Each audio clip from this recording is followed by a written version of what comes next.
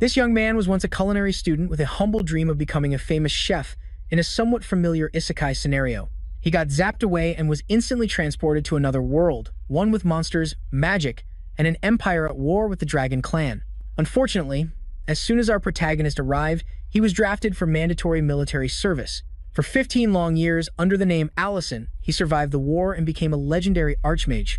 After so many hardships, Allison could finally fulfill his dream in this strange new world by opening a restaurant in the city of the Jack. While Allison was sobbing like a child in front of his restaurant, he was spotted by a woman. Thinking the young man was in trouble, she approached to ask about him. "Are you okay?" Allison explained while wiping his tears, "I'm fine. I'm just so happy that I was finally able to open my restaurant." Seeing such a young man as the owner of a fine-looking restaurant surprised the woman a little. "Ah, you're the owner of this restaurant? It's a pleasure to meet you. My name is Ren." To avoid revealing his identity, Allison introduced himself as L. The two quickly struck up a friendly conversation. "I guess you haven't been here for long, have you? I think this is the first time I've seen you. Are you here alone?" Allison replied, No. I'm here with a friend I met in the army. She sleeps a lot, so I don't think she'll be up until this afternoon." After chatting for a while, Ren suddenly asked excitedly, "Oh right, you said you're opening a restaurant, didn't you? Then you must need a place to get your meat, right? What a coincidence. My husband owns a butcher shop. If you go to the left side of the alley, right by the village's main gate, you'll see Klon's butcher shop." As soon as he heard this, Allison decided to go get meat immediately to prepare for the opening. "Ah, really? Thank you. I'll go right away." But Ren suddenly looked worried and hesitated. I should warn you, he's a bit hot-tempered. Sometimes I get worried. If you think he's too grumpy, you can tell him I sent you." Despite the warning, Allison wasn't too concerned. She's such a kind person. How hot-tempered can her husband be with a wife like her? I've met all sorts of people during my 15 years in the army. He talked tough, but upon seeing Klon's intimidating face, Allison immediately cowered. About that, I'm the owner of the restaurant here, at the butcher shop. I'd like to buy some meat." Before he could finish his sentence, Klon slammed the table and shouted, "I'm not selling." When Allison asked why, Klon yelled even louder, "Are you deaf? I'm not selling that meat. You're a restaurant owner. I've seen plenty of scoundrels like you. You buy meat cheap and sell it for double the price just before it's burnt. You people cheated me for 3 years with that kind of business. I don't know where you all come from, but I'm sure you're just the same. I have no meat to sell to you." Just then, a huge frying pan came crashing down on Klon's head. "What nonsense are you spouting? I came because I was worried." Just as I thought. Although he was furious, the moment he saw his wife, Klon instantly became as meek as a puppy. Truly a lion on the street but a mouse at home. After dealing with her husband, Ren turned to apologize to Allison. "I'm sorry, L. Once he gets angry, it takes a long time for him to cool down. You're looking to buy Bellerant meat, right?" Although reluctant, Klon finally had to surrender. Fearing another encounter with the frying pan, he shuffled to the back to get the meat. At that moment, Ren apologized to Allison once again. "Phew, please let me apologize again." He used to supply a restaurant very carefully because the owner was a friend of his from his mercenary days, so I think he was really shocked to be betrayed like that. Learning the reason behind it made Allison somewhat sympathetic, but he was quite surprised that Klon had been a mercenary in his youth. Speaking of which, Ren then asked, "You don't look that old, L. Have you done your military service yet?" Thinking of the 15 beautiful years of his youth he had lost, Allison couldn't help but tear up. "I've been through quite a bit of trouble." "Well, I've gone through a lot of terrible things over the past 15 years. Just as Allison was about to open up, Klon returned with a bag in his hand. "Here's the meat. Why don't you show off those amazing skills of yours?" When Allison inspected the meat, he was quite surprised. He didn't expect to receive this cut of meat instead of the Bellerant. Seeing this, Klon let out a smug laugh. "Ha ha ha, you think I'd give you precious Bellerant meat? Bellerant tastes good no matter how you cook it. But from now on, I'll only supply meat to restaurants I approve of. Try making something special with that piece of meat. From now on, if you don't satisfy me, you won't get so much as a piece of fat, let alone meat. I'm a tough critic, so you better prepare yourself." Seeing Allison's dazed expression, Klon became even more satisfied. "Hey, are you listening? Hey, scared now, aren't you? Let's see if you can cook anything decent." Just then, the legendary frying pan was put to use once more. Klon was knocked out cold. Women are truly terrifying. Ren didn't expect to be so exhausted by her husband to this extent and was about to give Allison a nice piece of Bellerant meat, but Allison surprisingly refused. "Oh, it's all right. I will cook for the two of you. Please have a meal with me and Mr. Klon at my restaurant this afternoon." Ren was extremely surprised to hear this, because what Klon had given him was the fatty cut of a gooba. Before she could swap the meat for Allison, he had already turned to leave. "This is more than enough. I guarantee I can cook something delicious with this meat. That's all then. See you two later." In this world, animals and livestock were called by completely different names than in Allison's old world. Cows were called Guka, chickens were Palenki, wolves were Balorant, and pigs were called Guba. Looking at the piece of pork belly before him, Allison finally understood why Klon's ego was so big. This was truly a top-quality cut of meat. In this world, Palenque, unlike chicken, was considered an expensive ingredient. The easiest and most common meat to buy was Guba, or pork, and this pork belly cut was the cheapest of all. People here didn't value this cut of meat highly. Well, Allison had no complaints, since it was cheap, and with the quality of this pork belly, the most natural way to enjoy it was, of course, to grill it. Allison used magic, creating a flame in the palm of his hand to light the grill.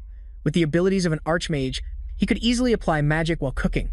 This also partly made his dishes more delicious than usual. As dusk began to fall, Klon and his wife were heading to Allison's restaurant, as invited that morning.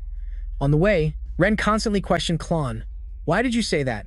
Didn't you say you'd only supply meat to restaurants you approve of?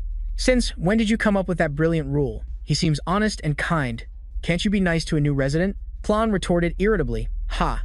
You just met him today. How can you be so sure?" Hearing this, Ren grew even angrier. Better than someone who gets blatantly cheated. Don't you think other people's judgment might be more accurate? You didn't even mean to test his cooking skills. That was just an excuse. What you really wanted to see was his sense of responsibility, right? After living together for so many years, how could Ren not know what her husband was thinking? Even though she hit the nail on the head, Klon remains stubborn. "I know you're a picky eater. What if his cooking skills aren't up to par?" The two of them would never know that the person about to cook for them was a great archmage. During the war, Allison had saved countless lives with his magic, his amazing magic. And now, that same magic was being used to cut meat. Every magic has its own use. Scoring the meat helps it absorb the seasoning better.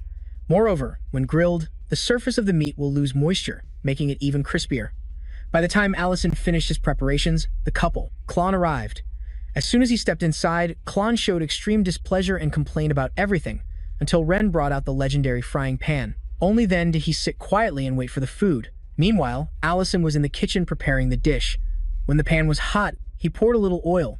Since pork belly is quite fatty, just enough to prevent sticking is fine. When placing the meat down, he put the skin side down first. Otherwise, the skin would dry out by the time the lean meat was cooked, making it less delicious. While grilling, Allison completely focused his mind on every single step. To him, the kitchen was a battlefield, and cooking was an art. Every action needed to be executed with the utmost precision. A delicious dish can enhance its appetite through its sound. The sizzling of the pork was just like that.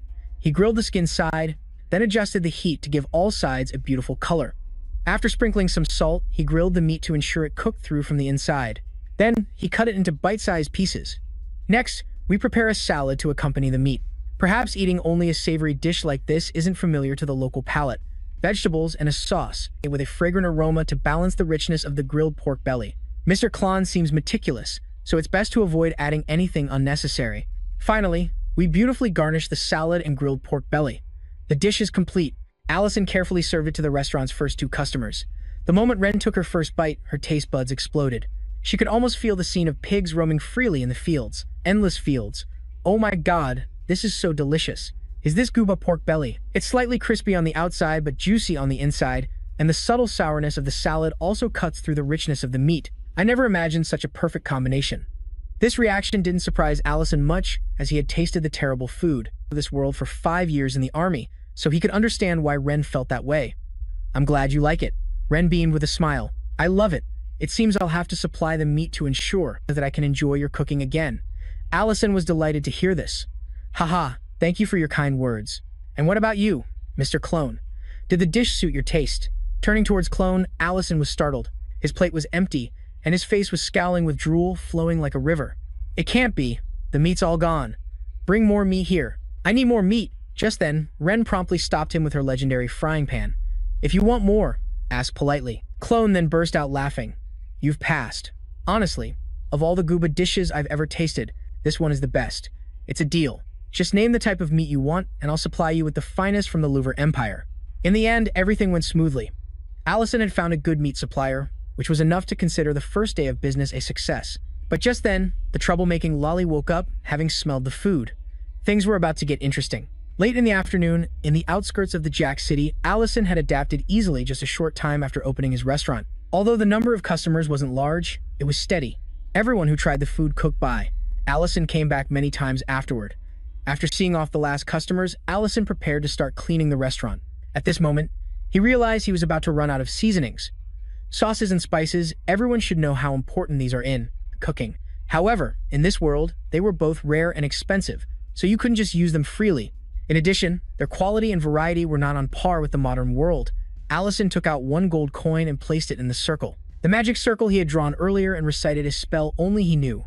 The fastest way to solve the problem of ingredients was simply to use this world's summoning spell to bring objects from the modern world here. Actually, Allison had accidentally created this spell while trying to find a way back to his old world. Magic depends on how you use it. There were limits to the size and mass of the object, but it was useful nonetheless. It wasn't a perfect spell because it couldn't help Allison return to his old world. He felt guilty just taking things like that, so he left one gold coin behind. Additionally, unprocessed products like fresh meat, eggs, or vegetables would spoil upon being summoned here. Processed products also had expiration dates, but they seemed unaffected. Allison also didn't know why. And another thing was that it was very exhausting, despite holding the title of Grand Mage. Allison could only cast the summoning spell once per day. After transferring the ingredients to new containers, Allison put them into the magic-powered refrigerator. But as soon as he opened it, his blood boiled. What the hell? Where's my stash of beer? Allison immediately identified the culprit as the little lolly, Rurine, and went to deal with her. Rurine, who was sound asleep, and next to a pile of beer cans, was woken up by a hard knock on the head. What's that for? I didn't do anything. Allison questioned her, holding a beer can. Look at this. Who gave you permission to drink all the beer in the fridge? You could at least clean up after yourself. Rurine, still groggy, tried to argue back. It's your fault for not saving any tasty food for me last time, and I'm a dragon. Cleaning is something only lower beings do. I'm not going to clean up.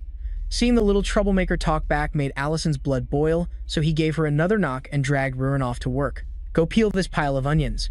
Watching Rurine cry because peeling them stung her eyes, she looked harmless, but Allison was still a little worried. As she just said, she's a dragon, even though she's currently in human form. I found her after she was orphaned and lost her home during the war with the dragon clan. I couldn't just leave her behind, so I decided to help, and we've been living together ever since. Although she has lived for several hundred years, she is still quite young for a dragon. Perhaps that's why she's still a bit childish. So she's a legal loli, huh? Everyone, don't get any weird ideas, because he couldn't bear to see the pitiful Rurine being punished. Allison softened. I'll make steak for dinner if you finish peeling that pile, so stop crying. As soon as she heard meat, Rurine's two eyes lit up. Steak, you promised. This lolly seems a bit easy to bribe. Just then, a sorrowful clone walked into the restaurant. Get me a beer and some snacks. Allison then opened the fridge to prepare them, but since Rurine had knocked back all the beer, he had to serve liquor instead. Luckily, he had summoned this last time, but just to be safe, he needed to switch it to a different bottle. Seeing the clear liquid being brought over, surprised clone. What is this? This isn't beer. Is it water?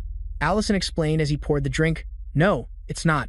If you're curious, why don't you try some? This is soju. Although the smell was a bit strange, clone still trusted him. He downed a cup and popped a few pieces of meat into his mouth. This is pretty good. At first, it's a bit bitter, but the sweet aftertaste pairs very well with the meat. This snack is excellent with soju. It has a completely different charm from the salad. I already knew it, but your skills are truly extraordinary. Can I have another bottle? Although he was praising him, Clone's face was extremely sad. Allison could tell at a glance that something had happened. After downing 4 bottles of liquor in a row, Clone still wanted more. Seeing this, Allison hurriedly stopped him. Mr. Clone, you've had too much to drink. This liquor has a very high alcohol content, but Clone refused to stop. I said, bring me another bottle. I'm not going home until I'm drunk today. Allison was sure that something was wrong, so he decided to ask, what do you mean? Is something wrong? As if waiting for that cue, he helplessly poured out his heart. Ren. I suspect Ren is having an affair. At first, she said she needed to go out for a bit, but it started happening more frequently. Every month, she would dress up on a specific day. This has been going on for a few months, so the other day, I decided to secretly follow her. And I saw her meet a colleague from her mercenary days. He used to be my best friend. This must be the reason that guy suddenly vanished after I opened my meat shop. He must have felt ashamed to face me while secretly having an affair with Ren. And today, she went out again. Even though it wasn't her usual day of the month, she probably doesn't care about me anymore. Clone's mood shifted from anger to helpless sorrow. Allison didn't know what to do other than console him. First, you need to calm down. Getting drunk won't solve the problem, right? Clone couldn't stay calm and shouted, but I can't face the truth. And you know what's ridiculous? I still love Ren, even in this situation. I can't live without her. What should I do? He was truly a devoted man, which was why Clone had been able to endure it for the past few months. But now, he had reached his limit.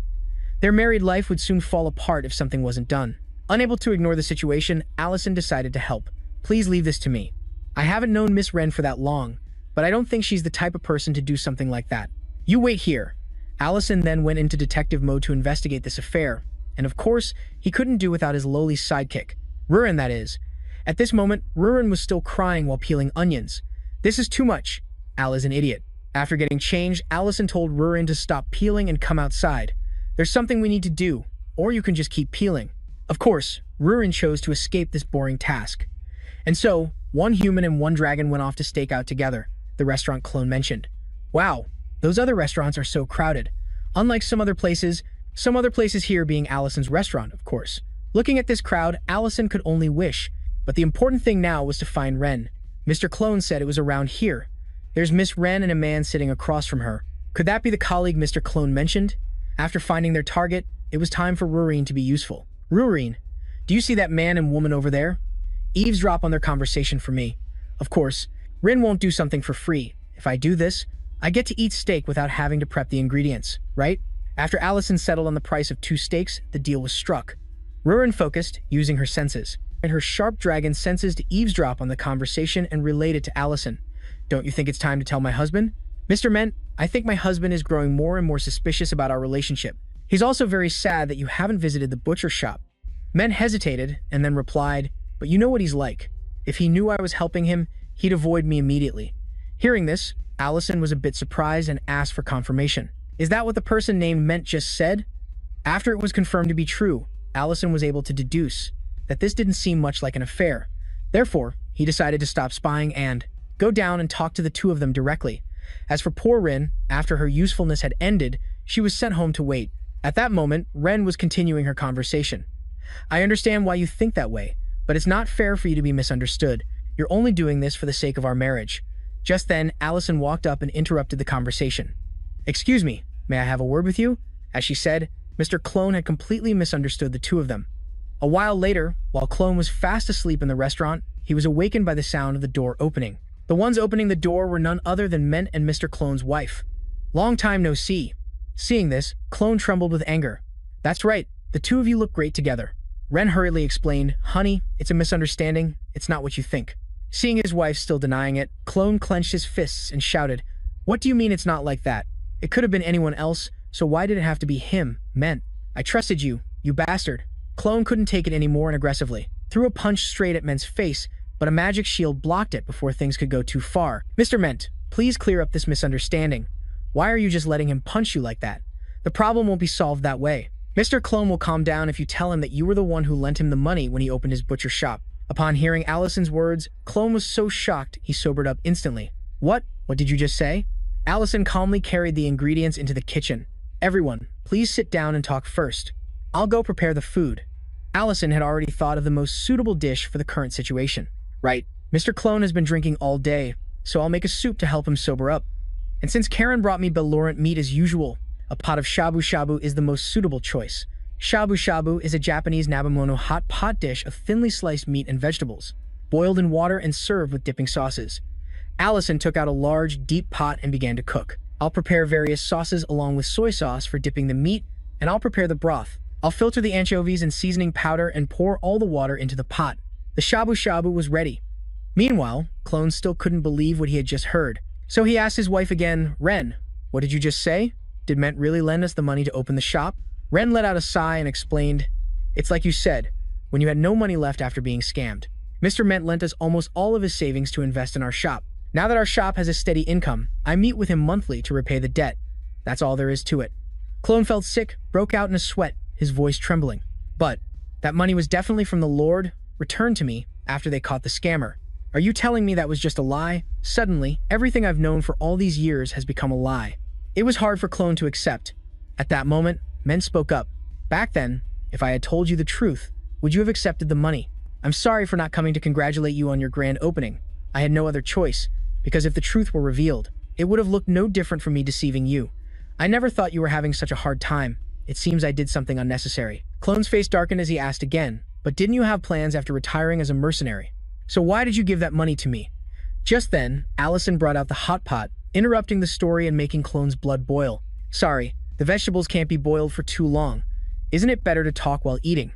And so, the suffocatingly tense atmosphere was broken when Ment became curious about the paper-thin slices of meat. Allison explained. That's Belorant meat from Mr. Clone's butcher shop. I sliced it very thinly because this is a dish where you dip the meat into the broth and eat it right away. Please, everyone, try some. After tasting a piece, Ment was extremely fond of this novel dish. He then ladled a bowl of soup, gave it to Clone, and started talking. Do you remember the Battle of Perun? That day, you were stabbed by a sword protecting me. I still remember that day as if it were yesterday. We had run out of all our provisions. Because the battle lasted longer than expected, the only thing to eat was a bland broth. Then, I caught a wild Belorant, although I fainted right next to you after catching just one. The soup made from that Belorant's meat was very bland. It was also very tough and gamey, but that thing was more delicious than any delicacy. Clone slurped the bowl of soup while reminiscing about old memories. His whole body trembled involuntarily. That's right, yes, it was delicious. Ment then ladled another bowl for himself and continued. A moment ago, you asked me why I helped you despite my retirement plans, right? At that time, I had no plans at all. I had no plan more important than helping you. Clone now understood everything. Tears began to fall down the gruff man's face. I'm sorry. I'm truly sorry. Allison stood by, witnessing the two old friends resolve their misunderstandings. He felt happy for them, but he had run into big trouble, named Rin. A promise to a dragon is absolute, but you don't treat it that way at all. Allison quickly tried to placate her. It's not nighttime yet, but just let me make the steak for you. However, Rureen was still furious. It is too nighttime already. How dare you treat me like this when I only asked you to do your part of the deal? Just then, Ment walked over, so Allison had no choice but to cover Rurin's mouth and lift her into the air. Does this count as abusing a dragon, who's only a few hundred years old? Although bewildered by the scene before him, Ment didn't dare ask many questions and got straight to the point. I came here because I wanted to ask you something. Recently, the mercenary group received a commission to escort a very important figure, and we want to hold a feast to celebrate. That's why, if it's all right with you, I'd like to have a dinner at your restaurant before we depart. Is that possible? This was a great business opportunity, and Allison, of course, would not refuse. The next day, Allison went to Clone's butcher shop to look for some meat, palenque, also known as chicken, but they didn't have any. If Clone could sell that kind of meat, he'd already be rich. Seeing this, Allison was a bit disappointed. Humph, so you don't have it. You told me you'd sell me any meat I wanted. Where did that confident Mr. Clone from before go? Hearing that, Clone felt resentful, but couldn't do anything about it. This guy. Palenque meat is a different story. That's right. I heard they've been appearing in the Limung Forest recently, and that was why Allison went to the Limung Forest. But things weren't as easy as he imagined. A palenque is a monster that looks like a chicken. However, in this world, their behavior is completely different. They change their habitat periodically, making them very difficult to find. And they are extremely agile, which makes catching them even harder. That is why the meat of a palenque is a very precious ingredient with high demand. After an exhausting chase that left him breathless, the palenque even stopped to taunt him, making Allison's blood boil. Should I just set this whole forest on fire? He was now regretting his decision to add this dish to the menu for the mercenary group. After struggling for a while and getting nothing, Allison had to give up and ask for Rurin's help. He was going to have to wash a lot of bowls after this. Rurin then released the powerful aura of the dragon clan. It made the palenque so scared it didn't dare to move. With just one black dragon's roar, the premium chicken ingredient was secured. How was that? Terrifying, right? If you hadn't eaten a dragon's heart, you would have met the same fate as that palenque. Because he had eaten a dragon's heart, Allison was able to resist Rurin's attacks and keep her from running around and wreaking havoc. Afterwards, the two of them went around the forest and hunted 15 more palenques to cook. After a hard day's work, Rurin returned to the restaurant and treated herself to a cold can of beer. Having a beer after work is the best. But in reality, she just walked around and glared at the monsters. She didn't really do anything. Meanwhile, Allison was diligently preparing food for this evening's guests. This time, the dish would go very well with beer. At dusk, Mr. Ment's guests arrived at the restaurant and prepared to eat. But since this was a new restaurant, having no reputation, it was met with suspicion. Is this the place you were talking about? Are you sure the food will be good? I don't trust your taste at all, Ment. Only Minten, Ment's junior mercenary, believed him unconditionally. People often joke that he would praise it as delicious even if Ment fed him grass. Just then, Allison appeared and started serving the food. Ment also took this opportunity to introduce Minten to Allison. This is a dear junior of mine. Minten was extremely excited at this moment. I've heard so much about you. You have no idea how much my senior praised this restaurant. I'm really looking forward to this. Although praise to the skies, Allison remained calm. Well then, I hope today's meal meets your expectations. The food is here. Seeing the pile of crispy fried drumsticks and wings before them made every customer's jaw drop in amazement. Seeing this, Allison explained, "You all know what a prank is, right? This is fried prank." As soon as they heard the name, Minten excitedly stood up and shouted, "Parenk, that's the legendary monster that even professional hunters can't catch." This reaction surprised Allison a bit. "It's not that legendary. Please eat before the food gets cold." It's unbelievable that something that looks like a chicken is actually a legendary monster feared by hunters. But to Allison, it was just a slightly hard-to-find cooking ingredient. The customers who had just taken their first bite of the meat couldn't contain their emotions. "This is truly delicious. This is not like you at all meant." Minten, on the other hand, wasn't talkative and just grabbed a bunch of food. Stuffing it all into his mouth rendered speechless. And this was just the fried chicken. To think it could get everyone so excited. It truly lives up to its name as a legendary ingredient. Because there were too many customers, Allison had to go to the kitchen to ask for help. "Ruren, we can't let this continue. There are too many customers. Can you help with serving?" But how could a noble black dragon possibly work as a waitress? Are you seriously asking a dragon to serve humans? Ruren was the one who caught the legendary creature that even professional hunters couldn't catch. Having no other choice, Allison resorted to a sob story. "Well, if you don't want to, then fine. But do you remember? We talked about opening a restaurant together after the war ended, that we would overcome everything together. I guess a dragon's heart changes easily. I was so happy every time I thought about it. I can handle it myself. You can go home." Even though she was several hundred years old, Ruren was still just a child at heart, so she was easily manipulated by these words. "I understand. I've changed my mind. Being a waitress could be a new experience for a dragon. I need to bring out the beer, right?" And so, Allison's plan succeeded perfectly. With the help of the lolly waitress, everything was finally taken care of. To reward this hard work, Allison saved some chicken and beer for Ruren.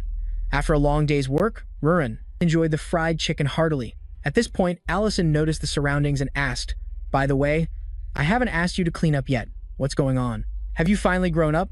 Ruren leaned her head on Allison's shoulder and replied, "Because this is a restaurant, our restaurant." Taking this opportunity, Allison mentioned wanting to call off the bet about washing dishes for a month. But life is not a dream. The fate of a great mage washing dishes for a month was unavoidable. Hey, right? Just then, a strange figure appeared outside the restaurant.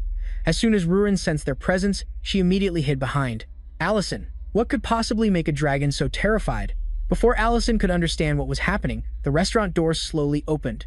How unpleasant. The cities of humankind are always such detestable places to visit. Allison, however, wasn't surprised at all. "It's been a while, hasn't it, Black Dragon, Elder Meridana?" Meridana showed extreme displeasure towards Allison. "My title is not for a mere human to use so casually." Allison stood up, facing Meridana, ready to fight at any moment. "What business brings you here?" Meridana slowly approached. "You're living quite comfortably with a dragon in a small place like this. Is there any inconvenience?" Ruren only dared to peek her head out and answer meekly, "No, sir." It seemed she was very afraid of this so-called Black Dragon Elder. Allison, at this moment, was completely different from his usual approachable self. He seemed to have become another person. Told her, "So, you've come for Ruren?" "As far as I know, no one can challenge my right to care for Ruren. You were punished by immolation last time, remember?" At the mention of this, Meridana also became extremely dangerous. "Your mouth is as impudent as ever, isn't it?" "Well, you're right. I came here for Ruren." Although frightened, Ruren mustered all her courage to resist. "I'm staying with Al. Why are you suddenly doing this? You abandoned me, after all." Meridana lowered his voice. "Child, who said I abandoned you? I was just late. Even though your mother made a great mistake against the clan." Just then, Allison cut in. "You can stop talking about that now. What's important is the promise between you and me. I've heard that promises are very important to dragons." Meridana wasn't angry, but instead gave a sly smile. "You are correct. I came here to talk about that promise. It's true we promised to entrust Ruren to you, but there was a condition attached to that promise. Shouldn't the promise that was made first be fulfilled first?" When Allison asked what the condition was, the old man answered without hesitation. "The age at which a black dragon is considered an adult in our clan is 800 years old. Until then, any dragon without its own lair will be protected and sent to the clan's sanctuary. Ruren was using her mother's lair, but it was destroyed in the recent war. Therefore, Ruren, who will turn 800 years old next year, must leave and find her own sanctuary. This is a clan rule that no one can defy. If you break this rule, it will be considered a declaration of war." After hearing this, Allison sighed. "Let's do it that way, just as you said." Hearing this, Meridana became furious and emitted a terrifying aura, but Allison was not only unafraid but continued speaking. Why was I worrying about trivial things? Can't we just do that? Thinking this was a declaration of war. Meridana couldn't hold back and almost transformed into his true form. You brat, you may have eaten the heart of the demon lord, but you underestimate us too much. As expected of the Black Dragon Elder, this power was truly fearsome. If the old dragon unleashed his power, this entire place would be razed to the ground. Rurin, feeling the fear, repeatedly tried to dissuade him. Al, I'm fine. You can't declare war? Allison, with a dumbfounded look, said, Huh. Declare war? I was just talking about making a dragon's lair. Hearing this, Meridana and Rurin both froze. A war between dragons and humans almost started again because of this young man.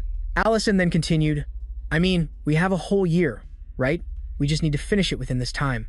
We probably have enough treasure, so we can start right now. We can do that, can't we? Meridana, not knowing what to do, decided to retreat. Well, that is feasible. In that case, I will return in 1 year. And that was the beginning of Allison's project to create a dragon's lair. A dragon's lair, simply put, is a cave for a dragon to live in. A magnificent interior and a hoard of treasure are the symbols of a dragon's lair. Creating one costs a lot of money and time, which is why Allison would have no time even if he started right now. But as bad luck would have it, the restaurant suddenly became unusually crowded. Customers flocked in because of the rumor that the restaurant sold parent meat, even though Allison had said he no longer sold that type of meat as it was a special menu item. But the number of customers didn't decrease even with Rurin's help. But the workload was still overwhelming. Things couldn't go on like this. Allison was forced to find a way to reduce the number of customers. The next day, Allison took Clone into the forest to where the Paranks were. Seeing this, Clone still had no freaking idea what was going on. What's this? What the hell is this? Allison explained. It's Parank. What else? I'm going to supply you with Parank. You'll be the only one in the Empire selling Paranki meat and attracting many customers. Clone still couldn't believe it was real. What? How are you going to catch Paranke? That's difficult even for the top hunters of Greg City. But it wasn't difficult at all. You just need to bribe Rurin with meat, and it's done. Allison then reassured Clone, you don't need to worry about that. Mr. Ment's mercenary group has eaten it once before. The profit will be split 50-50. I'm not giving it away for free, so I'll just take half the selling price. Clone immediately objected. What? You're doing too much. You catch them and deliver them to us, so why are you only taking half? But Allison didn't care much about money. Half is fair enough. I won't be able to provide a large quantity, so I won't take much. Instead, you should use it as bait to sell more of other types of meat and buy her. Rend new clothes and treat her better. Despite being very angry at Allison's unreasonable attitude, but he couldn't do anything, so Clone reluctantly agreed. All right, I'll sell it to you. Don't you change your mind. Of course, Allison wasn't going to change his mind. This was the very plan he had just devised to reduce the number of customers at his restaurant. But there was one problem. The Palans would periodically change their habitat, and of course, Allison had already taken that into account. With just a wave of his hand, he created a giant barrier, enclosing the Palanks in the forest. Clone's jaw dropped in amazement at the sight. Creating a barrier of this size was no easy feat. This wasn't something that could be done after just a few years of studying magic, Allison. Who on earth are you? Allison then made a gesture for secrecy. A restaurant owner who retired after the war, just like you, Mr. Clone. So please keep my use of magic a secret, okay? And that was how Allison's plan unfolded perfectly. The next day, his restaurant was completely empty, without a single customer in sight, just as he had planned. But Rurin wondered if this was really something to celebrate. Allison, at this point, was already shedding tears. He had thought there would be at least 1 or 2 customers left, but at least now the 2 of them had time to build the dragon's lair. Hearing that, Rurin was overjoyed. Ah, that's right, the lair, hee. You'll live with me once we finish building it, won't you? Allison immediately refused. Of course, he would live here, the place he had worked so hard to build.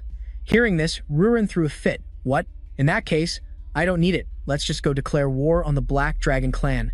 This whole destined enemy of mankind thing isn't working out very well for me. Allison then had to coax her by saying that the lair would be nearby, and only then did Rurin calm down.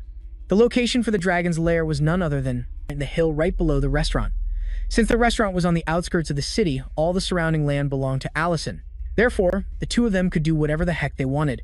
However, the inside of the cave had to be reinforced with magic, or else the entire hill would collapse. Rurin was now fired up and decided to start digging the cave immediately, but her partner decided to bail on her right at that moment. Well then, I'm heading back to the restaurant.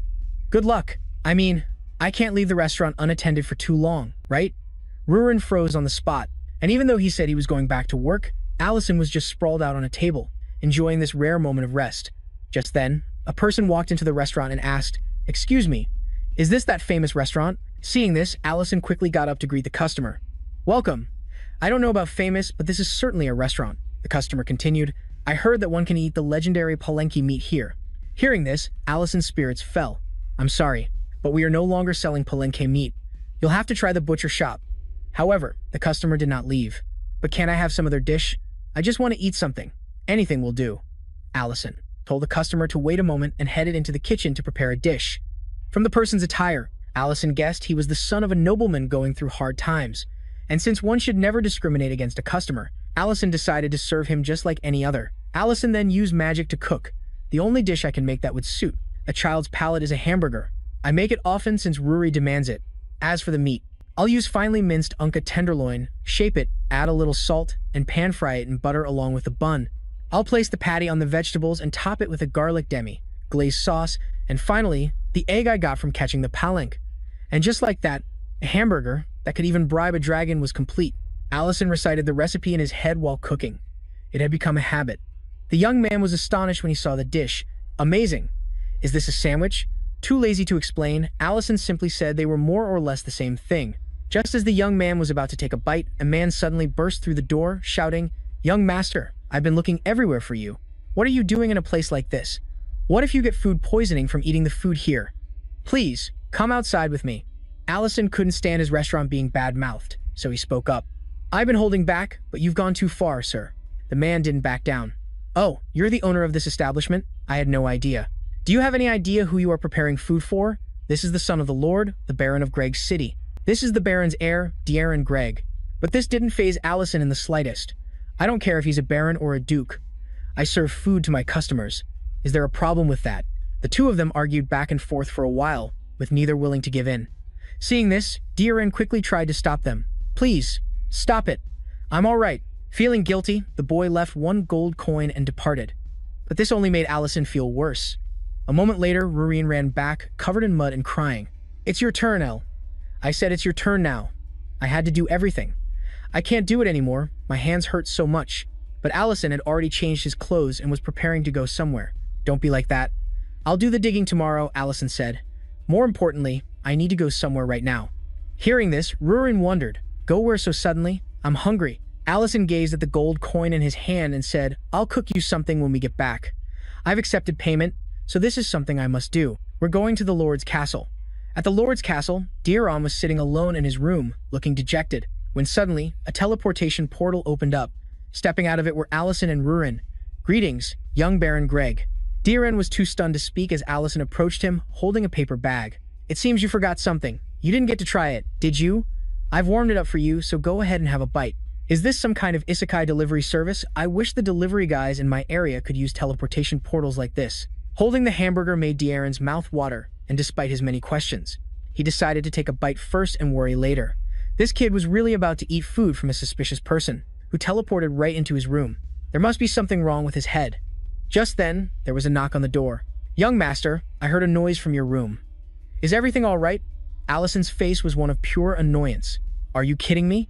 Just let the kid eat his hamburger, you damn pest," Allison thought. De'Aaron, trembling, looked at Allison for help.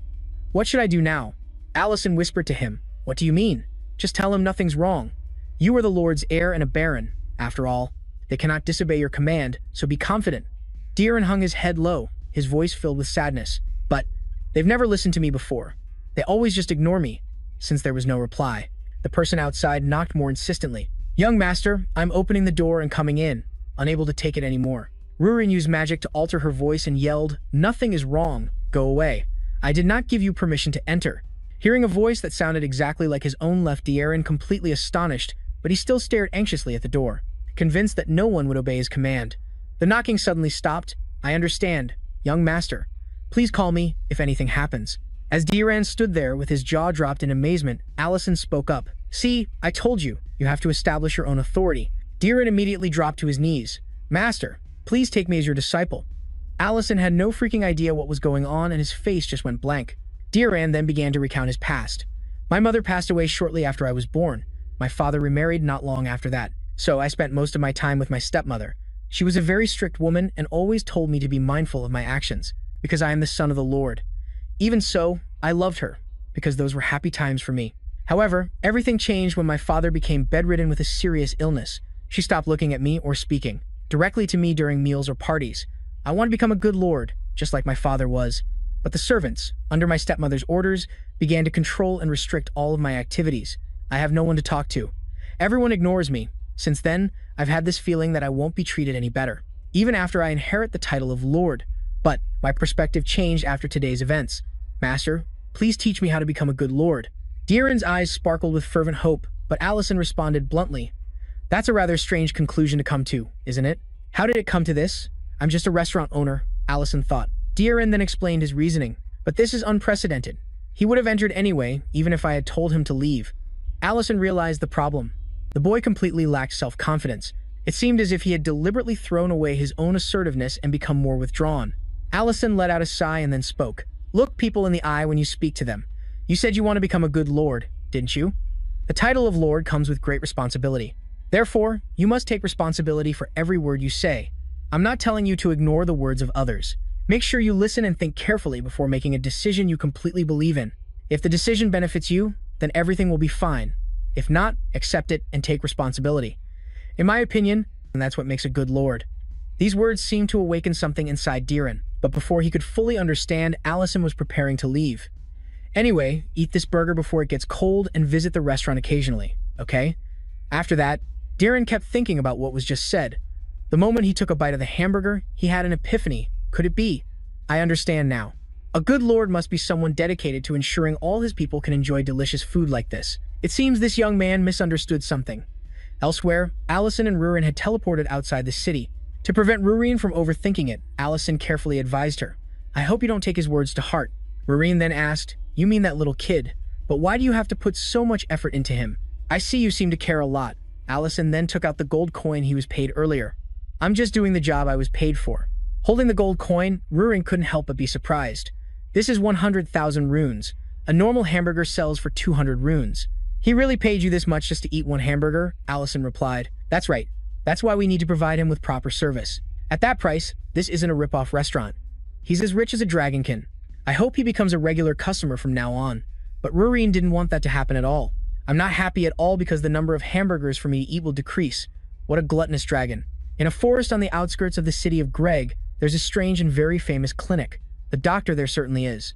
Highly skilled, and has even learned healing magic, but that's not the reason it's so famous. The biggest reason patients travel to this remote place far from town is because the owner of this clinic is an elf, not a human. Elena, the owner of the clinic, is currently confiding in Ren about returning to her hometown.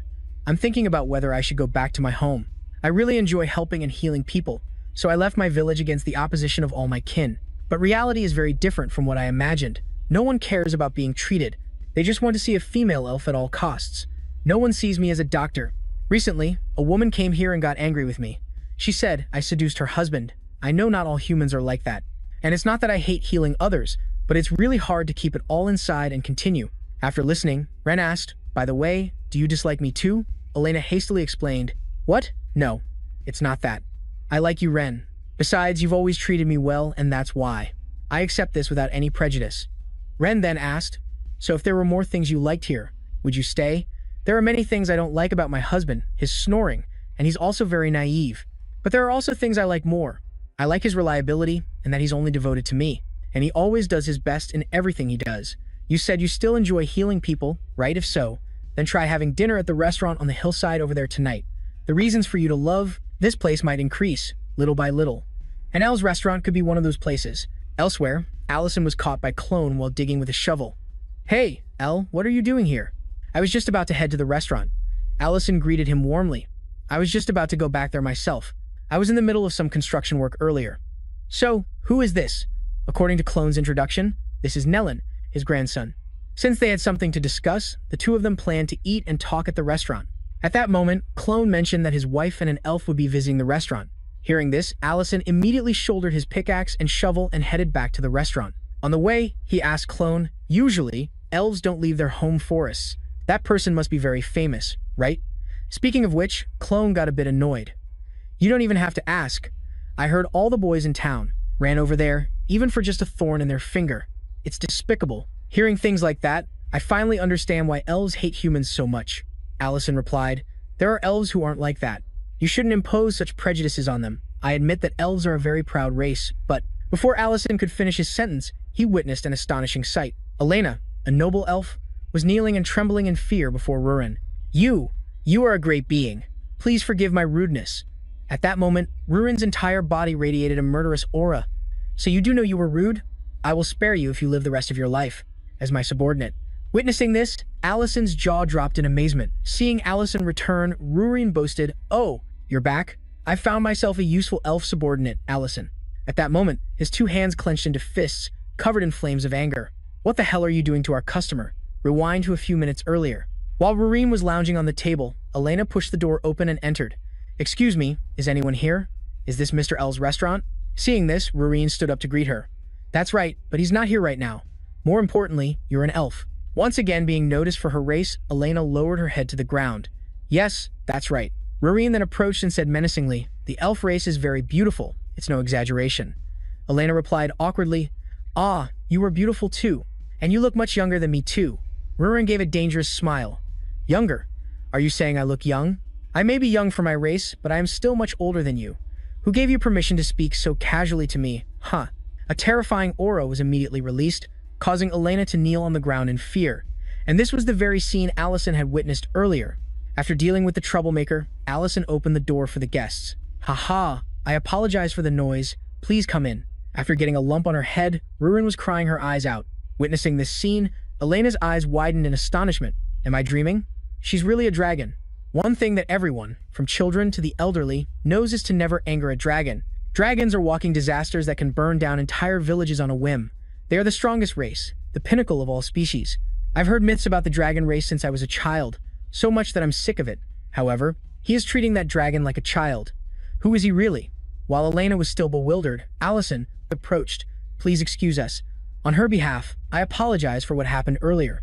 I really didn't expect something like that to happen while I was away. Elena, still frightened, asked him, Are you really human? After hearing this, Allison was a bit surprised, but then he realized that Rurin had revealed her identity as a dragon. With no other choice, Allison whispered to Elena, Ah yes, I am a human. And that girl is a dragon, as you know. Me living with the dragon is quite strange, but it's a bit difficult to explain. Can you please keep it a secret? Elena trembled in fear. Of course, I have no intention of messing with a dragon. I don't want to die yet. Allison didn't know what else to say other than to reassure her that she wouldn't be killed here. It seems Rurin has left an extremely bad first impression. At this moment, Allison spoke up. By the way, are you the elf doctor that Miss Wren recommended? Elena, with a dazed look, replied, Ah yes, that's me, I'm Elena. Hearing this, Allison's face went blank. He could imagine the half-star review for the restaurant if this were Earth. I came here on a friend's recommendation, but I was forced into servitude. Unbelievable. The first impression is really too terrible. If this were Earth, this place would have been review-bombed by netizens. Elena continued, I heard that you can eat very delicious dishes here, even if they're only made from vegetables. When it came to food, Allison was extremely professional. Yes, that's possible. Do you have any allergies? Elena explained. It's not for any humanitarian reason. My body just can't digest meat, so as long as I don't eat meat, I'm fine. Allison thought for a moment, then got to work in the kitchen preparing the food. There are many delicious dishes that don't require meat, but I think pasta is one of the best. He put thinly sliced onions, garlic, and mushrooms into a pan with hot olive oil and sautéed them. This way, the different flavors will combine to create a harmonious taste. Next, strain the crushed tomatoes through a sieve and then add them to a pan. Season with salt, sugar, and other spices, then reduce the heat and watch the sauce to make sure it doesn't burn. While waiting for the sauce to thicken, cook the spaghetti for 8 minutes. Remember to save a little of the pasta water. Finally, mix the spaghetti with the sauce and add the pasta water to help the sauce thin out, and the spaghetti dish was complete. Then, Allison served the food to Elena saying, Please, eat this with a fork. I didn't add any meat, so you don't have to worry. Just seeing the dish made Elena want to eat it immediately. She picked up her fork and carefully savored the delicious spaghetti. Meanwhile, Allison went on to serve the Gooba meat dish to her nephew, Klon. But Allison noticed that Nellen didn't seem very happy. Could it be that he doesn't like this dish? When she turned to look at Elena, Allison could hardly believe her eyes. The image of a noble elf had completely disappeared, replaced by a gluttonous girl savoring the delicious meal. Absolutely delicious. All this time, I've only ever eaten raw vegetables. I had no idea something this good could exist. Ah, it's wonderful. Elena finished the plate of pasta in just a few quick bites. Just then, Allison approached her side, startling her. "It seems the spaghetti was to your liking, wasn't it?" Elena, flustered and embarrassed, covered her face. "I'm sorry, it was so delicious I couldn't control myself." Allison offered a friendly smile and gave her a handkerchief. "Don't worry about it, I'm glad you liked it. You don't often visit other restaurants, do you?" Elena replied in embarrassment. "No, I attract a lot of attention in the city, so I usually just eat vegetables I buy at the market. It's not that I've never considered having a proper meal at a restaurant, but they don't have many vegetarian options on their menus, and even when they do, the food is no different than eating raw vegetables. So I started to wonder if cooking was even necessary." Allison completely understood Elena's feelings. People here didn't use many spices, so everything tastes so bland. As she said this, Elena suddenly became excited. "But my mind has changed since coming here. That last dish was truly delicious. I have to thank Miss Wren." This also meant the earlier bad review was gone. Only then did Allison dare to breathe a sigh of relief. "I'm so glad to hear that." At that moment, Klon suddenly stood up and shouted, What did you just say?" Nellen repeated, "I said I just found out that my mother and I are not blood related." Meanwhile, at the mine, Nellen's mother was very worried, so she had brought food for her son deep into the mine, but she had no idea Nellen wasn't even there. Back at the table, Klon calmly sat down and asked, "Who did you hear that from?" Nellen slammed the table and yelled, "That's not important right now. I've been lied to for 25 years. I couldn't concentrate on my work, which is why I left the mine early. I couldn't just go home like that." Meanwhile, Elena and Allison were completely focused on the unfolding drama. They didn't dare make a sound. It's true that no matter what world you're in, you just can't give up on watching drama unfold. Klon then began to earnestly reason with him. "Don't you have any idea what Miss May has been through to raise you? She worked day and night just to provide for you, even after your father died as a mercenary. Don't you think her raising a child that isn't her own flesh and blood is a noble act? You're smart enough to figure that out for yourself." At this, Nellen's face darkened and his voice trembled. I know that. I know I'm at fault, but this morning I was so hot-headed and angry that I refused. At the lunch my mother prepared and called her an old hag. Hearing this, Klon furiously grabbed Nellen by the collar. "What? There are some things you can say, and there are things you absolutely must never say, you idiot." Things were quickly getting out of control, and Allison was about to intervene. Just then, Ren burst through the door in a panic, shouting, "Nellen, it's a disaster. Hurry and follow me to the mine. The mine collapsed right where your mother was. She's trapped inside." Hearing this, Klon shouted frantically, "What do you mean the mine collapsed? What happened to Miss May?" Ren, in a panic, explained, "I'm not sure, but it looks like she went inside to find Nellen." And after that, Nellen lost his composure and bolted towards the mine alone. Allison and Elena also wanted to go, hoping they could help in some way. At the mine, people were trying to hold back the frantic Nellen. He just wanted to throw himself into the rubble to save his mother. "Calm down, Nellen. It's dangerous. It could collapse again." Allison and Elena arrived right after. "Please, calm down. We will go inside and rescue Nellen's mother." The others saw this and rushed to stop them. "Hey, listen, you can't go in there either. We can't predict when it might collapse again. This is an emergency situation," Allison quickly explained. She is a healer trained in healing magic. There could be many people inside who can't move and need healing.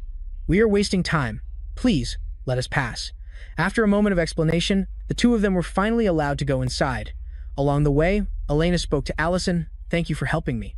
But you didn't have to come in here with me. It's very dangerous." Just at that moment, the mine trembled and countless rocks began to fall, but fortunately, they were all blocked by Allison's magical shield. "You see? I'm quite skilled with magic. I'll stop any rocks from hitting you." Elena couldn't help but be amazed. "So, you're a mage?" Allison spoke as they ventured further in. "I was pretty successful back in my youth, but now I'm retired. However, I am curious about why you decided to come here. I heard you own a clinic in the city of Greg.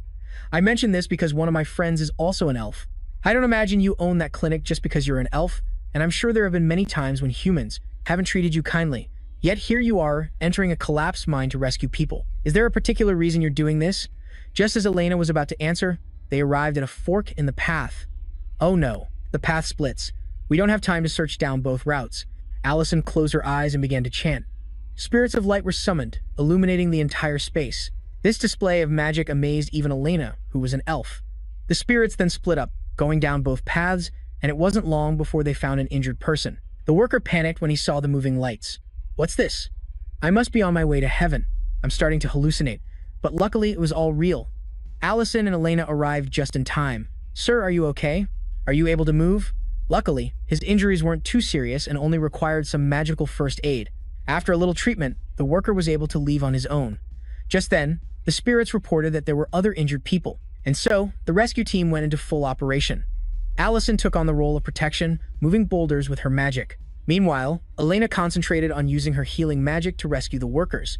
After receiving initial treatment, the injured were transported outside by Allison's magic. After some time, all the workers had been saved. Only Nellen's mother remained to be found. The two of them then proceeded deeper into the mine and discovered Miss May lying unconscious on the ground. Elena immediately went to her side to assess the situation. She's severely injured. I will use a more powerful healing spell on her, but I can't guarantee the results. Elena placed her hands on her chest and began to chant. A gentle, blue light immediately enveloped them all.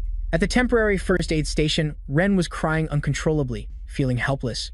Klon stood beside her, only able to offer words of comfort. Miss Elena said the magic would work, so please don't worry too much. She will surely wake up. Seeing his mother lying motionless with her head bandaged, Nellen was completely stunned. Allison could only try to reassure him. Don't worry. Miss Elena quickly treated her with a powerful spell, so she is past the critical stage now. Elena now seemed completely exhausted, her entire body trembling. She suffered a severe concussion, but the treatment was successful. The wound near her eye isn't very serious, so she should be able to see normally once the bandages come off. Nellen then opened the basket beside his mother. It was the meal she had painstakingly prepared for him, the one he had cruelly rejected with unkind words. It was too late for regrets now. It was all because of him that his mother had come to find him and gotten so badly hurt. Just then, Miss May's arm twitched. Nellen, are you there? The very first thing she did upon waking up was to call out her son's name. Such is the sacred love of a mother. Everyone could finally breathe a sigh of relief. As for Nellen, tears streamed down his face. I'm here, Mom. Your son is here. I was so afraid that the words I said to you this morning would be our last. Hearing this, tears fell from Miss May's eyes. You called me Mom again. I'm so sorry for making you worry. It's such a relief that you weren't inside the mine. Witnessing this scene, Elena couldn't help but feel deeply moved. She approached and said to Allison, actually, I was going to close the clinic and return to my homeland. I was very disappointed in people after witnessing the horrible things here. That's when Miss Wren told me this. Try to increase the things you like here. Perhaps I was too hasty in coming here to find that. The lifespan of humans is shorter than that of elves, but they can freely express their emotions. That's why people are easily disappointed and hurt. I used to feel that way. But ironically, that's also the reason I opened the clinic. I think there are still many things here that I like that make it impossible for me to leave. I like the genuine emotions of humans, and now I've also learned that the food here is delicious. Today, I've realized many things. Before she could finish her sentence, Elena almost fainted from exhaustion. Fortunately, Allison managed to catch her. The atmosphere suddenly became awkward. Then, Allison began to transfer mana through his hand to Elena. Feeling the mana flow into her body, she was extremely surprised. Isn't this the mana transfer magic of the elf race? Allison quickly let go of her and explained. The friend I mentioned taught me this magic. His name is Beeden. Upon hearing this name, Elena shouted in astonishment. Beeden, the hero of the elf race? That Beeden? How did you? To avoid trouble, Allison didn't explain much, only saying that he was a well-known sorcerer. Meanwhile, on Burness Hill, at the foot of the restaurant, Rurin was still sullenly digging a cave by herself. That jerk. He always leaves me behind. How could he tell me to dig a cave just because I'm not allowed to use magic in front of other people? It's so unfair. I just wanted to recruit a subordinate to help with the restaurant. Just then, a jet of water suddenly burst out, drenching Rurin completely. After returning and seeing this mess, Allison questioned her. You're saying water just burst out from the ground, and you wanted to know where it came from, and kept digging until you ended up in this state, huh? Rurin, covered in mud, stood with her hands on her hips and proudly replied, exactly. Although Allison was furious, he had to hold it in. Don't get angry, he thought. She's not trying to provoke me on purpose. Looking at the mess on the ground, it was clear Rurin had tried to dig further but found nothing. Allison then said, there must be an underground water source nearby. You probably hit the water vein. You dug quite deep, but even with magic, it's impossible to see it from here. Do you remember what we discussed before? We need to reinforce the cave ceiling with a barrier. Of course, Rurin remembered that. Otherwise, the cave would have collapsed long ago. Allison then released an immense amount of mana and created a magic circle. Rurin, standing beside him, reminded him, remember to control your power, okay? Or else you'll blow away the entire hill. The spell Allison used was the level 8 magic prison. In just the blink of an eye, the cave was dug much deeper. Rurin didn't forget her duty either. With just a stomp of her foot, she erected a barrier protecting the cave's ceiling from collapsing. And just like that, Rurin's dragon cave was finished. At that exact moment, the ground suddenly cracked and a jet of water erupted from below. Seeing this, Allison observed it carefully.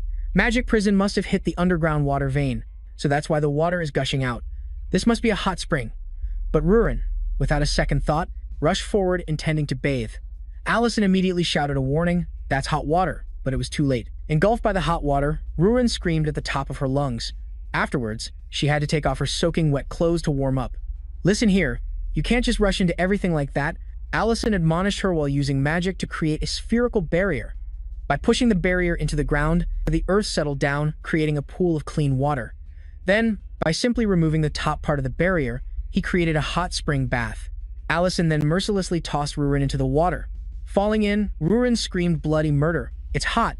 I'm being boiled alive." But then she realized the water was only lukewarm. Of course, it was because Allison had already cooled it down.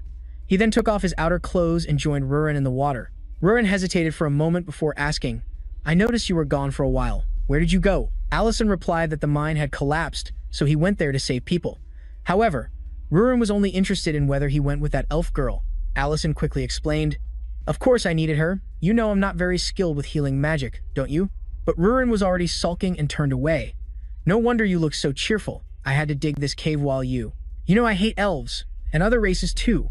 I hate all of them, except for you." It seems the little lady was jealous, seeing her man with another girl. Then Allison carefully prepared a cup of hot cocoa and offered it to Rurin. Even though she was sulking, Rurin couldn't resist, so she took the cup of cocoa and drank it with relish. Seeing the atmosphere soften, Allison, while making a cup for himself, said, "Cocoa powder is made from cocoa beans. This powder might look simple, but it takes many steps like planting, fermenting, drying, roasting, grinding, and many others to make it. Many people had to work hard so we could drink this. I have enough power to blow up a mine, but even so, I don't have the ability to heal the injured. I can't even find the simplest ingredients for the restaurant without Mr. Klon's help. Even if I were to use magic to create a space here, I would still have to ask the dwarves to build the dragon cave. People may differ in race, abilities, and personality, but that's no reason to push them away. Even a dragon can't handle everything alone." Hearing these words, Rurin seemed to understand to some extent. "I get it, but I'll still treat you differently than I treat them. You're special." And so, the two of them enjoyed the hot spring together all night long. Elsewhere, Men's mercenary group ran into trouble during an escort mission. They were surrounded by a group of people and cornered against a cliff. Despite their best efforts to break through the encirclement, Men was dragged off the cliff by a bandit in his suicide attack. Back at the restaurant, today Allison had put up a closed sign to focus on other tasks. When Rurin asked for the reason, he explained, "The other day, when we were drinking hot cocoa, it was a shame we didn't have any milk. So, I'm going to build a farm so we'll always have a ready supply." But everything was just starting from zero, and what Allison needed were Baron Erics from the lower reaches of the Varen River. When told to teleport to the lower Varen River, Rurin was a bit bewildered. "Don't you know I can't teleport to a place I've never been to before? Last time, I teleported us to the Lord's castle by following the scent of that kid." But Allison was insistent. "I'll tell you the location and distance, so just do it by feel." Although Rurin was reluctant, she had to comply. And so, the two of them were teleported to the lower reaches of the Varen River. From there, Allison could clearly see a herd of Baron Erics nearby. The only problem was, the two of them were free-falling from the sky. Even then, they were still in the mood to argue. "You're a dragon, so why are you afraid of falling? Don't you have wings?" Rurin immediately clung to Allison's neck and screamed, "I'm not transforming into my dragon form. I'd rather die." It seemed that for some reason, Rurin didn't want to revert to her dragon form. Allison didn't press the issue further. The two of them then landed safely, thanks to Allison's magic. Upon landing, Rurin was immediately in awe by the vastness of the river. When Allison explained that it was the sea, she felt a bit embarrassed. That was understandable, as Rurin had never seen the sea in her life. And so, a plan for a day at the beach was made. Rurin was incredibly excited about this. The task for the two of them now was to catch about 10 Baron Erics. Whoever caught less would have to be on cooking duty for the day. Meanwhile, at the restaurant, 3 people were sitting listlessly outside the door as if they were about to die of hunger. It seemed that Allison's 3 hardcore fans couldn't live without his food. While waiting, the 3 of them got acquainted. Allison, completely unaware of this, had fun with Rurin for a long time before returning. Thanks to the mind manipulation magic of the dragon race, the herd of Baron Erics was extremely docile, following them and staying in their pen. Because of that, the flimsy fence Allison built would hold. He would build a shelter for the Baron Erics later. The priority now was to reopen the restaurant. Just as he reached the door, Allison was shocked to see 3 hungry ghosts lingering there. Luckily, he returned just in time to prevent any casualties. The 3 were then served their favorite dishes. "Honestly, what would you all have done if I hadn't returned today? Just wait in front of the door like this? Hearing this, Klon nonchalantly replied, I suppose you would have had to dig 3 graves next to the restaurant. The cause of death would have been starvation, truly speechless. Meanwhile, Rurin was stuck washing a pile of dishes because she had lost her bet with Allison. When he learned that Allison wanted to raise Baron Eric's, Klon asked, how do you plan to manage them? Aren't you short-staffed? Allison immediately replied, I'm thinking about that, and I plan to hire some staff. The pasture needs to be cared for meticulously. I can't just hire random people, so I'll need to prepare some job postings. Klon immediately came up with a fun idea. You mean interviews? Haha, don't worry. Don't elves have the ability to see into a person's inner thoughts? And our master here also needs to learn how to tell who's a good person and who's a bad one. I've met all sorts of people back in my mercenary days. We've already bothered you on your day off, so please, let us help. We'll assist you with the personnel interviews. We will select the most talented employees for you, so just leave it to us. And for that reason, the next day, the interviews for the pasture position began. Many people heard the announcement and came to apply. The judges for this occasion were none other than the trio, Klon, Elena, and Diren. The very first applicant was rejected the moment he opened the door and stepped inside. A young man with absolutely no passion. How could someone like you possibly manage the Barry Erics? Next, good grief. Are they hiring an employee or a CEO? The person after that was a handsome young man who seemed very proactive. Klon saw this and was somewhat satisfied, but the guy's mind was filled with nothing but naughty thoughts about Elena. Since Elena could read his inner thoughts, she rejected him instantly. The next person was a middle-aged man with a pipe in his mouth. I have 35 years of work experience. I will create the most beautiful pasture in all of Greg. This time, it was Diren's turn to take the stage. So, what are your thoughts on the comfort of the Barry Erics?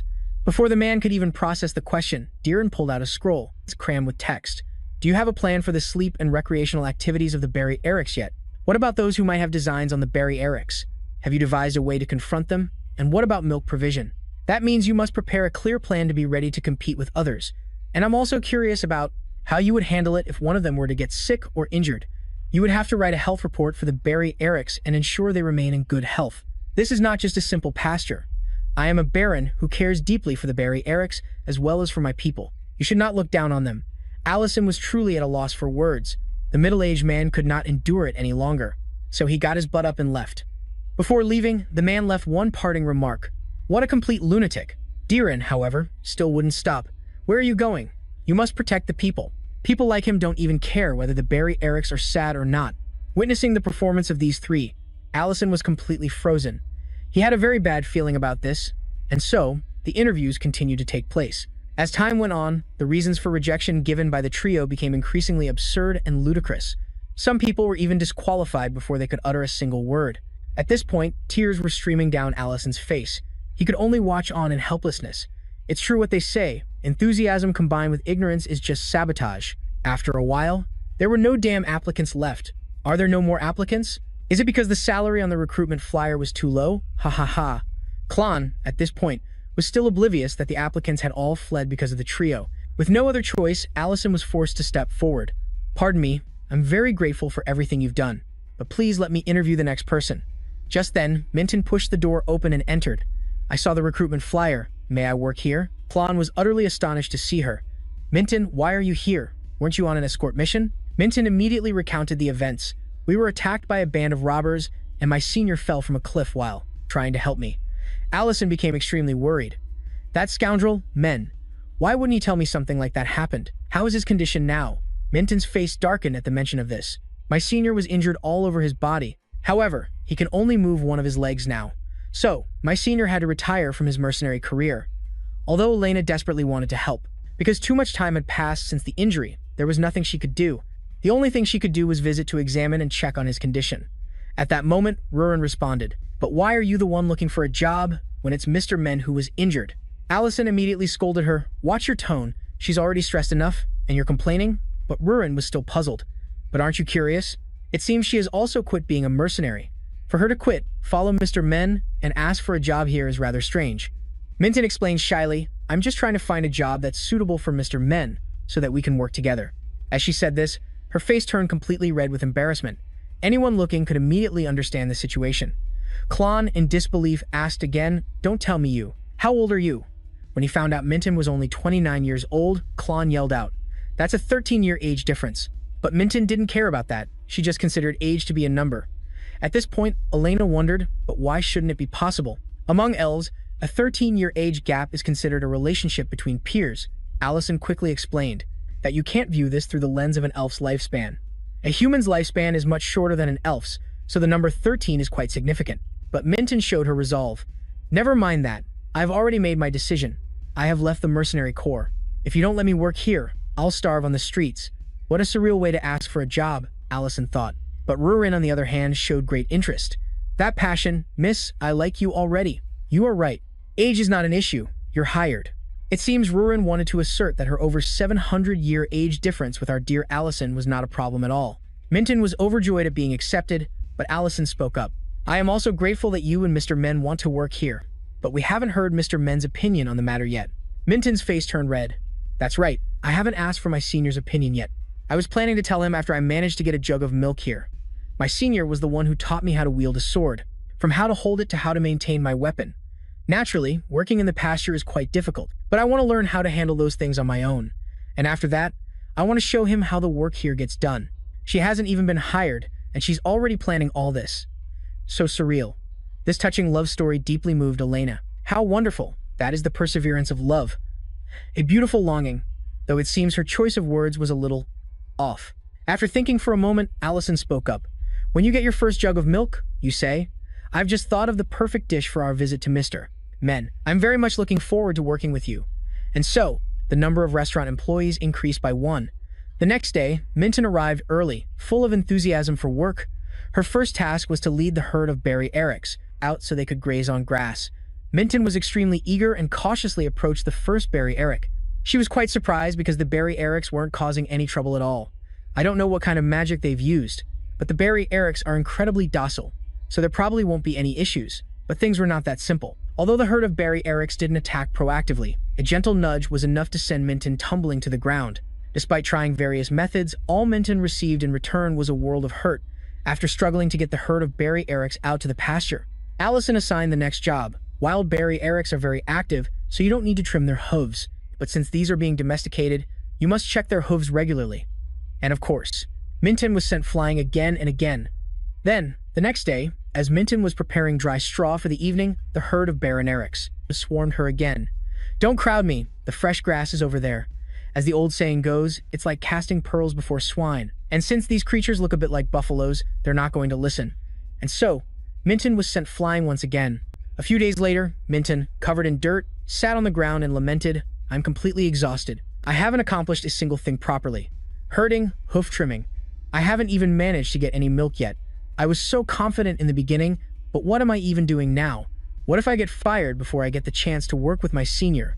As if understanding her heartfelt plea, the herd of Barry Erics approached and comforted her. They seemed to understand and proactively offered themselves to be milked.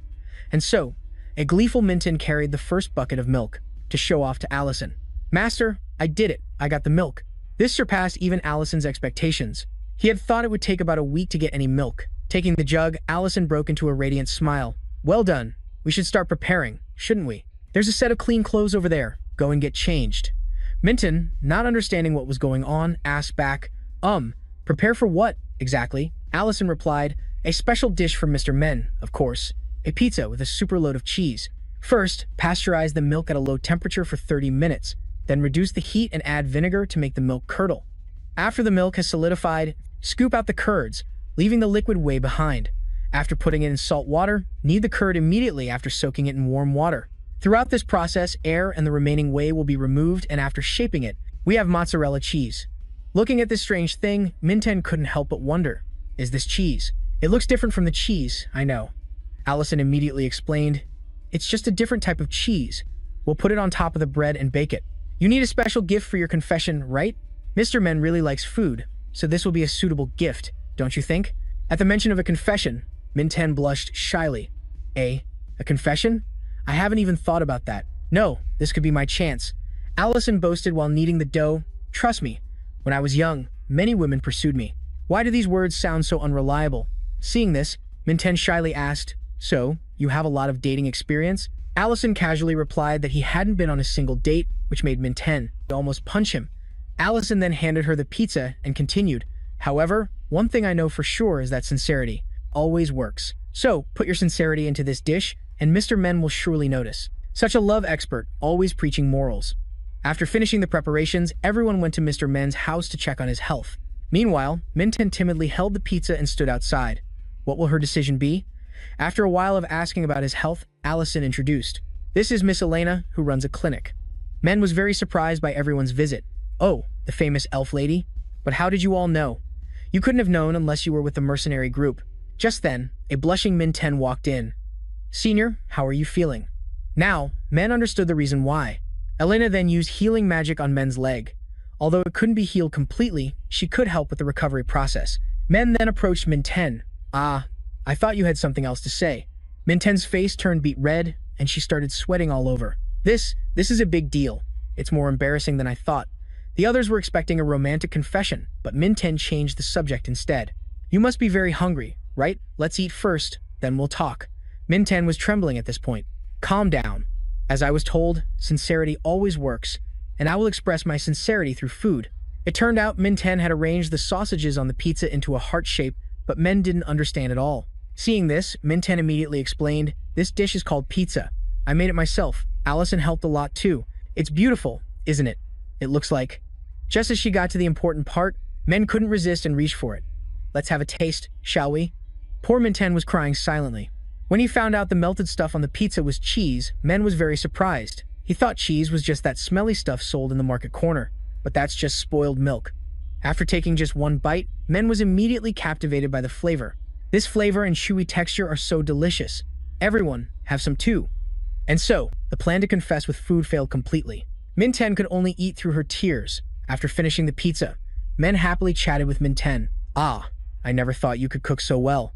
How did you do it? Minten then spoke with a serious tone. Senior, have you decided what you'll do in the future? Men didn't understand what was happening, and the atmosphere suddenly became tense. Why is that? I'll think about it slowly. Why don't you come work with me at Allison's pasture? Men was quite surprised by this new information. Allison's pasture? He has a pasture? Allison said with a smile. It's a recent thing, sir, and I would be honored to work with you. Miss Minten is also working for me. Hearing that, Men was astonished. She's working there already? What about the mercenary group? Minten, embarrassed, turned away, not daring to look directly at Men. She gathered all her courage and shouted, I left right after you did, Senior. In the future, I want to be by your side. In the future, Men seemed to have understood something, and he accepted the job at the pasture. Everyone was extremely happy to see this, especially Minten. But it turned out Men didn't understand a damn thing. I'm glad you came to work at the pasture. At least now you're free to date, right? I don't think you could date anyone while you were a mercenary. You're a grown woman now. You should try dating some guys. I think I owe Allison this time. When can I start working? Damn, I'm speechless. Allison could only reply, right after you've recovered. Just rest for now. He felt very guilty at this moment. Miss Minten, I'm sorry. I thought it would work.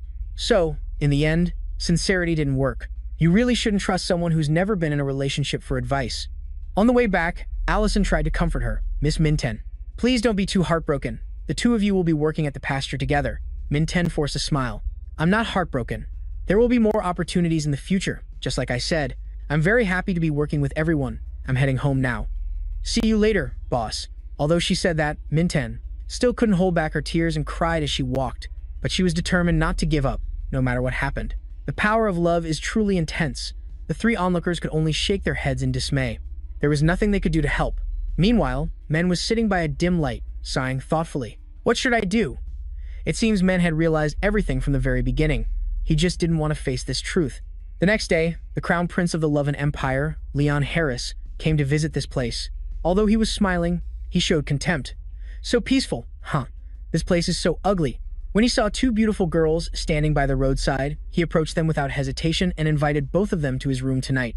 What a piece of trash. Seeing this, Duke Pogo Tamaran asked Archmage Madrin what the Crown Prince was doing.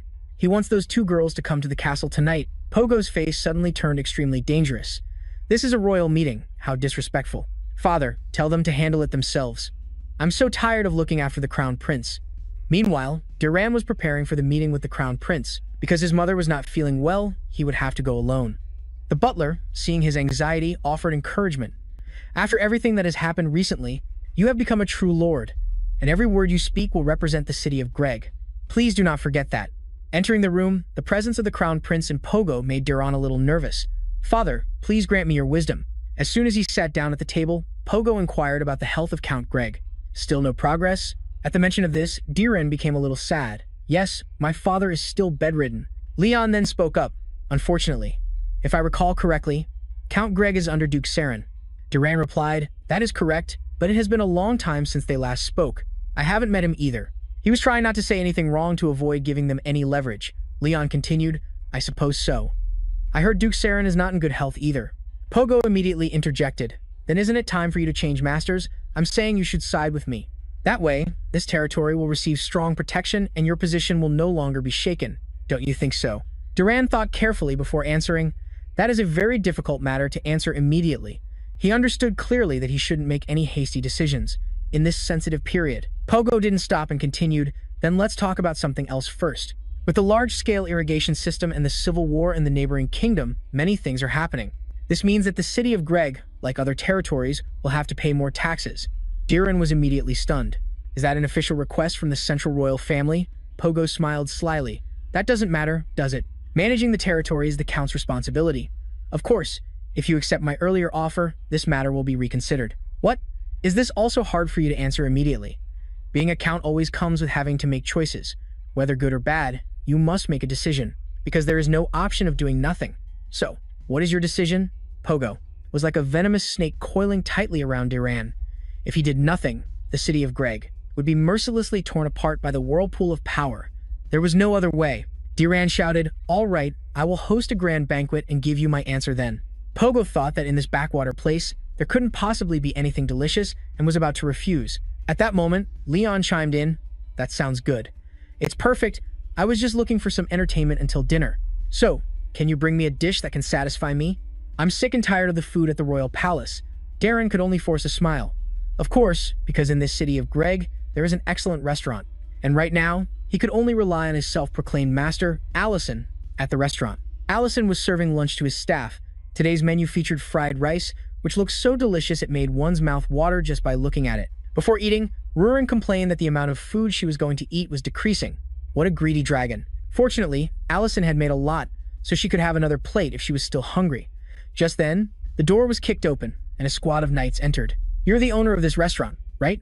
They had no idea they had picked a fight with the wrong person. Allison stepped forward without a hint of fear. That's right, but what is this all about? And please, put away your sword. The knight did not back down.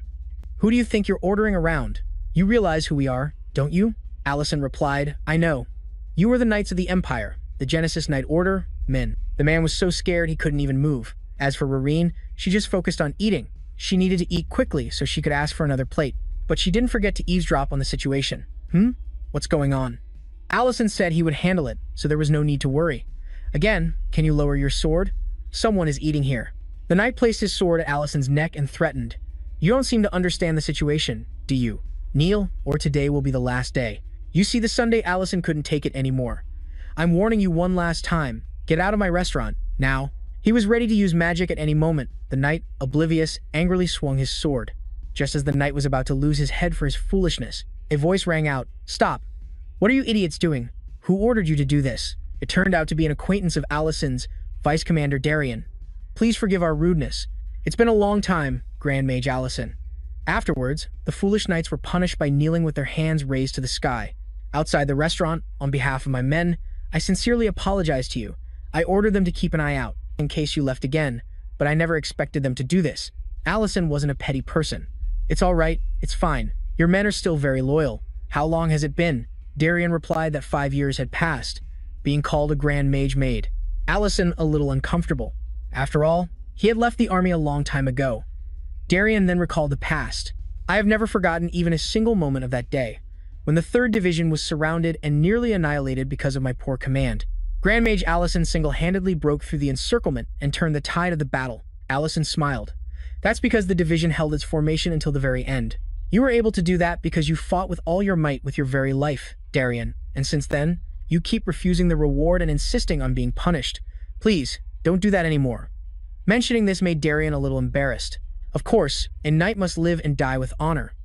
At that time, I couldn't believe that a culprit like me could receive a reward, unaware that my wife was suffering extreme hardship because of the war. When I heard the news, I felt as if I had been slapped in the face. I was only thinking about my own honor. A knight who can't even protect the one he loves. The heavy atmosphere was suddenly broken by Darian. But then I learned that Grand Mage Allison had secretly sent the reward money I refused to my wife. I can't express how grateful I was to you. I've been agonizing over how to repay this favor. What could I possibly do to help Grand Mage Allison? You had already left the army. Then, when I heard you were opening a restaurant, an idea suddenly came to me. Let's shut down all the other restaurants in Greg City, except for this one. That way, Grand Mage Allison's restaurant will become the greatest restaurant in Greg City. It's a perfect plan. Truly the words of a blockhead. After hearing this, Allison was stunned. Is your brain working properly? And so, Darien drew his sword and rushed off to carry out his idiotic idea. He's truly a lost cause. Elsewhere, Pogo was extremely worried about Crown Prince Leon's decision to eat at an unfamiliar restaurant. They currently had no escort with them, and it would be very dangerous if something happened, but Leon didn't seem to care at all. Just then, countless arrows flew straight towards Leon, but they were all instantly blocked by magic. That was precisely why Leon was so at ease. The presence of Grand Mage Madrin could overwhelm almost anything. The assassins then revealed themselves. Hand over the Crown Prince. If you do, we'll let the rest of you go. But they would pay the ultimate price with their own lives for daring to confront Grand Mage Madrin. 7 sharp screams cut through the air. The assassins were completely buried under a layer of earth and rock. Crown Prince Leon, without a single scratch, exclaimed, "What overwhelming power!" Looking at the mountain range before him, now severely damaged by a landslide, Leon praised her lavishly. So this is the Empire's strongest Grand Mage. With you here, even a dragon is no cause for concern. Madrin smiled lightly and said he was flattering her. Surprisingly, there was still one survivor after being crushed under the rocks. The man even had enough strength to exclaim that Madrin was a monster. Crown Prince Leon, with a gentle smile, spoke venomous words. That's enough. They'll just keep repeating the same thing anyway. Therefore, this is my command, leave no one alive. After Madrin's, as you command, another wave of earth and rock came crashing down. The last survivor was sent to meet his maker before he could even say his last words. Dioran silently marveled at the extraordinary events before him. It seems the rumors are true. There is only one mage in the Empire who can single-handedly face an entire army, a 7th level Grand Mage, and that is this woman, Merlin. Conveniently, she has flattened the road so the Crown Prince can proceed. Meanwhile, at Allison's restaurant, he was having a heart-to-heart with Darien, saying that Darien has a bad habit. He wanted to know what it was. Whenever I get excited, I just rush forward without looking around at all, Darien confessed honestly. I wonder why someone as knowledgeable as you would do that. It really brings back old memories, doesn't it? Allison said with a smile. But he was using magic to bind Darien firmly in a position with his head stuck in the ground and his rear end pointing to the sky. The blood rushing to his head made Darien see many things clearly, including reconsidering his friendship with this guy. Before that, Darien had shouted, "I'll fix it." Only then did Allison let him return to an upright position, back to the fresh air above instead of smelling the dirt. Oh God, I'm alive. Allison loudly criticized Darien while the soldiers were being questioned. Who was the reckless fool who just pointed his sword at him? How could the soldier have known that in his agitated state, he had poked the wrong nest? A hornet's nest, at that. Over here, Darien was honestly confessing his intention to repay Allison by going to every restaurant and spreading rumors that their food contained bugs. This guy is pretty creative, isn't he? It's just that his creativity is misplaced. Darien, embarrassed, apologized and promised to find another way to repay him. Just then, Darien saw something that startled him. He hurriedly ordered the squad of knights to stand at attention. The Crown Prince was approaching. Seeing Darien, he recognized a familiar face. He also assessed that this was no ordinary restaurant. Darien knelt on the ground and greeted, "Your Highness, the Crown Prince, my sincerest apologies. I heard that you would be at Count Greg's place until the evening. I had intended to do so, but I heard there was an excellent restaurant, so I came to see for myself. And of course, I'm not alone." Introducing the Crown Prince's devoted entourage, Darien seemed uncomfortable seeing Madeline was also here. Crown Prince Leon then turned to greet Allison enthusiastically. Elle greeted him back, but in his mind he was thinking, the Crown Prince of the Empire is here, so that's why the Knight Order. The Genesis Order is in Greg City, and the woman behind the Crown Prince is a familiar face that Elle dislikes. Wait a minute, this outfit is the old uniform of the Royal Mages, isn't it? This Crown Prince is really sharp-eyed. I used to serve in the Mage Corps back in the day. I wear it because it's comfortable, even though I've been out of service for quite a while now. Leon's face lit up with joy upon learning Allison was a mage. In that case, you must have heard of the person I'm talking about. Madrin over there, a 7th level Grand Mage.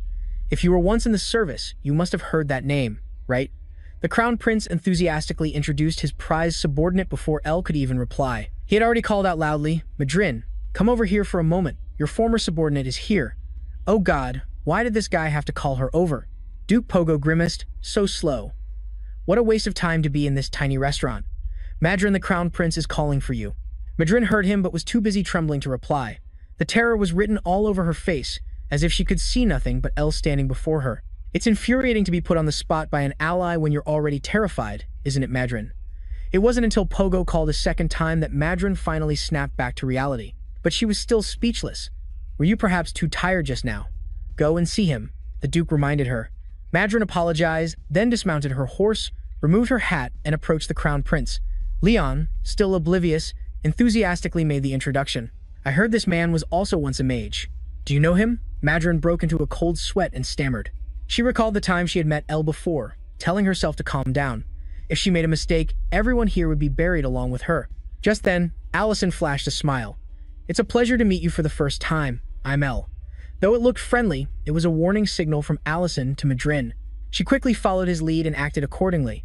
I am Madeline. It's my first time meeting you as well, Leon realized. They were meeting for the first time and felt it was a pity. He had no idea Madeline was using every ounce of her small brain to guess Allison's intentions. Since Allison is acting like he doesn't know me, he must not want to get involved in any trouble. This means I have to act as naturally as possible. In that case, even a little disrespect will surely be forgiven. With that thought, she summoned all her acting skills. We will be holding a banquet for the Crown Prince at this restaurant. This is a great honor for any chef. So, could you please go and prepare a lavish meal right away? Elle looked at her with a somber gaze, but he still agreed to the request. Min, who was working in the pasture, was also eavesdropping. Now, even the royal family was involved. She couldn't help but wonder what Allison's true identity was. Inside, Leon was praising the restaurant's interior for being cleaner than he had expected. Elle smiled and said he hadn't expected such distinguished guests to visit, so his reception might not be entirely adequate. I hope you'll understand. Leon laughed heartily and told Elle not to worry, because the most important thing at a restaurant is the taste of the food, right? But since everything is so sudden, may I confirm one more time? Does this restaurant serve dishes that can even surprise the Crown Prince? Leon excitedly replied, the heir of Count Greg is very confident in his choice, so my expectations are quite high. Allison's face soured as he looked at the timid, golden-haired leopard without spots sitting over there. So it was this guy who brought trouble to my doorstep. Huh. Allison seemed to have understood this damn situation. He keenly felt that his peaceful post-retirement life was in jeopardy. Because Count Greg was seriously ill and bedridden, the city of Greg was currently unstable. He must have come to me for help because he couldn't withstand the pressure of the power struggle, especially from this old man. Duke Temeran was known as one of the three great powers of the royal palace. The old royal was holding a dinner knife, looking at Dirant with a judgmental eye. I hope this isn't your way of delaying your answer. Dirant Greg and the Crown Prince were also on the same side as the Duke. Leon said half-jokingly, look at that man over there. You should prepare a sumptuous meal for him. We have a lot to do tonight. Allison thought, I can't ignore this anymore. Just then, the Crown Prince came up with an idea. Hey, little Greg, we trusted you and traveled all the way to this remote restaurant, so shouldn't you also trust us, Dirant? For a moment, he couldn't figure out what this guy was getting at. Let's make a bet. Leon smiled, but he exuded a dark energy. Can this restaurant serve a dish that will satisfy me? If you lose, you will have to walk naked around the city of Greg. Good heavens, this guy has some perverted hobbies, doesn't he? He most certainly does. Little Greg turned pale at the Crown Prince's condition, yet the prince just laughed and said, if you truly believe in this restaurant, then there's nothing to be afraid of. Allison gave a dangerous smile and said he would serve a dish that the Crown Prince would be satisfied with. I'm thinking that both the Crown Prince and this Temeran formula need to understand that not a single AI is allowed to touch the city of Greg. The Crown Prince excitedly suggested everyone seal the bet. A dish that could satisfy the Crown Prince? Does such a thing even exist? His opponent had surely tasted countless delicacies of the Empire. Allison brought out the appetizer and introduced it. This is a light mushroom soup to stimulate your palate. The Crown Prince seemed quite excited upon seeing the mushroom soup.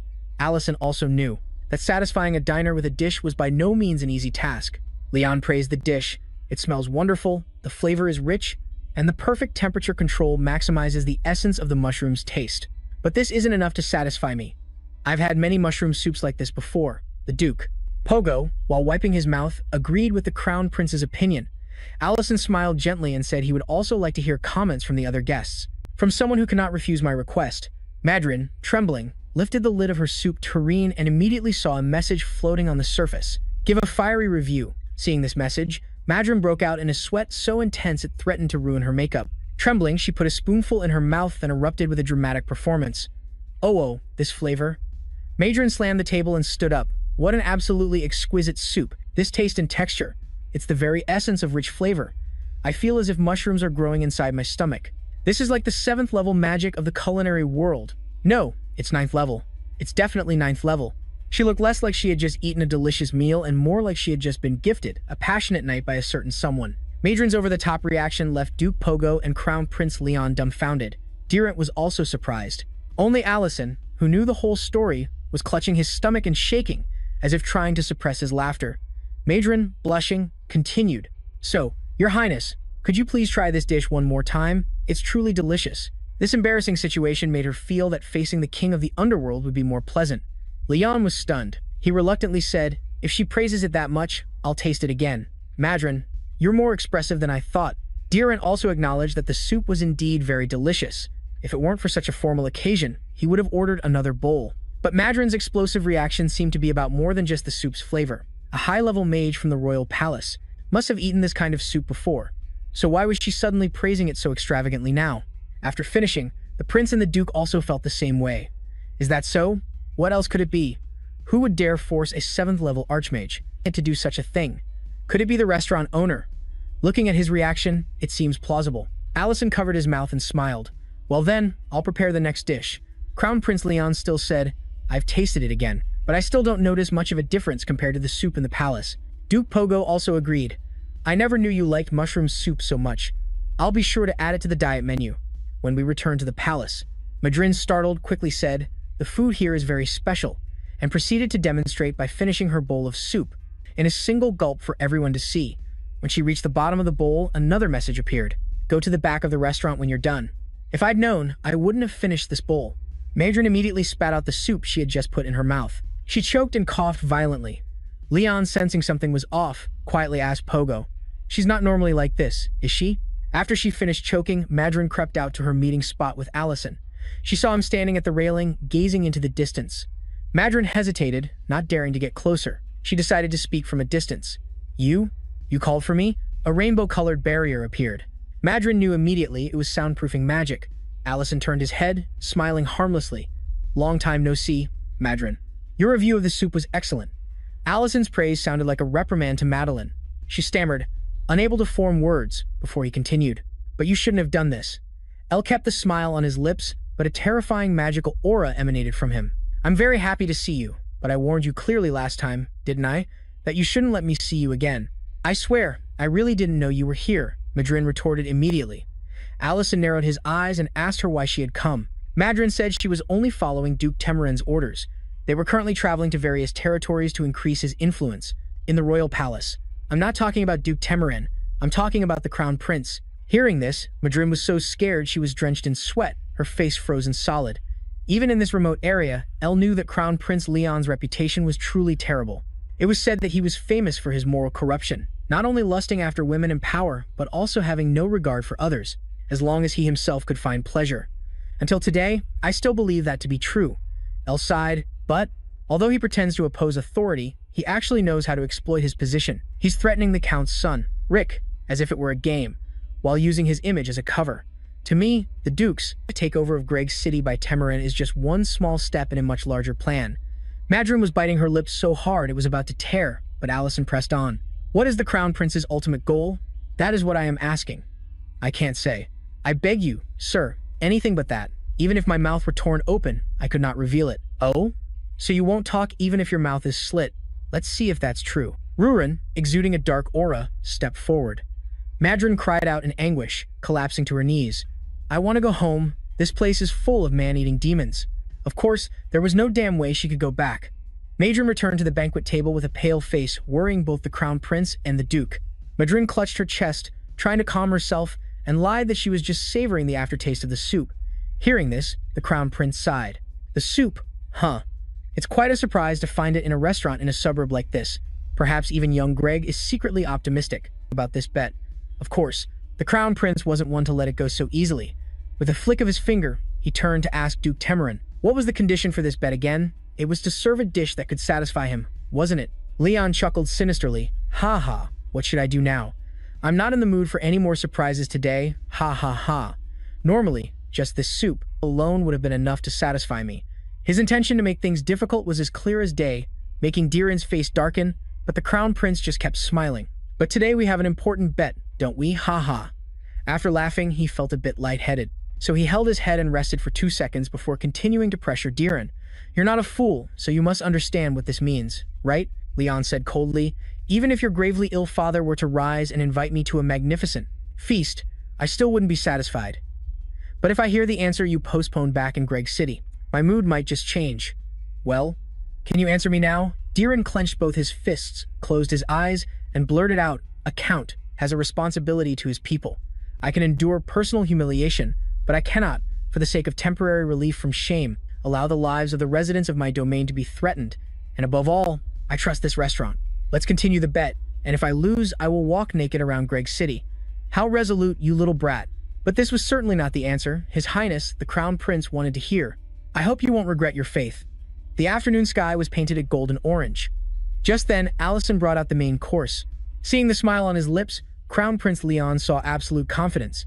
Allison also said this dish holds great significance, so of course he had to be confident. And tada, lifting the lid, we see a steaming lump of earth. Duke Pogo asked what it was. Allison calmly replied that it was a baked mud pie. Pogo showed a look of clear disdain. Mud? You dare to serve mud now? Are you sure you want us to eat this? Allison picked up a hammer. Again, he calmly replied, of course not. He decisively struck the hammer down, shattering the mud pie and revealing a layer of leaves inside, which surprised the Crown Prince. Unwrapping the leaves, we have a whole roasted, golden brown palenque meat. This technique was learned from the beggar's sect. In Earth language, it's called clay-baked chicken. Leon wondered how Allison had obtained this type of meat. He replied innocently, normally, we don't serve this kind of meat, but we save it for our most esteemed guests. Allison helped them carve the chicken, speaking as he worked. At first glance, this dish looks like just a worthless lump of mud. Those who don't know might point and wonder what it is. It can hide itself once or twice, even 3 times. As he spoke, he had already cut the meat and placed it on Leon's plate. He smiled charmingly again, but that's only because the chefs don't understand the true nature of the dish. Once you break the outer layer of mud, the fragrant palenque meat inside is revealed, and then everyone's reaction will be, hee-hey. The Crown Prince desperately wanted to know who exactly this guy was taking a jab at, but Allison had turned his back to them. Holding the broken piece of mud in his hand, he examined it, slowly uttering each word. Oh, it's nothing. It's just that this dish is like a deep conspiracy to eliminate the nobles in order to consolidate royal power. Asterisk, acting like a fool, just like the Crown Prince. Holy cow, he actually dared to say that. Allison left everyone frozen, expressions of horror on their faces. Yet he acted nonchalant, coldly, snapping the broken piece of mud in half and saying, of course, just like this dish, even if it is broken, it still retains its beautiful value within, correct, Your Highness? Crown Prince Leon suddenly felt he was being treated to a treacherous feast. The tables had turned so fast it was unbelievable. Let's talk about the current situation of the Ruben Empire. The Empire has been weakened by the war with the Dragon Clan. The king's control is loose, which has resulted in the counts brazenly carving out territories and expanding their power within their domains. He held the broken piece of mud, stroking his chin and deducing like the famous detective Conan. The king's authority has hit rock bottom, and in this situation, the Crown Prince must find a way to survive. Allison is supposedly a recluse, yet he knows everything as if he's been hiding under their beds. He placed the piece of mud on the table and said, therefore, the most logical way is to renounce your authority. The Crown Prince, his secret exposed, froze and broke into a cold sweat. Look at me. I have no desire for power or anything of the sort. I am completely harmless. Just leave me alone with my wine and women. That was your intention. That is exactly what he did. Under the scrutinizing eyes of others, Leon completely immersed himself in beauties and wine. Faced with Allison's expose, the Crown Prince sat in dead silence like a guilty child awaiting judgment. Allison then calmly said that everything he just stated was merely his own speculation. Meanwhile, Duke Pogo looked at him with dangerous eyes. Are you insane? Do you even realize what nonsense you're spouting? Allison turned his back to them again and said calmly, please be patient and listen a little longer. The most surprising part hasn't even come yet. The truth is, everything the Crown Prince has done is just an act. The Crown Prince is secretly preparing, step by step, to counterattack the nobles and reclaim the lost royal authority. Who knows how much he'd guess right, but the Crown Prince was trembling as if he were having a seizure. Allison smirked. What would happen if this plan were exposed? All the assassination attempts up until now would seem like mere child's play. Duke Pogo slammed the table and shouted, Darien! Darien immediately burst through the door. Vice Captain Darien, at your command. Pogo looked at Allison as if he would be drawn and quartered on the spot if he dared to utter another word. He said, That's an interesting thought, but don't you understand the situation you're in? This restaurant will be wiped out today, including its owner. Darian was extremely worried, wondering what on earth Sir Allison had done to cause such a catastrophe. So, you all are planning to eliminate me? You think it's that easy? Allison chuckled lightly. This old man is truly a fool. I could take on 10 Genesis Knight orders, let alone be wiped out. Pogo was furious seeing him sneer like that. The old man said, "You have quite a sharp tongue." Pogo, enraged, continued to mobilize his available resources. Madrin, make him kneel. Now. Help me. Can Madrin please log out of this conversation? Madrin was trembling uncontrollably. She bit her lip in terror. Let me kneel. I'll beg you guys. Just stop provoking that man. She trembled. I can't do it. Perhaps Pogo didn't know, but Madrin knew exactly how terrifying Allison was. The problem was, she had sent so many warning signals, but her teammate wasn't on the same wavelength and couldn't catch on. How painful. Pogo flinched. What? What are you talking about? Unbelievable. Allison no longer bothered to hide his mocking smile and said bluntly, Madrin is still the most sensible one. But Madrin giving up didn't mean Pogo would let it go. The old man was so angry, his face contorted. You dare. Genesis Knight Order. Hear my command. Behead this man at once. Letting the Genesis Knight Order wave the white flag would bring shame upon their entire house. At that crucial moment, the Crown Prince took his fork, speared a piece of chicken, and put it in his mouth. He dug in, even using his hands to tear off a chicken leg. The commotion was so great that the other 3 people stared with their eyes wide open. Leon laughed his head off. Ha ha ha. This is absolutely delicious. What are you all doing? Hurry up and try some. They were frozen solid staring at him. That's what. Pogo stammered, Your Highness. I apologize, but in the current situation. The Crown Prince, making a face, slammed the table and yelled, Sit down and eat. It was clear that Leon's years of pretending to be a fool were not for nothing. He certainly understood the principle that a wise man submits to circumstances. Pogo, seeing him act so crazily, got scared and swallowed hard. Then he sat down, cut the chicken, and ate. How is it? Leon asked. It's delicious. Satisfied? Pogo was stunned for a moment, then reluctantly nodded, yes. The old man had finally seemed to catch his teammate's wavelength. Seeing that everything was settled, Crown Prince Leon decisively declared, It seems the result is decided.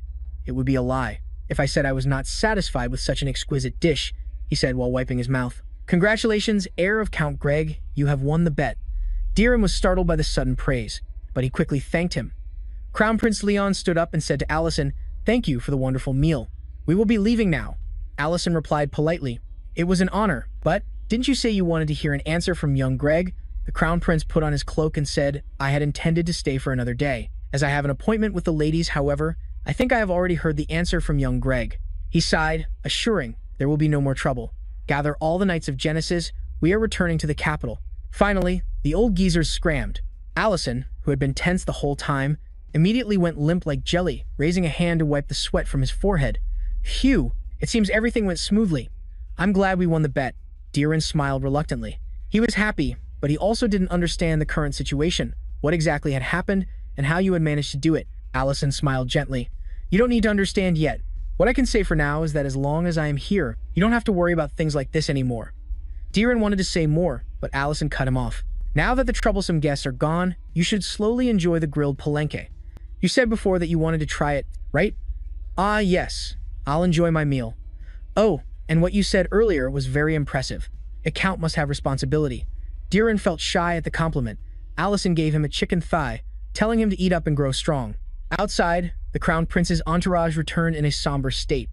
Duke Pogo and Madrin both bowed their heads in silence. Darius Vici had a dumbfounded look on his face, not understanding this situation. Can someone please explain this to Darius? The Crown Prince suddenly spoke up. Madrin, is that chef the one you mentioned before? Madrin had survived the ordeal but was still anxious.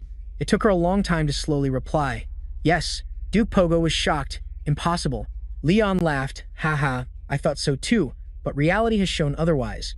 There is one person whom even my father and the nobles dare not underestimate. Pogo seemed unconvinced. He said, Is that the reason?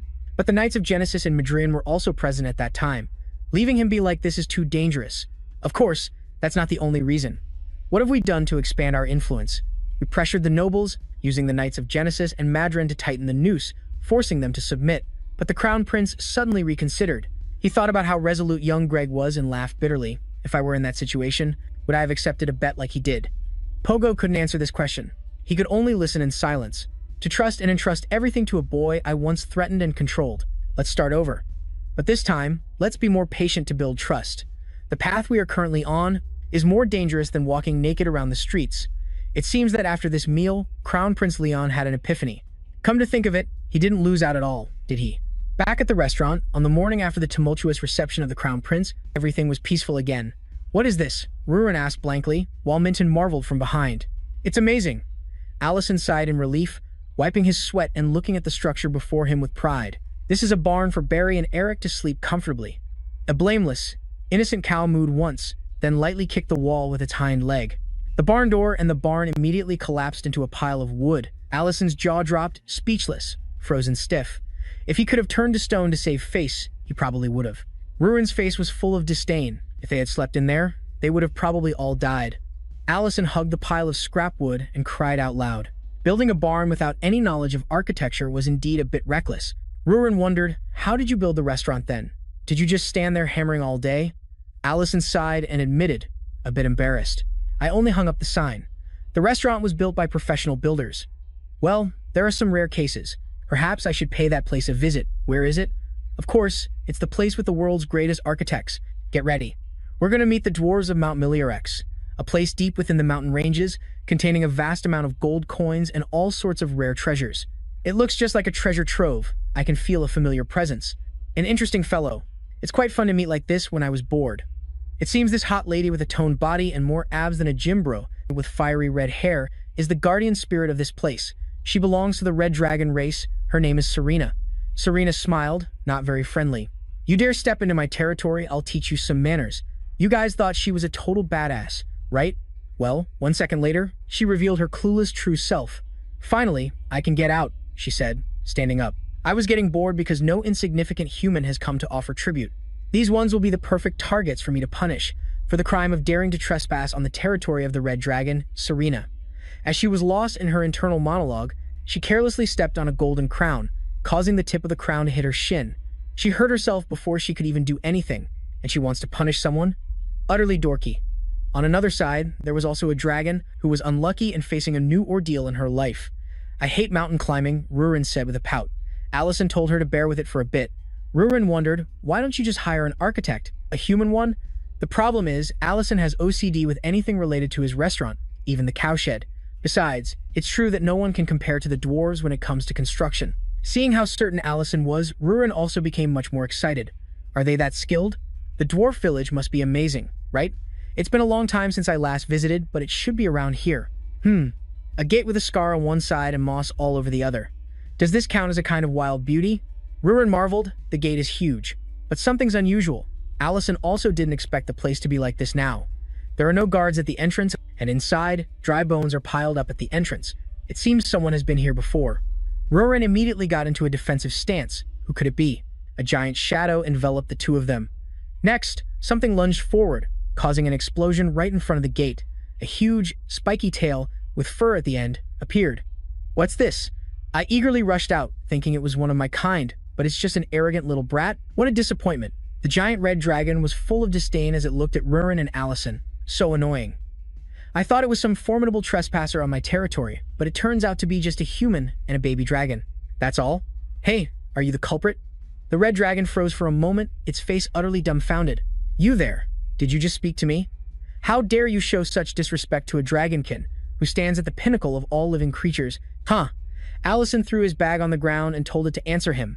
The red dragon instantly flew into a rage. You must be out of your mind. You lowly insect.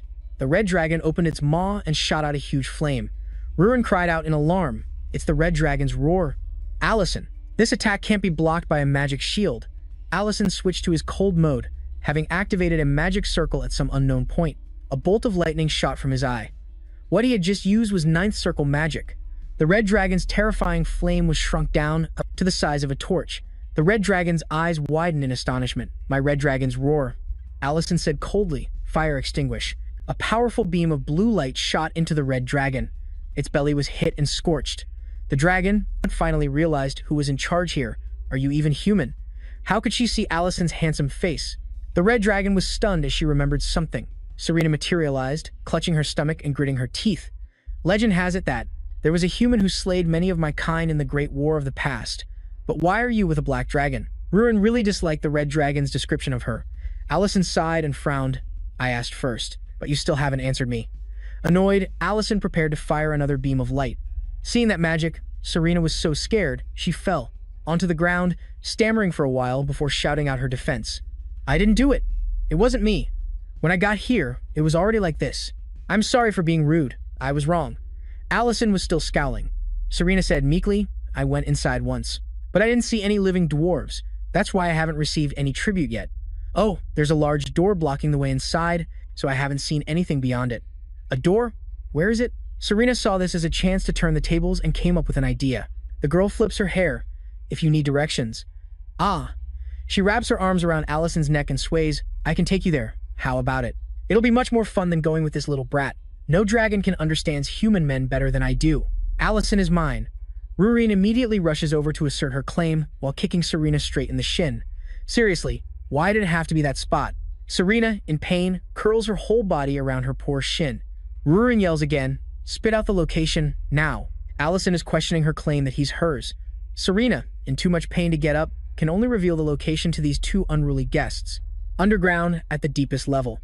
Allison and Rurine excitedly set off. He had never seen this girl act so swiftly. Meanwhile, at the Count's castle, Dieren is recounting everything that happened at the restaurant to his mother.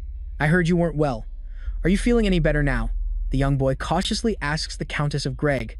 Lady Bona Greg, with a cold expression, says she's fine but doesn't touch the delicious plate of pastries on the table. Dieren says worriedly, you've skipped breakfast again. If you don't like the items on the menu, we can change them. You don't need to worry about that. Bona is truly cold towards Dieren, causing the boy to return to his room, feeling hurt. Sitting by the bed looking at her unconscious husband, Bona begins to confide, I feel so suffocated. This vast space feels like a coffin enclosing me. Even the sweet breakfast tastes like sand. Can you hear me? I can't take it anymore. The gaunt man's eyes remain tightly shut. Every moment with Dieren feels like torture. Back at the ruined dwarf village, the path is littered with bodies. No one survived. This was definitely caused by Dragonkin. We should go back and deal with that red dragon. Rurine is definitely still holding a grudge against Serena for flirting. Right? Allison hurriedly stops this girl, who has more guts than brains. Calm down. I don't think the Dragonkin was lying. Just then, the two of them came across a door. That must be the door she mentioned. A huge, sturdy door with a protruding section and intricate patterns on it. Allison could feel that many signs of life were being blocked. This door doesn't seem easy to open. Rurine even tests its hardness by punching and kicking it, thinking they can just break it down. Suddenly, the orb in the middle of the door glows and emits a voice. Stop! Begone, intruders! You are not welcome here. Allison, witnessing this miraculous sight for the first time, is astonished, but he still recognizes that they are from the wolf tribe and asks them what happened here. The voice from inside replies, the red dragon destroyed this place. Rurine yells, see! I knew it was her. All right, let me go deal with her for real. This girl is as hot-tempered as they come. Raising her is a billion times more troublesome than raising any other species. Allison quickly grabs the girl, stopping her from acting rashly. Wait, it's not too late to let them say more. From inside, the voice speaks again. A red dragon? The more Allison tries to calm the girl down, the more Rurine jumps up and down. Why not? It's easy. Just go and snap their heads off and it'll be over. Then the wolves will open the door. You say it like it's as easy as picking a blade of grass, huh? Allison tells her it's not that simple. There are traces of a few dragonkin on that door. Inside, a voice trembles. No, dragonkin, the apex of all living creatures. Rurine, hot-blooded and impulsive, shouts, then let's just find another red dragon and crush its head. If this girl gets any older, she probably won't respect anyone at all. Allison whispers to her, calm down, I have an idea. What are you going to do now? I just stopped causing a scene. Hey, peaceful measures are always preferred. Allison laughs meaningfully. When it comes to dirty tricks and cunning plans, then he's second to none. How long have you all been behind this door? Probably about 1 year. In that case, it's not surprising if some problems have arisen. For instance, the matter of food supplies. Are you all really not going to open the door? I'm only saying this because I want to help you. On what grounds should we trust you? Can you prove you're not a henchman of the Red Dragon? Hearing this, Rurine causes a commotion again. How dare you treat us like some servants? It's not comparable. Allison quickly covers the mouth of this troublemaker. He sighs, all right. I will respect everyone's opinion. Thank you for your understanding. Allison tells Rurine to bring the luggage here. Rurine lets out an "oh." Allison arranges some stones and uses magic to create a fire, forming a stove. The people inside start to get curious. What are you doing? It's nothing. We need to get back to the surface, but it's quite a long way, right? It'll be. Very tiring, so we need to eat something before we go. Eating right in front of the gate of starving people. How cruel. Wait, why are you eating here? Go eat outside. The person inside can't stand it and orders them away. Allison, feigning innocence, says, it's a long way to go outside, so we're eating first. Take it out, Rureen. Rureen immediately pulls out a string of sausages. The people inside get curious again. What's that? This is called sausage. It's made from minced meat that has been seasoned with various spices and then stuffed into small intestines to give it shape. Allison puts the sausages into a frying pan. The delicious aroma immediately spreads. Hearing this is mesmerizing. The group that has been starving for 1 year becomes restless. Enough, we're underground, so the aroma can't possibly spread in here. Allison immediately replies, that's fine. Then we can enjoy the aroma for longer. The person inside jumps. Don't you have any sympathy at all? Do we still need sympathy? The sound of arguing comes from inside. Chief, the smell really is fragrant. Let's just have a little taste. All of you, be quiet. Outside, Allison happily whistles. Rurin realizes this is his peace-loving idea. He says, to be honest, this food was a gift I brought to ask a favor of you folks. But seeing the current situation, it seems this isn't the right time to ask. However, I would still like to know what happened here. You can at least tell us that much, can't you? The people inside still seem stubborn and unwilling to say more. Allison then opens his bag. No other choice. Time to break out the beer. The people inside react immediately. What's that sound? Allison tosses the sausages in the pan and explains, actually, these sausages are quite salty for preservation purposes. So, they go really well with beer. He and Rureen each take a sausage and a can of beer. 1, 2, 3, cheers. Let's eat. At this point, the door starts to open. Allison smirks. Looks like it's working. The large door swings wide open, along with a voice full of craving. Just one bite. The hot, crispy, fragrant fried sausages are laid out before the eyes of 4 drooling dwarves. Allison sees that everyone looks so thin. The food shortage must have been severe. He tells them to eat at their own pace. I've prepared a whole batch.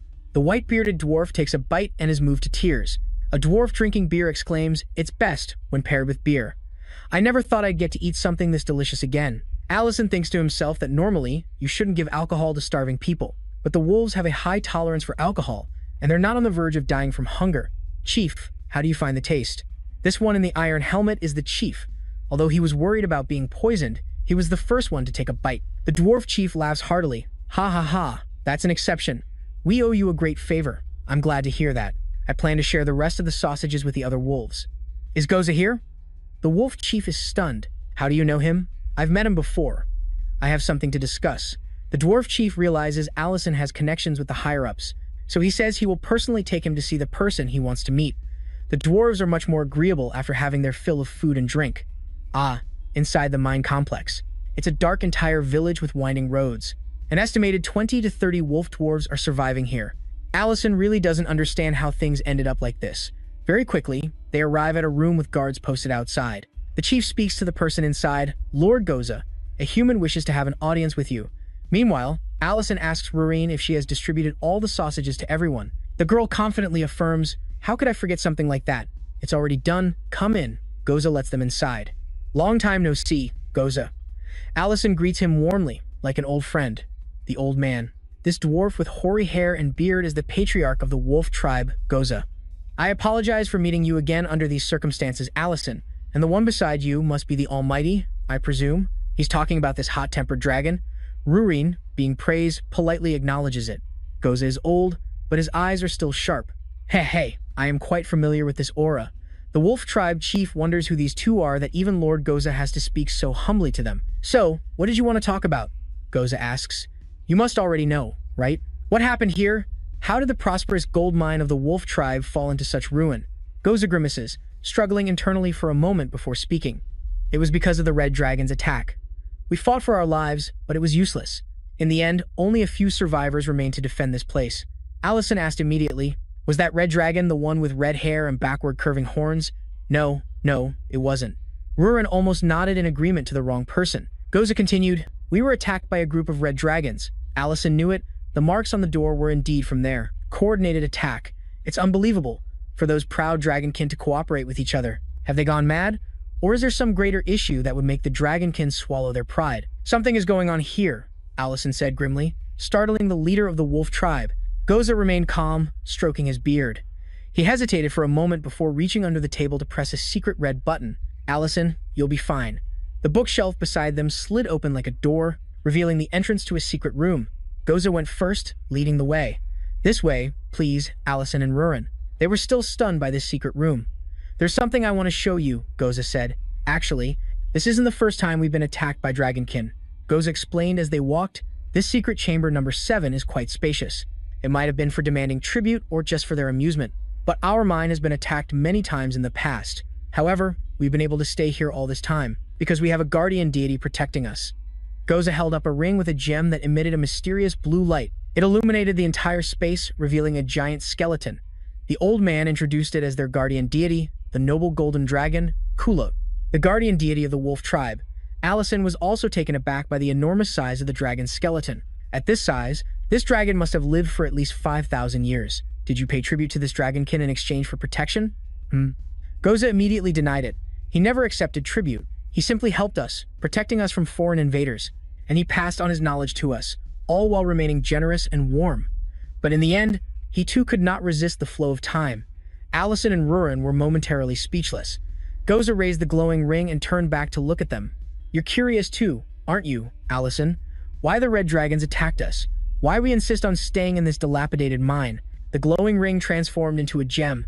Rurin seemed drawn into its light. Goza said, "It's all because of this, the ancient jewel. It is the essence of magical power, capable of creating a dragon king. We, the wolf tribe, must protect it." The dragon king is said to have commanded the dragonkin. It is said that if the supreme dragonkin were to act as a nation, an independent one, then no country or hero could stand in their way, especially since this carries the will of all species. This world could be destroyed, and it is very rare that only a few dragonkin create an ancient jewel, which is essential for the birth of a dragon king. The golden dragon, Kulot, was one of them. He went into hiding and protected this place to prevent this jewel from being used for evil purposes, as well as to prevent a new dragon king from being born. The number of jewels needed to create a dragon king is unknown, but the dragon king Kulot. Rurin's face grew paler and paler as she recalled some old memories. Back then, she was still a small, cute black dragon, playing happily. Rin trembled violently. She remembered the silhouette of a girl and the black dragon elder, Metadana. That guy cornered her and Allison at the restaurant last time. Just then, Goza spoke another name, Gatira. This name completely awakened the memories that seemed to be dormant within Rurin. That was her mother. Rurin remembered the time she was with her mother, lying in her mother's arms, smiling so brightly. "Rurin, I told you not to come here." Rurin just grinned and replied, "You've always been a fool." In the present, Rin clutched her chest and collapsed to the ground, her face deathly pale. Her mind flashed to a scene of a river of blood. Tears streamed down Rin's face as she called for her mother. Allison quickly hugged Rin to comfort her, while also answering Goza's question. Three crystals, gathered by a dragonkin, are needed to fully awaken, and a dragon king who can destroy everything. Goza held the jewel, closed his eyes, and said, "I understand the pain you must bear. I have been so selfish." Goza hid the jewel back in the ring and continued. "The ancient jewel has always been associated with sorrow and suffering. The dragon king Kulo and I tried to find a way to destroy it, but we never succeeded." Allison told him, "We plan to build a dragon's lair in the city of Greg. Then come with us to the city of Greg. We plan to build a new village there." Goza was stunned. "A new village for the Wufu tribe?" As you can see from Rurin's reaction, we have no intention of using the ancient jewel to create a dragon king. And this place has already become a target. The dragon king will just keep attacking.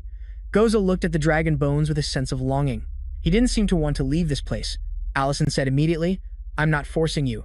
I know that for the wolf tribe, nothing is more precious than their homeland. The decision is yours." Goza was struck to the core. He stood still, saying nothing. Outside, Rurin had stopped crying loudly, now only sniffling. "Are you feeling better now?" Rurin wiped her tears and replied to Al with a single word, then asked, "But are we just leaving like this? Shouldn't we take the ancient jewel with us?" Al said, "I've already set up some magical traps for any intruders, so we can provide support if needed." "If you say so." Rurin accepted it. Al explained that leaving so suddenly is very difficult for them to accept, because they have so many memories tied to this place. Meanwhile, Goza was deep in thought. Just then, a subordinate came in. "Chief Goza, I have something for you." He brought in a plate of hot sausages. "What's this?" Goza stared wide-eyed at the plate of sausages as if it were from another planet. "This is the food that human left for us. The others have already started eating. I told them to wait a bit, but they couldn't control their hunger anymore." The subordinate pulled back the curtain, leading Goza outside. The entire dwarf tribe was feasting as if at a party. Goza was incredibly surprised and moved to see the smiles on his people's faces. He suddenly realized something and recalled a long-lost memory from when he was young. "Look here, Goza. You summoned me, my lord?" Dragon King Kulot, the old and frail dragon, spoke. "Isn't it miserable living in this cramped, dark place?" Goza answered firmly. "To you, Dragon King Kulot, it may seem cramped, but to us, it's quite spacious." "Oh, really? I thought you were here because of the ancient jewels." "Ha ha ha. That old geezer is rotten to the core." He choked just from laughing too hard. "What are you talking about?" "We are fully aware of how important they are." Goza was startled by Kulot's joke. "Ha ha, Goza. Right now, my magical power can conceal the power of these jewels, but if I do that, the Dragonkin will come looking for them. Therefore, after I am gone, tell all the wolf tribesmen to leave this place." Goza was surprised. "What? Why would you tell us to abandon our Dragon King, Kulot, and our homeland?" Dragon King Kulot laughed foolishly. "Ha ha ha. All that will be left after I pass on is just a pile of dry bones. Please don't say that, my lord." The Dragon King became serious again. "Listen here. If no one remembers me, then both I and this homeland will become nothing but meaningless ruins. So, survive.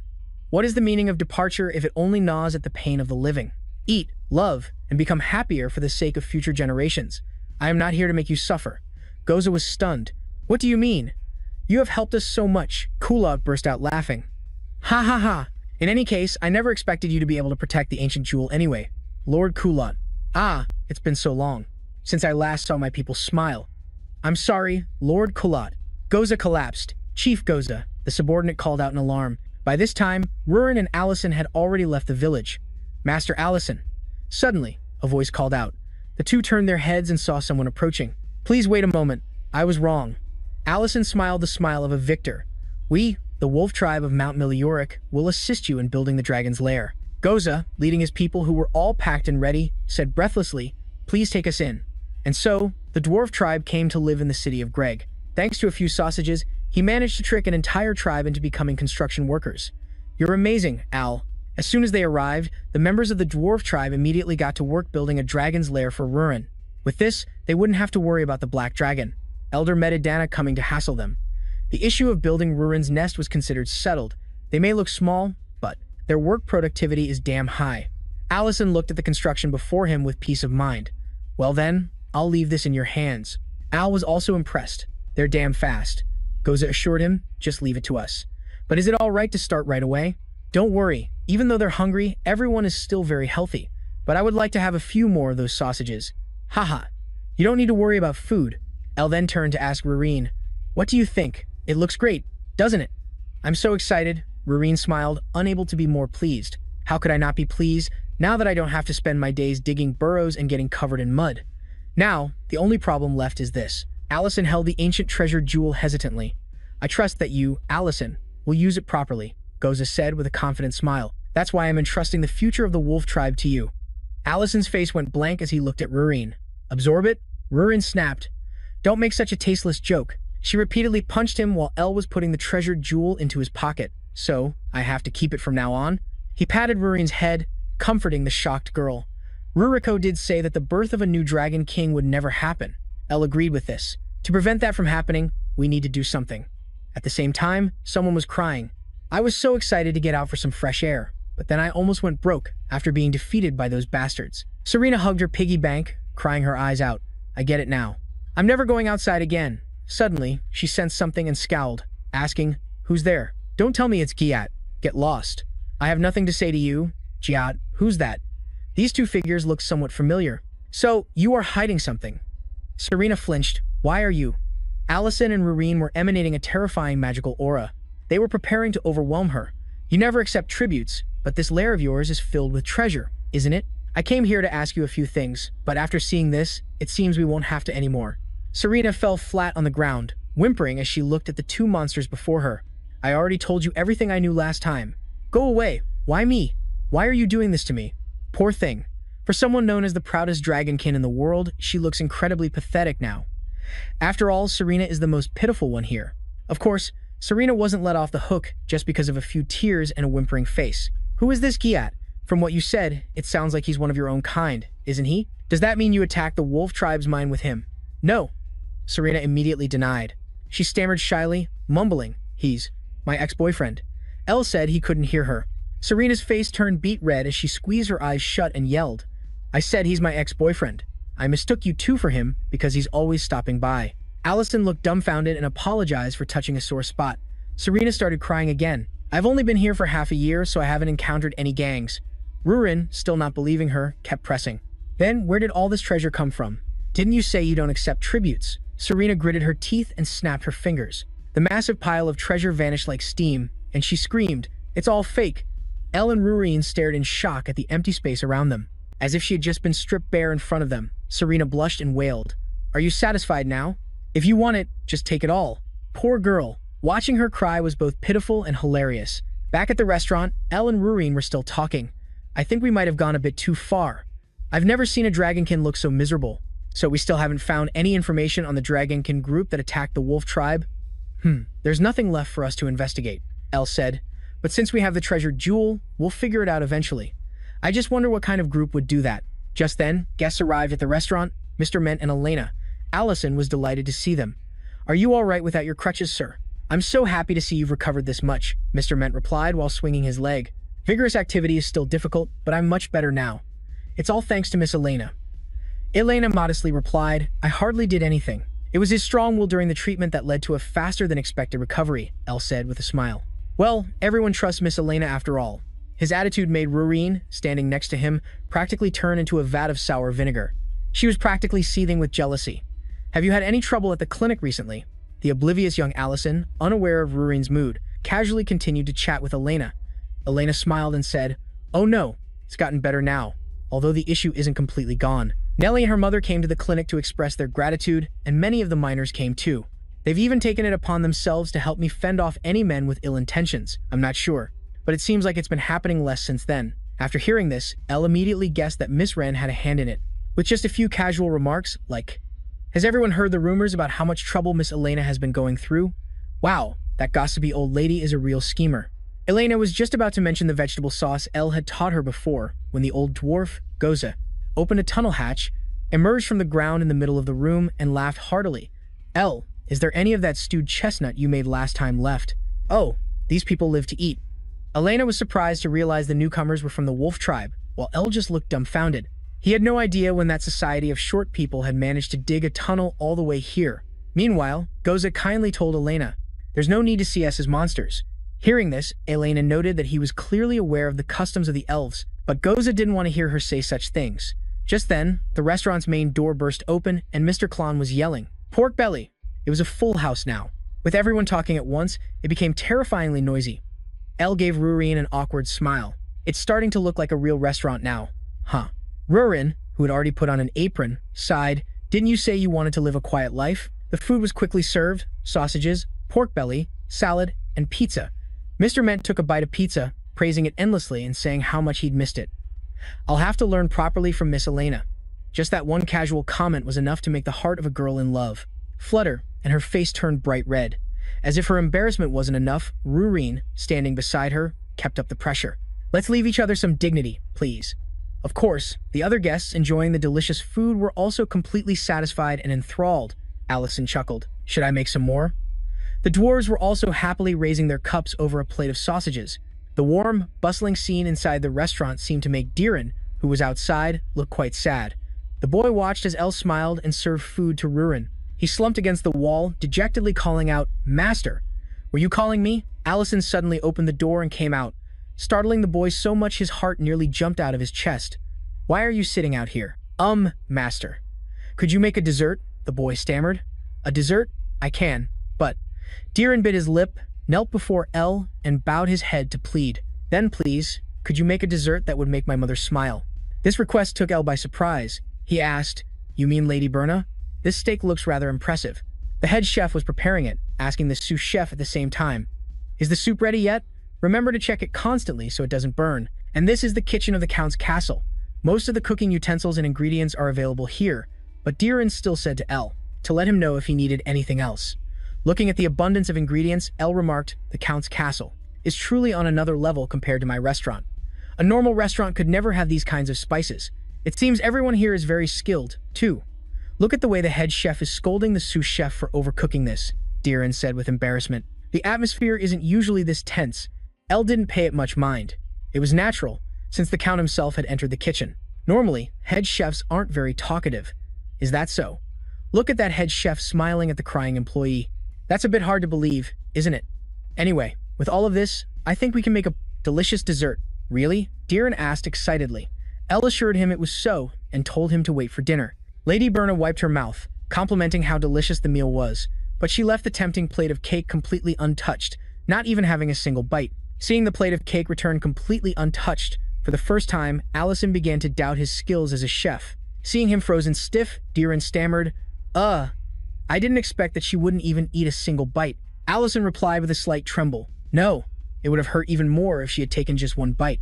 I understand now. After composing himself, Allison turned to Diran and asked, You still keep your distance from the Count, don't you? Since when has the lady? Berna stopped eating dessert. Diran lowered his head sadly. It wasn't always like this. She used to love desserts, but dessert is the key to opening my mother's tightly shut heart. As you mentioned before, Lady Berna is a strict person. For many years after she left the city of Greg, the father and son never saw her smile again, and Count Greg was very anxious about it. At that time, the Lord of Greg City, Count Leon Greg, was still in good health. During a meal, Leon and Berna had a brief discussion about Diran's upbringing. It seems Diran follows you around quite a bit, doesn't he? But you don't have to be so strict with the boy. He's still young, isn't he? I'm teaching the boy to behave like a nobleman. Diran, be a good boy and eat. Don't get involved in your parents' conversation. Lidden smiled gently. Behave? So you don't smile because of those rules of etiquette? This question startled Berna. I've noticed for a while now, it seems you're bound by responsibility. The things you like, the things you want to do. I haven't seen any of that for the past 4 years. Can't you be more relaxed? This place is our home now. Leiden, seeing Berna's empty plate, exclaimed, You've already finished your dessert. Berna was also startled to see only a few crumbs left on her plate. Count Lidden grinned with delight. Ha ha, I get it. You like desserts, don't you? Berna blushed with embarrassment and was about to deny it, but Lidden was still incredibly excited. We couldn't have desserts while we were restoring the territory, but now I know what you like. We are still in a time of war, so it's hard to get sugar, but I promise there will always be dessert on the table. Little Diran, hearing his father say this, also cheered up, and that's how he learned that his mother liked desserts. From that day on, Count Lidden brought desserts continuously. It started with a tempting 2-layer cream cake and the radiant faces of the father and son. Count Lidden then presented a menu full of desserts, which left Diran stunned. Dessert after dessert, it was a matter of course. Leiden enthusiastically exclaimed, Father, please calm down. The dessert, the result of this craze. For desserts was that after finishing the menu, the two of them, father and son, turned pale from being so overwhelmed. Despite that, Lidden insisted on keeping the menu, at a crucial moment that would decide whether the whole family would get diabetes or not. Lady Berna couldn't hold it in anymore and burst out laughing. Ha ha ha, you can stop now. Upon seeing her smile, the Count and his son were overjoyed. The Countess's smile was truly beautiful. No wonder the Count was determined to stick with the all-sweet menu despite the risk of diabetes. Ahem, did anyone notice that the father and son in this house are total simps? One day, as Diran was walking down the hallway, he heard shouting, I can't believe you still don't have an heir. The boy was startled, but then he cleverly stopped, pressed his ear to the door, and eavesdropped. His eavesdropping paid off as a booming voice, as if in a chaotic battle, continued to echo from inside. It seemed the person inside was absolutely furious. It's been 5 years. 5 years. And recently, you haven't even been responding to me. What do you think you're doing? Don't test my patience any longer. As the sentence ended, the person inside opened the door and came out. Diran couldn't react in time and got hit squarely by the door. He was an amateur eavesdropper, so getting caught was to be expected. The man, however, seemed too angry and stormed off without even checking to see what trouble he had just caused. Berna came out and was very surprised to see Diran sitting on the floor. Diran awkwardly asked his mother, Mom, what happened? Berna gently helped her son up and explained, It's nothing, dear. I think he was just upset because I didn't answer him. Him? Do you mean Count Desren, the head of House Desren? Berna smiled gently. Hey, you don't need to worry. After all, I still belong to the great family. Now, let's go eat. Berna cheerfully took her husband's son by the hand to eat. Diran was young and innocent, so he didn't pay much attention. Only now, thinking back, does it seem that things started to go wrong from that moment. Diran thought that his mother had changed a lot because of the desserts. For example, during meals. When he ate messily, getting food all over his mouth, Berna would still frown and remind him, Diran, mind your table manners. He knew that, although she was still strict, she was willing to smile now. The proof was that one moment she'd be scolding him, and the next she'd be smiling. She would gently hold up a handkerchief and say, Use this to wipe your mouth. Diran was very happy whenever Berna did that. He and his father would sit and enjoy it, clapping enthusiastically. Only then did they feel like a real family. But that time was very short.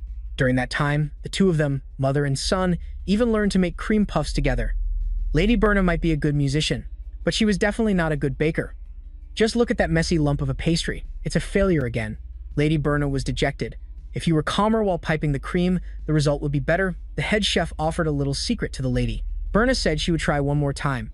The chef told her to just forget it to save herself the trouble, but Berna was determined to do it because she wanted to make a dessert herself. Just then, Diren, who was beside her, excitedly shouted, "Mom, I did it!" Diren held up a perfect cream puff, which made Berna startle and pout. The little boy comforted her. "It's okay, Mom. Didn't you say that effort always pays off, right?" "Yes. I never thought my own words would now be used to teach myself." Berna felt a pang in her heart. Then, she turned and snapped at a household servant. "Who's there? Who dares to wander around the castle like that?" The butler with glasses saw Berna and rushed over flustered. "My lady and young master, there you two are. You two must hurry. The lord has lost consciousness." The cream puff, its filling oozing out, dropped to the floor. The cause is unknown. That was the doctor's diagnosis of Lord Liddon's current condition, but there were no signs of poisoning, and the symptoms were very rare, making it difficult to diagnose. He wasn't responding and wouldn't even take regular meals. Diren cried, calling for his father to wake up, but Liddon couldn't answer the boy now. It was as if his soul had been taken away. At that moment, little Diren turned to look at his mother in panic. He still clearly remembered Berna's expression that day.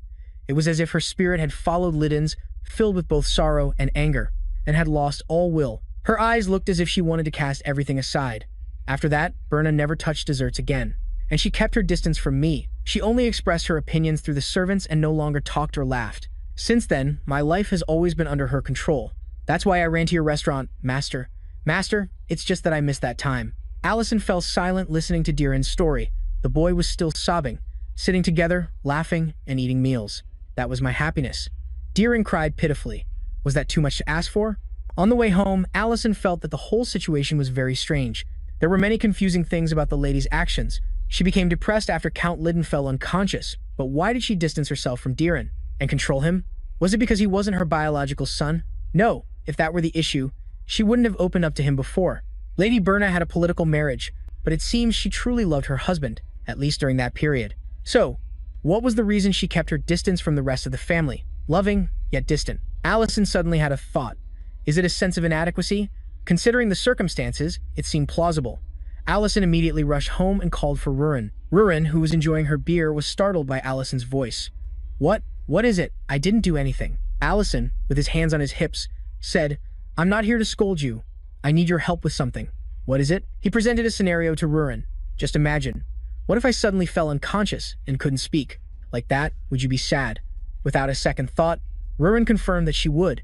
Hearing this, he told Ruren to hurry and follow him. Ruren got annoyed and said he had left out too many details, so Allison added, "And although you like desserts, you stop eating them.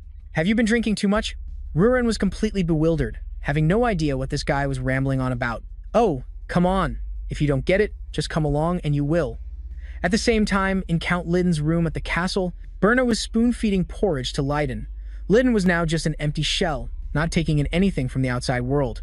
As a result, the porridge she fed him just dribbled out. Berna had no reaction, like a robot. She just wiped the spilled porridge from her husband.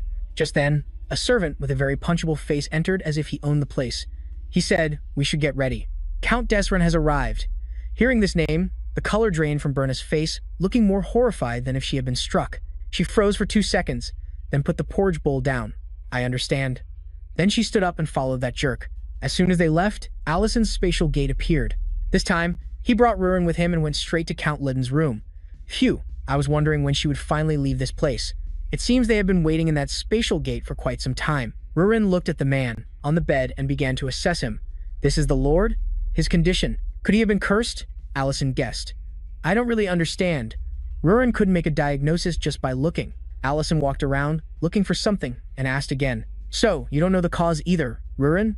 Ruren said it had been a long time since she had encountered a case like this, so I'm at a loss. But she also wondered, what made you come here? I thought there might be a clue here. But I can't understand Lady Berna's true purpose, Elle said while rummaging through the drawer. And just as he turned around, he caught Count Liddon staring off to one side as if in the final stages of overthinking. So Elle felt that something wasn't quite right. It wasn't just his empty eyes. It was as if he was looking at something. Where though? Rurin didn't know either. Following Count Liden's gaze, it seemed to be the piano. It had to be. While Elle was still wondering why there was a piano here, Rurin cried out, "Elle, over here." She moved some white panels on the piano, searched, and pulled out a scroll, a secret document. At this point, why was the main detective just spacing out? Had Elle been cursed like Lydon? "Hurry up and open it," Rurin urged. "All right, but calm down." The two of them silently examined the contents inside. Elle and Rurin were utterly astonished and shocked. So this was the secret. These documents indicated that Lady Berna had embezzled taxes from the city of Greg. Furthermore, it detailed exactly how much she had embezzled from almost every source. A shocking truth, but it didn't stop there. The person who compiled the document was. Elle folded the scroll. "Rurin, could you go to the imperial capital for a bit?" Rurin was surprised. "Right now? Take one person with you, in another room." "Father, you called for me?" Bona, with an emotionless face, greeted her father, Walter Desrin, who shouldn't have been there. Count Desran stopped looking at the view outside the window, turned, and gave a vile smile. "Come in, Bona. Hello? Whose house is this that he's acting like he owns the place? Who knows what devilish tricks this old geezer with one foot in the grave has up his sleeve in his daughter's husband's house?" Sitting alone in his room, Diren heard a knock on the door and wondered who could be visiting at midnight. At this ungodly hour? Hamburger delivery. Allison pushed the door open with a bright smile. Diren was startled to see him. "Master, why are you here? Weren't you at the restaurant?" Allison handed him the scroll he and Rurin had just found. "Read this." "What is this?" Diren was bewildered. After unrolling it and reading the contents, his face gradually turned pale. "What? My mother transferred taxes from Greg City to Desran City?" He was so shocked that he raised his voice. Elle had to remind him, "Shh, Count Desran is here." Diren quickly covered his mouth. Then, his spirits completely sank, his face as pale as a ghost, and he couldn't help but tremble. "So everything my mother did was for this? Who could have gathered this information?" "There's a name at the end." Elle also fell silent as he reminded him. Diren looked down at the end in surprise. The name on it surprised him even more. Diren dropped the scroll to the ground. Elle said gravely, "No one could have gathered this kind of information. It's a confession written by Lady Berna herself." The last lines of the scroll read, "With this, I, Berna Gregg, admit to all of the tax embezzlement mentioned above." Diren trembled, unable to understand. Why would Mother confess? Allison used a magic spell that could only be used in a few special situations. He said to Diren, "We have to investigate. As you know, Count Desran is here, right?" "Elsewhere, in a cold father-daughter reunion." "Why are you here, father?" Berna asked coldly. Desran replied nonchalantly, "Do I need permission to see my own daughter?" Berna maintained her cold demeanor. "Since when were we so close?" Desran stroked his mustache and remarked, "You're so cold. I've heard some interesting news recently." The expression on the old man's face suddenly turned frightening. The Crown Prince and Duke Temeran have arrived in Greg City, and Diren was the one who welcomed them. And the boy behaved very well. "That little rascal, isn't he a bit different from what you told me?" Berna immediately denied it. "I don't know anything." Desran tapped his head, acting like a senile old man. "Huh. Father thought the boy was useless. Has he regained his confidence? Ha ha. What should I do? Should I turn him into a second Lydon?" This sentence made Berna freeze in utter horror. She trembled and asked, "What are you talking about?" The old man threw his head back and cackled like a madman. "Ah ha ha. You don't know? Well, it seems I did it without telling you, didn't I? But it's not that hard to understand. I was the one who poisoned Lydon." Desran's smile made him look exactly like a monster, and I planned to do the same to Diren. At this moment, Berna couldn't hold back her fury. "You bastard! I won't let you touch Diren, my dear daughter. I wasn't asking for your opinion." As soon as he finished speaking, the man who had summoned her appeared behind Berna. In his hands was a rope. Anyone could guess what happened next. While all this was happening over there, back here, Diren and Allison heard everything. Desran was telling his henchmen to be careful. They couldn't let Lady Berna get hurt. Allison grimaced upon learning that Count Desran had poisoned Lydon. The reason for Lady Berna's confession was now clear. Meanwhile, Count Desran was still proceeding with his plan. "Lock her in the basement so no one can find her." Diren was furious. He slammed the table and demanded to summon the Lord's castle guards immediately, but he was bound by Elle's magic. He screamed, "Master, what are you doing?" Elle, with a cold expression, told him, "Observe the situation. Count Desran's spies have infiltrated deep enough to poison the Lord's meal and have even kidnapped the lady. Can we trust the soldiers in the castle?" Just as he said, the butler wearing a monocle was also being blocked by the soldiers. Allison held Lady Berna's confession and said to Diren, "Of course, we could capture them with my help, but the chances of Count Desran carrying the poison are very low. Even if we catch him, we won't have any proof. We can only charge him with kidnapping, not with poisoning the Lord. Or do you plan to use this document as evidence?" By doing that, we would end up imprisoning the Count along with Lady Berna. Diren felt helpless. Then what should I do, Allison? Allison suggested a plan. We must create a situation with irrefutable evidence carried out by a person of high status. As he finished, Rurin dragged that very high-status person here by the collar. Who else but poor Madrin, who had been minding his own business in the middle of the night, only to be tied up and brought here. Is this the one? What the heck? Diren was stunned. I have an idea, Allison said with a smile to a bewildered Diren. Can you act a little? The long night passed, and a new day dawned. At Count Greg's castle, Berna's hood was removed. She was tied up and gagged. Count Desrin, putting on the air of a concerned father, came to ask, Are you all right, my daughter? It's already bright outside, but it's still dark in here. There's a place we must go. Follow me for a moment. Berna still hadn't recovered from the shock her father had caused the previous night. The moment her gag was removed, she screamed. Why? Embezzling taxes from Greg's city and constantly reprimanding Diren's every action. Father, you already got everything you wanted, so why did you have to touch Diren? The old man laughed as if he'd just heard a funny joke. Ha ha ha, I told you, I can't stand his behavior. Oh, by the way, I originally planned to poison Diren first. After securing an heir, I was going to take over all of Greg's city. Was it because the Count changed, or because you weren't charming enough? Skug. The old man spoke as he walked, leading Berna up from the basement. Suddenly, Desrin turned around, grabbed Berna's hair, and yanked it hard. But this is my judgment. You knew I was the one who poisoned him, didn't you? Speak up. Getting that ugly face so close is terrifying. Look at Desran. He ruthlessly threw Berna to the ground like a piece of trash. You need to learn how to act. If I say I poisoned him, you should at least pretend to be surprised. Berna, ignoring her bleeding forehead, pleaded in agony. Please, please, I'm begging you. Father, please spare Diren. Desrin's eyes crinkled with laughter. It was as if the more his daughter trembled, the more delighted the old man became. Humph. Even if you say that, I've already poisoned his breakfast. Desran excitedly opened a door, showing Berna the result of his actions, decided upon just last night. It's better if you witness it yourself. At that moment, Diren wore an expression identical to Count Liden's. Desrin sneered when he saw Berna's stunned face. But don't worry too much, because you'll never know what I'm capable of. Ha. Berna shed tears. You're a monster. Sharing the same blood as you is disgusting. Ah! Berna broke down, sobbing, continuously screaming and calling Diren's name. Desran remarked, watching this scene is so heartbreaking. But his face was beaming with a wide smile. Just then, a soldier next to the old man pulled out a scroll. My lord, what is this? Desran was quite surprised to see it. This was found in Count Liden Greg's room. The lady gathered evidence of the tax embezzlement in the city. Greg, under your orders, Count Desrin. Count Desrin. Shocked after reading the contents of this scroll, Bana looked at it as if all hope was lost. No, this is impossible. Bona wanted to rush forward and snatch back the scroll, but was stopped by that soldier. Count Desrin laughed like a madman. Ha. Is this what you were relying on, my dear girl? Ha.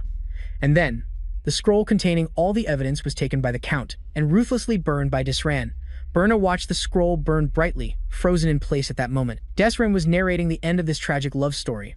After her husband was poisoned, the only thing she had left was her son. And when her son also became like her husband, she drew a dagger in utter desperation. So she ended the lives of her husband, her child, and herself. A perfect story, old Jun. Desran marveled at his own genius for fabricating stories. Meanwhile, the soldier who had been holding Berna tightly whispered in her ear. It's all right. Desrin wanted to finish off Diren quickly. The old man wanted to send him to the afterlife with a word of praise. You did very well too, Diren. The soldier also removed his steel helmet, revealing a devastatingly handsome face. He flashed a killer smile. A perfect story? I don't think so. Allison had used magic to block Count Desrin's stab, incinerating his weapon. Desrin clutched his sprained wrist from the backlash. He couldn't understand what kind of attack had just hit him. At that moment, Madrin burst in. Count Desrin, I accuse you of plotting the murder of the Greg family. Mamadrin, the captain of the mage squad. The old man's face turned pale upon seeing her. Diren immediately dropped his act, terrified, as the final judgment was delivered. It's over, Count Desrin. Lady Berna, seeing her beloved son was unharmed, trembled uncontrollably, unable to contain her emotions. Tears once again flowed like a broken dam. It was as if she couldn't quite believe what she was seeing. Lady Berna didn't even notice that she was still tied up. Trembling, she bowed her head and thanked Allison profusely. Thank you. I truly thank you so much. Diren's face looked like he was about to murder someone. Old Desran still couldn't understand how his brilliant calculations had led to such a disastrous failure, but the most incomprehensible thing was that Diren was still sitting there, completely unharmed. Madrin frowned and told the old man not to bother resisting anymore. Just be quiet and follow the orders from the Empire. Desrin gritted his teeth. This old man might be old, but his mind was still sharp, and he thought on his feet. Kneeling on the ground, he said with a straight face, "What are you talking about? This dagger was just for self-defense. I accidentally dropped it. I swear I had no intention of harming Diren." Madrin cut him off coldly. "And no intention of murdering the Greg father and son, I suppose? But isn't Count Leiden Greg ill?" "I knew you would say that." With a wave of her hand, Madrin had a steak sandwich brought out. "I brought the breakfast that was given to Diren earlier. Eat it and prove your innocence." Desran was stunned. How could he dare eat what he himself had created? He tremblingly reached for the sandwich, crushed it in his hand, and threw it away. This time, he had completely revealed his true nature. "So what?" The old man knocked over the entire plate of food. "Do you think I'm the only culprit? Berna has been embezzling taxes from the city of Greg for years. If we're talking about crimes, then throw that wench in prison first." Lady Berna could do nothing but weep. She couldn't believe that the psychologically twisted man before her was her own father. "I don't know what you're talking about." Diren picked up the scroll that detailed all the evidence, which Desran had burned just a few minutes ago, and asked, "Where is your evidence?" Desran was cornered by his own actions again. He cursed Diren. "You shameless bastard. You've been watching from the very beginning, haven't you?" Desran puffed out his chest as the group of soldiers saw this and in unison shouted their slogan, "By the Count's command." "They are loyal, but let's see how long they can last against Madrin's magic." "Ha!" She angrily summoned earth and stone, preparing to bury these fools along with Count Desrin. There are always things in this world that one should not touch. Even if you are the captain of a Duke's Knights, or even the king of this empire, everyone is the same. And yet, a mere nobleman like you dares to act so recklessly? Below in the courtyard, a cape fluttered, and a familiar voice was heard. It was none other than Darian, the captain of the Genesis Knights. "Knights, hear my command. Quickly eliminate the pest that has infiltrated the city of Gregory." The knights advanced into the castle like zombies, as if it were deserted. Inside, old Desran burst out laughing, as if he had gone completely mad. He was bound tightly by Madrin's magic, yet he still acted dangerously, screaming and asking how they dared to do this. The disloyal soldiers in the castle had all been subdued. The treacherous servants were also tied up, crying that they were only following Count Desran's orders. Allison watched this scene through the window and smiled, relieved that everything seemed to be settled. He turned back to untie the lady. Allison smiled and said, "I should be leaving now." "I'm glad that you are safe, my lady." "Wait a moment, who are you?" Berna asked. As Lady Berna was still wondering about Allison's true identity, she heard someone call out, "Mother," in a choked voice. It was Diren. He approached her with a worried expression. "Mother, are you all right? You're injured here." Berna bowed her head and sobbed. "Don't worry about me. I'm so glad that you're safe." Diren knelt down in front of his mother. He didn't seem very happy that it was all over. "Why won't you look me in the eye, Mother?" "Because I am a criminal. It's because of me that Count Greg became like this. Not to mention embezzling taxes from the city of Greg, I've also been living brazenly in this castle, after knowing that Count Desran was the culprit, and I even put you in danger. I only feel guilty for still being alive." Lady Berna confessed all her sins. "So please, son, don't forgive me." For a moment, Diren didn't know what to say, hearing these words firsthand. "Mother, you've always had to live under the burden of guilt. Why would you use the word forgive? It's all Count Desran's fault, not yours." As expected of a member of that soft-hearted family, Diren inherited all the emotional weakness of his parents, but one had to admit, the boy was truly understanding. Seeing his mother acting weaker than usual, he couldn't help but get angry. "Why did you leave this file without saying a single word?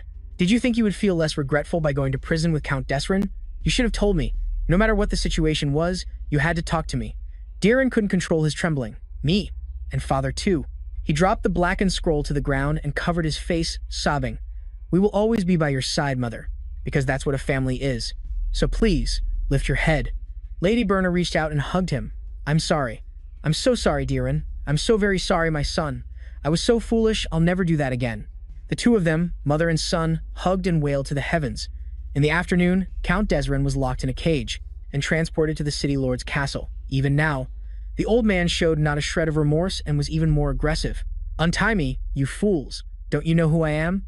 The two soldiers in charge of the transport acted as if they were deaf. They asked each other if the belongings in the city lord's castle had been moved out yet. Of course, everything has been moved out, not a single thing left. "You've made a huge mistake. Do you think I don't have connections in the Empire?" The old man gritted his teeth and threatened. "When I get released, I will finish the two of you first.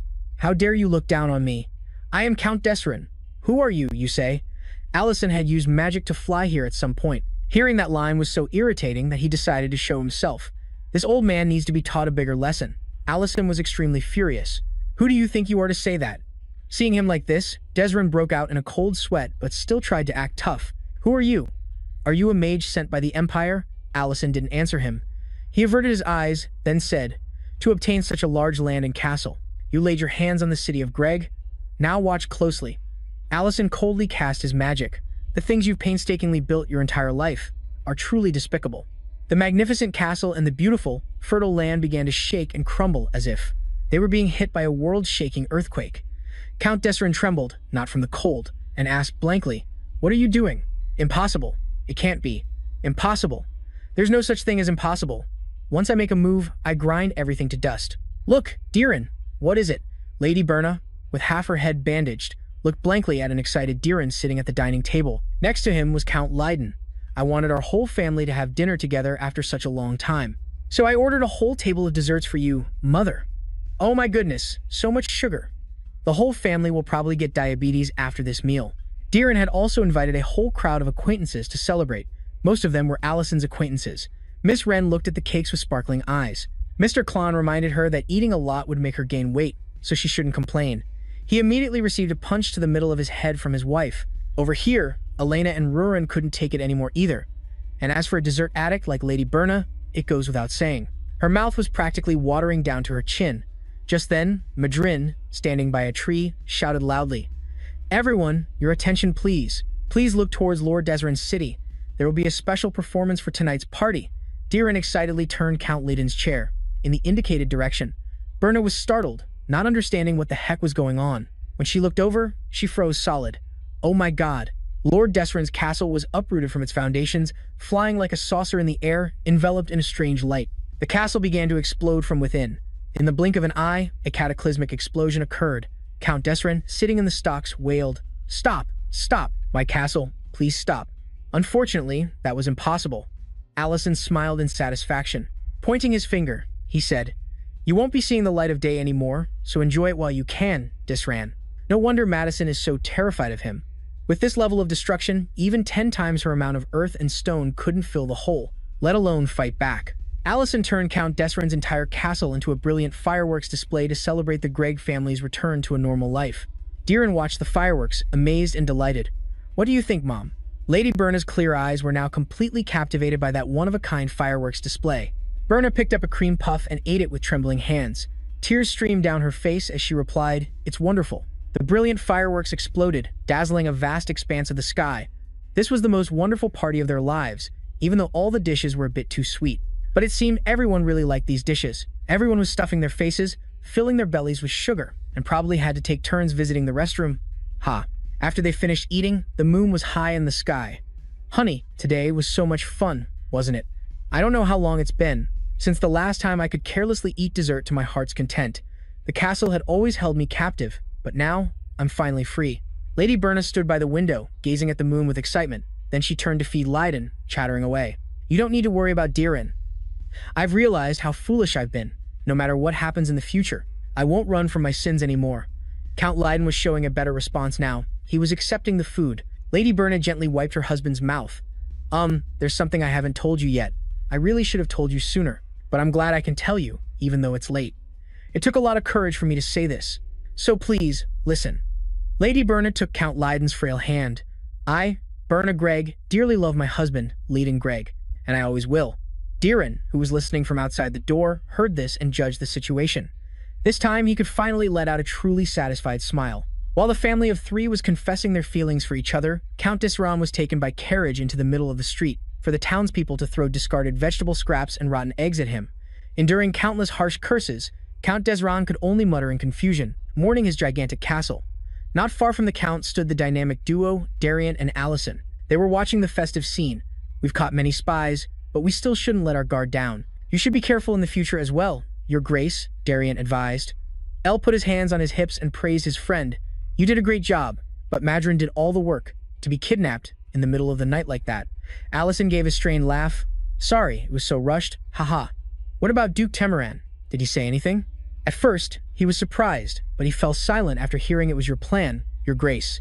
He'd probably want to come here himself if he saw that thing down there. Darian turned back to look at the crater, the deathly crater behind the two of them, and couldn't help but marvel. No matter how you look at it, he's so powerful. He's always been this strong, but he's not one to show off. That's how you live a long life, my friend, Allison said to Darian with a triumphant smile. That was a spectacular performance I created. The city of Greg is about to see some beautiful days. But reality proved that while Allison might be a great mage, he was certainly not an outstanding prophet, because the next day, it poured rain as lightning struck the ground. El stood there, looking dumbfounded at the sky, thinking about the beautiful and happy days he had just mentioned. Rurin, beside him, yelled angrily, I just hung out the laundry. A truly universal struggle. Meanwhile, Mr. Ment and Miss Minton were struggling to hold up the fence, and despite her best efforts, Minton couldn't withstand the horrific wind and was knocked over by a falling fence post, knocking the wind out of her. Mr. Ment cried out in alarm, but it was too late. By the time they got her into the restaurant, they were tracking in a large puddle of water. I told you not to go out to the farm in weather like this. So for today, I forbid anyone from working outside anymore. Allison felt 3 parts helpless and 7 parts paternal towards these workaholics. He handed them towels to dry off, trying his best to talk some sense into them. But Mr. Ment and Miss Minton still seemed more upset about the fence, and Rurine was still pining for her laundry. Allison suggested that instead of battling the harsh weather outside, they should just help him serve the customers. The restaurant seemed quite lively today. Allison worriedly put a towel on Rurine's head to dry her hair. You should dry yourself first, or you'll catch a cold. Mr. Ment and Miss Minton stared, rooted to the spot, as they watched the affectionate interaction between the 2 young people, being more intimate than was proper. And yet, Elle was casually drying Rurine's hair, the 2 of them flirting in broad daylight, without a hint of shyness. Just then, a customer who had braved the rain entered the restaurant. What a peaceful scene. The person's remark immediately caught Elle's attention. He looked up to see it was Benin, who was taking off his cloak and ordering something warm for the rainy day. Chilling out. Not long after, Elle brought out a bowl of noodles, introducing it as, this is Palenque meat noodle soup, which is basically chicken noodle soup. Benin was surprised and excited. Oh, didn't you say you stopped selling Palenque meat? A lot of customers have been going to the Preston Butcher shop, so I've started using Palenque meat to cook again. More importantly, how's your orchard? Is it holding up? Ho ho, you've asked about it before. You tried to buy my orchard land, didn't you? Wouldn't it be better for you if I gave up my orchard? Elle burst out laughing. What are you talking about? The price you offered was several times higher than the market price. I'd be very disappointed if the orchard had to close down because of bad weather like this. Benin laughed, conceding. How could he possibly win an argument against Elle's sharp tongue? It seems the rain isn't going to let up. I've already done everything I can. There's not much more I can do by just standing in the orchard. Benin took a bite of the noodles and exclaimed in blissful satisfaction, this is truly delicious. It was worth coming here in the rain. Rurin suddenly ran over with a towel, whining, Hey, why aren't you drying my hair anymore? Just a moment, we have a customer, Elle coaxed, but the girl kept pouting and making a fuss. Benin stared at the scene for a moment, then called out to Elle, while pouring himself a glass of wine. Have you ever, in your life, made a decision that you came to regret? Elle was momentarily taken aback and asked, I'm sorry? Benin tilted his head back, took a drink, and continued. A decision you would take back if you could travel back in time? A decision that you always think about. Every time you close your eyes, one that leaves you heartbroken. I suppose you haven't experienced that yet, have you? I see you get along so well with your wife, so you probably haven't. Elle's face contorted as he replied, Wife? Rurin and I are not in that kind of relationship. But Benin didn't seem to hear him, though I live a lonely life now. There was once someone I loved with all my heart. He innocently continued with his life story. I fell in love with her when I was 10 years old, and it has now been over 35 years. You could say she was my childhood sweetheart. No one else could ever make my heart flutter except for her. Mayan. No matter how much time passes, I can never forget that name. Elle was surprised. Mayan, that's the person you've loved for 35 years? Why didn't you ever confess your feelings to her? Benin gave a bitter smile. That's exactly what I'm talking about. A regrettable decision. I was young and immature back then. I just assumed that she and I would end up together, because we had shared so many happy moments. That's what I thought at the time, Benin said, reminiscing. Until she grew older and started talking about marriage, that's when I finally woke up. But it was right before. Mayan decided to move to a neighboring village to get married.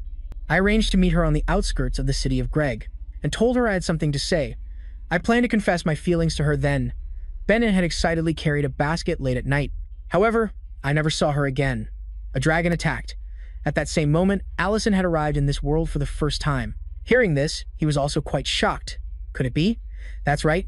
It was 15 years ago, right when the war with the Dragon Clan began, and I ran for my life. After that night, I found out she was safe, but I no longer had the courage to look for her, because I'm a coward who couldn't even keep his promise. For the past 15 years, I heard no news of her at all. And just recently, she returned to the city of Greg. Bennett looked at Elle with sad eyes, as if searching for sympathy. Do you understand the situation I'm in? I am tormented by regret every single day. I can't forget or fix what happened. I've thought of her every single moment we've been apart, but I'm afraid to go outside in case I run into her. So please take care of your wife with all your heart. Man, I was getting emotional, and this cold just had to ruin the mood. Just then, Rurin sneezed and coughed dramatically, whining that she had a cold and felt so weak. Your wife is about to kick the bucket, and you're not even going to come and take care of her. At that moment, Bennett had already put on his raincoat and was preparing to leave. Before he left, he was still enthusiastically sharing his experience. That way, even if you have to leave tomorrow, you won't have any regrets. Elle tried to explain that Rurin wasn't his wife, but the man wasn't listening anymore. That night, Rurin slept soundly while Elle was wide awake. He looked at her and wondered, what are 15 long years of a human's longing compared to 155 years for a dragonkin? Then he felt something was off. This wasn't really his business, was it? Remembering what Bennett said about that girl recently arriving in the city of Greg, he knew he had to ask around tomorrow. Mian? Ren seemed surprised to hear the name. Then, she smiled brightly. Of course, I know her. She just opened a tailor shop nearby. We even became friends. It seems I came to the right person to ask. But why are you asking about her? It seems like she's had a lot on her mind lately. What? On her mind? The last time, she asked me something with a very sad expression on her face. Ren was trying to remember. Mian had asked if she had ever made a decision in her life that she came to regret. Damn, how can the phrasing be exactly the same, word for word? That's the same thing Mr. Bennett asked me. Ren was surprised. Bennett? Isn't that the guy who manages the orchard? Allison saw that the young woman seemed to know a lot, so he asked her to tell him what Mian had talked about, so he'd know how to handle things for Mr. Bennett. Have you always lived here? Mian asked Ren. Ren said she moved here because of the war and settled down with her husband. Mian said she had left the city of Greg 15 years ago and had only recently returned, so Ren seemed a bit unfamiliar to her. 15 years? Why did you leave? Ren was surprised. There was someone I once loved. No, I still love him, but I can't see him anymore. 15 years ago, he wanted to see me one last time, but I couldn't make it. I ran away from that place, but he had bought flowers and came to our meeting spot. I ran away from there like a coward. Even retelling the story from 15 years ago, Mian was still trembling with a heavy heart. Hearing this story, Allison was absolutely certain that the person Miss Mian was talking about was Mr. Bennett. What? Ren was so shocked she forgot to control her expression. Wait, so she also has regrets about Mr. Bennett? That's right. Both of them went to the meeting place, but they both fled from the dragon tribe's attack. Both of them thought they had run away and abandoned the other, leaving with regret for 15 long years. It's truly heartbreaking for them both. That's so unfair. Although the love story was a bit cliché, Ren seemed extremely moved. Mian said that she had lived alone ever since, and had also refused every confession her father forced her to accept, but she chose to live in solitude for so long just because of a misunderstanding. Don't worry, Miss Ren, Allison smiled. You can tell Miss Mian this for me. Elle brought a box to Bennett, who was harvesting apples at the time. Elle told Bennett, this is a pair of prescription glasses as a gift. Miss Mian said her eyesight has been a bit poor lately. If her eyes get tired when using them, she can bring them to my place, and I'll adjust them for her. A gift? For Mian? Elle gave him a meaningful smile. Tonight, Miss Mian will be waiting for you on the outskirts of Greg. You can give it to her then. Bennett froze, his eyes wide. You? Elle. What are you talking about? I can't see her. Didn't you say it was a regrettable decision? I believe everyone makes mistakes. No one wants to make mistakes, and no one can predict the future. But worrying about the same problem only creates another one. You know what to do. That evening, Bennett walked step by step down the old road, his feet feeling as heavy as lead. With every half step, he imagined countless scenarios. Will she be angry with me? If she calls me a coward, I'll just run away again. It's been 15 years. But what if she doesn't come? I miss her. I miss her so much. But good Lord, before you die of love sickness, my good man, you might just perish from terminal overthinking. Seeing the familiar silhouette of a woman under the tree, Bennett immediately burst into tears. It was all so pointless after all. He was still the same. Just then, Mian turned around. Mr. Bennett? Bennett was stunned. Is it really you, Mian? Bennett clutched the glasses case, scolding himself for being a fool who almost ran away again. That wasn't what he should do. Mian was also incredibly moved. I have something to tell you about that day. Bennett bit his lip, startled. His heart, which had been hanging in suspense, could finally be at ease. Bennett smiled in resignation. Me too. He thought that even if Mian yelled or blamed him, it would be okay.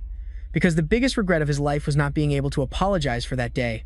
I'm sorry I didn't come to our meeting place 15 years ago. I'm sorry I didn't come to our meeting place 15 years ago. They both shouted in unison, their eyes squeezed shut. Tears were already welling up in the corners of their eyes. Then, they both froze solid. Bennett was so surprised he forgot to cry. Mian also stopped her tears, looking bewildered. What? You two? We both? Then they both burst out laughing. Ha ha! Oh my god, there are two crazy people here. Now the misunderstanding has been cleared up. Ren was overjoyed.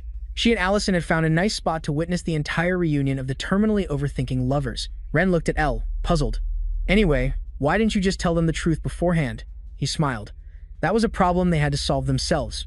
We couldn't just tell them. If we did, there wouldn't be a good show for us to watch. But don't you think it's unfair that they were lonely for so long just because of a small misunderstanding? But isn't it great that the misunderstanding has been resolved? That was what had tormented them for the past 15 years.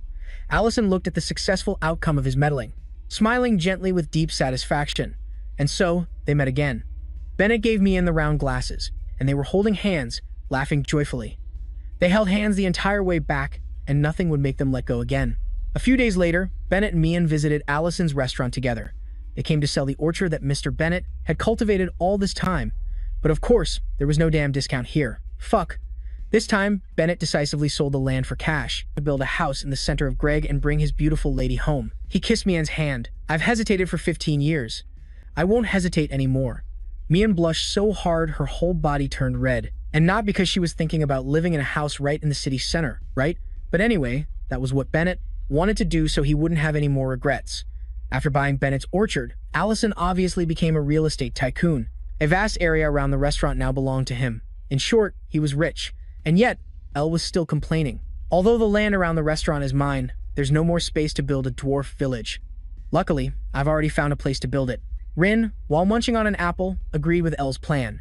The reason was that she didn't like the idea of the dwarf clan living in the dragon's lair. Above all, that place belonged to Rin and she didn't want to share it with anyone else. Except for one person, of course. Rin looked sad. Even though you'll be at the restaurant, the lair is still very spacious. Seeing her sad, Elle felt sad too. Remembering Bennett's advice, Elle blushed, cleared his throat, and called out to Rurin. Should I live in the dragon's lair after the construction is complete? At first, Rurin was stunned. Then, her eyes lit up like car headlights, and she grinned from ear to ear. Then she launched herself at Elle's neck like a spring. Really? Are you serious? Are you sure? Well, the more space, the better. Besides, you can totally build a tunnel leading to the restaurant, so transportation won't be an issue. This time, Rurin was the happiest one of all.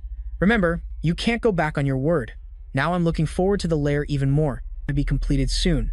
Golden leaves fell, autumn arrived. The dragon's lair was already 70% complete. It will be finished next year. Goza reported on the construction progress. Rurin was extremely satisfied, praising their good work. Just then, Elle brought out a sizzling steak and also praised their good work. Goza beamed, saying they hadn't even paid off their debt yet, but Elle had already found land for them to build their village. At another table, Min Ten spoke up. Hey, the number of Baroneric has increased a little. Really? Yeah. It looks like we'll have to upgrade the farm. And just like that, everyone started discussing the farm's expansion. Outside, the siblings Linte and Matt were standing quite far from the restaurant. Although they were far away, the sister with her sharp nose could still smell the delicious aroma. And of course, her brother smelled it too. Excuse me, my name is Linte. I heard you're hiring people for the farm. Can we apply? And I'm Matt. They held out a dirty and tattered piece of paper. Allison's eyes widened. Oh, we threw that paper away a long time ago. Where did you two find it? Linte stammered, blushing beet red. The two siblings froze on the spot. Allison laughed. But we were just about to make a new advertisement. To hire more people. Let's eat first, and then we'll talk, okay? The cooking class began. Io said he would prepare something hot because it was very cold outside. A piece of goka meat, also known as beef, was seared with butter. In another pan, he sautéed minced onions, garlic, and mushrooms. When they started to brown, he added tomato sauce. He added some spices and beer to the meat and cooked everything together. A fragrant aroma arose, making even Io exclaim, "There's no need for MSG anymore. This is natural MSG." He said that, but his hands still added some MSG anyway, because adding some wouldn't hurt. Oh, it will? The whole lot of them will go crazy after eating it now. And after cooking for a while, the guga stew was ready. Linte scooped up a piece and was astonished. That's meat. Io told the two siblings that he had made plenty, so they shouldn't worry and should eat until they were full. Linte and Matt joyfully agreed. The meat was tender, and the sauce was rich. They could feel the warmth flowing through their bodies with every bite. It was so warm, it made them blush with happiness. I feel like this is the most delicious food I've ever had in my life, that I've ever eaten, Linte said solemnly. Thank you so much. Io saw they looked hungry and told them to take their time and not feel shy. Besides, you said you wanted to work on the farm, right? Is there any particular reason you want to work here? Io took the opportunity to interview them right away. Linte, his face full of determination, replied, "Yes, we love animals very much, and, besides that, I don't know anything else, but my sister and I are very resilient. We don't easily give up." That's spirited, but it's a bit vague. Elle called for Elena to verify. He's telling the truth about their resilience. However, they are hiding an important truth. The two siblings' faces paled. Linty tightly gripped his bandaged wrist. Io smiled coldly. "I'm sorry, but could I see your wrist for a moment?" Linte gritted his teeth. The white bandage was removed from his hand. On the wrists of the two siblings were fresh red marks. Omen immediately recognized them as shackle marks. "Are you two criminals?" Io asked sharply. Matt stammered, wanting to explain, but Linte cut her off with a sharp yell. He lowered his head. "I'm sorry for hiding the truth, but please, believe me, we mean no harm. And I know we've asked too much of you." After saying that, Linte immediately stood up to leave. Matt wanted to stop him, but her brother had already stormed out of the restaurant. "What are you doing? They seem like good people, don't they? Shouldn't we at least clear up the misunderstanding?" Linte rebandaged the marks on his wrist and told Matt that no matter the reason, a criminal is still a criminal, and I don't want to talk about what happened. Matt looked sad, her eyes welling up with tears. Linte patted her head. "However, I don't regret what I did. Do you regret not finishing the food? Would it be embarrassing if I said yes?" But they couldn't have finished the meal in that atmosphere anyway. That evening, the villagers dispersed after finishing their dinner. Io was washing the dishes while Rurin stood nearby, striking up a conversation. "So, the interview for a new subordinate was a failure, huh?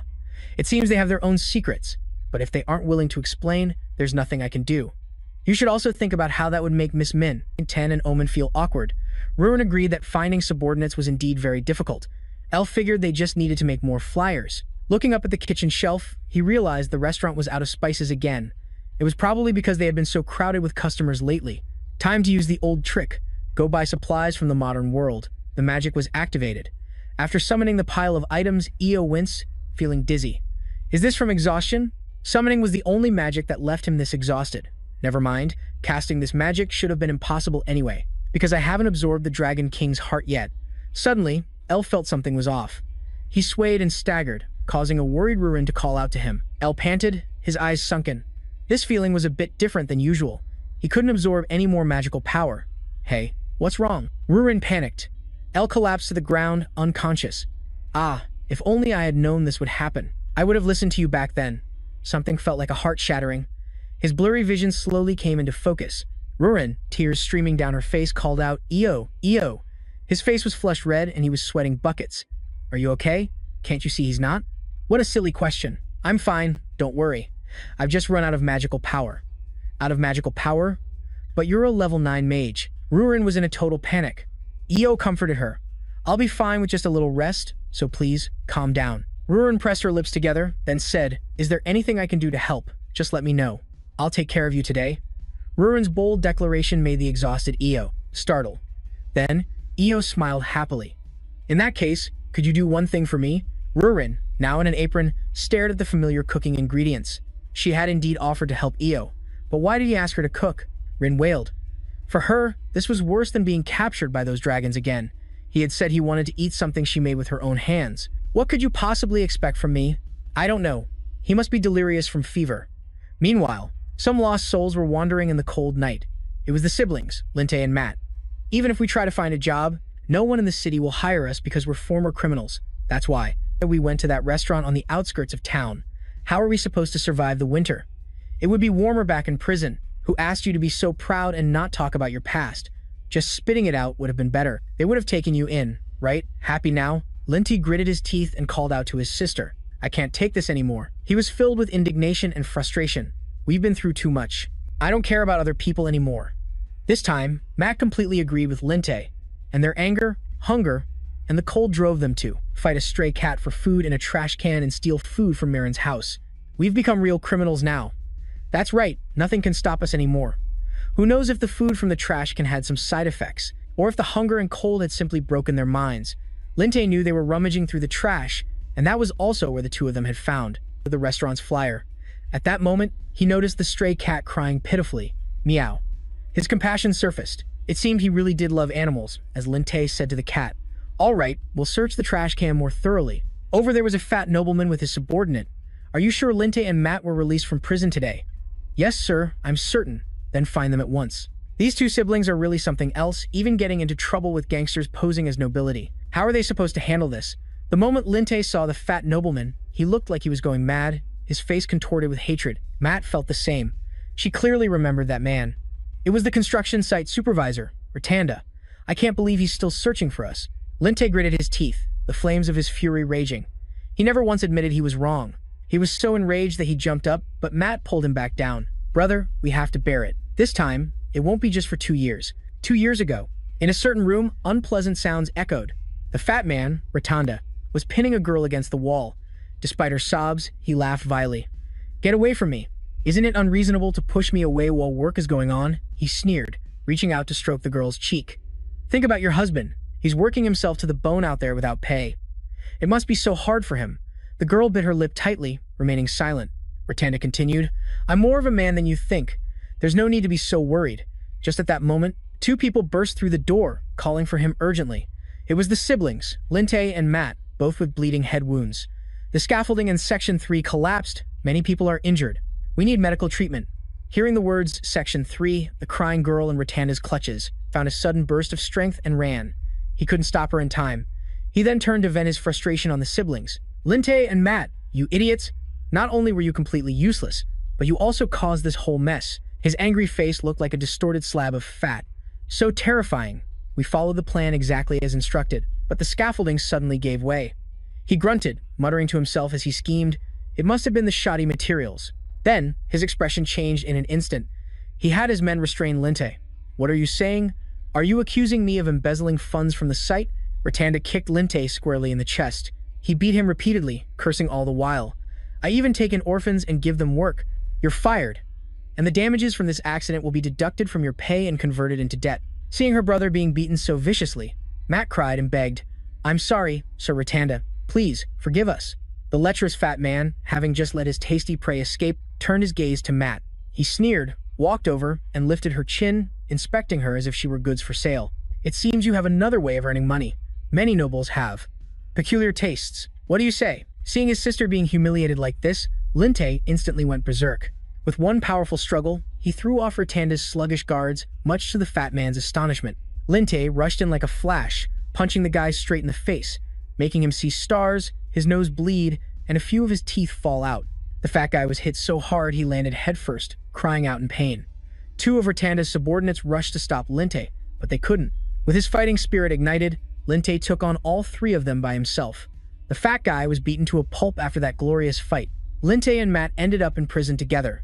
From then on, even in jail, he was always fighting with other inmates and getting injured. I don't want to see you like that anymore. Matt held her brother's hand, trembling. Linte thought about it and realized she was right. If he went to jail again, how could he ever get married? So he admitted he had been too rash and gave up on the idea of beating up that insolent pig. We should run before we get caught. Meanwhile, Ratanda was grinding his teeth, cursing, those scoundrels. Do they think spending 2 years in prison means it's all over? Bring them to me now. Just beat up any of those bastards you find for me. The man in the turban said awkwardly, Lord Ratanda. You know, Lord Desron has been transferred to the capital. Making a big scene wouldn't be good. Ratanda was furious. What did you just say? He swung his hand and slapped the man who had just spoken. Do you think I wouldn't dare do anything without someone backing me up? The turban-wearing subordinate was resentful after being hit, but only dared to glare at him silently. Ratanda continued nagging incessantly. Useless bunch, if I don't intervene. Just then, he saw someone's shadow flit past. It was none other than the Lady Elena. Hey there, lady. What are you doing out here at night? Ratanda sneered. Look at him. He immediately set his chubby body in motion, rushing towards Elena. Just ask the person who just passed by. Check if there's anyone else around here. At that moment, El was taking out the ancient jewel. He now understood why he couldn't accumulate mana. It was a side effect of absorbing this ancient jewel. El sat on the floor, absorbing the gem's energy, panting heavily. His whole body was drenched in sweat. He had to use all his strength to crawl back to bed. El hadn't intended to absorb it, but it seemed that using a large amount of mana for the summoning magic had triggered this side effect. Now, he could only wait. But once the absorption began, it would continue for a while, even if he were to stop it. El happily pulled up the covers and chuckled to himself. In any case, all he had to do was wait here, for Rurin to bring him a late-night meal. And Rurin had said she would do anything. El was certain he had been cooking for her for 1 year now. She must have grasped the basics by now.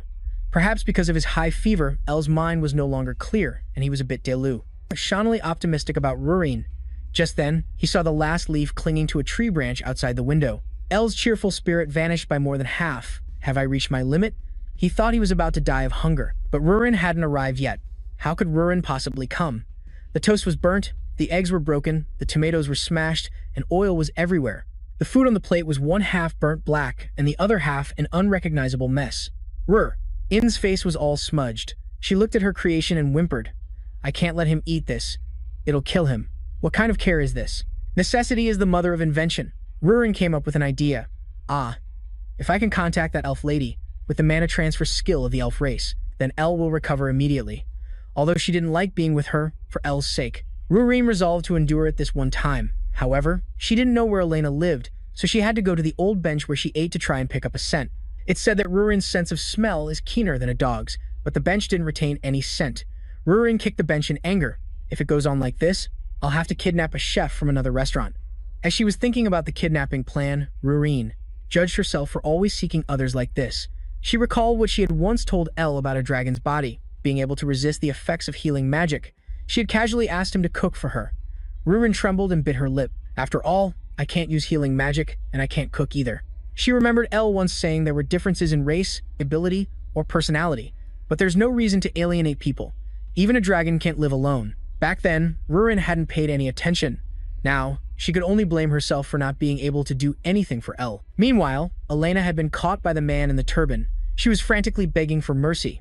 Ratanda was stroking his chin, looking her over and sizing her up. No matter what, elves are always so beautiful. I've been to the clinic a few times. Do you remember me? I'm looking for a couple of people. If you answer well, you can go. He patted Elena's shoulder, then licked his lips despicably. If you can't answer, hey. Honestly, I'm really looking forward to that. Linte and Matt. Do you know where those two siblings are? Hearing those two names, Elena froze. Aren't these the two who just came to El's tavern to apply for a job? The man in the turban thought. This pig-brained boss must have eaten so much his brain has gone soft. How could an elf living in the suburbs possibly know about two people who were just released from prison yesterday? It's obvious she wouldn't know, but the boss just keeps harassing her. It's so tiring. And yet, Elena said she knew, leaving the two men dumbfounded. The man in the turban swore he would never guess blindly again. Ratanda asked her how she knew. Elena silently recited an incantation and then shouted, But I won't tell you! A blinding light burst forth, dazzling the scoundrels. Elena seized that brief opportunity to escape. Ratanda ground his teeth, cursing Elena, You lowly creature, daring to run away. If I catch you, things won't be so simple. Know your place. Just as Elena turned her head, she saw the fat guy's hand was already very close. Holy crap, he's fat. So how is he so fast? Logically, he should be able to roll faster than he can run. Just at that critical moment, he really couldn't hold back any longer. It was Linte who acted again. This time, just like before, he aimed straight for that despicable fat guy's mug and punched. I'm sorry, Matt. Ratanda was sent flying by the punch, right to where his two henchmen were standing. I couldn't hold it in anymore. The blood from the mouth and nose of Ratanda was still on Linte's hand. It's okay. I'm glad you did it. This time, Matt wanted to go along with her brother. Thanks to that, we were able to live through the winter in peace. Why are you two here? Elena, trembling on the ground, still recognized the familiar faces. Matt looked back and told her to leave quickly. That pig is already after us anyway. Linte cracked his knuckles, grinding his teeth and cursing, this piece of trash. Is he really giving trouble to someone unrelated to us? I'll remind you of what happened 2 years ago. Ratanda was knocked flat on his back, but he still had enough strength to pull out a whistle and blow it, sounding an alarm. A very loud one. The damn fat guy got up, laughing. He. You talk about memories from 2 years ago? You think I came to catch you unprepared. You're all about to die. The newcomers made the siblings Linte and Matt curse out loud. The three thugs who had just appeared filled the scene with gangster vibes. Oh my, our client is in trouble. The one with the unbuttoned shirt leading the group was the gang boss of the city of Greg, Roman Hodder. Are they the ones you want us to handle? Meanwhile, a young girl was knocking on a door in the middle of the night. Lady Wren, who was in a warm bed with her husband, had to get up. Honey, I think someone's at the door. Mr. Klon, his eyes barely open, drowsily asked, Who would come to our house at this hour? Wren opened the door, yawning, and asked, Who is it? Seeing the pale-faced Rurin standing there, Wren was startled. I can smell it from here. This is the closest place. Can you tell me where the clinic is? The person who could treat patients was currently at a brawl scene. At that moment, Linte had just taken a full punch to the face. His lower jaw didn't look good at all. Linte was furious and wanted to fight back, but before he could do anything, Roman landed a gut punch on him. Linte grimaced and coughed. Seeing her brother getting beaten up so badly, Matt aggressively came at them with a club, but she alerted them before she could even strike. As a result, Roman caught the club with his bare hands as easily as catching a fly and even sighed. This isn't a joke. Roman snatched the weapon, grabbed Matt by the throat, and threw her to one of his underlings to hold. Meanwhile, Linte was already beaten and staggering. Seeing his little sister being bullied, he couldn't do anything because he couldn't even get up. Ratanda laughed with great satisfaction. Don't think of Roman as an ordinary person. He's a mercenary with a lot of combat experience. Roman cracked his neck and said, "Should we rough them up a bit more? Don't touch him. He's still useful. And don't lose track of that elf." Roman grimaced at the fat pig's taste, but since he had already been paid, he could only go along with it. Linte gritted his teeth and grabbed Roman's leg. Let the others go. But Roman got furious, spun his leg, and kicked Linte mercilessly in the stomach. Matt, seeing her brother beaten so miserably, was on the verge of tears. That Roman guy still wasn't satisfied. He wanted to break Linte's wrist next. Elena was scared to death, but still trembled as she begged, "Please have mercy on the two siblings. Lady, do you even understand the situation? These thugs are about to break someone's arm." One of Roman's men, seeing Elena talking nonsense, pulled out a knife as a reminder. "You'd better keep quiet." On the other side, Linte was being pummeled with countless punches. He was beaten to the point of questioning his own existence. Linte wondered, what did I do wrong? Should I have just walked by and pretended not to see? Should I have covered my ears and my eyes? Maybe I should run to another village as if nothing happened? No, if I were going to endure it, I would have done so 2 years ago. At this moment, Linte's arm was twisted behind her back by Roman.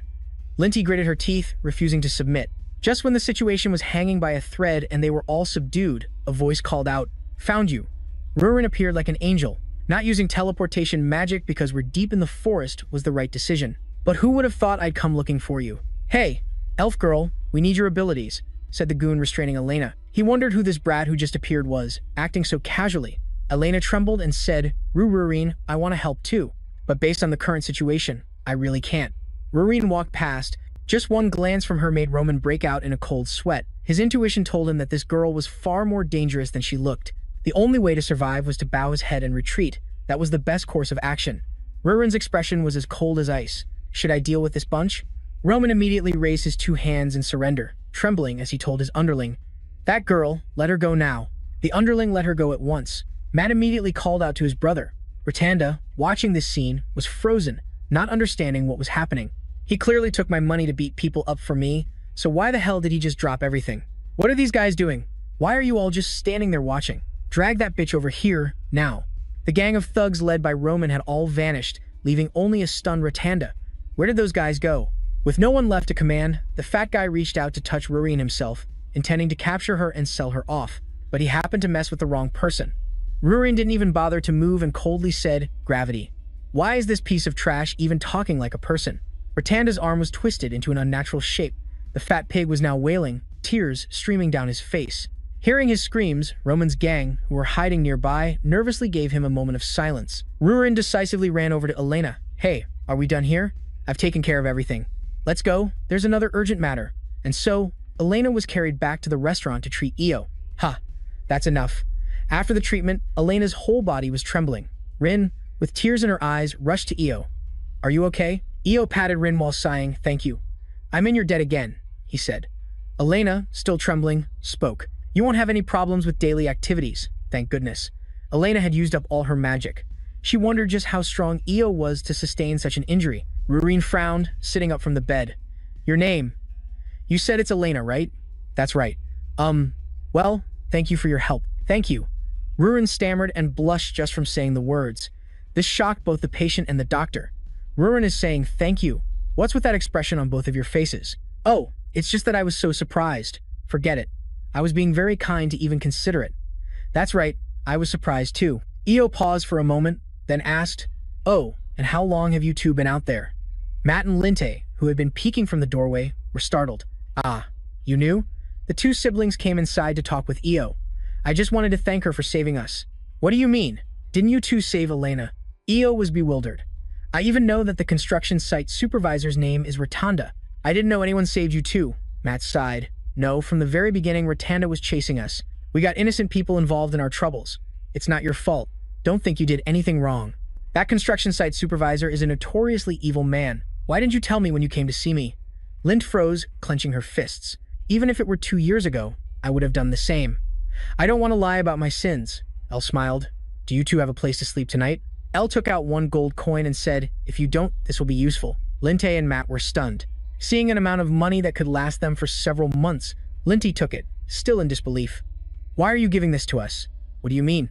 Because starting tomorrow, you two need to work at the farm. Linty and Matt were stunned for a second time, but, you know, we're criminals. While Rurin was thinking she was about to get new underlings, Io sighed and explained, we pay our workers, and we know who is truly at fault. I don't think there's any problem. The two siblings immediately knelt on the ground. I will serve you for the rest of my life. I also pledge to follow you for life. Just think of me as the manager. Early the next morning, the siblings Lint and Matt came to start their jobs. From today onwards, we, Linte and Matt, will be helping with the farm work here. We are very happy to be working with you, our seniors. Ha! After changing clothes, the two of them look much brighter. It's true that fine feathers make fine birds. Miss Minton, being called senior, was so shy she stammered. Senior. Ahem, that's right. I'm a senior now, aren't I? My father is also very happy to be working with you too. Mr. Men looked at the shackle marks on Linta's wrist with a disapproving gaze. Then he sighed. It was Manager L's decision, so I have no objections. But I don't completely trust you two yet. Yes, sir. However, if it were me, I'd definitely have beaten that Ratanda guy to a pulp too. Linte, who had been downcast, immediately cheered up. This way, start by stacking the hay. We will work very hard. Inside, Io took out the Dragon King's heart to look at it. He looked at it and thought, my magic is about to recover. There probably won't be any reaction when I use magic. Io suddenly remembered that in just a few days, the item he ordered would arrive. This time, it was for Rurin. Elle turned and saw Rin hugging the door, peeking at something. He was puzzled. What are you doing? Observing the customers? I see a lot of unfamiliar faces. Elle froze. Rurin is paying attention to other creatures. What's going on? Last time, she even thanked Miss Elena. What happened? Rurin suddenly asked. Human women wear a lot of shiny things. Why is that? Well, maybe because they're beautiful? Elle also noticed that Benin seemed to be holding another event. Dragons also fill their lairs with treasures and jewelry. My father doesn't know much about that, but my mother's lair wasn't like that. Have you ever wanted or received things like that? Just then, Rurin saw Benin giving Mian a necklace. She looked wistful. I don't know either. A new customer arrived. This time, it was an acquaintance. Dirin, overjoyed as if he'd struck gold, ran and holding a scroll and shouted, Master, I have good news. This morning, we arrested that Ratanda guy who was in the hospital. Tax evasion, harassment of women, rape, assault. He was arrested on multiple charges. He definitely won't see the light of day for the rest of his life. Dirin said it all in one breathless rush. Elle brought out a hamburger for him and remarked, he's even more disgusting than I thought. Dirin continued. His close associates betrayed him and provided information. It turns out the one backing Ratanda was Count Deshan. Even though Count Deshan had already been arrested, that Ratanda guy still acted recklessly without considering his own position. It's surprising to learn that not all of Count Deshan's accomplices were in the castle. No matter how many we catch, more just keep appearing. Dirin looked like he was about to collapse. It's a wonder he wasn't out of breath after talking so much. But you're still doing a great job. By the way, are you free on the evening 3 days from now? If it's an invitation from you, Master, I'll make time. Io leaned in and whispered something to him. Something mysterious is about to happen at this restaurant. After hearing it, Dirin immediately cheered. Wonderful. I'll definitely be there. Ho ho. You just wait and see. 3 days later, Goza, with a grim expression, sat in silence for a while before speaking. Mr. Allison, you're right on time. What I want to say is, hand over the items first. Io cut him off. I've completed them. Goza pulled out a bag. Ho ho. Very good. Io looked at the contents and smiled with satisfaction. I've gathered everything. Nothing is missing. Several bags and barrels were brought out. Everyone, come and eat. We have delicious sausages and cold beer. The wolf tribe got a feast to recharge after their hard work. Was it necessary to put on such a show? I just wanted to try it.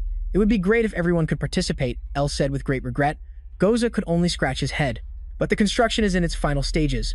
I can understand. Late at night, the moon was bright and the wind was cool. Mr. Clone remarked as he walked, This is the first time I've received an invitation like this. Ren was also excited. That's right, I'm really excited. Linte was also surprised to hear the news. We get to participate too? He said the farm staff should also join in. Meanwhile, at the restaurant, Rureen saw Io setting out a large number of plates and asked blankly, What is this? Io was surprised. Hey, you don't know what day it is? Everyone, I'm so glad you could all make it. To show our appreciation to everyone, we've prepared a small event. Rurin, standing next to Elle, realized the restaurant was having an event today. The name of the game is What Did You Put in My Mouth? The rules are very simple. You put on a blindfold, taste the food, and guess what it is. Whoever guesses correctly gets a prize. So, the first person is Miss Minton. Minton was startled when her name was called, but she still participated in a state of confusion. This is edible, right? Of course, everything is edible. Although it also depends on how she feels about it. Why didn't you just say so from the start? Geez. The food arrived, and something was brought right to Mintang's mouth. Because Elle said that, she was quite worried. She could feel something hot and soft, having no idea what it was. She had never felt a texture like this before. A moment later, she felt something gooey inside, which terrified Mintang. She spat the food out. Elle grinned from ear to ear. Ding! Miss Mintang is eliminated. The dish she just ate was this. It's called a marshmallow. With tears and saliva streaming down her face, a horrified Mintang asked what that was. It's made from sugar and is a treat you can't find anywhere around here, as it originates from a very distant place. Ho ho, that Elle plays too dirty. Mintang fumed. How was I supposed to guess that? I couldn't have guessed even after eating it. Mr. Men tried it and said it was delicious. Mintang grumbled resentfully. Well, being blindfolded made me too scared to taste the sweetness. The next lucky contestant was Mr. Clone. He declared he would conquer this entire feast, and Ren cheered enthusiastically for her husband. Unfortunately, after eating a chili pepper, Mr. Clone was also eliminated instantly. Ren munched on the chili as if it were a vegetable and became indignant. It's not even that spicy. How can you not eat it, huh? You can't handle spicy food? Mr. Clone cried his eyes out. Meanwhile, the party's host was laughing his head off, exclaiming, "This is so freaking fun. I'm wondering if anyone will manage to guess correctly." The next dish was brought out, and Ruren was the candidate for it. While she was feeling bewildered, Elle pushed her into a chair and blindfolded her. He said, "Of course. Isn't it obvious? And using magic is forbidden. What are you going to feed me?" "This is a game. Just try to guess," Elle said as he fed Ruren. She chewed very seriously, racking her brain to figure out what Elle had given her to eat. She was determined to guess correctly using her dragon senses. First, it's soft. This must be bread. And I can also taste cream, the fresh kind I had at the recent party. The bread has many layers and is sweet. Moreover, the refreshing taste I sense definitely means there's fruit inside. I know. It's cake. It's cake. Ruren excitedly ripped off her blindfold. How about that? My senses are. Ruren trailed off because before her was the sight of everyone setting off party poppers. Elle grinned from ear to ear. Exactly. This is a birthday cake. Happy birthday, Ruren. Ruren was so surprised her jaw dropped. Everyone cheerfully congratulated her, while she just stood there, completely dumbfounded. So, today is my birthday. I thought you would have realized it when I said we were throwing a party, but apparently not. Elle was delighted his little game was a complete success. Ruren stammered, now blushing beet red with embarrassment. So, everyone came here today for me? Elle discreetly covered his mouth and whispered to Elena. Looks like Ruren is about to say thank you again. But no, she suddenly yelled, "Don't you dare think I'm going to say thank you, you jerk." It seems Elle had celebrated too soon, but he understood she was just too shy to say it in front of everyone. Elle was very understanding. Saving her from embarrassment was also saving himself from the awkwardness. All right, since you guessed correctly, I'll give you a present. The wolf tribe worked very hard to make this for you. Elle pulled a luxurious box from his bag. Inside was an exquisite earring. Ruren blushed and asked, "When did you prepare this for me?" While casting a spell and holding the earring, Elle leaned close to Rin and smiled. "How could I possibly forget your birthday? This might hurt a little." Elle helped Rin pierce her ear and immediately put the jewelry in. Being very thoughtful, he brought a mirror for her to see and asked, "What do you think?" Rin's face, as red as a tomato, turned away without a word, leaving Elle to keep asking under the watchful eyes of Elena and Ren. Those two are not normal at all. Rin touched the earring and stammered, "Well, it looks quite elegant." Now Ruren understood. She recalled the moment she had witnessed in the restaurant, earlier this afternoon. She let out a bright laugh. Hey, it's very beautiful. Now she understood that feeling. After the main event, Elle immediately resumed the game. All right, that's enough birthday wishes. On to the next person, Ren. Miss Ren's dish was quite crispy. Mr. Clone immediately chimed in, "Ha, it's a bug." Ren instantly spat out what was in her mouth, and Elle laughed his head off. Oh my god, the dish Miss Ren had just eaten was fried shrimp. Ren flew into a rage and punched Mr. Clone on the head for making her lose. As for him, not wanting to fail alone, he accepted his wife's beating. Next up was Linte. His dish was pitch black and smoking heavily. Linte chewed with all his might but couldn't guess what it was. Elle announced his failure. The correct answer was Gooba meat grilled by Ruren. Currently, Ruren was furious that Linte couldn't recognize the dish she had made. After the devilish game came to an end, everyone happily finished off the birthday cake. As the night grew late, this is the first time that people have gathered to celebrate my birthday. This is your last birthday before your coming-of-age ceremony. But are you okay? You're sprawled out on the table. Ruren blushed and replied, yeah. Just then, Elle looked out the window and beckoned Ruren over. Look, it's snowing. Let's go outside and see, Ruren. Snow. All right, hot drinks were prepared. Elle and Ruren went outside to sit, drink, and watch the snow. Sigh, winter arrives so fast, time really flies, doesn't it? Hasn't it only been 1 year since you came here? It's been a whole year already. 1 year is a short time for you, but for a human, it's quite a long time. Ruren's face fell as she retorted, but won't you be different? Because you absorbed the ancient jewel? No one can confirm that it has any life-extending effects, because I'm the first one to ever absorb it. Besides, I didn't consume all of it. Just then, a very bright star appeared in the sky. Ren exclaimed, a shooting star? Oh, it's your birthday. Why don't you make a wish? Ruren gazed at the star for a moment, then said, I already did. Her wish was to be with Elle for a longer time. Seeing how serious Ruren looked, Elle teased her. What did you wish for? I'll wish for the same thing. I'm not telling you. Make your own wish on your birthday. Ruren, being stingy with her crush over a single wish, how lame. Meanwhile, in the territory of the Black Dragons, one of them ran hurriedly to report, cursing continuously. Uncle. It's Knees. Uncle, how long are you going to tolerate that arrogant human? Is a promise to a mere human that important? The one seething with rage was the Black Dragon, Knees, while the uncle on the throne was the Black Dragon, Dehema. He calmly asked Knees, this is about Ruren, isn't it? Having been hit right where it hurts, Knees froze. The uncle immediately scolded him, you fool. If you wanted the girl that badly, you should have cherished her more when she was still here. You used to bully her constantly, but now that she's grown, you think letting her be is humiliating? Knees' face darkened as he growled, ugh, this isn't just about personal revenge. It's about the very survival of the entire Black Dragon tribe. Most of the women of our tribe, especially the young ones capable of bearing children, died in the last war. There's no telling how long this peace will last. We cannot depend on a single promise. So, what is your point? Do you want me to force Rin to return? His eyes lit up. If you'll allow it, Uncle, calm down. He is not someone you can go up against. Uncle Dehema let out a long sigh at his troublesome nephew. You're lucky he doesn't send you to an early grave. If you haven't seen it for yourself, you wouldn't understand. Knees gritted his teeth and thought, a mere human can't possibly be that strong. But his uncle continued, furthermore, breaking a promise would ruin the honor of the dragon tribe. I will not permit it. Lord Mediana would never allow you to do something so unreasonable. Knees furrowed his brow. What you mean is, as long as it's justifiable, it's fine, right? It seems you've come up with an idea. Very well. In any case, a promise like that doesn't sit well with me either. But if things go sideways, then I will act as if this conversation never took place. Do you understand? Knees, finally getting his way, smiled sharply. Of course, Uncle. We are benefactors, not conquerors. Snow fell heavily in the Milioric Mountains of the Arctic. Ruren, wrapped up like a cocoon with only her eyes visible, glanced over and asked Elle what they had come for. Elle, extremely excited, said just one word. Mushrooms. Mushrooms? Why did we come all this way just for that? They aren't ordinary mushrooms. They're extremely rare. I overheard someone talking about them at the restaurant while I was clearing plates. Elle had accidentally overheard a conversation between two men about a rare type of mushroom found in the Arctic. A certain nomad was following a few goobas, when suddenly, one of them began to dig frantically. That gooba had found the rare mushroom. The nomad reported it to his chief, and received a lot of gold coins in return. If I could get that kind of money, I'd be set for life. Elle thought about it, stroking his chin and chuckling to himself. Hey, a type of mushroom found by a pig, and it's so rare it has never been discovered before. It has to be a truffle. It's definitely a truffle.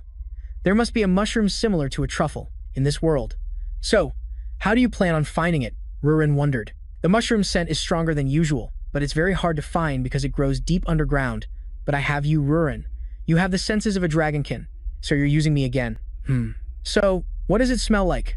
Elle scratched his head. Well, it smells like a chaffo mushroom, I think. He became flustered by the circular logic he had just realized. Between the three tasks. To find the chaffo mushroom, we need to know its scent, but to follow that scent, we first need a chaffo mushroom. He slumped in defeat. Do I have to summon chaffo oil from the modern era? What if the chaffo here smells a bit different? Ruren was exasperated with this fool. Just then, a howl echoed from the distance, from a pack of goblins wielding boar spears. They were ganging up on a giant cat by the cliffside. The cat trembled and cried out as it was being fiercely cornered. The mutant cat thought its time was up when a red flash of light zipped past. No miracle happened at all. The cat's leg was slashed, making it collapse to the ground. Stop. A thunderous shout echoed from above. The brawl froze instantly. I'm sure you're all fighting for a reason, but you can't do it here. El's act of meddling in others' affairs made the goblins shift their target, launching an all-out assault on him and Rurin. But they only managed one glance before Rurin's stare made them tremble and drop their weapons. The entire group crumpled and scrambled to flee. This shocked the mutant cat as well. El immediately said, "They didn't run away because they saw me." Rurin, not getting arrogant from the praise, told El to think more highly of yourself. At that moment, the cat charged forward with a somewhat fierce expression, but instead, it dove to the ground, wagging its tail. El was instantly reminded of Diren back home, who looked just like this, when asking to become his disciple. The cat meowed continuously. What's it saying? Rurin reluctantly became the interpreter. Thank you for saving me. It wants to repay you for your kindness. The cat looked at El with shimmering eyes. Huh, repay me? Now, these two cats are playing with each other. Rurin and El sat at a round table, discussing things while watching the cats flirt. Ah, so that's why you wanted to stop those blockheads. But what do you get from it in return? It's just a precaution. It might be able to find treasure for us. There's been a strange scent around here for a while. The cat brought back a pile of something, chirping excitedly to show them. Rurin immediately covered her nose with a cloth. That's the smell. What is that? That's not treasure. You're wrong, Rin. This times the treasure. Meanwhile, in some ruins that resembled a battlefield, Niz wondered, what the hell is going on? You called us here. All at once, 3 black dragons arrived. The one with the long hair and high forehead was Daba. The handsome, gray-haired one with several bandages on his face was Niku, while the scowling guy with the spiky ponytail was Hoven. Niz's face was as grim as could be. Niz declared that he would bring Rurin back to the Holy Land. Hoven was the first to be so shocked his face went slack, while Niku burst out laughing. Ha ha ha, are you looking for a mate? Well, Rurin is certainly good looking, but isn't she? With a human mage named El? In the city of Greg, right? Niz gritted his teeth. I don't like that one bit. We are bound by a promise to a mere human. And what's more, there's Rurin's overconfidence. I have received permission from Lord Dihema. He said we can attack if there's a just cause. Niku asked, so what's your plan? What do you intend to do? Daba also chimed in. This is rather difficult. The treaty's ban on attacking humans is no joke. The only exception is to retaliate for the killing of one of our kind. But isn't that completely unreasonable? Even if he's a great mage, he's still just a human. He can't possibly harm the dragon race. The treaty is there to keep him safe from us. It's true what they say, you don't fear the Reaper until he's at your door. That's why he can stand there so arrogantly. No, he can. What? Is that true? So the rumor was real? Hearing this, the group of young bloods was startled.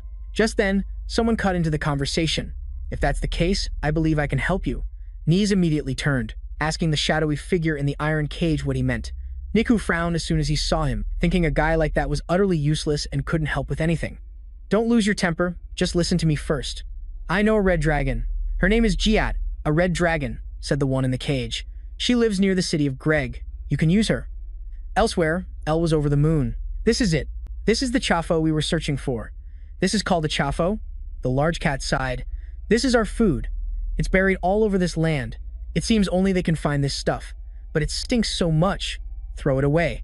Rin casually tossed the mushroom aside, making the large cat panic. But El shrieked, stop. Do you have any idea how expensive these things are? He was mentally calculating what would happen if this cat found enough Chafo mushrooms for it to eat. He then asked Rurin to translate for him to communicate with the cat. What is it you want to say? Thank you for repaying my kindness. I can't simply accept a gift as valuable as this. I will appoint you as the guardian of the dragon's nest. What do you think about leaving this dangerous place and moving to a peaceful village? Rurin immediately started translating, but then she realized something was off. Wait, what did you just say? You plan on keeping this thing? The dragon's nest needs a guardian. The cat knelt and bowed to them. El grinned from ear to ear. All right, I have no idea what you just said, but I'm sure it was something wonderful. Rurin, on the other hand, was not pleased. Isn't the nest supposed to be just for you and me? Elsewhere, Serena was sitting alone and sad in the old village of the Wolf clan, recalling the time El and Rurin had accidentally visited. Her illusion of a nest filled with gold and treasures had been exposed, and she had cried her eyes out, throwing a tantrum. Back then, El had gently apologized to her, saying he didn't realize it was an illusion. And it was true, her nest didn't have much treasure. Rurin, with a look of disdain, had said, now this nest is what I'd call truly shabby. El winced at his tactless companion, while Serena fumed, oh yeah, and how magnificent is your time's nest. I don't have one. I'm in the process of building one. Serena turned purple with rage. You don't even have a nest and you have the nerve to scorn me? Rin smugly linked her arm with El's, making him blush, while she declared with her chin up, "I run a restaurant with L. Even though it's not as spacious as your nest, I've never once felt disappointed." Rin stuck her tongue out at Serena, while L, flustered from having a beautiful dragon girl clinging to him. "Well, Rurin, you can let go now." Recalling this memory made Serena wonder, maybe I should go see that human again, just to kill some time. What would happen after that, she didn't specify. Suddenly, a powerful tremor startled Serena. Thinking it was the two she was waiting for, she immediately put on an act. "What is it? What do you want now? And if you were going to visit, you should have done it sooner, not after a whole month." Serena's face creased as if she'd just heard the voice of a real bastard. Long time no see. And indeed, it was a real bastard. A haggard Jiat appeared. Serena instantly flew into a rage. "Why are you here?" She gripped her chair, and flames began to flicker around her. "Do you think my threats are some kind of joke?" "No, I have something to say. I want to go out with you." This Giat character really has a death wish, doesn't he? She was already seeing red, yet he was still talking about love. Being this shameless is a talent in itself. "I've realized after all this time," he said, "that you're the only one who has ever truly loved me. If you'll have me, I want to spend the rest of my life as your mate." He continued his heartfelt act. Maybe in his next life, he shouldn't be a dragon, but an actor. It's a waste of such talent. The more Serena listened, the more chilled she became, not touched in the least. She clenched her jaw, spitting out each word. "And when, exactly, did you arrive at that conclusion? Was it when I begged you not to leave?" Wings and a tail erupted from her back as Serena continued to scream. "When you vanished without a single word? Or was it when your cronies attacked the human village and abducted women?" Serena fully transformed into her red dragon form, roaring, "You bastard! You never change! You shouldn't have come here alone." She looked ready to tear that scoundrel to pieces, but just as she said, he hadn't come alone. So, he gave a smug, ghastly smile. "Well, you've always been good at noticing things, haven't you?" Just then, several holes were smashed through the roof of the cavern, along with Jiat's exclamation, "Regardless, it's time." 3 dragon heads immediately poked through the holes. 2 of the 3 dragons opened their maws, gathering energy to attack Serena in unison. "Everyone, attack! Damn it! 4 scoundrels ambushing a single girl. How despicable." Serena's odds were looking grim. Look at her, frozen in place as a pack of males appeared in her nest. A blast of purple, hellfire-like energy struck Serena. Unable to dodge, she collapsed to the ground, coughing up blood. "You all know about the treaty. Are you prepared to face the consequences?" The 3 majestic black dragons stood there like 3 demon lords risen from hell. Jiat, who was nearby, quickly took advantage of the situation. "Don't worry, Serena. As long as you keep your mouth shut, no one will ever find out." He cast a spell, forming a magic circle around Serena's neck. Serena let out a huge scream, shattering the magical shackle around her neck as she roared. "How dare you use their magic as well?" Taking this chance, Nise, who was waiting behind her, landed a powerful blow. A purple light flooded the scene, and it looked like Serena was in a bad spot, while Goza stared blankly up at something very tall. So that's why this monster is called a mercenary? Rurun, that mutated cat, excitedly introduced itself, with 2 kittens on its shoulder. L confirmed with certainty. "Yes, that's right. It's a species called Rurun because it's a monster that once lived in a cold climate. So please, help me raise the temperature in Rurun's room." Rurun looked at L as if he were a con artist and spoke bitterly. "No matter how I look at it, I still think you brought it here for the truffle mushrooms. So how should we cook these truffles now?" "Hee, that's an interesting question," L said, holding the pitch-black mushroom and explaining to Rurin. "This type of mushroom has a very distinct aroma, so no matter what dish you make with it, the flavor will be incredibly unique. And it's guaranteed to be a completely different experience from the dishes we've been eating lately. Hey. Aren't you curious to see how the customers will react?" Elle tested the new dishes as if hosting a village feast, making everything from pizza and pasta to hamburgers and sandwiches. Most people exclaimed in amazement as they ate, "Oh my goodness, this is so delicious. Is this really a mushroom? This is the first time I've ever tasted a flavor like this in my life. This dish is truly captivating, isn't it? The taste is quite unique. I'd say it's magical. It even seems to be good for you." Mr. Klon didn't need to exclaim. You could tell it was delicious just by the way he ate. However, Rurin and a lady named Min had less positive reactions. Rurin grimaced. Seeing the mixed reactions, Elle couldn't bring himself to smile brightly. As expected, opinions were divided. "I guess I can't put truffles on the regular menu," he thought, watching Elena and Rurin order their food as if they were arguing.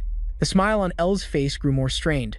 "I guess I'll only be able to use the truffles to serve special guests." Elsewhere, specifically in Serena's lair, there were some very displeased individuals who were cursing.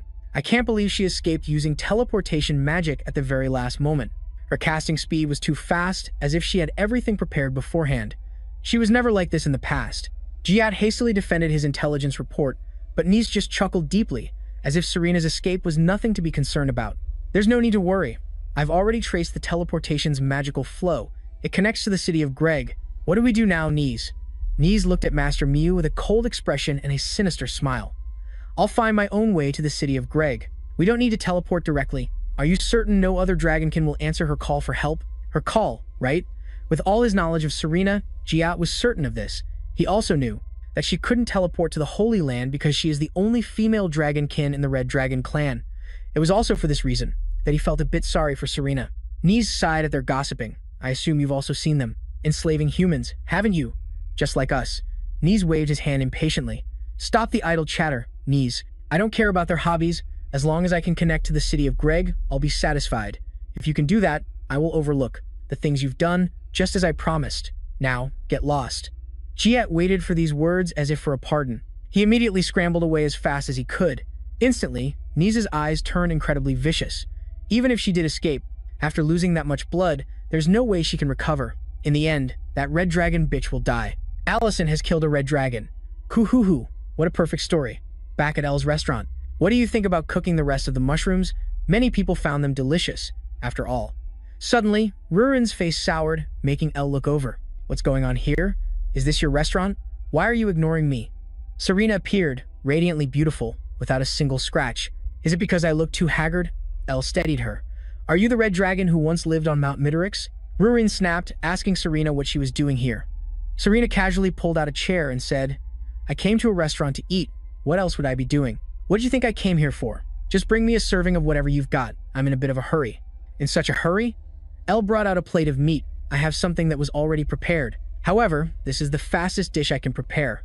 I'm not sure if it will be to your liking. It looks decent enough.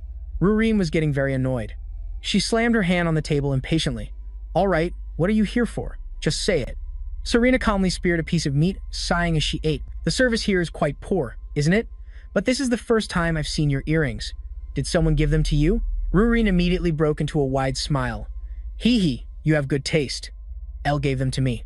Serena focused on chewing her food before remarking, this dish is delicious. It's a flavor I've never experienced before. It suits me well, just like those earrings.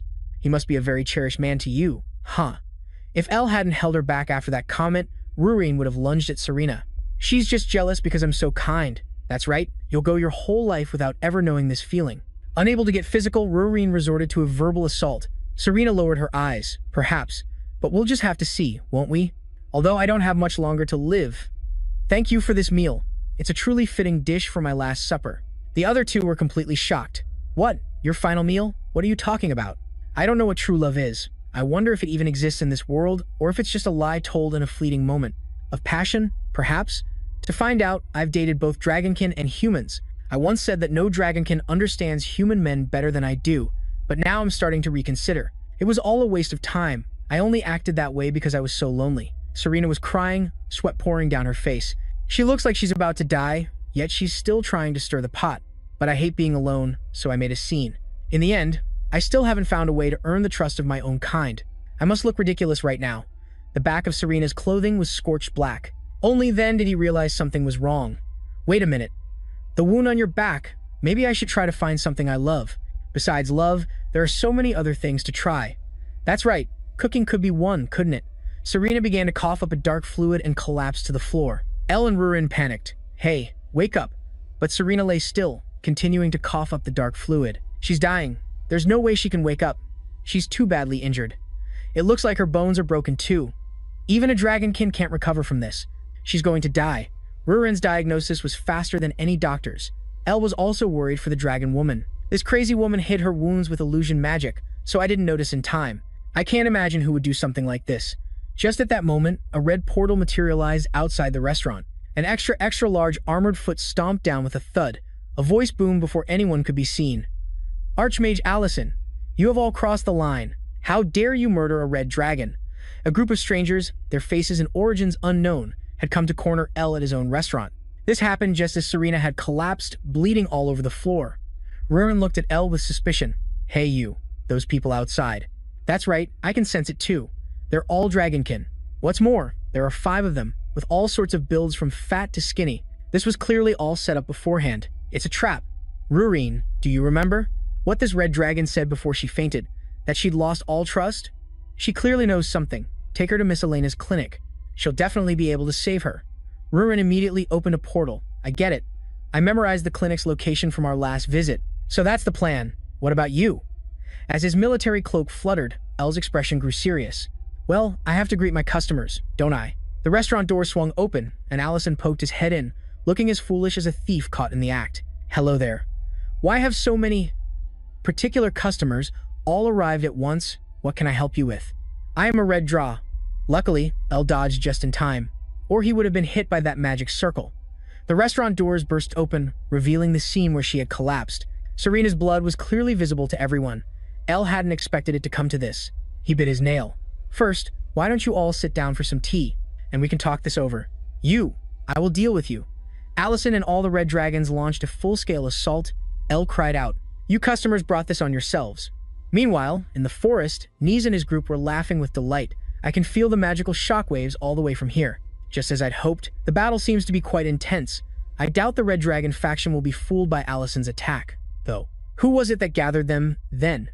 Nice sighed confidently, with him as the captain of the young Red Dragons. His personality is a perfect fit for this plan. He finds focusing on a single individual to be a great bother.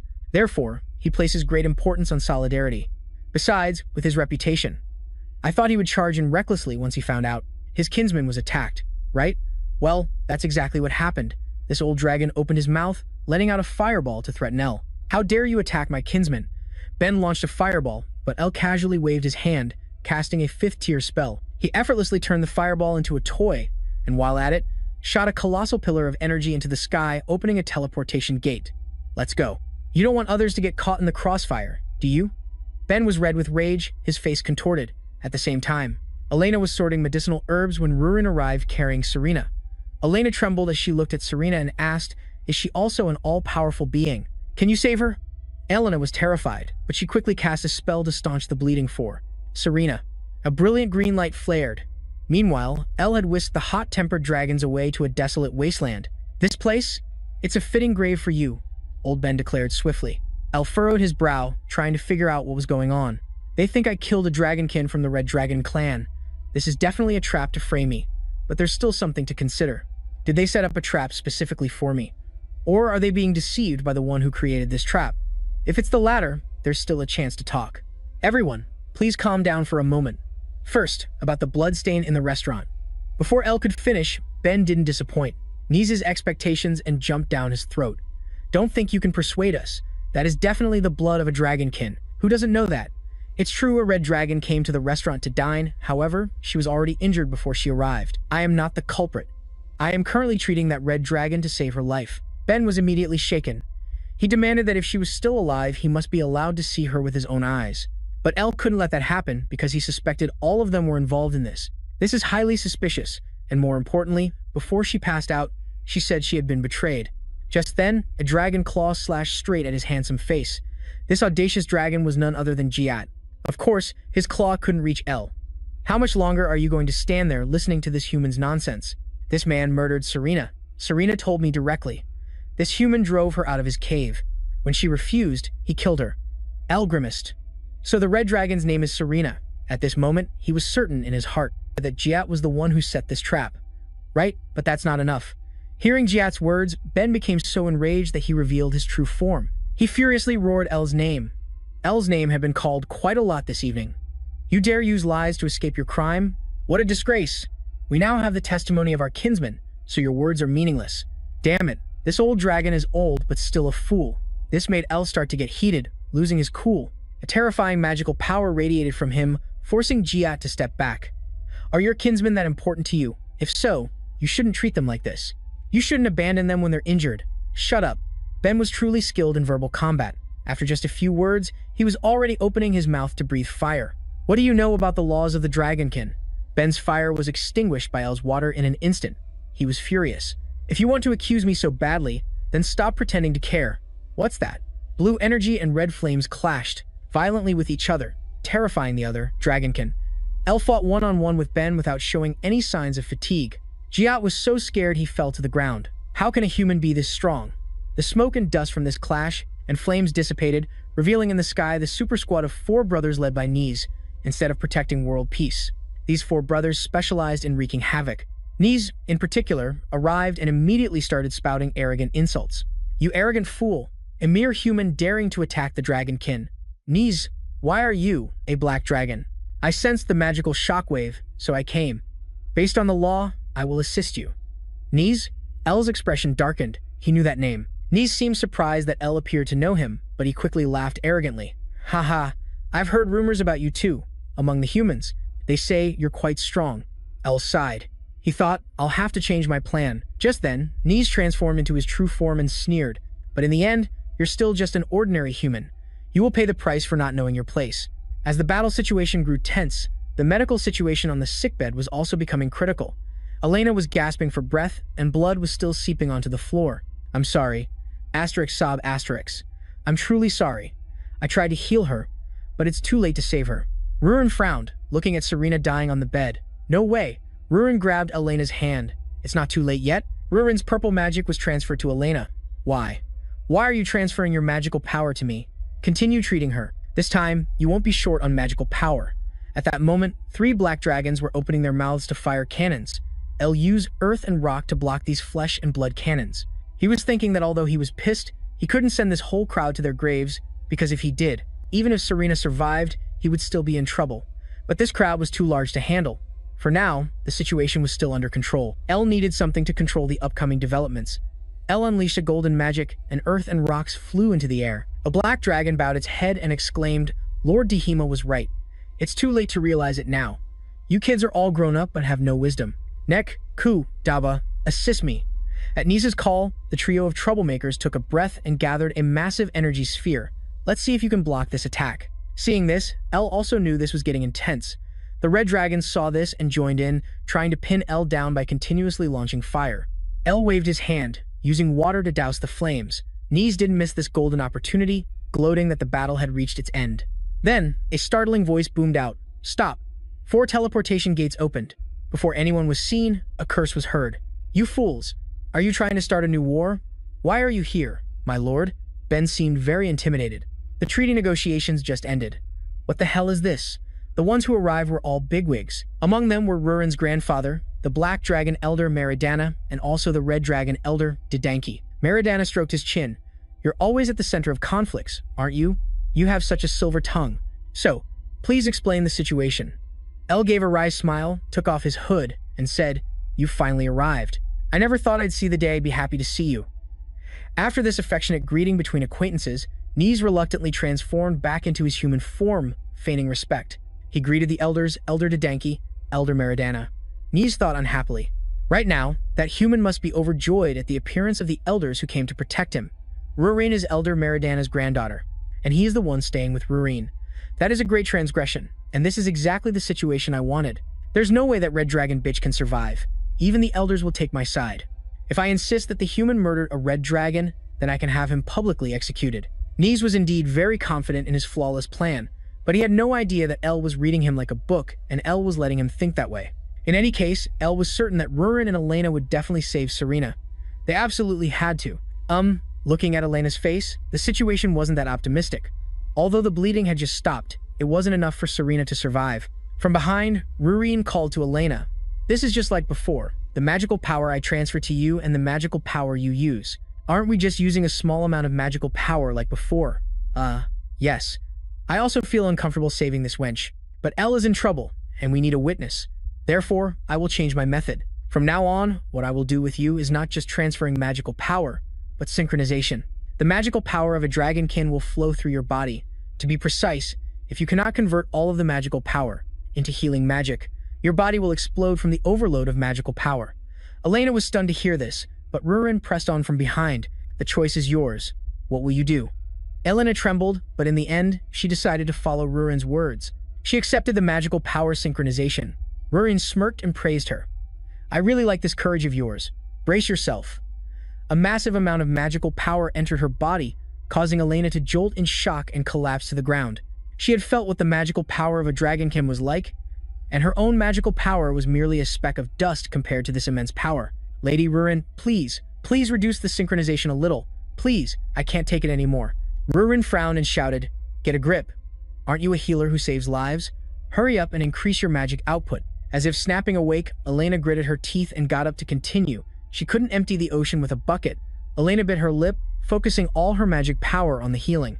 Purple and blue lights flared brilliantly at the same time. Rurin yelled at the top of her lungs, "You better recover quickly too, Red Dragon. Show me the resilience of the Dragonkin." Serena's gaze wavered, while the other women strained with all their might. Nis had reported the situation to the Dragon Clan elders, and Elder Metadana was now summarizing. "Allison has murdered the Red Dragon, Serena, and you were in the process of punishing him. You noticed the Red Dragon was under attack, and you helped her in accordance with the treaty?" "Yes, that's right, Elder." Ben also chimed in, "Elder, what are you still hesitating for?" Serena's blood was splattered all over his restaurant floor. If he were just an ordinary person, I wouldn't dare make such an assumption, but he is an archmage. El calmly suggested, "Everyone, please calm down, sit down, and have some tea. Let's have some cake and clarify the matter." But Ji had hastily cut him off. "I am a witness. I am certain he murdered Serena. If you don't believe me, then all of us can go inside the restaurant, right now." Dihema immediately realized this was Nisa's plan, and in any case, the Black Dragons would have helped in this situation. Serena when she was attacked, so even if Allison's charges are dropped, there won't be any repercussions for us. Didanki turned to ask Meridana, since Serena's lair is near the city of Greg, it seems there is reason enough to start a war. What do you think? Allison, do you have anything to say? El shrugged. Finally, someone said something reasonable. Of course, I have a lot to say. First, he claimed I murdered Serena because her lair is near the city of Greg. Anyone who has been through the war knows that I would never kill a dragonkin for such a reason. Isn't that right, Lord Didanki? That's correct. The only condition I set during the war was not to kill members of other races. I swear I have never laid a hand on those who followed that rule, not even the red dragons who started the war. But to murder her simply because her lair is near Greg is absurd. Ben argued that this was just El's one-sided declaration, but he ignored him and continued with his second point. The Black Dragons appeared right after the attack happened. Since when were the different Dragonkin clans so friendly with each other? They showed up as if they were already waiting, as if they knew this would happen. Nis frowned. I sensed a clash of magic and went to investigate. As per the treaty, what are you trying to imply? Meridana spoke up. That the Red Dragon and the Black Dragon set a trap, and you were framed. Is that what you're trying to say? El immediately gave him a thumbs up, exactly as the Elder thinks. Didanki flew into a rage. I cannot let this slide. Do you have any proof? Proof? It's coming right up. Everyone. A teleportation gate opened behind El, accompanied by his smile and Nis's deathly pale face. It's best you hear the story from the people directly involved, right? It wasn't just Nis, but his cronies were also stunned, as if they were seeing a corpse come back to life. Jiat also trembled as he looked on. Surprise, everyone! It's me, Serena. Serena struck a beautiful pose with a charming smile. Oh, there are so many familiar faces here. Behind her, Rurin and Elena were trembling. Your expressions are priceless. Meanwhile, El was immensely praising Elena. She was just terrified because there were so many powerful beings here, dazedly counting how many dragons were present. Meanwhile, Rurin happily boasted about her achievement. I tried a different application of mana transfer, called synchronization. Because it seemed to be a wound that couldn't be fixed with conventional healing magic, El scratched his face, recalling that she had learned the mana transfer skill from him. This made Rurin even more excited. That's right, and Elena is quite talented with magic too. That's why Nis's face now looks the way it does. El leaned close and whispered to Rurin, you see him? That's Nis. This whole thing might be his doing. Wait a moment, I have an idea. El turned to greet Serena. Serena, are you okay? She turned to him with a radiant smile and replied, of course, I'm completely fine. You all are doing quite well too, right? El immediately gave her a knock on the head. This is for being fine. But first of all, how do you know my name? Serena clutched the bump on her head, whining, why? Oh, why? Why did you hit me? El was absolutely livid. Why? Can't you see what's happening? It's because you collapsed in my restaurant and sprayed blood all over the place that this whole mess started. Now, start explaining. After that painful knock, Serena quickly said what needed to be said. It was them. 4 black dragons and Giat. Huh. Where did he go? That ex-boyfriend of hers was quick. The moment he smelled trouble, he fled. Anyway, those 5 broke into my lair and ambushed me. This black dragon lady and that elf lady here were the ones who healed me. They are my benefactors, not my assailants. The 2 elders of the Black Dragon and Red Dragon clans stiffened. Serena asked El, was that enough? El nodded, yeah, that's fine. Rurin prompted her to add more praise. At that moment, Ben cried out, Allison, and rushed to kneel at his feet. I am so sorry for doing such a terrible thing to you. I am ready to accept any punishment you deem fit. El gritted his teeth and sighed. Your apology is as quick as your accusations. But fine. However, it's a different matter when it comes to liars. Hoven hastily begged the elders for a chance to explain everything, but it was too late. No one here wants to hear it. Meridana's face was incredibly grim. What I want to hear right now are not some pathetic excuses. Tell me the reason why you did such a thing, even when you clearly knew it would violate the treaty. The mastermind was now so terrified that his eyes rolled back as he panted heavily. He still couldn't believe what was unfolding before him. That was clearly an unrecoverable wound. Even her internal organs had been incinerated. No, was it because our side took too much time trying to kill that human? Why? Why did it turn out like this? For a mere human to have such immense power, that kind of power, and ruin as well? It's far too much for a lowly human. Niz instantly teleported behind El. With a horrifying murderous aura, he screamed, "Know your place, you lowly human," and launched a terrible blow towards El. Blood sprayed into the air. El had hastily pushed Rurin aside and took the full brunt of Niz's attack. Having successfully struck El, Niz laughed hideously while a stunned Rurin watched him collapse to the ground. His back was covered in blood, and he wasn't moving. Elena broke out in a cold sweat, dazed and confused about what was happening. Seeing El lying still on the ground, Rurin called his name with a trembling voice. "Why, blood?" Rurin's face went pale, tears welling up in her eyes. "Ah, no, this can't be happening. Why did you push me away?" Ben immediately turned to confront Niz, to launch a sneak attack from behind. "Have you no honor at all? No matter what you do now, your sins will not be forgiven." Niz yelled, "I am the one who saved the Dragon Clan from the brink of extinction." "What?" Ben was stunned. Has this guy lost his mind? And indeed, he was losing it. "All of you, open your eyes. What was the reason we established the treaty? What was the reason we did not create a Dragon King? It was to prevent a single entity from wielding too much power, was it not? But look at that human there. He withstood the combined attacks of Dragonkin without even retaliating. If we leave him alone, he will undoubtedly become a major threat to our Dragon Clan." Elena tried her best to heal El, but to no avail. She pleaded through her tears, "Lady Rurin, please synchronize your magic with me again." Rurin was so panicked she was speaking gibberish. Staring at the blood on her hands, she became even more terrified. "El, come on, get up. The dragon's lair is almost finished. Without you." Seeing Rurin in this state, Niz gave a twisted smile. He thought to himself, "That's right, that expression suits you perfectly. Whatever you do is futile, elf." This is different from Serena's case. Even if his magic rivals that of a dragonkin, his body is still only human. Without a barrier, he can't possibly withstand my magic.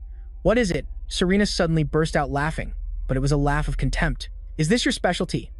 A sneak attack from the back? You did the same to me before." Serena sat down and said to the devastated Rurin, "Hey, you fool. I know you're in shock, but what do you plan to do when you can't even grasp the situation? Instead of getting weaker, his power is actually growing even stronger." The wound on El's back was healing at a dizzying speed. He reached out to wipe Rin's tears. "Don't cry." A brilliant blue light exploded outwards. Niz was once again stunned.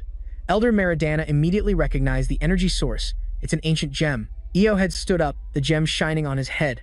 This was truly a gamble. The light continued to radiate, blinding the eyes of those nearby. A pair of wings sprouted from Io's back. "I was worried you'd lose your will to fight and give up, but thankfully, you attacked me first, Nis." Rurin was still sobbing, tears streaming down her face. El patted her head affectionately. "Rurin, from now on, watch very carefully." El's brilliant smile threw Niz into a greater panic. "Huh. How is this possible? The magic you just used happened to awaken the ancient jewel. When he attacked Io, he had allowed the ancient jewel to absorb all of that energy, and it was so weak it couldn't kill me instantly." Nis was seething. He gritted his teeth, revealed his true form, and opened his mouth to condense a new attack. "You. I will use all my magic power to destroy you." El blocked Nis's desperate attempt with one hand, sneering. "Your magic is too weak. You understand the terms of the treaty, don't you? Dragonkin are not to murder humans, nor kidnap or attack other races. However, the use of magic for self-defense is permitted, if one's life is in grave danger. Nis, I permit you to defend yourself. Let's see you. Block this." A meteor shower, blazing with intense fire, rained down. Even at this final moment, Nis stood there lamenting. This is absurd. Lamenting that Io was merely a lowly human. He was gone in an instant, completely buried under the pile of flaming rocks. He was burned to ashes. Watching this horrifying scene, the group of henchmen who had initially followed, Niz were filled with both pity and bitter regret. He had killed a dragonkin as if swatting a fly. Io turned to look at Rurin with a tender gaze. "Rurin, let's go home." Rin still hadn't stopped crying. She immediately threw herself into Io's arms, replying, "Okay." Naturally, no one else uttered another word about the decision that had been made. All subsequent judgments were carried out by the elders, Neku, Daba, and Hoven. You will be imprisoned in the deepest part of the sacred forbidden land for 3,000 years. That is the judgment of Elder Meridana. And so, the criminals were punished, and the victims were compensated. Serena's compensation was having her lair filled with treasures. Your lair has been completely repaired. There are only a few treasures left inside. Your attackers must have taken the rest.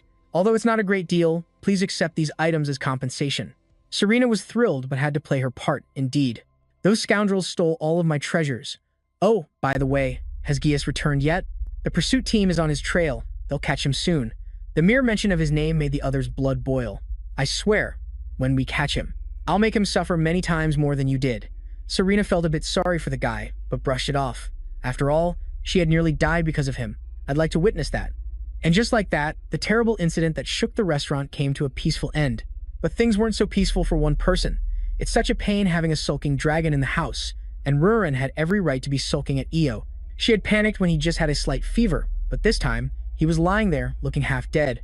Who could possibly endure that? Rurin, what's wrong? Io asked cluelessly, seeing her sitting with her face to the wall. Rin just grumbled at him. What you did this time was so foolish.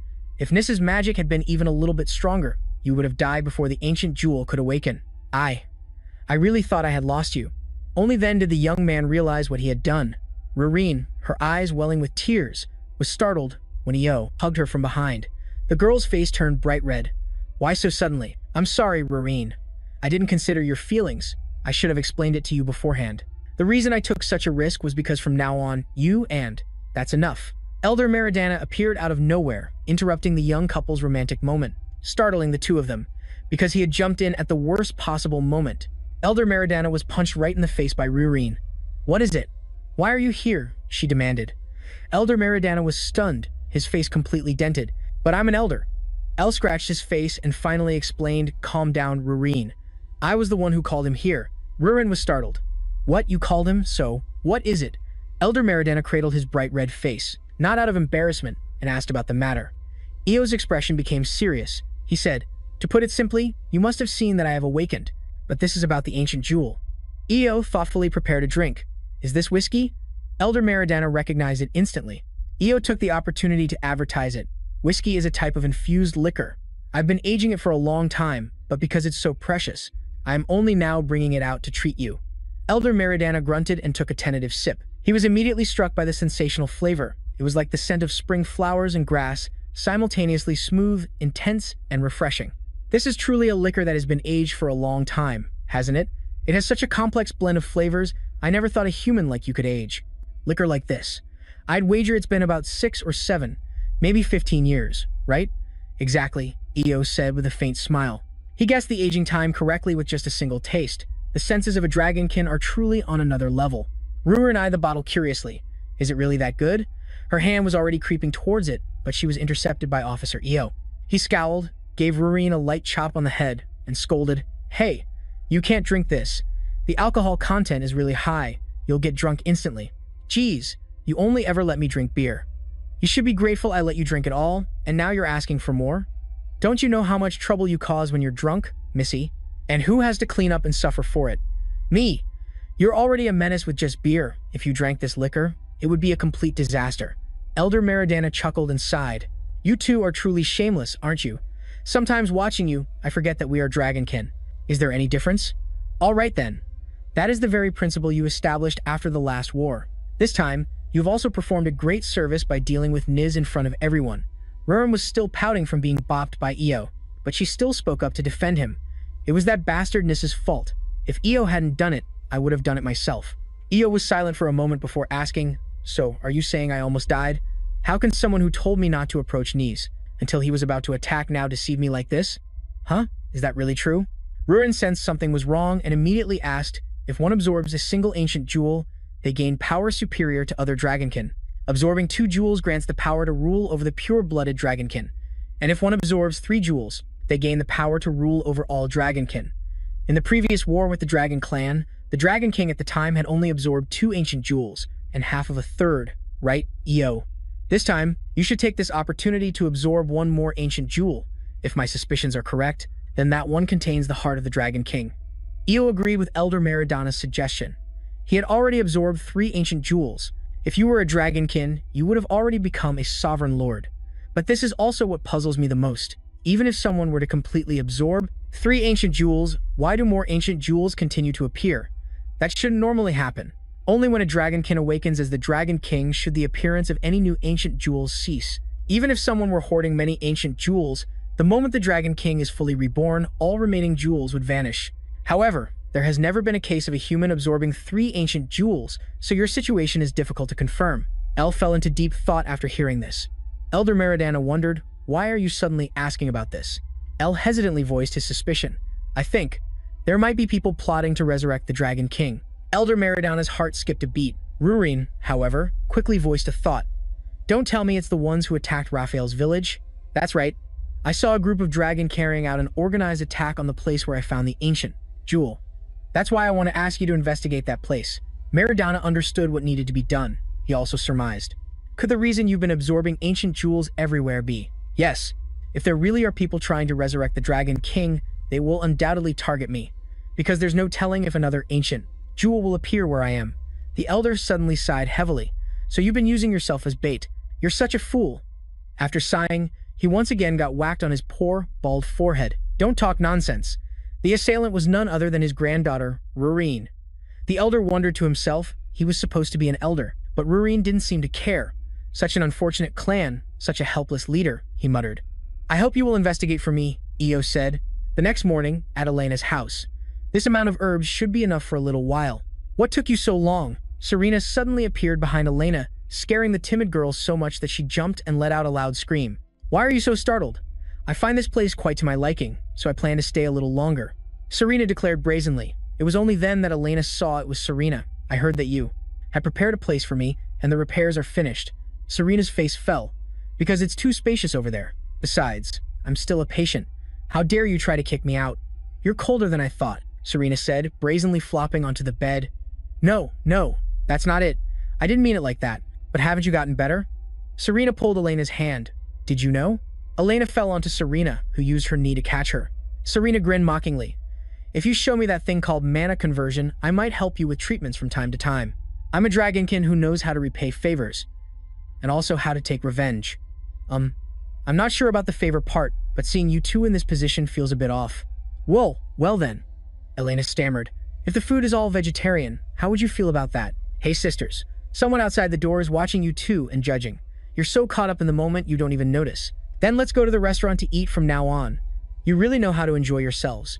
While everyone was having a good time, a pair of feet were running frantically. Jiat was struggling to escape when a mocking voice rang out from behind. Your escape skills are quite impressive, aren't they? Jiat stopped and looked over, only to recognize an acquaintance. Sydney, Jiat, what should I do with you? Sydney leisurely took a drag from his cigarette, his hand on his hip, as he asked him. While Jiat stood there, panting and shocked, Sydney casually listed off a few of his failures. I had them break down the gate to the wolf village, but you couldn't even get past it. After searching the human town, you let the black dragons get a hold of your weakness. Tell me, what reason is there for me to spare you? Sydney's face darkened as he interrogated him. Jiat hurriedly strained his neck to defend himself. Wait a minute. On the contrary, this is an opportunity. On this occasion, that human named L has absorbed all 3 of the ancient jewels. If we capture him, won't our plan proceed smoothly? This news made Sydney visibly more excited. Makes a lot of sense, right? Jiat smiled as if he could see the 4 words, life is spared, right in front of him. But Sydney quickly swung his arm, and a blast of draconic wind sliced past his neck. Jiat's eyes rolled back as he collapsed.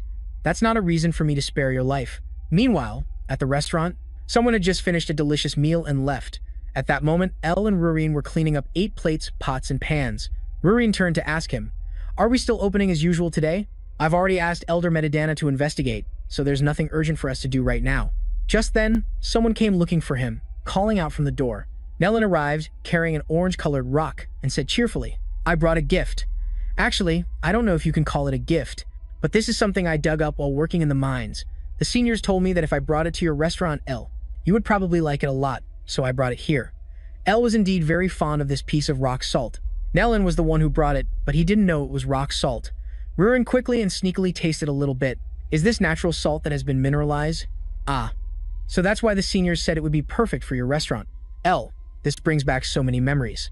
You said back then? While the 2 men were chatting animatedly, Rurin was yelping because the rock salt was too salty, and she had foolishly gone and tasted it. Elle said he was nostalgic for his time as a soldier thanks to the rock. It was this salt that helped him survive at that training camp. Rewind time. At that time, Elle, having just been transported to this world, was shoveled off to a training camp. He was still bewildered when the drill instructor there demanded his name. Seeing him just standing there dumbly, the instructor got angry and slammed the table. But when Elle said his name, it came out as a strange language that the instructor couldn't understand a single word of, so he sighed. What? Elle? Elsa? How the hell do you pronounce your name? Come to think of it, you haven't even written down your hometown. The instructor thought Elle was nuts, so he decisively waved his hand. From now on, your name is Allison. Take this form to the counter next door and get your basic supplies. The things Elle received then were all very strange to him. The red-hatted instructor saw him trembling, unable to even lift the sack, and sneered. This guy. Oh my god, can't you even lift it properly? Not to mention, Elle also had to go through being bullied by people he had just met. In a tent where over 10 people slept together, they had agreed to be quiet while sleeping, but there was a cacophony of all sorts of snores and hiccups. Elle's eyes shot open. He couldn't damn well sleep, just wishing that tomorrow would never come. At that time, he was so damn homesick, he could only pull the blanket over his head, bite his lip, and cry for his mom. Yes, you heard that right. He really missed his mom. However, that wasn't what hurt Elle the most. The thing that assaulted his mouth every single day was none other than the food here. After training like he'd been rolling in mud, he'd get a bowl of food that looked worse than pig slop, making Elle so upset he couldn't even bring himself to eat like everyone else. He sat at the dining table and began to wonder in despair. What the hell is this? It's been 2 whole weeks, and I still have to eat this stuff. How can everyone eat this without any problem? Or am I the only weird one here? But the food really has no damn taste at all. I can endure other things, but this lack of salt, I just can't. Just a little bit of salt would make it taste so much better. Surely, there must be someone else who feels the same way I do. It can't be that only my palate is strange. While he was doubting his own sense of taste, Elle overheard 2 instructors sitting nearby complaining about the food, but in general, they were still indifferent about eating. After 1 or 2 weeks, the training became a bit less difficult. To open a restaurant and succeed, first, I have to endure it here. But Elle had forgotten that. However, no matter how much time passed, he still couldn't get used to the constant torture of the meals served 3 times a day. So he wondered listlessly, isn't there anywhere I can find rock salt? If only there was a sea nearby. Damn it, I don't want to go back to the mess hall anymore. While living miserably day by day, one day, an opportunity that could change everything came to him. It was during a magic class. Cheer up. Today, you will finally learn attack magic. I am Venin, a 5th rank mage. That's him, the old guy with the slicked up hair and twirly mustache. As a 5th rank mage, he acted very pompously. Normally, for rookies like you, just hearing my lecture on magic is a miracle in itself. But with the current situation, if you can learn successfully, consider this a golden opportunity to become an official Imperial Mage. Let's begin by closing your eyes and focusing on your inner senses. You might be able to feel the flow of mana around you. Venin created a green orb of energy and introduced, this is mana. It is the fundamental basis of all magic. The effect of this magic circle is very simple. It gathers mana into one spot. By applying other magic circles here, you can manipulate the properties of the mana. The power of all magic is determined by the perfection of the mana. This makes it the most basic, yet also the most difficult, magic. The young man Elle was listening very attentively at this moment. For example, if you add the fire attribute here, Venin demonstrated, creating a fireball effortlessly and launching it at a wooden dummy. He explained, it will turn into the basic attack magic, Fireball. Now, who wants to try first? The soldiers used all their might just to create a small flame, but it went out before it could even reach the target. Venin scolded angrily. Not strong enough, the fireball. Can't maintain its shape. Where are you aiming? Open your eyes. How are you sensing the mana? Humph. The mana isn't activating correctly. Venin scolded relentlessly. But the soldiers were still as clueless as could be. The old man gritted his teeth, thinking, even with the shortage of troops due to the war, what can I possibly do with these amateurs? How can I let a bunch of people with no potential use magic so carelessly? Only the chosen ones, like me, can use magic. Just as the old man was feeling smug about himself, a brilliant golden light shone forth. An absolutely massive fireball was launched. It incinerated the training dummy and then exploded with a huge bang. The creator of that cannon-like shot, Allison, had a dumbfounded look on his face. The cliff face behind it was so affected by the explosion that it collapsed. Everyone there, including Elle and Venin, was stunned. Huh? How? How did you do that? Venin excitedly grabbed Elle and asked, did I mishear you? I just focused my mana and launched a fireball as instructed. Elle replied with innocent naivety. How did you focus the mana? Aren't all those wisps of smoke floating around us manna? So, El was transported here, starting over with a bewildered soul, but was blessed by the heavens with the talent of a genius, causing Venin to break out in a cold sweat. It was like a slap to his recent smugness. You can see the magic power in the air? Ah, yes. In the evening, the new recruit Allison seemed to be able to sense an unusually high level of magic power. What? Venin was even more shocked to hear this then, missing the explosion in the afternoon. This is a rare case that sometimes occurs during magic power evaluations, similar to how people living at high altitudes have developed stronger respiratory lung capacity. Those from places with sparse magic power often exhibit very high sensitivity. That said, this is also the first time the black-hatted instructor has seen it at such an exceptional level. Forgot to introduce him, this gentleman is the head instructor at the Barzaran training camp. Venin was so angry he slammed the table. No, I've also studied magic on my own, but it's too strange to explain it so simply. If it were just high sensitivity, he wouldn't be able to use such powerful magic instantly. Humans are influenced by both environment and talent. It's not that high sensitivity makes him a genius, but rather, think of him as a genius who happened to be born in a place with sparse magic power. I've never considered him a genius. Considering his achievements, it would probably be better to postpone his deployment to the front lines and send him for training. Advanced magic training would be better. El, overhearing this from outside the door, was overjoyed. Who in their right mind would want to go to a battlefield? As he was listening, the door opened, startling him before he could hide. Venin warned him resentfully. Don't get cocky just because you managed to cast a fireball, you new recruit. This training camp is funded by taxes that the citizens of the Empire work very hard to earn. Since you've damaged it, you'd better work hard to restore it to its original state.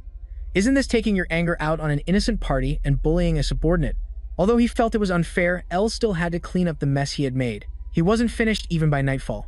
As he swept, he clicked his tongue and muttered, I don't know how high a 5th rank mage is, but it seems to be quite high.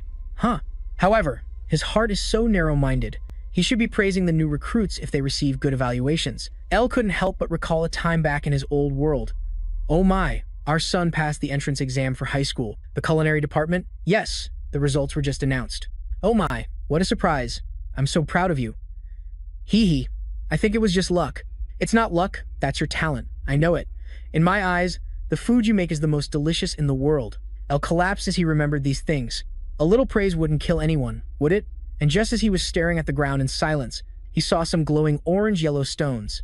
El picked one up to examine it and discovered it was a fragment from the cliff, but it had strange angles and sparkled. Thinking no way, El tasted it and was so shocked he fell to the ground. It's rock salt. Is this really rock salt? El immediately thought of a way to use this rock salt. The next morning in the mess hall, a slogan was hung. Eat with all your gratitude and leave no leftovers. The soldiers receiving their food were complaining about having to eat this dish again, but today they were in for a big surprise. But has the flavor changed? Really? I want to eat 8 more bowls. Me too. The food is so delicious today. Hearing this warmed El's heart, so even dullards like them could notice the difference. Just adding a little salt changed the flavor so much. El silently made a resolution. He would continue to improve the food here little by little. Joran also asked his colleague, head instructor, did they change the chef? The chef hasn't changed, but today's meal is quite delicious. The red-hatted head instructor guessed that salt had been added to the food. Joran was very curious to know where this change came from. So, El had been working very hard, cooking at night to improve the meals little by little. Of course, he couldn't help but grumble at times. These people, they don't even bother to wash the potatoes before cooking. It's so dark in here. Ouch. They probably just throw the vegetables into the pot without a care, so I'll prep them a little. Should I make some soup? It went on like this until his hands were covered in cuts. Right? El had shed tears when he received his food. This is it. Do you people understand now? This is the minimum standard for a meal in the military. This is exactly what El had been longing for. Ideally, I'd add some other spices or mushrooms, but I'm not sure if the ingredients in this world are the same as back home. So this is good enough. Can't be too greedy. Just as he put his spoon into his bowl of food, El's name was called again. Joran, with a grim expression, said, "Come see the head instructor after you finish eating. You yourself know the reason best, don't you? Who the hell knows anything?" So, El went to see the head instructor. The two faced each other, and the tension was extremely high. Joran stroked his chin and spoke first. "Recruit Allison, I heard you displayed extraordinary magical talent." El reluctantly admitted that this was correct. Just as he had heard, that's good news. Strengthening the power of the soldiers will bring a strategic advantage on the battlefield.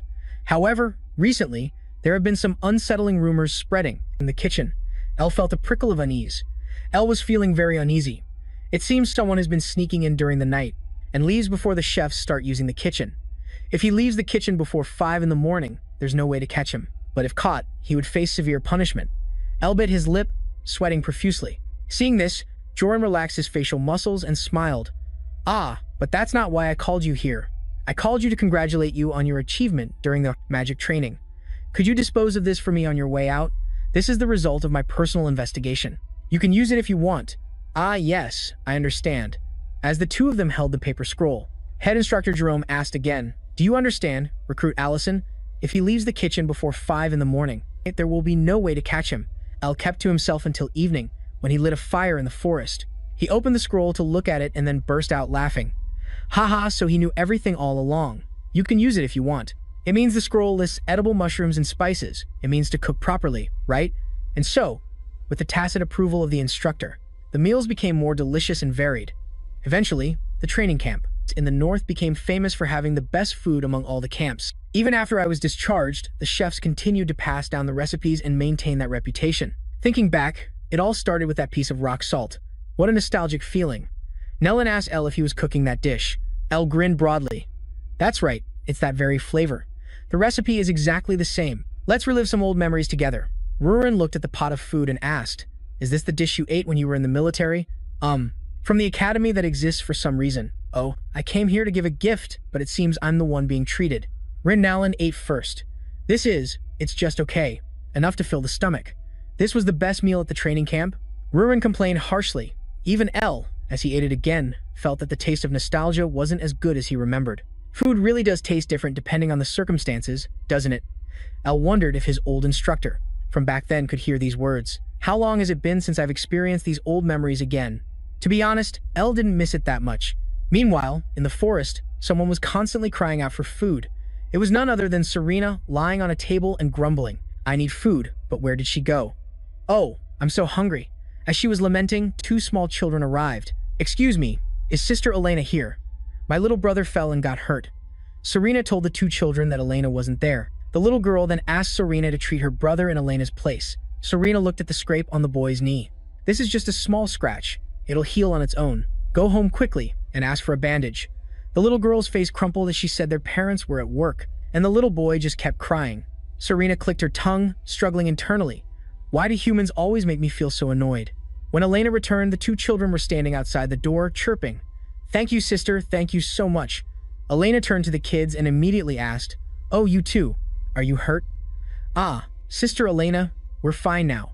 The sister over there treated us. Hee, the new staff member seems very kind. New staff member? While Elena was still bewildered, Serena stormed out. Why are you only showing up now? My lady, did you treat those children? Humph, I can use simple healing magic, but this is the only time. Elena's eyes crinkled into a smile. Oh, Lady Serena, you're truly very kind, aren't you? Serena's face was beet red as she immediately retorted, What are you talking about? Don't be ridiculous. You're mistaken. Where have you been? Huh. I'm about to starve to death over here. I went to the Lord's castle for a medical examination. Oh, is that the person you mentioned before? The one in a coma? Yes, that's right. They say it was due to poison. But it was so unusual that at first, they didn't even realize it was poison. It seems the Lord's brain has been severely damaged. So they've tried various treatments, but there's been no progress at all. Brain damage from a poison, you say? Serena pondered for a moment, then said, Now that I think about it, there is someone who knows a lot about that. A researcher of the brains of other species. What? Really? Elena was incredibly excited, but Serena quickly poured cold water on her hopes. But it's been a very long time, so I don't remember their name anymore. Elena's face fell, completely frozen. I'm not even sure if that person is still alive, but I'll let you know if I remember later. Yes, thank you. Just then, a blue bird flew to Elena's window. A piece of paper was tied to its leg. Serena noticed it too and asked where it came from. Elena explained. This species of bird only lives in the elven forest. It's a letter from my homeland. I haven't received any news from them until now. Reading the letter from home, Elena was more shaken than if she'd faced a natural disaster. What's wrong? What does it say? Elena trembled, sweat beading on her forehead. The elven forest. The forest is in danger of being destroyed by a dragonkin, and to avoid annihilation, I have to become that dragonkin's bride. As Elena finished speaking, her eyes welled up with tears. If they don't find a suitable bride, they'll burn down the entire forest. Serena sighed. What? Oh dear. And here I thought it was something serious. What should I do? I've heard that marriage should be with someone you love.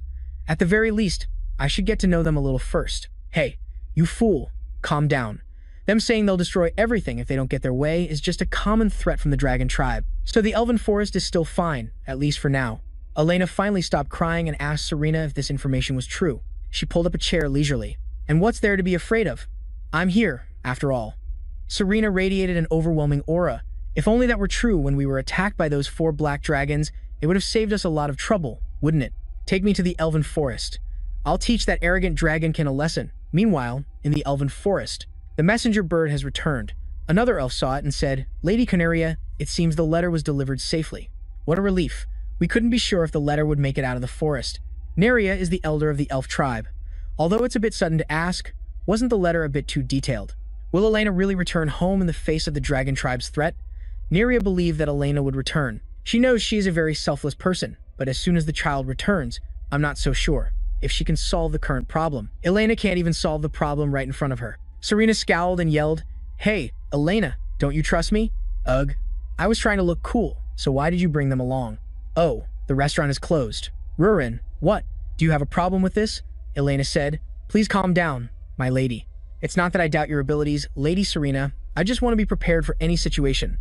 That's right, if we bring her along and end up coming back with holes in our backs again, Elena will be the one who has to carry the burden.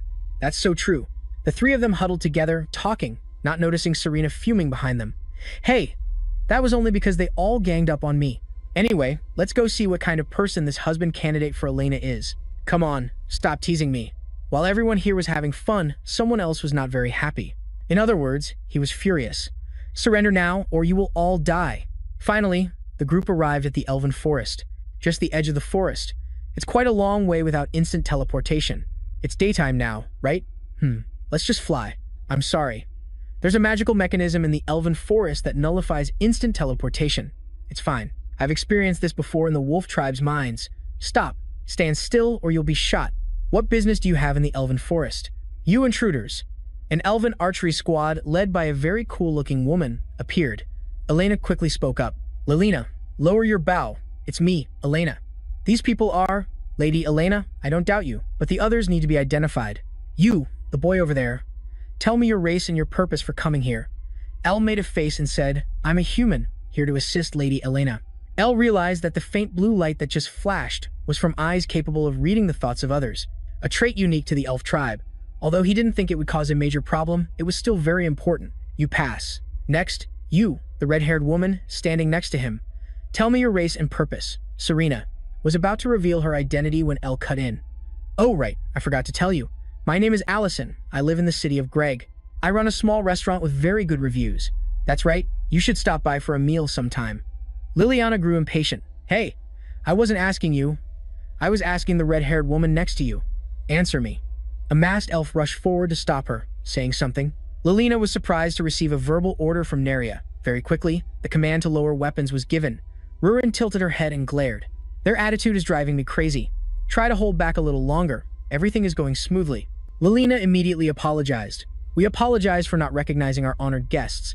It was disrespectful of us to act in such a manner. Please, come in. Chief Neria is waiting for you. Welcome to the Elven Forest. I apologize for what happened at the entrance. When I first heard about it, I was very surprised that Elena knew Lord Allison. It must have been a long journey for all of you. Elle thanked Neria for her hospitality. Elena also noticed and was surprised. Lord Allison and Chief Neria actually knew each other from before. No wonder they let the whole group in so easily. Elena thought that she shouldn't be surprised by something like this. After all, what happened that day with those dragons was even more shocking. Even so, Neria said sadly, Elena, that must have been a difficult decision, yet you still came. I feel terrible for placing such a heavy burden on your shoulders. Elena asked with a tremor in her voice, Is this about becoming a bride? Serena interjected again. By the way, what's the deal with that guy? What kind of idiot would want to marry her? Hearing Serena say that, Neria's face went pale with fear. What do you mean, idiot? He might hear you? He's a dragonkin, an all-powerful being. Rurin, radiating dark energy, spoke up. Oh, please, we're dragonkin too. Serena also chimed in, Our mission here is to kick that noble creature's butt all the way to the moon. Neria froze, then winced. I'm sorry. Oh, my head hurts. Ah, about that. I was planning to talk about it. Elena also bowed her head. It's a bit of a long story. About, yes. They are also all-powerful beings. Neria suddenly felt a headache, her heart pounded, and her face turned pale. What? Meanwhile, that monstrous dragon was still causing a ruckus.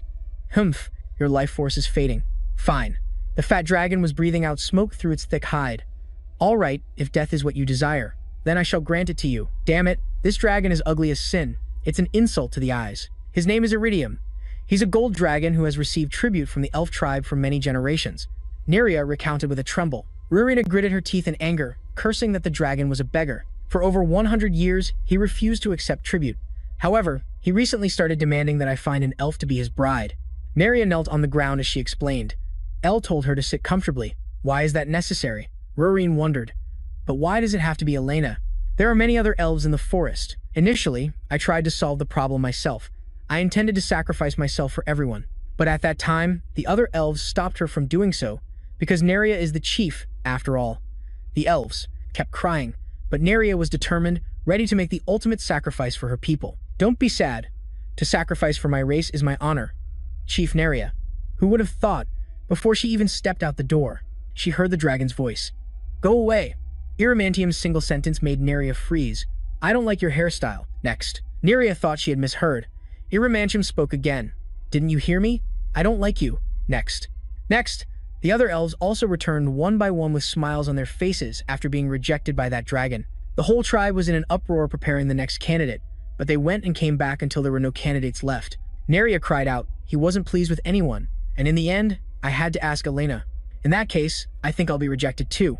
Rurin declared, if he dares to hurt you, then just stay calm and lead me to his lair. Serena, however, seemed to be thinking deeply about that dragon.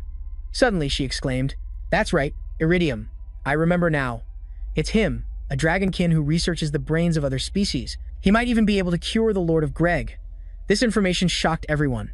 You mean Diren's father? Rurin immediately decreed, then we don't need to drive him away anymore. We have to capture him. El also agreed. That's right, we can't let him get away. Just then, another elf rushed in, shouting loudly, reporting that Irimantium is heading this way. Neria immediately guessed that he must be furious because they hadn't sent another candidate yet. Now, since you're talking about capturing him, he's extremely cautious and always stays away from other dragonkin, even though he has demanded tributes from us for many generations. But he has never let anyone protect him. He'll flee and abandon his lair whenever he senses the energy of other dragonkin nearby. Because of that, it's very likely to happen again. Sorina immediately thought they needed something to attract his attention. El also agreed with this plan to lure the tiger out of the mountain, so he wouldn't pay attention to anything else. And so, everyone looked at Elena. As always, Elena thought, I'm the one who has to suffer. Wait a minute, didn't you all come here to do the opposite? Elena protested, but it was futile. Meanwhile, that wicked dragon was still trampling the forest. The elves were fighting furiously. Get all squads over here, now. Humph. You wretched elves, you dare to insult me? This dragon with the pig-like snout was truly an assault on the eyes. Irimantium roared as he opened his mouth to breathe fire, died trembling in regret. Wait, Sir Irimantium. Neria appeared with the bride. I apologize for the delay, since she is the most beautiful elf. In our tribe, it took some time for her to prepare. I am certain she will meet your standards. As Neria spoke, she removed the veil. Elena was revealed, a beautiful and shy bride. She stammered her introduction, my name is Elena. Oh my. The pig-snouted dragon blushed furiously. How magnificent. You pass, you pass. Ha ha ha. He cackled like a madman. You should have brought a lady like this from the very beginning, he said, amidst the hearty laughter of an old dragon who had finally found a beautiful wife. 3 figures in mid-air were maintaining a safe distance to observe everything. El instructed them, try to conceal your presence. All right, I think he's captivated by Elena now, Serena remarked. Prepare to capture him once he's far from this place. And so, the group followed him all the way to his lair. As she walked, Elena wondered, why aren't those 3 ready yet? Just then, Irimantium turned back and asked, Your name is Elena, isn't it? Startled, Elena replied, Yes, Sir Irimantium. Don't call me that. The old dragon took out an outfit with his claw. It was a maid outfit. He blushed and requested, From now on, call me master. In that formal way, hey. Elena took the outfit. She felt like crying but told herself to endure it. They'll definitely rescue me soon. In the pitch-black cave, a small, soft voice called out, Master. Irimantium grunted dazedly and turned to ask Elena, What is it? I told you not to enter my research room. Elena, shyly wearing the maid outfit, spoke. Isn't this research room a bit messy? It looks very cluttered. Please allow me to clean it for you. What do you think, Master? If it's alright, could you please leave the room for a moment? Her lovely appearance made Iramantium uncontrollably excited. He excitedly shouted, "That's not it." His powerful words made Elena shrink back in fear. Her voice trembling, she asked, "What? Isn't this right?" "I'm sorry, master." Iramantium angrily scolded, "You look far too timid. And stop apologizing to me constantly. Be more confident. Do as I do." He coldly raised his claw, demonstrating, "Humph, it's not like I'm lonely. Just like this loathsome body of mine. And even though I act so cold at first, you'll eventually open up to my friendly personality." Elena made a disgusted face and nodded. "Yes," seeing her expression, he said with delight. "Yes, that's exactly the expression." Iramantium posed, "Now, glare at me with that expression." This made Elena secretly terrified. This is so weird. They clearly said they were going to hide, she thought. She quickly looked for Allison's group. Where on earth are they? But when she looked up, she saw 3 pairs of eyes watching intently. Serena whispered excitedly, "Look, her face is turning red." Rurin also whispered. He told her not to apologize anymore. Their gossipy eavesdropping made Elena furious. She shot a sharp glare at them. Suddenly, Elena screamed, "You've been watching me from there?" Iridium looked blankly in the direction of her gaze and asked, "What is it?" The 3 of them panicked. "We're busted." Seeing Allison's group, Iramantium asked in alarm, "What are you doing here? Do you know Elena?" In an instant, the 3 of them took their battle stances. Allison coldly commanded, "Capture him." Terrified, Iramantium turned to flee, cursing angrily. "This damned group, they aren't even dragonkin." Just as Iramantium was about to use teleportation to escape, he suddenly saw his magic shatter. He let out a confused, "Huh!" The teleportation magic to escape failed as he saw the 3 people below preparing to strike. Iridium shouted in frustration, "Hey, if that's the case, I'll only make it to the cave entrance. Stay put, you fools." But in an instant, he was bound by their magic and thrown down inside the cave. Serena glared at him with sharp eyes and asked, "Where did you think you were running off to, you bastard?" Iramantium stubbornly cursed back, "Let me go. How dare you, scoundrels, invade my private residence?" At that moment, a murderous aura suddenly appeared behind the 2 of them. Serena and Rurine felt a chill run down their spines. Elena asked with a dark expression, "Just how long have you 2 been watching me?" The 2 of them immediately denied it, because, like we said, the teleportation magic this guy set up wasn't just 1 or 2 kinds. That's right, because we already destroyed it. Allison, standing nearby, lightly covered his mouth and nodded in agreement. "I suppose there wasn't just 1 or 2 types, huh?" Elena frowned, turning to him and calling out, "Allison." He immediately threw the others under the bus. "Sorry, those 2 dragonkin thought your reaction would be interesting, Miss Elena, so they told me to stay and watch a little longer." Serena angrily rushed over and hit him, yelling, "Hey, how dare you sell us out? You clearly said you wanted to see Elena's new outfit too." Rurine also shouted angrily, "You've got some nerve." Allison immediately retorted, "What are you 2 talking about? Someone might hear and get the wrong idea." Just then, Elena suddenly blushed and shyly asked, "So, does this outfit really suit me?" Allison quickly replied, "No, they're just making that up." Seeing her, Serena grew a bit curious. Meanwhile, Iridium was muttering nonstop to the side. Rurine asked curiously, "What has he been muttering this whole time?" Suddenly, a magic circle appeared, surrounding him. He laughed loudly and said, "You fools have made a grave mistake." At that moment, over in the elf forest, a voice called out, "Lady Neria." After the call, it was silent for a few seconds. Lelina hesitantly asked, "Will Elena be all right?" Neria gently reassured her, "You don't need to worry," she said confidently. "Elena has some incredibly capable people with her." Suddenly, everyone started gathering in one direction. This made Neria look over curiously. The 2 of them walked over to take a look. A blue orb had suddenly appeared, floating in the air. Neria wondered aloud, "What is that?" Just then, the orb unexpectedly exploded, releasing a cloud of black smoke. Its powerful blast terrified the 2 of them. Lelina quickly covered her nose and called out, "Lady Neria." But unfortunately, Neria had already inhaled the toxic gas. Her eyes suddenly glazed over. Immediately after, everyone else in the tribe also became dazed. Suddenly, they all drew their swords in unison. Each one unconsciously pointed their sword at themselves. Back in the cave, Iramantium laughed and issued a warning. "If you want to destroy the magic I've set up, you can't just check this place. You have to check the entire elf forest as well. Release me now, leave Elena, and get out of here," he shouted. "If you don't, you'll witness every last elf in the forest commit suicide." Upon hearing this, everyone was horrified into silence. Rurin then looked over towards the forest. Seeing the green gas, she whispered, "It looks like something is spreading throughout the forest." "Ah, this." Her expression turned grim. "It's real. It feels like a knife is being held to our throats." Serena wondered aloud. "Can high-level beings perform wide-area mind control?" Hearing this, Iramantium answered confidently, I have researched the brains of living creatures for 100 years. This kind of control is a simple matter for me. His eyes welled up with tears as he shouted in an anguished voice, "This is the magic I perfected," while gritting my teeth as countless bridal candidates abandoned me and ran away. No one understands my pure love. Elena, do you want to be the one I use this magic on? At this point, Iramantium's sanity seemed to have completely vanished. He threatened, "You must decide now. Will you abandon your elf tribe or not?" He grew increasingly agitated. "Or will you let those bastards leave and become my bride?" Elena burst into tears, trying to stop him. "Wait, I understand. I'll become your bride, so please." Suddenly, Allison unleashed a colossal source of magic. He said, "You don't have to do this." He sternly placed the magic circle on the ground and spoke, "Are you Iridium? If it were pure love, it wouldn't be this threatening, and there would be no need to force her." The magic circle suddenly appeared right in the elf tribe's forest in an instant. A brilliant source of magical power suddenly descended straight onto every member of the tribe. When affected by the magical power, it seemed their consciousness was resisting the action. The hand Neria held her sword with began to tremble uncontrollably.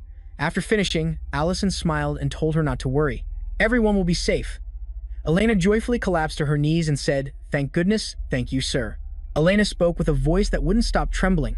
"Sir Allison, I am truly so grateful." Iridium looked at him in disbelief and asked, "How is this possible? What is this?"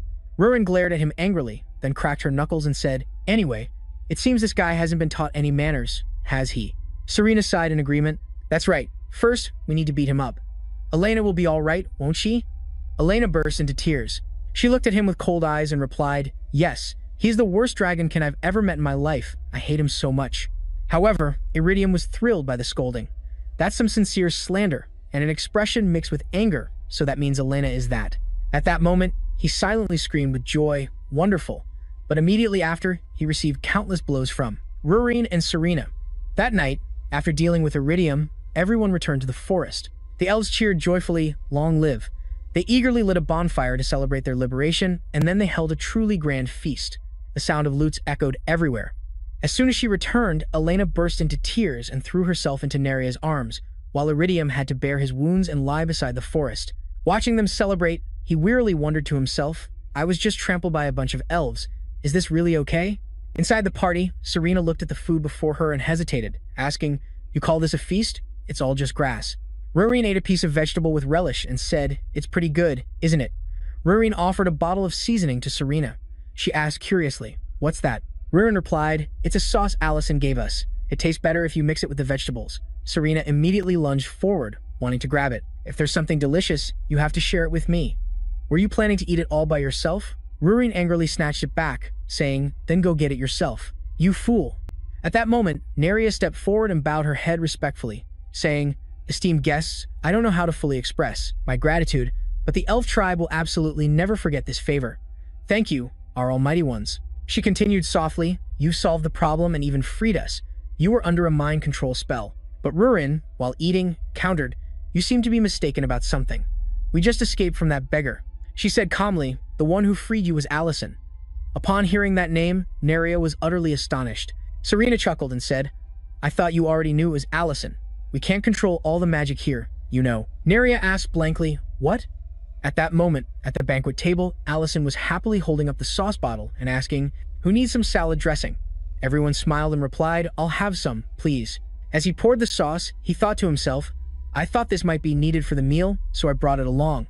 Who knew it would actually come in handy?" After eating, everyone excitedly discussed, "What is this sauce made of? This refreshing taste is wonderful." But Allison quietly walked over to the statue and said, "Here, you have some too." He looked at the statue and said, "It's been a long time, my friend. I'm so happy to see you." But the only reply was the silence of the atmosphere. But Allison still spoke gently, "You look more like a statue than a living person." He suddenly remembered the old days, when this person had suddenly walked up, shoved him, and said, "Hey, Allison."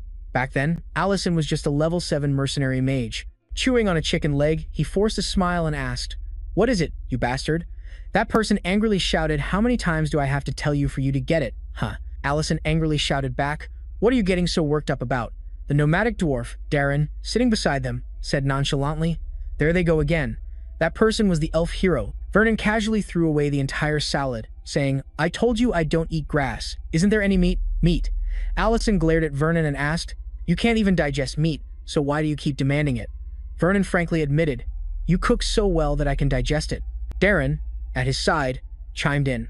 I think a war between elves and dwarves would make more sense than this. Fight. Suddenly, the two of them turned to look at him and shouted in unison.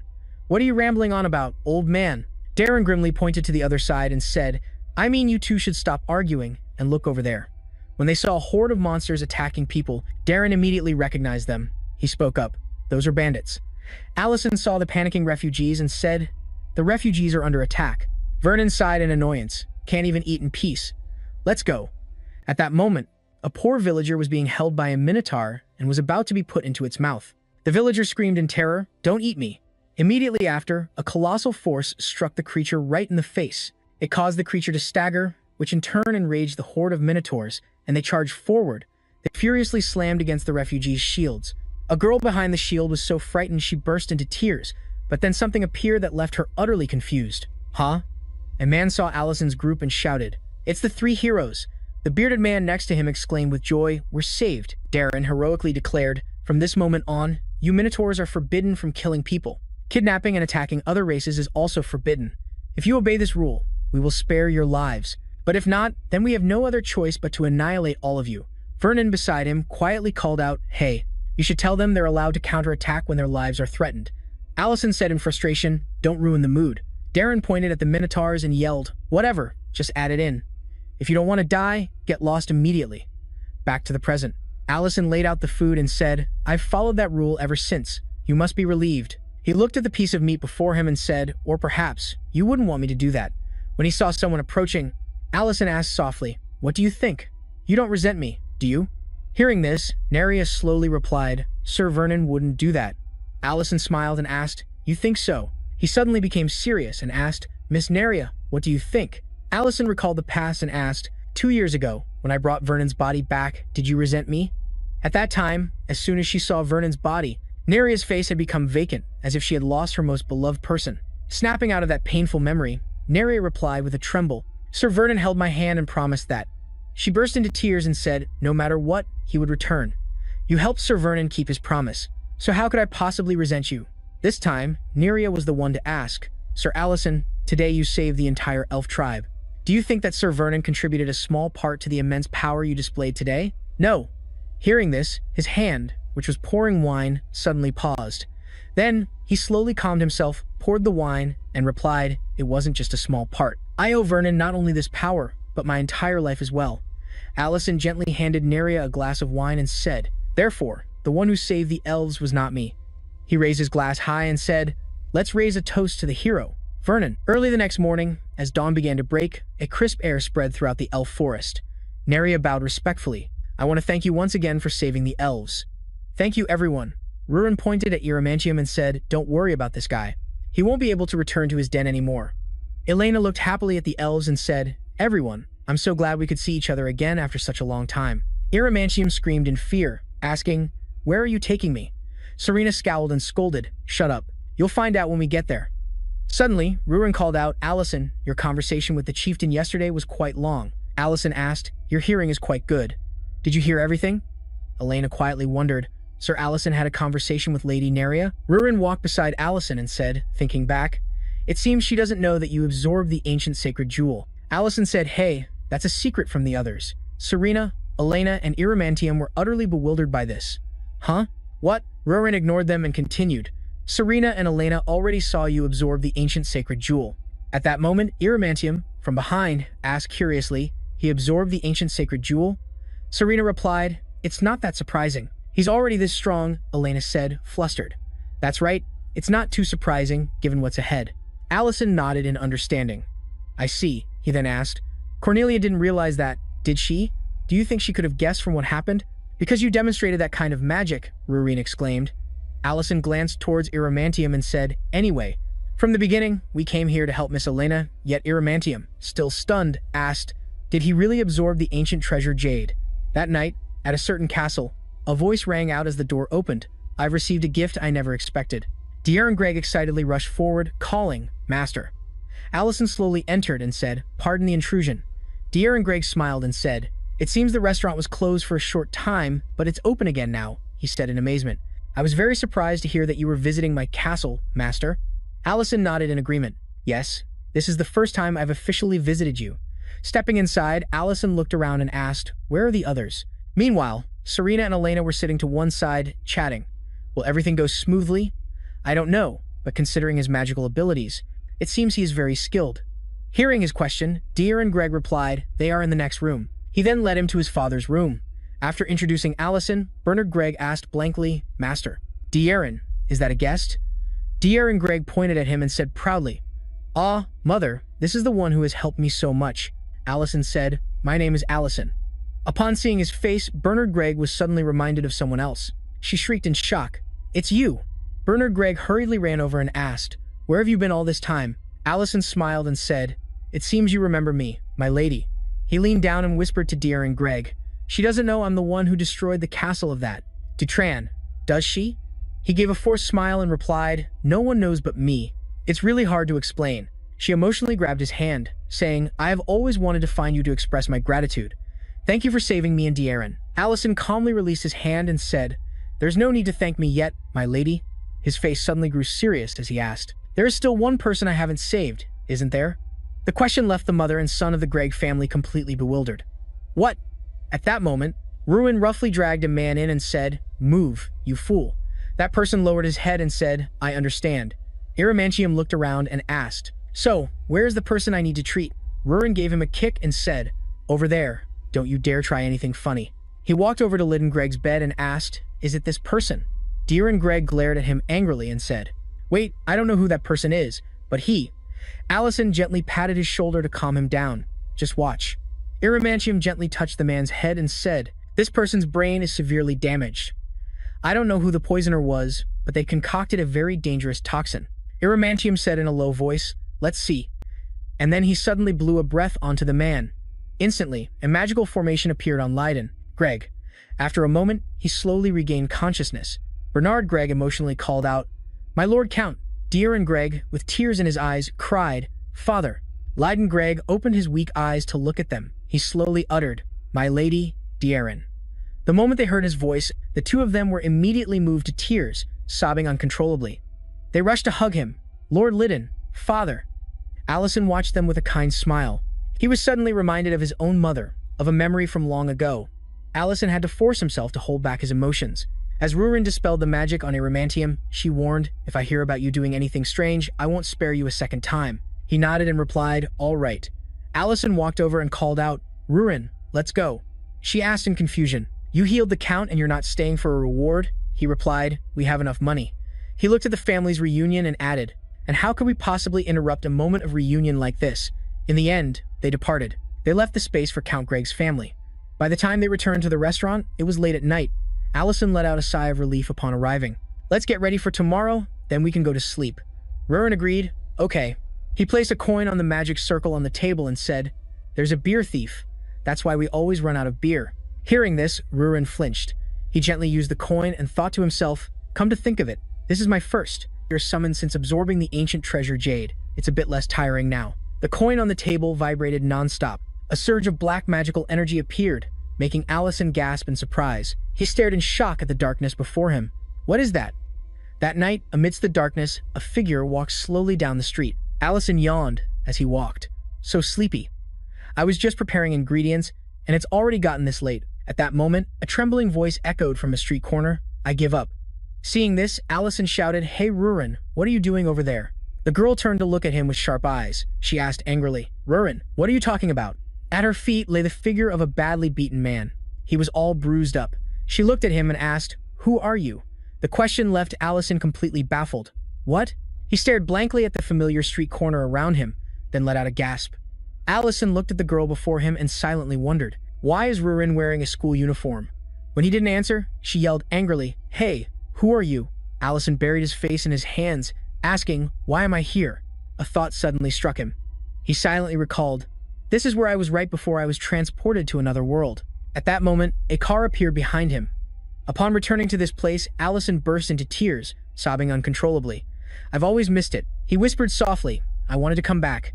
Just then, the car from before pulled up in front of him. In an instant, Rurin suddenly appeared and shook him awake. "Allison, wake up." Allison looked at the girl in front of him and softly called out, "Rurin." Seeing the strange vehicles all around, she cried out in shock. "What is all this?" Rurin screamed in fear. where are we? Allison, now stunned and awake, asked, Huh, this isn't a dream? The girl from the street approached them worriedly to check on them. Excuse me, are you two all right? The kind girl took out her phone and asked. You're not hurt, are you? Should I call 911? Rurin quickly interjected. What's a 911? But Allison cut her off mid-sentence. We're fine. We're not injured. Allison shouted, We're sorry, everyone, then grabbed Rurin and ran away. The girls stared blankly at their two retreating figures. What strange outfits. Allison immediately took Rurin to a safe place and then promptly introduced her to this place. After hearing his explanation, Rurin exclaimed in shock, What? This is your hometown?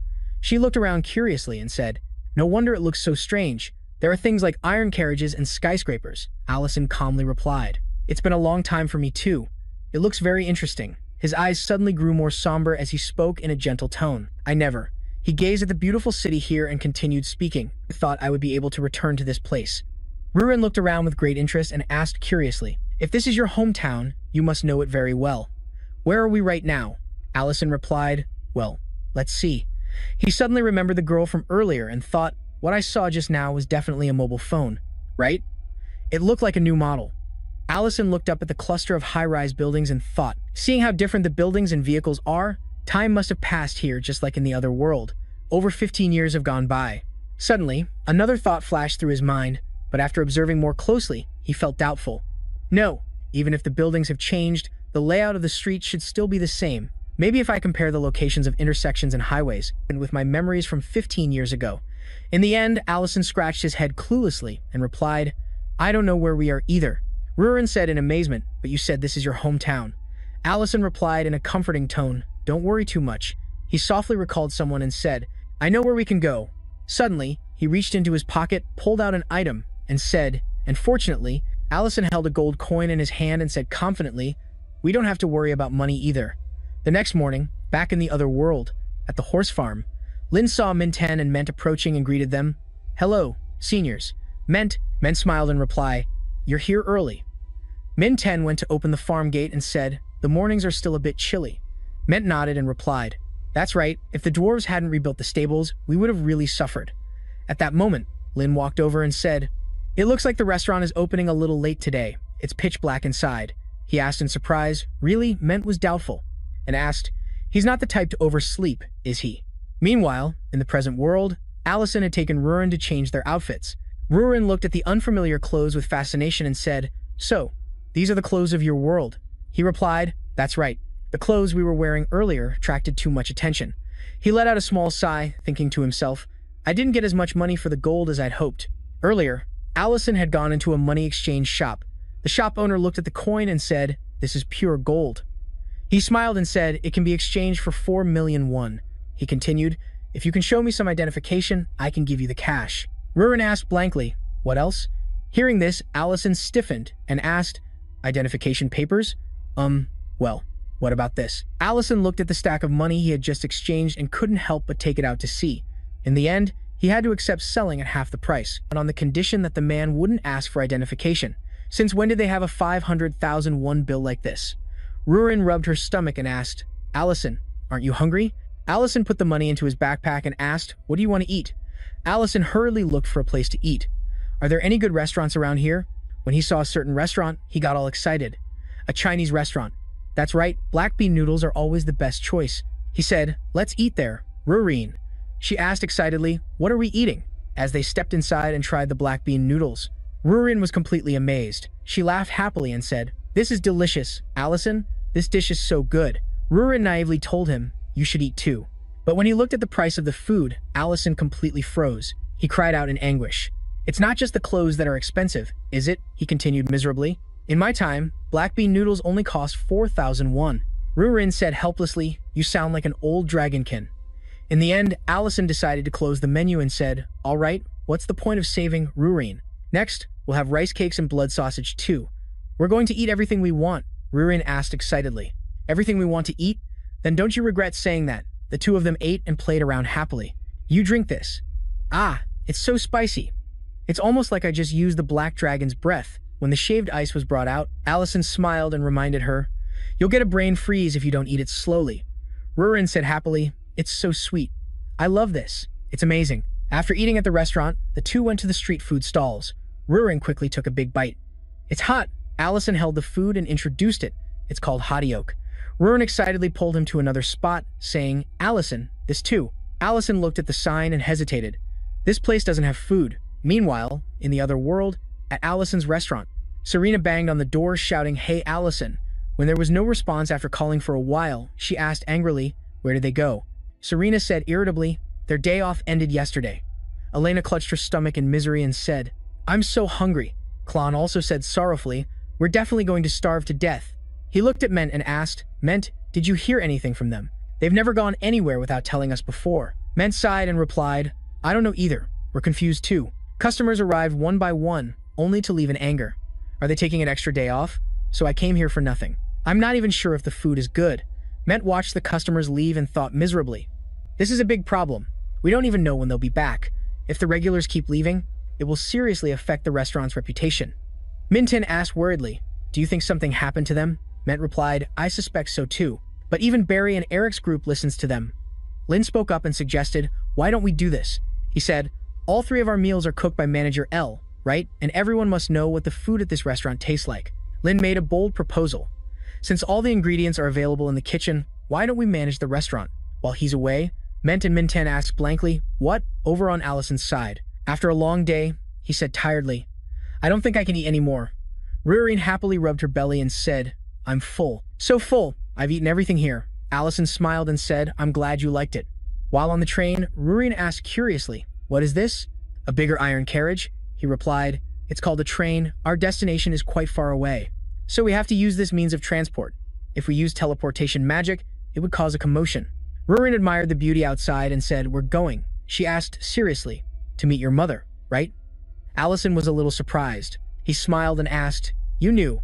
Rurin replied, How could I not realize when you look so excited? Suddenly, the scene in front of her made Rurin widen her eyes. Outside, the sky was tinged with the color of orange as the sun was slowly setting. She took a deep breath and then laughed excitedly. Your hometown is quite beautiful, isn't it? The peaceful image before her eyes made Rurin express, I like it. In contrast to Rurin's excitement, Allison seemed much more subdued. His gaze became distant. He was lost in thought for a long time before calling out, Rurin? She asked, puzzled. Huh? What is it? Allison looked straight at her and asked, What would you say if I asked if we could stay here? Allison's voice faltered as he asked, If we could live here forever and never go back? His question made her let out a blank. Huh. On that train ride, Allison began hesitantly. I've been thinking about it ever since I came to this world. The peaceful scenery outside made him continue to falter. Now that I'm here, the ancient jeweled jade no longer exists in that world, and the threat from the Dragon King has also vanished, right? His eyes suddenly grew sadder as he said, That's why I'm wondering. After a moment of contemplation, Allison spoke up. What would it be like if we started a new life here? Hearing that, Rurin began to fall into deep thought, unconsciously drawing circles on the window pane. When he didn't receive an answer, Allison said, flustered, Of course, you don't have to answer right now. I surprised you, didn't I? Feeling that he had been tactless, he said shyly, Just take your time and let me know after you've decided. Rurin called out to him. She asked in a low voice, If I refuse, will you give up this life here and come back with me? You don't really intend to live here, do you? Back in the old days, when he was in the forest with Vernon and Darren, while Vernon was fast asleep, Allison was secretly drawing a magic formation. Vernon woke up groggily and asked, Allison, what are you doing at that moment? Allison's body was so tired that it was trembling all over. He answered slowly, I finally succeeded. He weakly touched the magic circle in front of him and commanded, Take me home, take me. Vernon, stunned, rushed over, grabbed him by the throat, held him tight, and scolded him. Damn it, this bastard is at it again. Vernon quickly turned to Darren and ordered, Quick, stop him. Allison struggled and shouted, Let me go. At this, Darren couldn't hold back and angrily scolded, That thing will close very quickly. Do you want to lose a finger? Hearing that, Allison was terrified and decided to test it with a piece of paper first. I understand. Now let me go. As soon as the paper was inserted, an explosion occurred. A powerful blast spread throughout the forest. After the tremor, the magic circle also slowly faded away. Allison collapsed, exhausted and panting. Seeing this, Vernon angrily yelled, Allison, I told you to give up on this spell. This is a problem that not even your magic can solve, Vernon warned. Now you won't be able to use magic for a few weeks.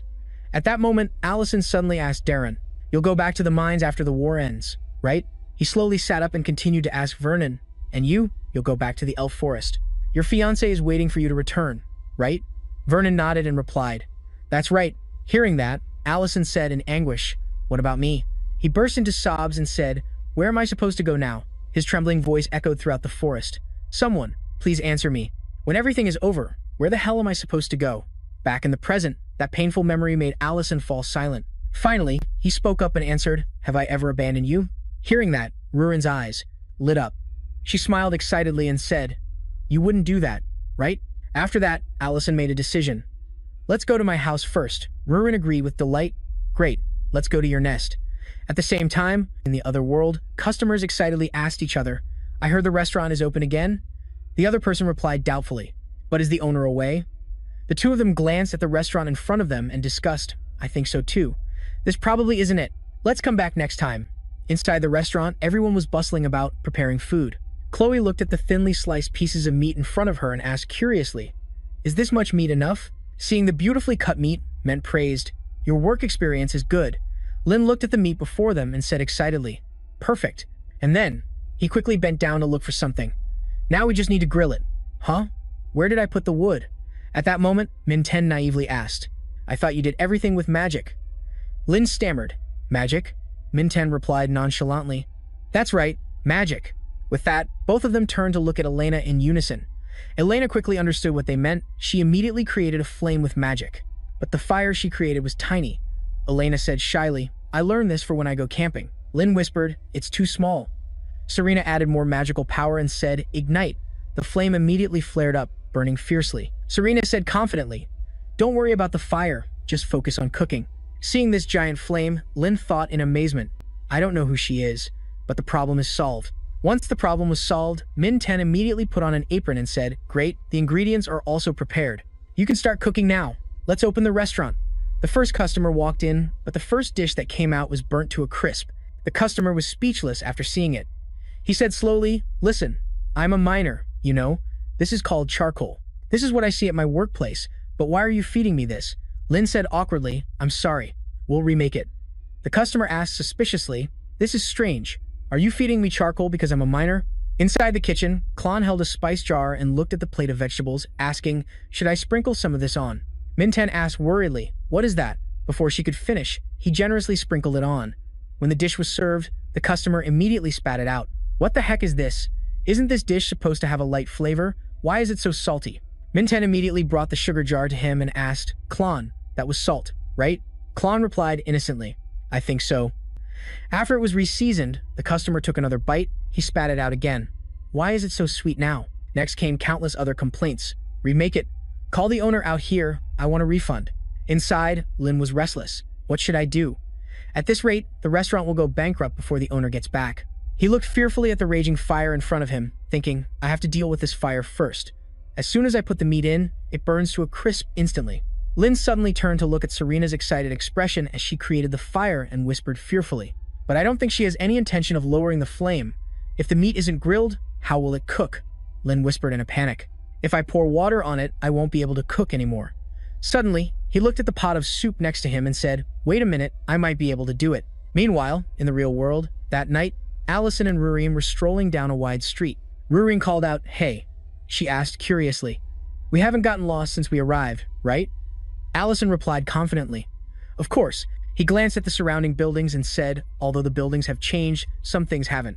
Even after 15 or 35 years, I wouldn't get lost in my own hometown."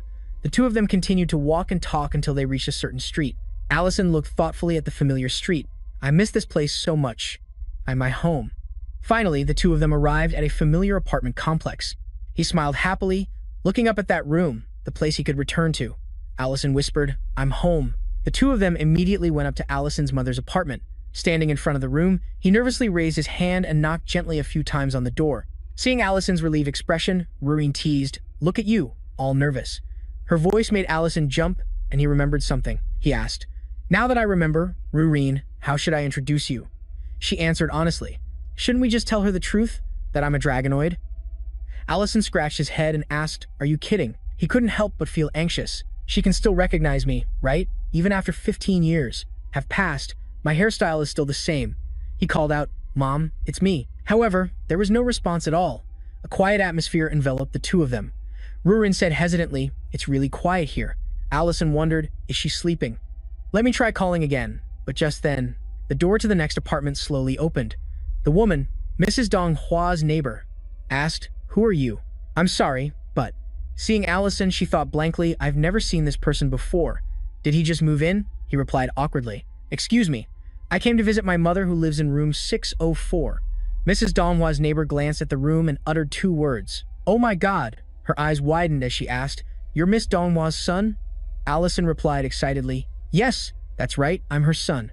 He quickly asked, "Do you know where my mother is?" The woman answered hesitantly, "She doesn't live here anymore.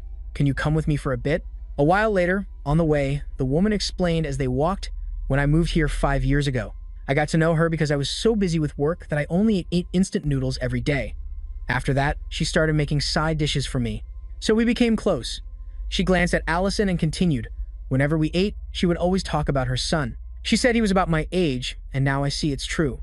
Mrs. Donghua's neighbor introduced herself. "By the way, I'm a writer, although I'm not very famous yet." Suddenly, Allison interrupted, "I'm sorry, but..." He looked at the unfamiliar road ahead and asked, "Where are we going?" The woman paused for a moment and said, "Mrs. Donghua missed you a lot. I advised her to hand out flyers, but she refused." At this, the atmosphere suddenly grew heavy. The woman said, "Why?"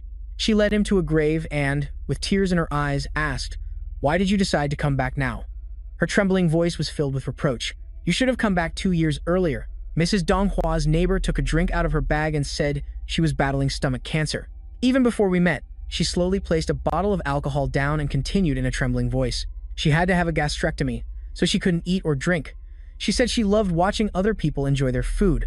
That's why she took such good care of me." At this point, tears streamed down her face. She said, "But 3 years ago, the cancer returned and she had to be hospitalized."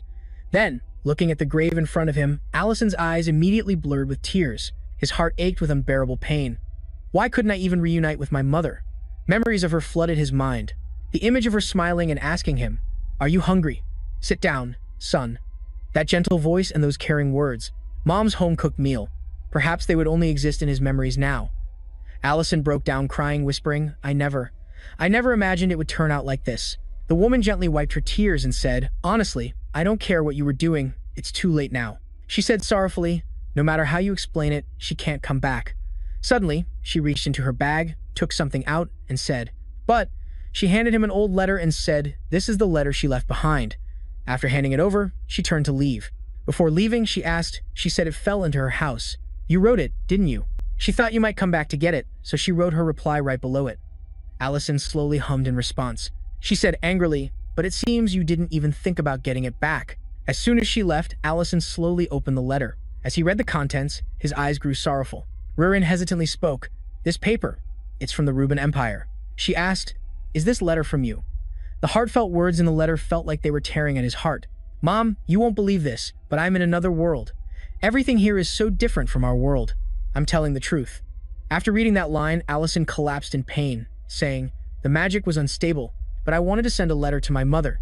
Even though I couldn't return, I still wanted her to know that I was okay. I wrote everything, from becoming a ninth circle archmage to my plans of opening a restaurant." He trembled, gritted his teeth, and said, "But even though I had a way to send the letter, I soon gave up, because I thought there was no way to get a reply." Allison cried in anguish, tears streaming down his face as he spoke in a choked voice. "But here, Mom replied to me, go ahead and open that restaurant. You become an archmage, have you? If you open a restaurant, remember to invite me, okay? I love you," Allison cried, blaming himself. How could I have been so foolish? He blamed himself immensely. After I obtained the dragon's heart and could use summoning magic, why didn't I think of retrieving this letter? His broken voice echoed endlessly. Why didn't I try to send more letters? If I had, maybe I wouldn't be regretting it this much. Rurin slowly embraced him and comforted him. The next morning at Allison's restaurant, customers were flocking in. After finishing their meals, the guests were all happy and full of praise. "This is delicious. Another plate, please." Minten laughed and looked at Lin, saying, "That's great. That dish is delicious." Lin replied, "The fire was too strong, so I thought of a way to avoid burning it. Then I saw this pot," Lin said. "I thought, why not render the fat from the demon boar's belly and turn it into a dish?" Serena looked at the result before them and cackled, "It's all thanks to my firepower." Elena also said cheerfully, "I helped a little too." Suddenly, Minten spoke thoughtfully. "Now we don't have to worry about customers anymore. We just have to wait for the manager to come back." The next morning, in the real world, under the trees rustling in the gentle breeze, Rurin sat quietly beside Allison. She just watched him silently as a way of quiet comfort. Finally, Rurin gently picked a leaf from his head and spoke. You should eat something. For your health. Allison suddenly cut her off, saying, I'm sorry, Rurin. I told you earlier, Allison said, if you say you don't want to stay here, I won't go back to that world with you. His words made Rurin's eyes widen in astonishment. Allison's voice trembled as he said, It's been 15 years. My mother only had me. No matter what you say, I'm staying here. He said sorrowfully, I have nothing left now. Rurin took his arm and asked, Is that what you think? She asked seriously, Do you really think you have nothing left? Rurin gently rubbed Allison's hand and said, When you were on that thing you called a ship, you asked me how I would feel if this place became our new home. She warmed his hands with hers and slowly spoke.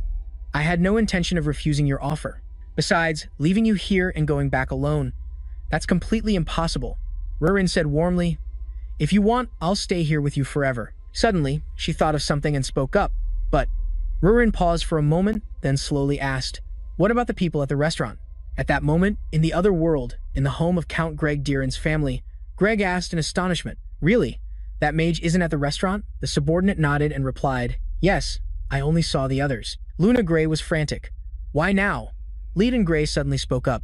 How can I not express my gratitude to him? Someone, prepare at once. I must visit that restaurant in the Dwarven territory. The red-haired man banged on the door and asked, Goza, have you heard? He said hurriedly, Allison has suddenly disappeared. Contrary to his worried expression, Goza calmly said, You're worrying too much. What we need to be concerned about is the construction deadline and the quality of the nest, only those two things. The red-haired man awkwardly admitted his mistake. I'm sorry, I'll get back to work right away. After the man left the room, Goza gently looked up at the ceiling and wondered to himself, Allison isn't the type to abandon us, don't you think so, Darren? Back in the real world, Rurin stood up and said, Everyone is waiting for you. Humans, dwarves, elves, even dragons might be knocking on the restaurant's door. She retorted, You have nothing left? What you said is so meaningless. Rurin gently asked, Aren't 15 years there enough of a reason for you to go back? After hearing this, Allison was silent for a while before replying. The things I wrote in the letter, he asked weakly. Do you think Mom believed them? Rurin smiled and answered, Of course. I've never seen any parents who would doubt their own child. She eagerly pulled him to his feet and said, Let's go back to the place where we belong. At that moment, on a wide street bustling with people, Mrs. Dong Hua's neighbor was thinking worriedly. It's been 2 days since then, but there's still no sign of him. Maybe I was too harsh? She angrily said to herself. No way. Dong Hua went through so much, and he wrote such nonsense like becoming a ninth circle archmage. In that letter, it's unforgivable. Suddenly, a voice called out, Excuse me. Allison suddenly appeared, and with a smile, handed her a pouch of money, saying, Please take this. She took it in alarm and asked, Where did you come from? What's with these clothes? Allison replied, I was recharging my mana to summon this. The mana here is so scarce, so it took a while. She sighed and said, Mana? You still haven't given up that weird act? But when she looked inside the pouch, it was full of gold. Allison spoke up, It's not much. I hope you'll accept it. She let out a bewildered, Huh. Allison created a spatial portal and said, We're going back to the restaurant. There are people waiting for me. He stepped into the portal and disappeared before her eyes, only his voice echoing back. Thank you for taking care of my mother's grave. The scene before her left the woman completely stunned. She suddenly remembered the time she was taking care of Allison's mother. She had asked with concern, Dong Hua, are you feeling better? She replied weakly, A little better. Suddenly, she spoke up, There's a restaurant I really want to go to. The woman asked excitedly, Really? I'm so happy you want to eat. She asked enthusiastically, Where is this restaurant? The mother smiled and replied, It's very far away, but it should be open now. She imagined the place and said, The restaurant of a ninth circle archmage. At that moment, she collapsed to the ground in fear and said, Is it true? The people around were just as startled. Suddenly, someone asked, What's going on? When she saw the remnants of the spatial magic, she slowly uttered, It's true. Only then did she truly believe those words. He really is a ninth circle archmage. In a distant, mountainous region, a gentle whoosh could suddenly be heard. An emotional voice spoke up, It feels like lifetimes ago. Allison looked at the majestic mountains before him and said, This place is too far from the restaurant. Where are we? Hearing that, Ririn immediately opened a teleportation gate and said, I can take us back to the restaurant. But Allison raised a hand to stop her. Wait. Suddenly, Allison created a massive spatial portal. Ririn touched it in amazement, her voice filled with shock as she exclaimed, Huh, it's just like spatial magic. As soon as Ririn stepped through, she angrily demanded, You have to teach me. Allison replied bluntly, Huh. You said you didn't want to learn. She immediately retorted, That's because all the other dragons know how. After stepping through the spatial portal, Allison let out a helpless chuckle and said, "By the way, the regulars at the restaurant must be pretty upset, huh? The workers at the farm must be shocked too. I've been gone for days without any notice." Rurin turned and replied, "I doubt there will be many people at the restaurant," but the noisy commotion ahead surprised her. She let out a puzzled, "Huh?"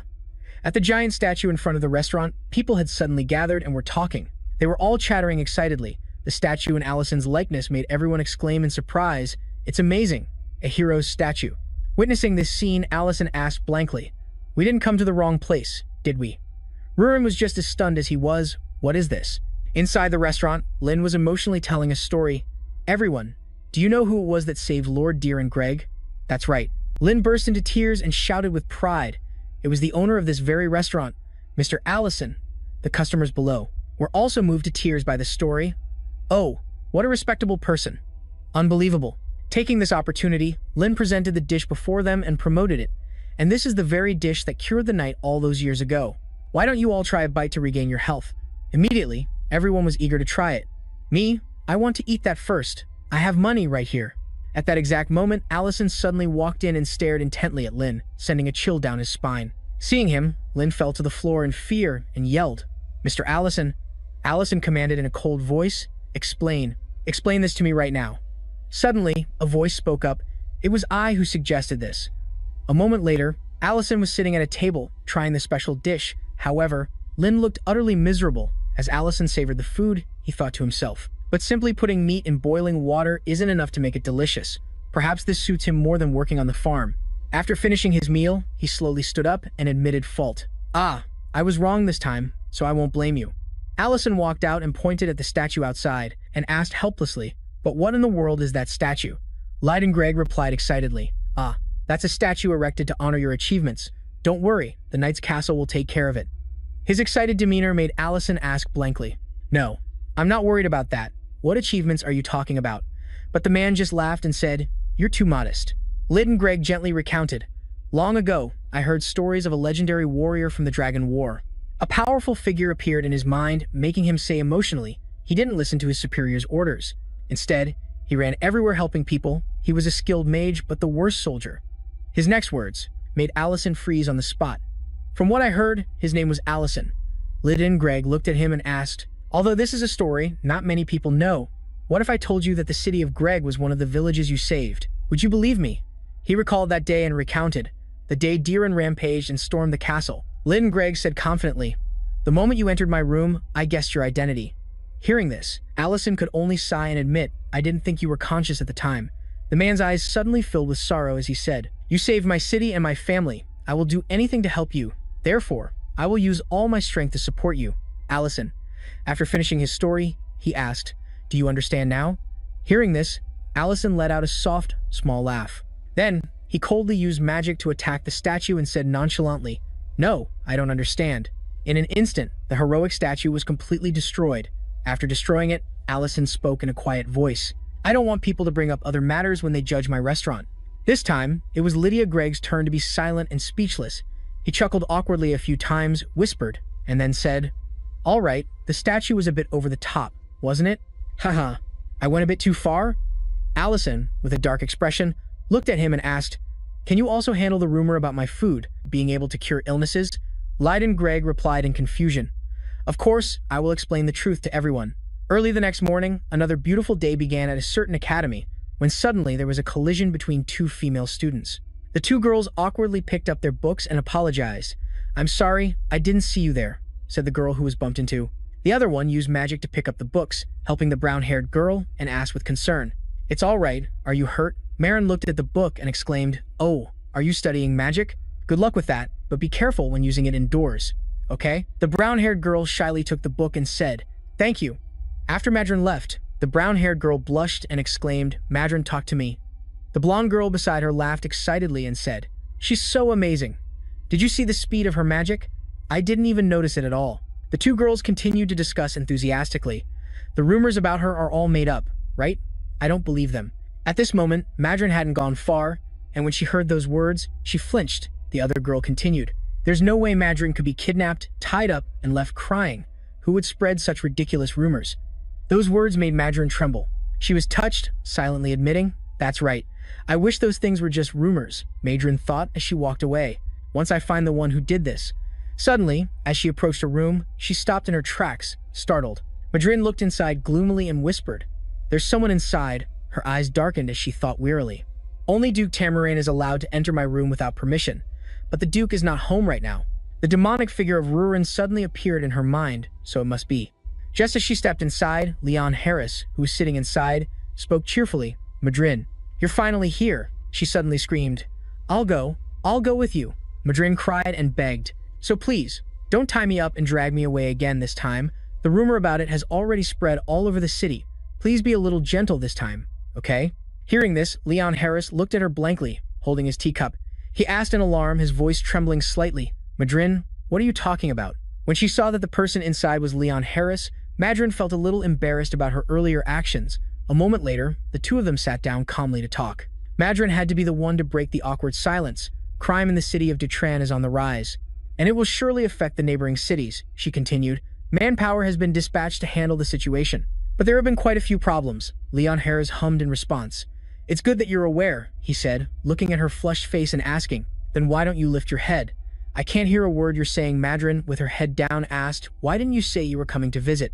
Leon Harris promised, "I won't tell anyone." Suddenly, he asked seriously, "The city of Dufran is currently in a critical state. Isn't that right? How many of the dispatched people have died?" Madrin finally lifted her head and replied, "3 people," Leon Harris asked in surprise. "In such a short time? So no one else wants to go?" Hearing that, she nominated herself. "Can I go instead?" Leon Harris refused, replying, "No. If a stubborn person like you goes, they will just run away." He suddenly took a vial of potion from his coat and said, "Then we won't be able to find out who created this poison." Madrin lowered her head again and spoke, "But we also don't have much manpower to dispatch to the city of Detron in this situation." Suddenly, Leon Harris gave a strange smile and said, "However, there is one person." The image of that person appeared in his mind as he spoke. Although he looks like an ordinary person on the outside, he's actually a monster. As he said this, Madrin realized who he was talking about. "You're talking about." That morning at Allison's restaurant, a voice called out, "Get ready to hit the road." Allison happily brought out the food and said, "After so long, I finally get to eat a proper meal." Allison carefully sliced the meat. Each delicious and juicy piece of meat was laid out. Then he meticulously chopped the vegetables. Once done, he carefully arranged the dish to be visually appealing. After making 8 fragrant plates of fried rice, he smiled with satisfaction and said, "Guga fried rice is here." Allison slowly handed them to Rurin. "Rurin, take this out to the customers," he said. She nodded with a, in reply right after. Rurin quickly brought out a bowl of plain white rice for the customer. Serena looked at the empty bowl of rice and asked in bewilderment, "Huh, where's the meat?" Rurin, while chewing, casually replied, "This is all the bowl of rice has." Serena was so furious that her whole body trembled. The angry Serena lunged forward, wanting to throw a punch at Rurin, shouting, "Are you trying to trick me?" Rurin immediately retorted, "Just eat it, you talk too much." While those two were arguing fiercely, Berna was happily enjoying her meal at this restaurant. "This is really delicious." She turned to Allison with delight and asked, "So, has Deeren come here by himself many times?" While cleaning the table, he nodded and replied, "You could say he is a regular customer of ours." Hearing this, Berna said shyly, "Actually, I don't want to make a big deal out of this." Allison gently reassured her, "You don't need to mention that every time you come here, ma'am. The king has already explained everything." Just then, someone suddenly walked in and asked, "Do you have dessert here?" Allison immediately replied, "Yes, we do." The person walked to a table, sat down, and ordered, "Hey, give me 2 more portions of this." Allison sighed and replied, "Yes, please wait a moment." A while later, after making 2 bowls of fried rice, Allison carefully brought them out, placed them in front of them, and said, "Here are 2 portions of Guga fried rice." Leon Harris quickly scooped up a spoonful of rice and brought it to his mouth, saying, "Let's see."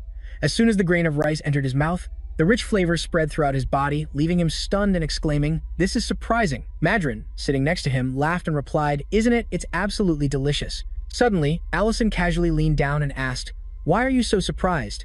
"You're not one to be easily surprised." Leon Harris frowned and said, "You've recognized me already, but I was in disguise." His quick perception made even Madrin exclaim in admiration. There's truly no getting past Allison. The two of them were none other than the master of disguise, Crown Prince Leon Harris, and the mysterious Archmage Madrin. Allison shouted in frustration, "What kind of disguise is this?" Leon Harris pointed to Berna, who was engrossed in enjoying her meal, constantly murmuring in delight, "So delicious." "Truly delicious?" He raised an eyebrow and asked, But that lady over there doesn't seem to have noticed. Allison, uninterested, asked curiously, "By the way, what's going on? Why did you have to disguise yourself so thoroughly?" Leon Harris scooped up a spoonful of rice and slowly replied, "First, I wanted to try the delicious food here. Second," he suddenly took a vial of potion from his coat pocket and asked, "Do you know what this is?" Edison asked back, puzzled, "What is it?" Leon Harris's face suddenly turned serious as he said, "Poison. This is a type of poison that can destroy the human brain." He revealed a piece of news that left him utterly shocked. It was the very poison that had left Count Leon Gregg bedridden for many years. After that, Leon Harris quietly put the vial away, continued to chew, and then slowly spoke.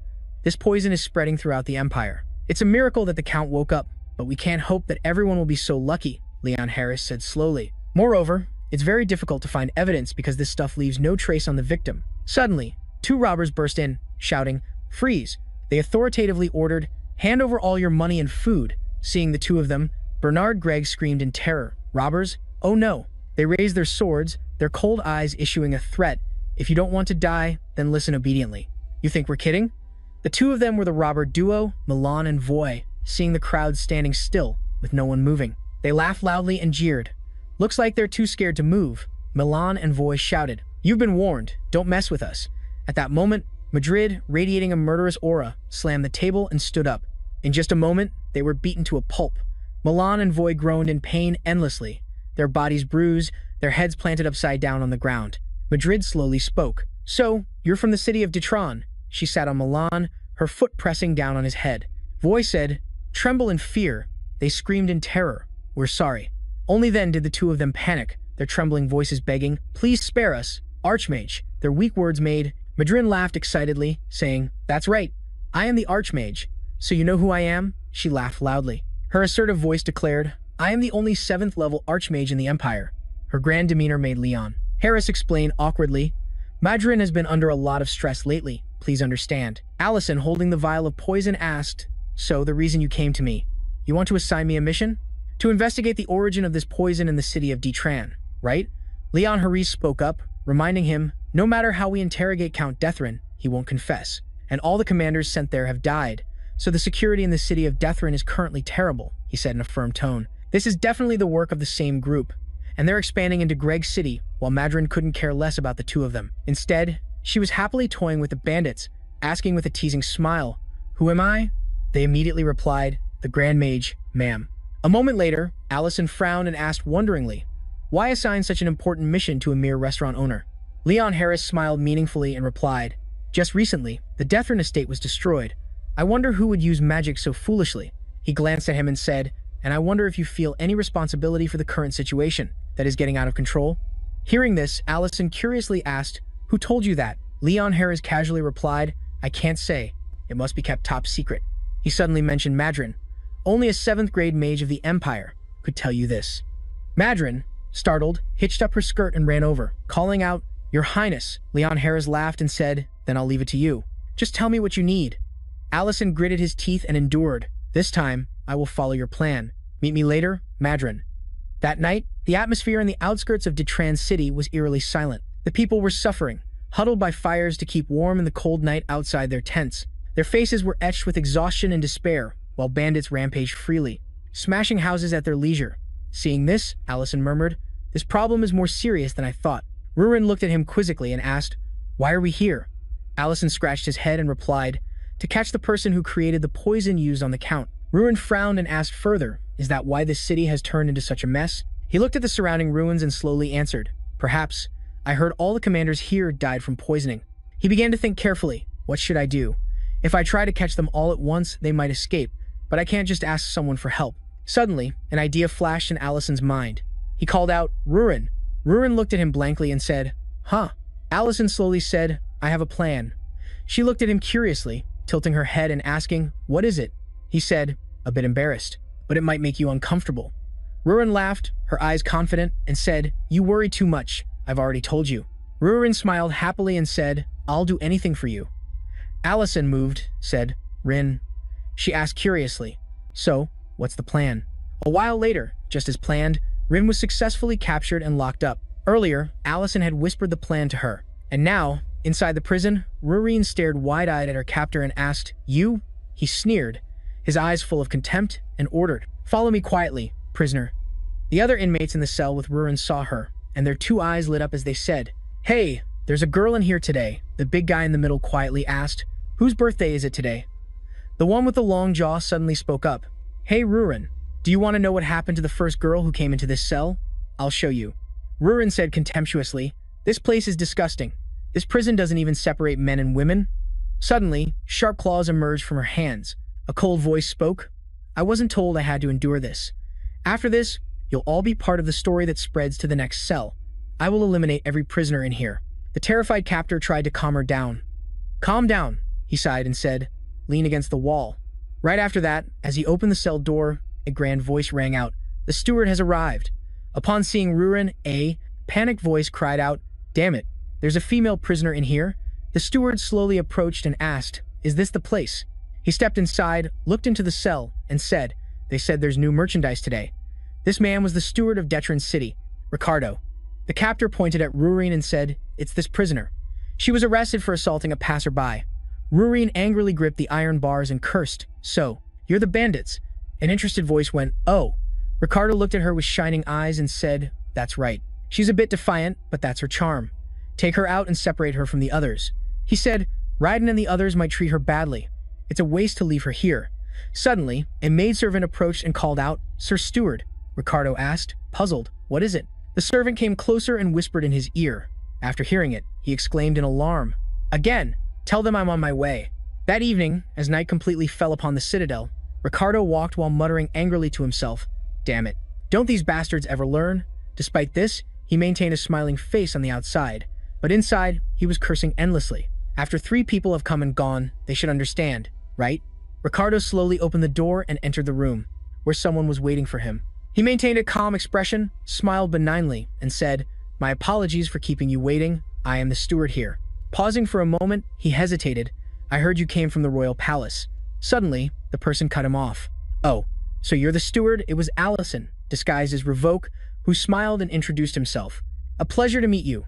I am Count Revoke. Starting today, I will be in charge of managing Detran City." After hearing Revoke's introduction, Ricardo bowed obsequiously, his voice full of apology. "My apologies for being late. I was busy dealing with the prisoners." Revoke took out a notice and handed it to Ricardo. As he read it, he began to speak. "A very strange thing has happened in the Lord's castle. This is a rather chaotic time, so I hope for your understanding." Revoke smiled and said, "I've already heard about it." Ricardo stared intently at the notice. Upon seeing the familiar red seal, Ricardo said suspiciously, "This is the royal seal." Revoke asked, "Do you think it's a fake?" He slowly folded the paper and replied, "No, but we thought it would arrive sooner than expected." His eyes suddenly turned cold. Ricardo said with a hidden meaning, "Unfortunately, for unknown reasons, 3 of the dispatched officials have passed away." He slowly handed the paper back to Revoke, the corner of his lip curling into a sneer.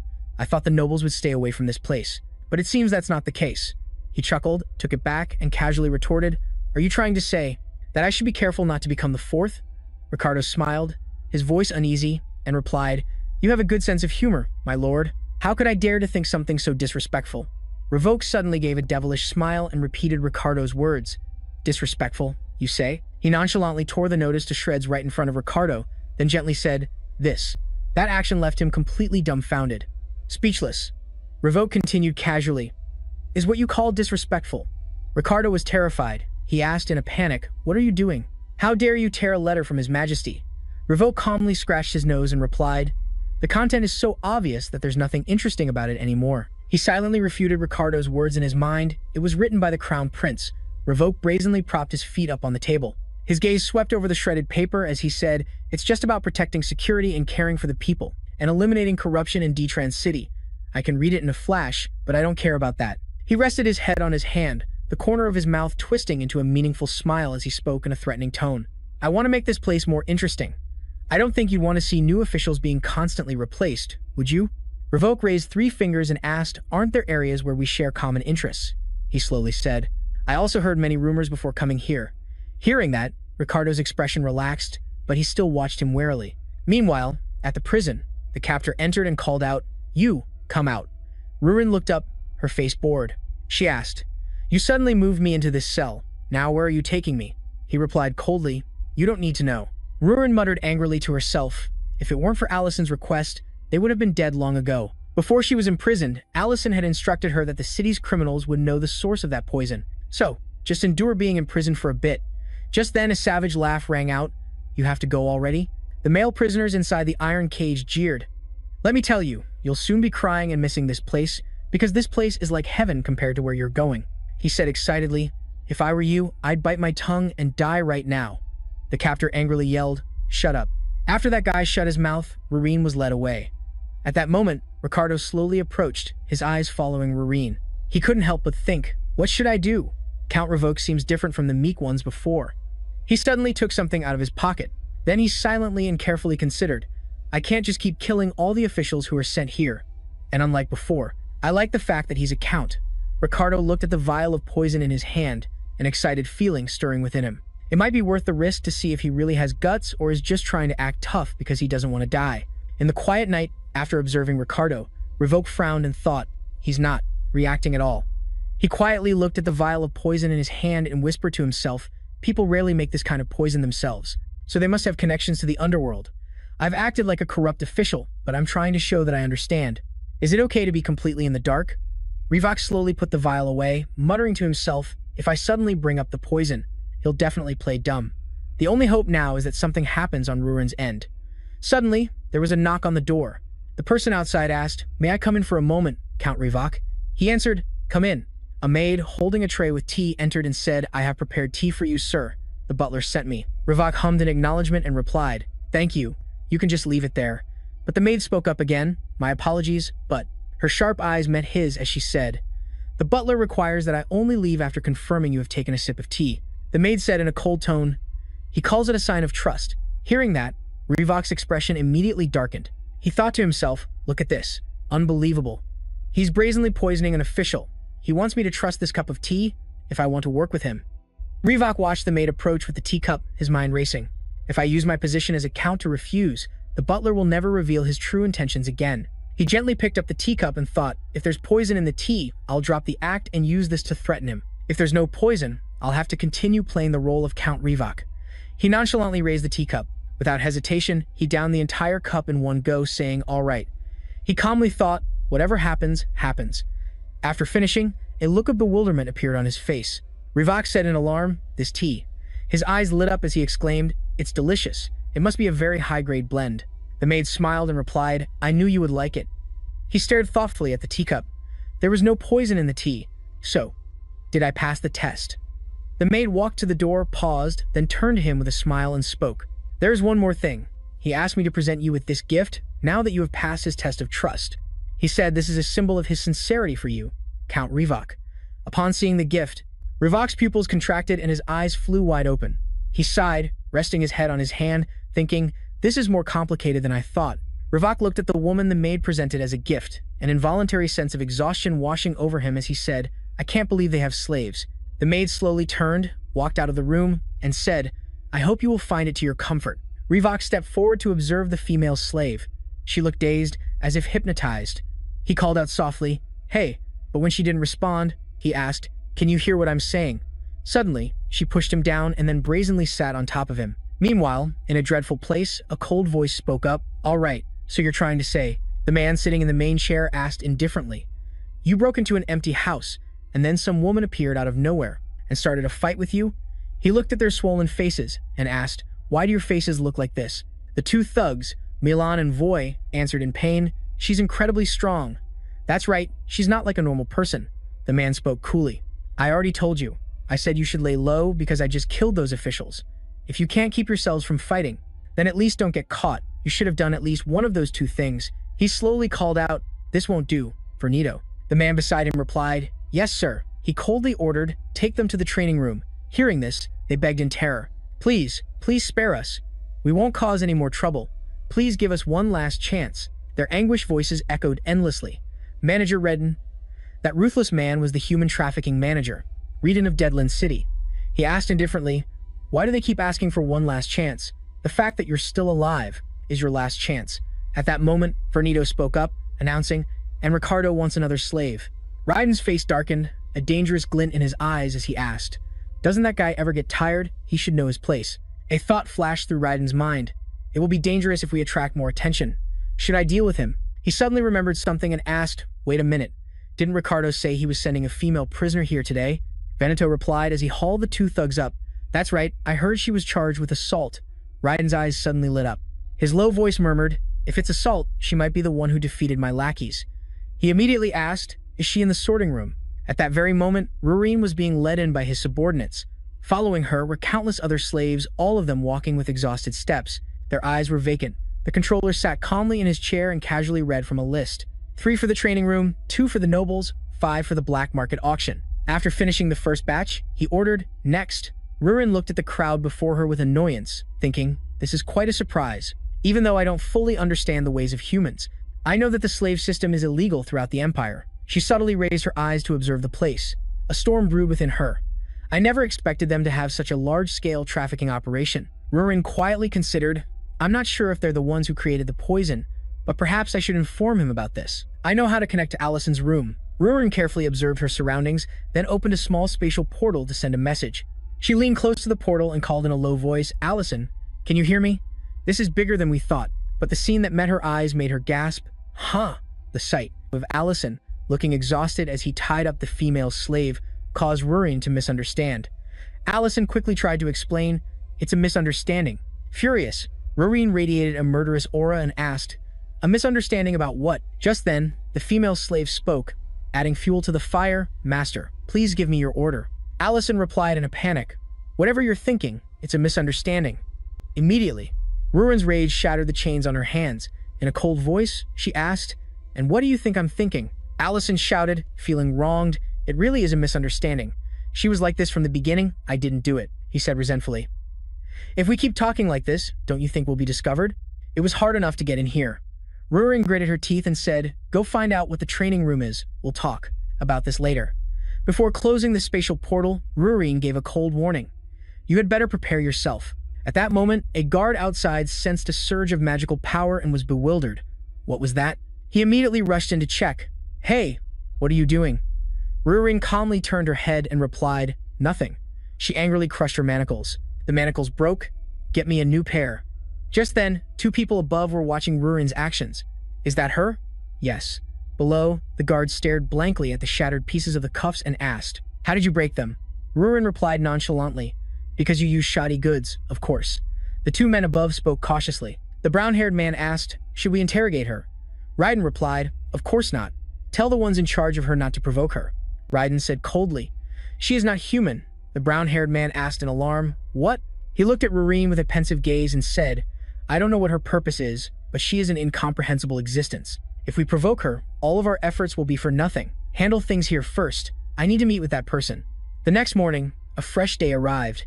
Ricardo cheerfully called out, good morning, as he entered the room. He looked at Rivok with an expectant gaze and asked, did you receive my token of sincerity? Rivok, though furious, still managed to smile and replied, I am very satisfied. I felt uneasy, as if I was being tested, but I have forgotten all about it. Inwardly, he reminded himself, don't laugh. I was misunderstood because of you. Ricardo chuckled awkwardly and said, I apologize about the tea, but it would have been too risky to simply cooperate with you. Rivok replied politely, I told you, I've already forgotten about it. He glanced at the female slave lying on the bed and said slowly, but I will have to keep the girl for a few more days. I'm quite fond of her. Ricardo replied indifferently, as you wish. Rivok took a sip of tea and said, by the way, this isn't the first time I've seen a slave, but there seems to be something different about her, he said with a confident tone. She seems rather strange. Ricardo laughed and replied, you must have noticed. That's what makes the goods from Detron City different. He thought of the other slaves and shouted excitedly, a slave who obeys completely due to being brainwashed. We don't need to worry about them escaping or rebelling, so we can handle them without any concern. They will follow any command you give. The more Ricardo spoke, the more excited he became. Who in their right mind would refuse this? Hearing this, Rivok's expression darkened completely. It was truly difficult to hear. He looked at him with eyes full of disgust, cursing inwardly. He's rotten to the core. Forget about finding the source of the poison. Should I just destroy the slave market right now? Rivok quietly reassured himself. I have to be patient for just a little while longer. If we don't uproot it completely, it'll be no different from when we destroyed the city of Detron. He suddenly gave a meaningful smile and asked, so, you want to expand this slave market, don't you? Rivok didn't wait for his answer and continued, high-quality goods and my status as a count. You want to combine these two things to create a trade route with influential nobles in the empire, right? Having been hit right on the mark, Ricardo awkwardly scratched his face, chuckled a few times, and replied, I was right to cooperate with you. Suddenly, Rivok put down his teacup and said in a low voice, but before that, I want to confirm a few things with you. He looked directly at Ricardo and asked, are those slaves related to a place called the Cultivation Room? Upon hearing him mention the Cultivation Room, Ricardo was utterly shocked, his face turning pale. He exclaimed in astonishment, how do you know about that? Rivok calmly replied, I told you. I've heard some rumors about the city of Deathrun. He scratched his head lightly and reminded him, nobles are inherently very cautious. I need a clear confirmation and an introduction to the distribution process. If you don't dare, then you don't have to show me. The trade route will just have to be delayed for a while. Ricardo suddenly burst out laughing and said, no. He gave a sinister smile and said, aren't we partners already?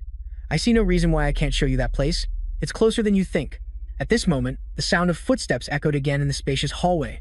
Raiden slowly walked towards a room. He knocked gently a few times. The person inside said, come in.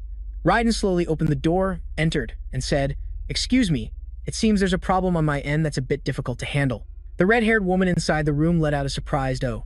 How unexpected, especially from someone who doesn't even care about the official sent by the royal palace like you do. What's the problem? He said with a serious face. There's a special creature among the slaves. Although I'm not entirely sure, as she's hiding her energy, I see a dragon, just like Lady Sydney. By now, Ricardo had led Rivik to see the place called the Cultivation Room. Entering the room, he slowly said, this place is. Rivok's eyes briefly scanned the intricate magic circles on the ceiling.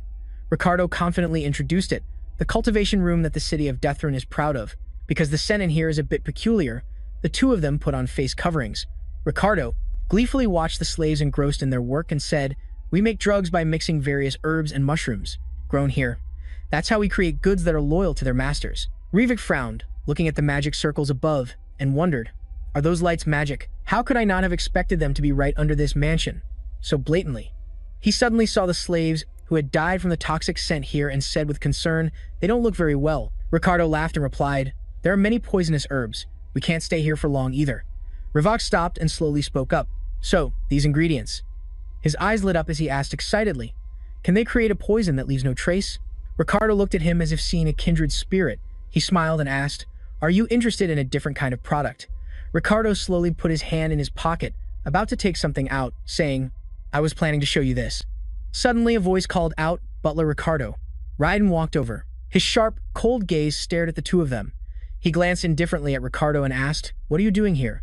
Upon seeing Raiden, Ricardo excitedly called out, Lord Raiden, I apologize for the late introduction. This is Count Rivok, who will be joining us. He continued enthusiastically, don't be offended, but the top nobles of the Empire will finally... Suddenly, a sword swiped across his neck. Raiden angrily retracted his blood-stained sword, his cold voice ringing out. How? How could you be so foolish? Raiden continued in frustration, revealing all this to an official who just arrived. Rivok, standing beside them, was utterly horrified to see Ricardo's head fly off. Next, the magic circle on the ceiling suddenly burst into flames. Raiden stood there imposingly and said, my apologies. I'm not sure if you're really on our side, he said coldly, but it's better to deal with you first. Rivok calmly removed his face covering and retorted, don't worry, your suspicion is correct. The game of playing Count is over. Meanwhile, at the slave-holding area, everyone was diligently cleaning their living quarters. Inside her cell, Jurin muttered in frustration, too quiet. She frowned slightly, thinking to herself, what did I hear about this place being shut down? Was that Allison? Suddenly, a woman opened the door to Jurin's cell and walked in, saying, so it's true. I thought Raiden was mistaken. Sydney looked at Jurin with amused eyes and said, a dragon slave. Looks like I've hit the jackpot. Jurin, sitting in a corner, sighed and asked, I never expected to meet a dragon in a place like this. My infiltration has been discovered. Who are you?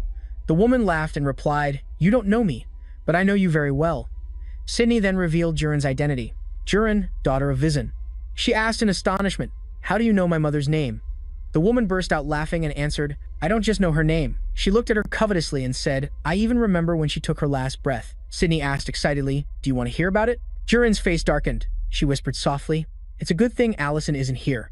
She unleashed a powerful murderous aura and said, he would try to convince me to give someone like you a chance.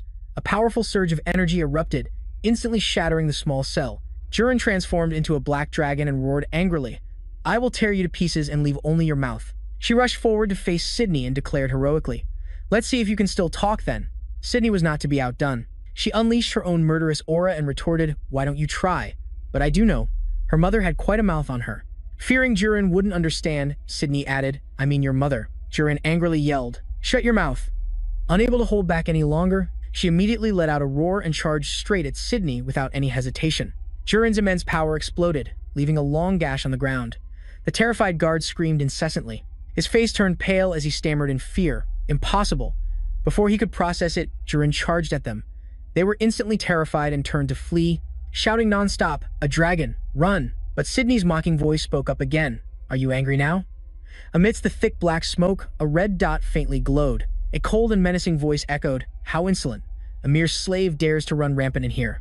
Suddenly, a blazing red stream of power appeared, striking straight towards Jiren. She quickly dodged, weaving through the billowing smoke. Sydney transformed into a giant red dragon, her blazing red eyes staring directly at Jiren as she asked, "Why are you wandering around here? You should have stayed in the city of Greg, playing house with that man you brought with you."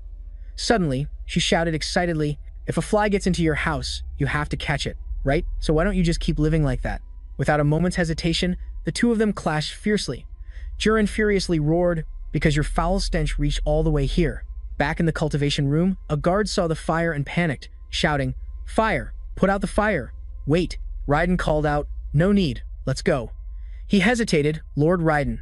Just then, an ice magic formation appeared on Rivok's hand. With a light wave of his hand, the entire flame was frozen solid, turning into cold ice sculptures. Rivok said nonchalantly, "Let me put it out myself then. It would be a shame if it erased all the evidence." Raiden looked up at him and spoke, "Just as I thought, you're not an official." He lightly swung the sword in his hand, a sharp glint in his eyes as he spoke. "A mage, huh? I knew there was something strange about you."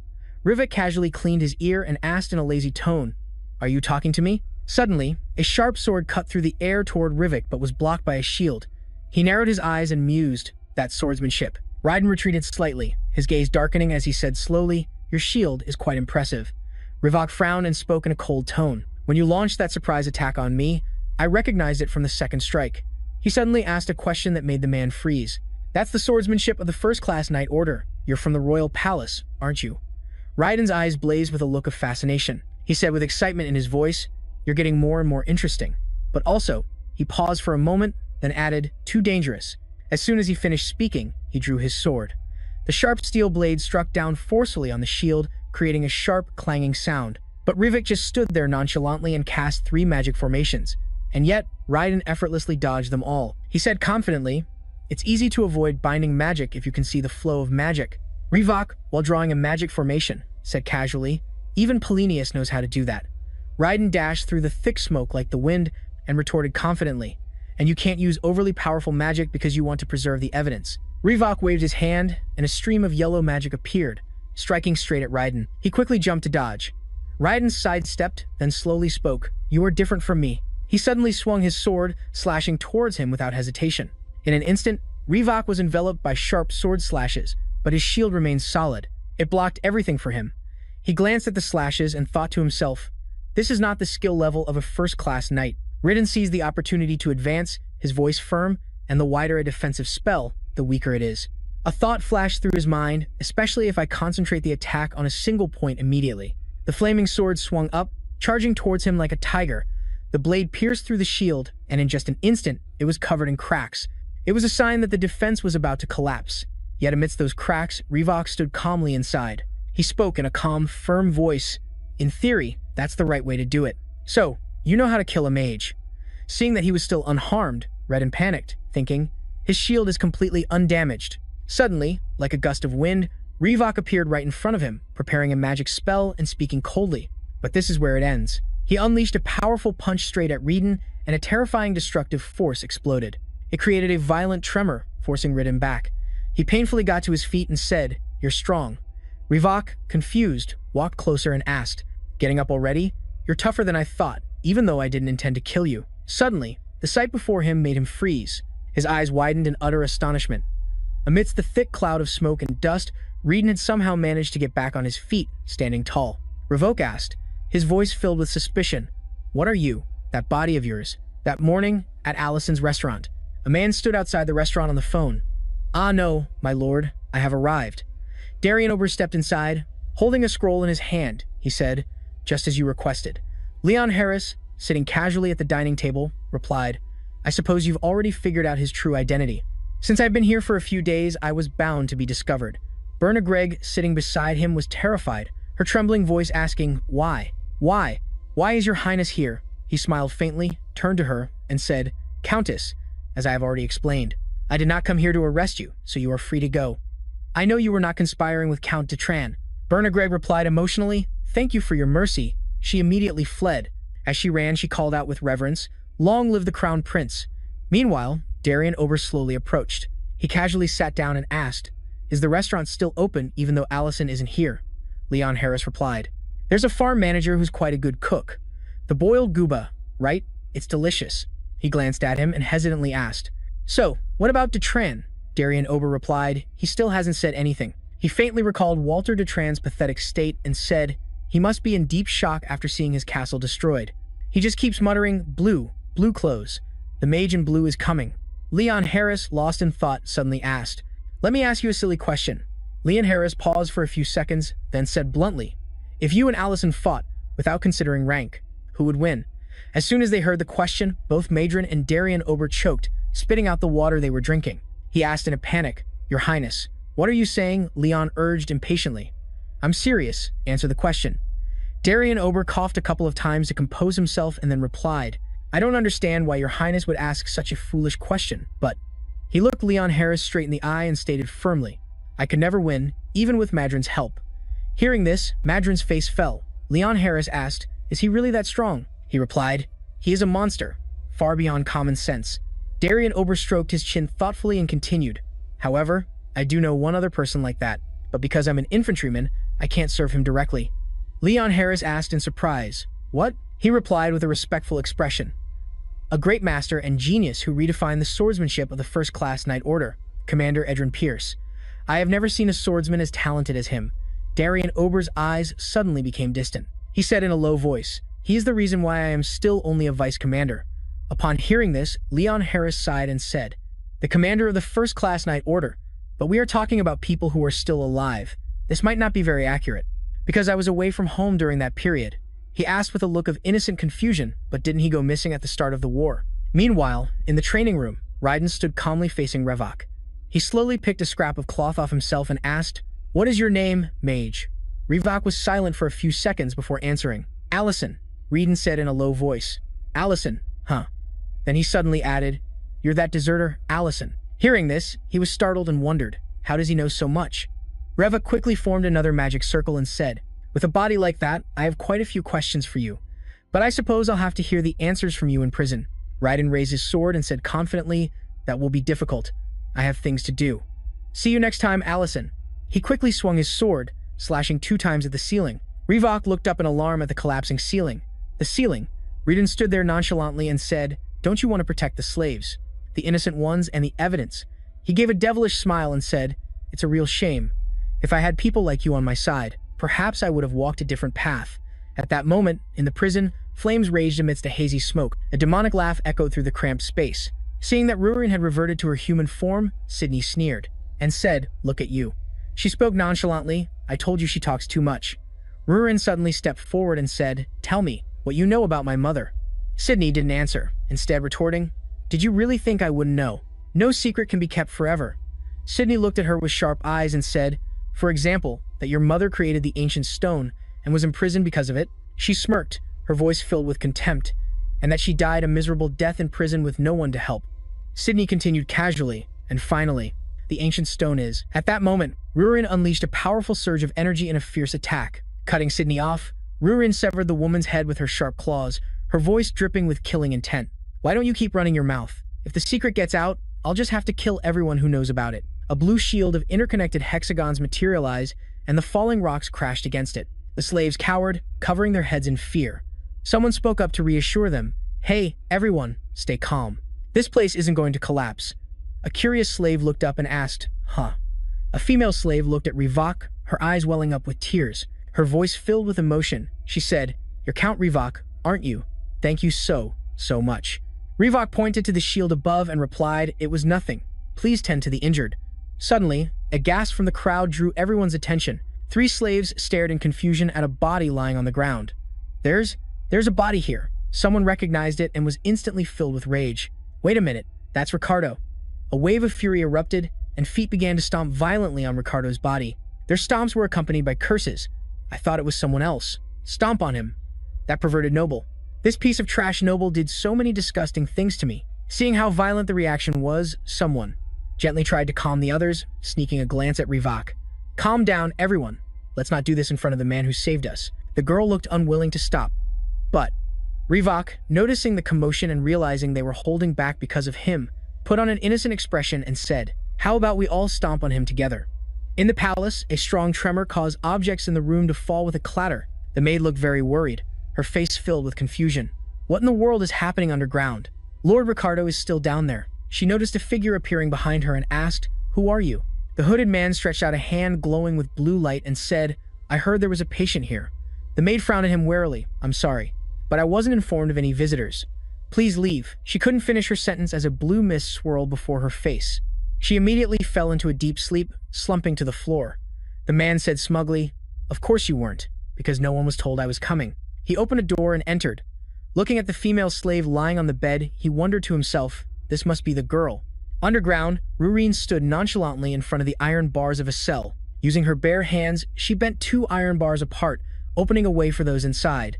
The guards are gone now. Everyone, escape. Seeing the blank expressions on the faces of the enslaved people, she realized it was the same here. Rurine muttered in frustration, "Damn it, this is why they can never escape." A cheerful voice called out to her. "Rurine." Seeing him, Rurine immediately asked, "You're here too?"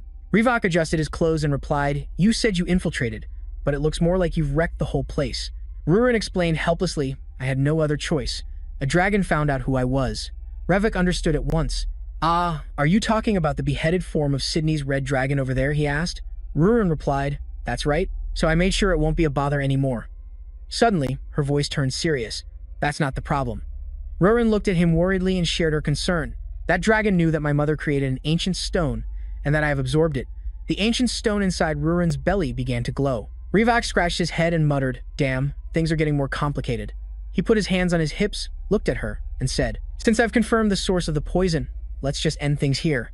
Rurine looked around and asked, "What about these other people?" Their faces were dull and lifeless, probably because they had been brainwashed, but they wouldn't react to anyone, except for those they recognized as their masters. Rivak said confidently, "I've already called someone who can handle this." Then he shouted loudly, "Over here!" The hooded man from before made his way underground. He took off his hood, looked at Rivak, and spoke. "About this. You said you would let me go if I could heal the Count." Rurine asked suspiciously, "Who are you?" This person was none other than Iramantium. He continued, "You're taking advantage of my favor a bit too much, don't you think? This is the last time, right?" A healing orb floated in mid-air, releasing waves of green gas throughout the cellar. The focus returned to a female slave's eyes. This green gas was dispelling the curses afflicting everyone. Those who regained their senses realized what had happened.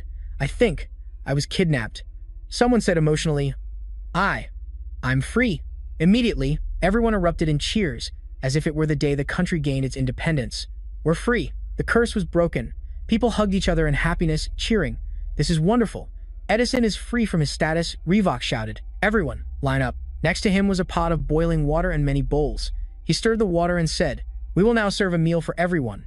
Rurine looked at the item with strange packaging in her hand and asked, "What is this?" Allison said mysteriously, "It's cup noodles. I brought it from another world," he thought to himself. After awakening, the magic of summoning doesn't make me tired anymore. He added, "This is the best thing to eat when you're hungry." Boiling water was poured into the appealing cups of noodles. Each person held their cup of noodles, lining up for hot water. Allison instructed, "Close the lid tightly and eat after 3 minutes, okay?" A girl stammered in reply, "Thank you." The golden noodles looked delicious, piping hot and ready to be cooled with a breath before eating. The female slaves sat on the iron bars of their cells, eating the hot cup noodles and slurping with delight, praising the warm soup. "It's so good." It really is." While everyone was clamoring for more, someone shouted, "I want another bowl. Let's go get more." At that moment, Sydney's corpse made a slight noise, but no one noticed. Rurine touched her lips and softly called, Allison, knowing what she wanted, replied, "I've already prepared your portion." A figure in black stood in the middle of the cellar, listening to the lively, bustling chatter. Someone asked, "Please, can I have another bowl?" A voice replied, of course. Iramantium stood there silently, reminiscing about his past. Words of scorn and criticism replayed in his mind. You want to date me? You don't even know your place, the noble ladies had uttered contemptuously. You think being good at magic is everything? I can't stand the sight of your face. Iramantium looked at his own hands, the hands that had used magic to save so many people. He remembered the mother and child of the Greg family, crying as they tightly gripped his hands with reverence and gratitude. Thank you, sir, for saving my husband. Dear and Greg even suggested, should we erect a statue of you, sir? A female slave, saved by him, lay on a bed. She also held his hands, crying as she said, Thank you, sir. I thought I would be trapped here forever. Iramantium looked at the hands being tightly held by those he had saved. He stood against the light, which cast a large silhouette of his figure. It seemed his mind had been greatly enlightened. Night fell with a sky full of stars. A sigh of relief came from Allison's house. We're finally back. Who would have thought that reversing the brainwashing would be so easy? Iramantium is quite skilled in that area. I heard he already treated the person who came to my room. Rurin's eyes flashed dangerously as she looked at him. Now that she thought about it, she recalled the scene where she saw the tied-up female slave sitting on top of Allison. I forgot something about what happened back then. Allison's face was full of bewilderment, not knowing what to say. He nervously stepped back when he saw Rurin lunging at him, her voice extremely dangerous as she asked, Are you ready to pay the price? It seemed like the Third World War was about to break out, but Rurin just suddenly threw her arms around his waist. Allison, his face slightly red, looked at her and softly called, Rurin. She buried her face in his stomach, hiding her face, which was as red as fire. This is your punishment, she said. Seeing no reaction from him, her tone changed completely as she snapped. Hurry up and hug me. I said, this is your punishment. Allison, flustered, patted her head. All right. The two shared a warm hug. Rurin said gently, Don't do that again. Allison, also knowing he was in the wrong, said, Okay, I'm sorry. And here I thought you were a decent man. Allison said shamelessly, But if this is the punishment, I wouldn't mind receiving it a few more times. Rurin called out, Suddenly, he asked, by the way, you cleaned up the dragon's corpse, right? Did you do it so the prince wouldn't see it? Rurin asked, confused. I didn't do it. This time, it was Allison's turn to be baffled. What? Rurin stood up and said, I thought you were the one who cleaned it up. They both realized something was wrong here. Allison rubbed his neck and thought to himself, Damn it, I have a bad feeling about this. The scene changes to another place. A hand was channeling blue mana. Sydney looked at the blue light on her hand and exclaimed, Is this the limit of a clone with only half of my mana? I thought it would fight more fiercely. But it seems a clone is still different. She looked at the person behind her and asked, What about you? Adrin, his clothes in tatters, looked at her and said, I'm sorry. He was very strong. Sydney reacted as if she had heard a funny joke and laughed out loud. This is the first time I've heard that adjective used to describe a human. Then, she picked up a pipe and said coldly, Forget it. I should have told you about Allison sooner. It seems we'll need to adjust our plans. A steaming cup of tea was placed on the table as someone spoke. As expected, you did a very good job. Darian Ober, sitting opposite Leon Harris, replied, The more I think about it, the more absurd it seems to me. Not only was there poison, but they also treated people like slaves, and even created a brainwashing drug. It's truly unimaginable. Leon Harris rested his chin on his hand. He looked at the teacup in front of him, agreeing with what the other had just said. You're right. He brought the cup to his lips and took a sip, thinking to himself, Even so, I didn't expect him to resolve it so easily. Allison brought out pastries for dessert, looked at him, and asked, Do you have other business in the city, sir? You've even changed your clothes. Leon Harris looked at him and replied, There's one more handover that needs to be taken care of, he asked back. A handover? Leon Harris spoke. What's more surprising is that the main culprit was a dragon. Darian Ober remarked, Furthermore, the accomplice was a user of the techniques.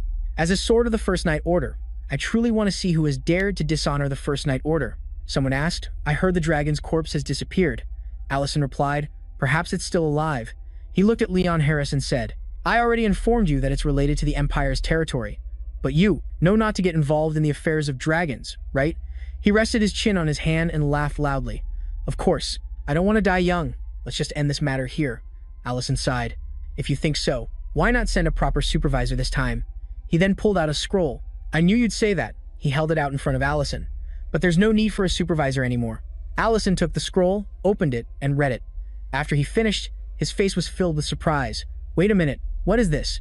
He rolled the letter back up and asked, Did you prepare this from the very beginning? Leon Harris, holding his hot teacup, disagreed, replying, Saying it like that could be misleading. Forcing someone so blatantly is very troublesome, he commented. If other nobles received this letter, they would immediately bow their heads to such an offer. Inside the magnificent palace, there was a considerable commotion as apologies rang out. "Please forgive me. Your Highness," Leadengreg said emphatically. "My wife is innocent. It was all Detran's doing." Bernagreg stood beside him. She held out both her hands, crying as she spoke. "It seems you finally changed your mind. I am ready. You can take me away." The prince and the vice-captain looked dumbfounded. Leon Harris, holding the scroll, angrily enunciated each word. "No, that's not it at all. That's not why I'm here." Darien Ober, standing beside them, waved his hands to calm them down. "Calm down, both of you. I'm not here to arrest you either. Read this letter." Leadengreg tremblingly took the letter and opened it to read. An indictment charging Darien Ober with making a veiled threat, saying, "Stop it, or I will indeed arrest you." Leadengreg was utterly astonished as he finished the letter. Seeing her husband's silence, Bernagreg asked, "What does it say?" Leon Harris turned and began to explain. Since the Lord of Detran was arrested, the administrative capabilities of the city's territory have been highly praised. He glanced at the two of them. The poverty rate has decreased, and security has also stabilized. Based on these evaluations, the central government realized there is a better way than sending a new supervisor to Detran. He turned to face the two of them directly and delivered a weighty statement. From this moment on, Detran and the city of Greg will be merged. The administration of Detran will be entrusted to the city's lord. That is the announcement. Bernagreg covered her mouth, unable to believe the news. Leon Harris beamed and said, "Congratulations, Count. Your domain has expanded significantly." He grew pensive at his question, "How do you feel?" After a moment, he replied, "I cannot." The statement shocked Leon Harris. "I cannot take on the administration of Detran." Agitated, he scratched his hair and asked, "Why? Why not? This is supposed to be good news." "So good, in fact, that you should be bowing on the spot." Bono looked at her husband as he elaborated, "To be more precise, I am saying that I will not accept it. There is someone more suitable for the role than I." As time passed, the golden afternoon sun filtered through the leaves. The prince and the vice-captain were riding horses on their way back. He clicked his tongue. That was an unexpected answer. Darien Ober agreed, "I feel the same way." Leon Harris remarked, "I thought this would help strengthen my relationship with the Lord." Darien Ober looked at him and voiced his thought. "But at least you received a proposition, did you not?" He replied coldly. "You could say that. I didn't expect him to see it that way." Darien stood before a door, opened it, and entered with a smile, saying, "Father, you called for me?" Leadengreg smiled gently, a piece of cake already in his hand. "Come in, son, sit down. I've prepared dessert." The delicious smooth cake was already 1/3 eaten. The two of them, father and son, sat opposite each other. The boy put a piece of cake in his mouth and asked, "How is your health, father?" He answered honestly, "I probably won't need to use a cane for much longer." Hearing this, Darien said joyfully, "That's wonderful. We should thank Miss Elena again."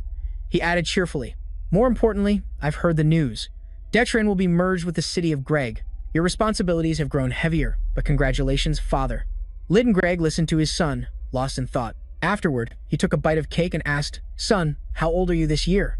The boy answered obediently, "I am 17, father." Munching on his cake, the father said casually, "You're all grown up now. It wouldn't be strange for you to be taking a wife soon. Is there anyone you fancy?" Hearing this, Darien face flushed bright red. "Huh? Why are you asking that?" With the fork in his mouth, his father spoke. "It's time to think about an heir. I have already notified the palace." Hearing his father's declaration shocked Darien. "From now on, you will take on the administration of Detran." He looked at him coolly and added, "While I was bedridden, you often came to visit my room. I heard the worries you spoke of back then." In the past, he had visited his father and shared his deepest concerns. He continued, "Even with such limitations, your concern was always for the people of the domain, and they weren't just idealistic dreams, but practical and effective ideas based in reality." Feeling exposed, Darien felt embarrassed and lowered his head, listening to his father speak like a reigning lord. He took his son's hand and said, "Therefore, this is what I want to tell you." His expression was filled with gentleness and trust. He held his son's hand tightly with both of his. "From now on, as the official lord of Detran, you can implement all the ideas you've had." Darien bit his lip, his eyes welling with tears as he tried not to cry while listening to his father. "I am certain you will become a much better lord than I." Darien pressed his lips together, wiping away the tears that threatened to fall. Instantly, his expression changed to one full of determination. He thumped his chest and said, "I understand, father. I will ensure Detran prospers with my own two hands." Pitch-black night fell upon the town, which looked utterly desolate. The houses showed faint glimmers of light, their glass windows shattered. Rats ran freely everywhere, making it no different from a slum. Darien and his attendant were there. Beside him, the Greg family butler unrolled a scroll and said, I've conducted a small investigation myself. Along the road stood tall, desolate, and gloomy buildings. Security in Detran is still awful. Compared to the city of Greg, it's downright shameful. He looked around and saw for himself how dilapidated the place was. Although the largest criminal organization was dismantled, many other groups are now vying for its position, and the situation is starting to revert to its former state. Seeing the deserted streets, Deer and Greg asked in frustration, "What the hell are the troops doing? Are they not even on patrol?" The butler pointed in a direction, telling him, "Please see for yourself, my lord." In the soldiers' barracks, there was no sign of strictness or order. There were only disorganized, dead-drunk men, drinking and gambling. Two of the soldiers noticed someone entering and whispered, "What are you looking at? Who's that?" "This is the first time I've seen them." Deer and Greg stared, stunned at the sight before him. A flustered Kinza stood beside him, trying to explain. "My lord, we aren't normally like this."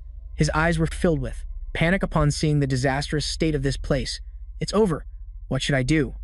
Kinza gave the two gambling soldiers a swift kick. He urged, "You idiots, clean this up immediately." Unafraid, they retorted, "Chief, this is our first time today." Terrified, Deeran slumped to the ground. "What do I do? Where do I even begin?"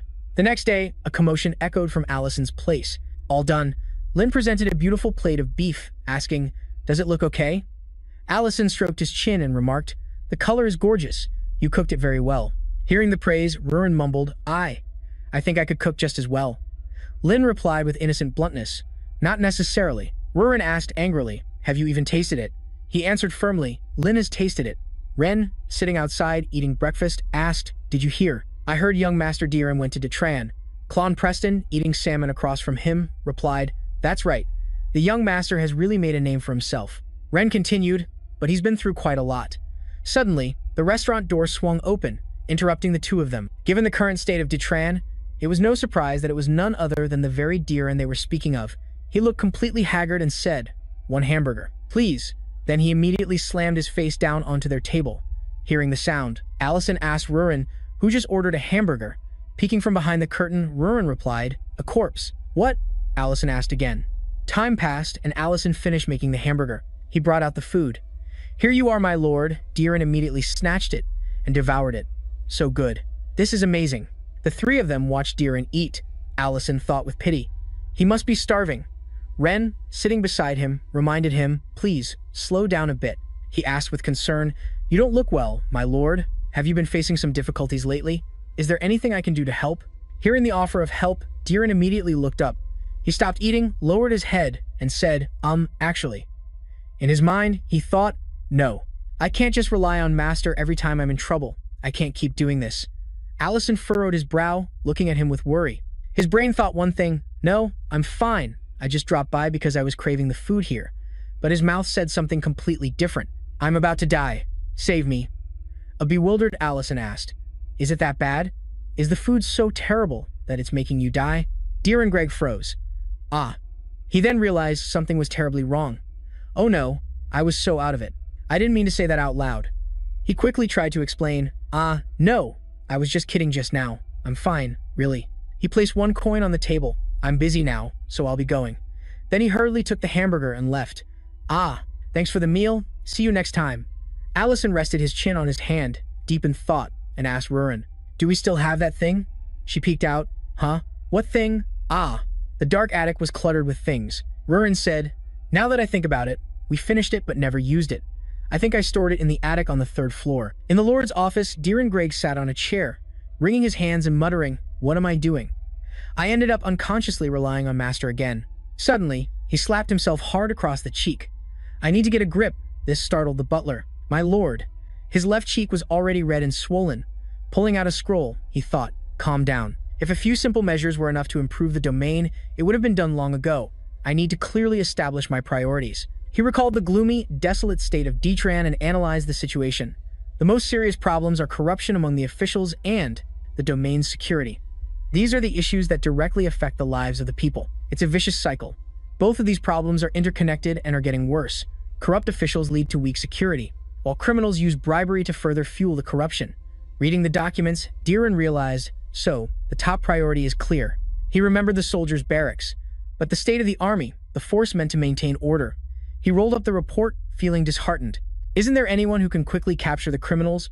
Allison's face appeared in his mind. Instantly, he slapped his own right cheek hard. scolding himself.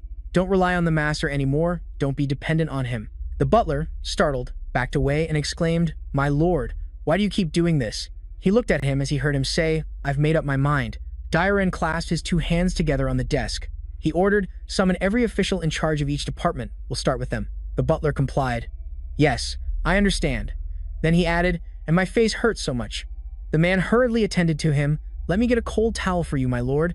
At the barracks, where the soldiers lived, shouts echoed, "You idiot, run faster." The two soldiers who were drinking and playing cards earlier were sprawled on the ground, whining, "My legs hurt so much. I drank too much. My stomach also feels terrible." Qin was furious, yelling, "And you call yourselves soldiers?" One of them retorted, "Why have you been so strict lately, sir? Is it because of the Lord's inspection last time?" Qin put his hands on his hips and looked at them. "The Lord was too merciful with you. You have no idea how lucky you are to still have your heads on your necks," he yelled. "How long do you plan to live like this?" The two soldiers' faces were full of discontent. "No, Captain Qin, we're confused too. You used to be so lenient. Why are you so different now?" The words seemed to strike Qin's weak spot, causing him to freeze. One of them looked up at him and said, "We tried, but what's the point?" he said, voicing the long-festering problems. "Just one order from above, and all our efforts go down the drain. Maybe it's time to accept this reality." Night fell upon the town. Qin was patrolling the streets, his heart filled with conflict and doubt. He recalled the soldiers' words from earlier. "You used to be so lenient. Why are you so different now?" He blamed himself. "Yeah, it's my fault, damn it." He wanted to blow off some steam. "Maybe I'll find a place for a few drinks tonight." A brightly lit tent caught Qin's attention. "Huh? What's this?" He was curious. "What's that delicious smell? There was nothing here yesterday."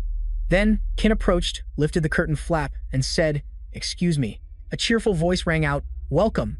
It was none other than Allison and Rurin. "Welcome to Elle and Rurin's mobile eatery. This is a mobile restaurant that can go anywhere." Qin, bewildered, came closer and asked, "This is a restaurant?" Allison replied, "That's right. You can have a meal or just a few drinks." He saw Qin eyeing the delicious-looking meat skewers in front of him, stimulating his appetite. Allison asked, "So, want to try some?" He had no choice but to answer, "Then give me a few drinks and some snacks." Allison used magic to breathe fire and said, "Just a moment. Rurin, get some more meat skewers." She replied, "Mem." The marinated, glossy, sweet-tasting skewers were grilling on the stove. Emitting plumes of smoke, below were logs burning fiercely and hotly. He poured a glass of wine. Allison cheerfully brought over a plate of skewered meat. "Here are your food and drinks. Enjoy your meal." Qin drooled looking at the delicious plate of meat on the table. He picked up a skewer, sniffed it, and praised inwardly. "The charcoal grilled smell is so rich." Taking the first bite, his face filled with happiness. "Oh, this is so tender. The sweetness of the vegetables blends perfectly with the meat. It's divinely delicious." His face was slightly flushed. He picked up his drink. "Time for a sip." He exhaled, "Amazing." Allison smiled and asked, "Is the taste to your liking?" He replied, "It's perfect." He got to the heart of the matter as he listened to Qin confide. "I was really stressed out today, but now I feel like I've been healed." Allison said, "Please enjoy your meal. If you have anything you need to share, I'll listen." On a sunny afternoon at the Lord's manor, a voice rang out. "Greetings, new lord of the land." A long-haired, bearded man introduced himself. "I am Vendon, the treasurer in charge of taxes and finance." Dioran unrolled a document and read it without looking at the man. "A pleasure to meet you." In his mind, he was calculating the taxes. Damn, almost nothing in Detran's administrative records is in order. He opened his eyes wide and looked coldly at Vendon. "Most of the funds are unaccounted for, and the figures don't match up," he spoke up. "For example, over 20 million was used for road repairs 4 months ago, but when I checked, I saw no place that had been repaired. What's this about?" Vendon, who already had a small wooden box ready in his hand, immediately presented it upon hearing the question. "I knew you would ask about this matter." He opened the lid. Inside the box glittered gold, silver, diamonds, and precious gems, so I have prepared the perfect explanation right here. A blatant bribe. Dioran suppressed his anger, frowning as he looked at it. How brazen. He was about to raise his hand.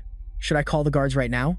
He imagined himself slamming his hand on the desk and ordering, by order of Count Detran, assemble the soldiers in the castle immediately. Instantly, he was bound by magic. Dioran cried out, "Master, what are you doing?" Allison, standing beside him, reminded him, "Assess the situation first. We need concrete evidence and thorough preparation." Dioran immediately came to his senses, his hands slowly lowering. He looked at the treasurer before him. If I arrest him now, rumors will spread, making the other officials wary. Eradicating the corruption would be even more difficult then. His hand touched the lustrous gems in the box. In that case, he put on the air of a greedy man and said, "You're smarter than I thought. I love bribes. I'm counting on you, Vendon. At the mobile eatery, Kin slammed his glass on the table. It seemed he was drunk. Me too. I joined Detran with so many ambitions. He was truly drunk, confessing, and I swore I would make this the safest territory.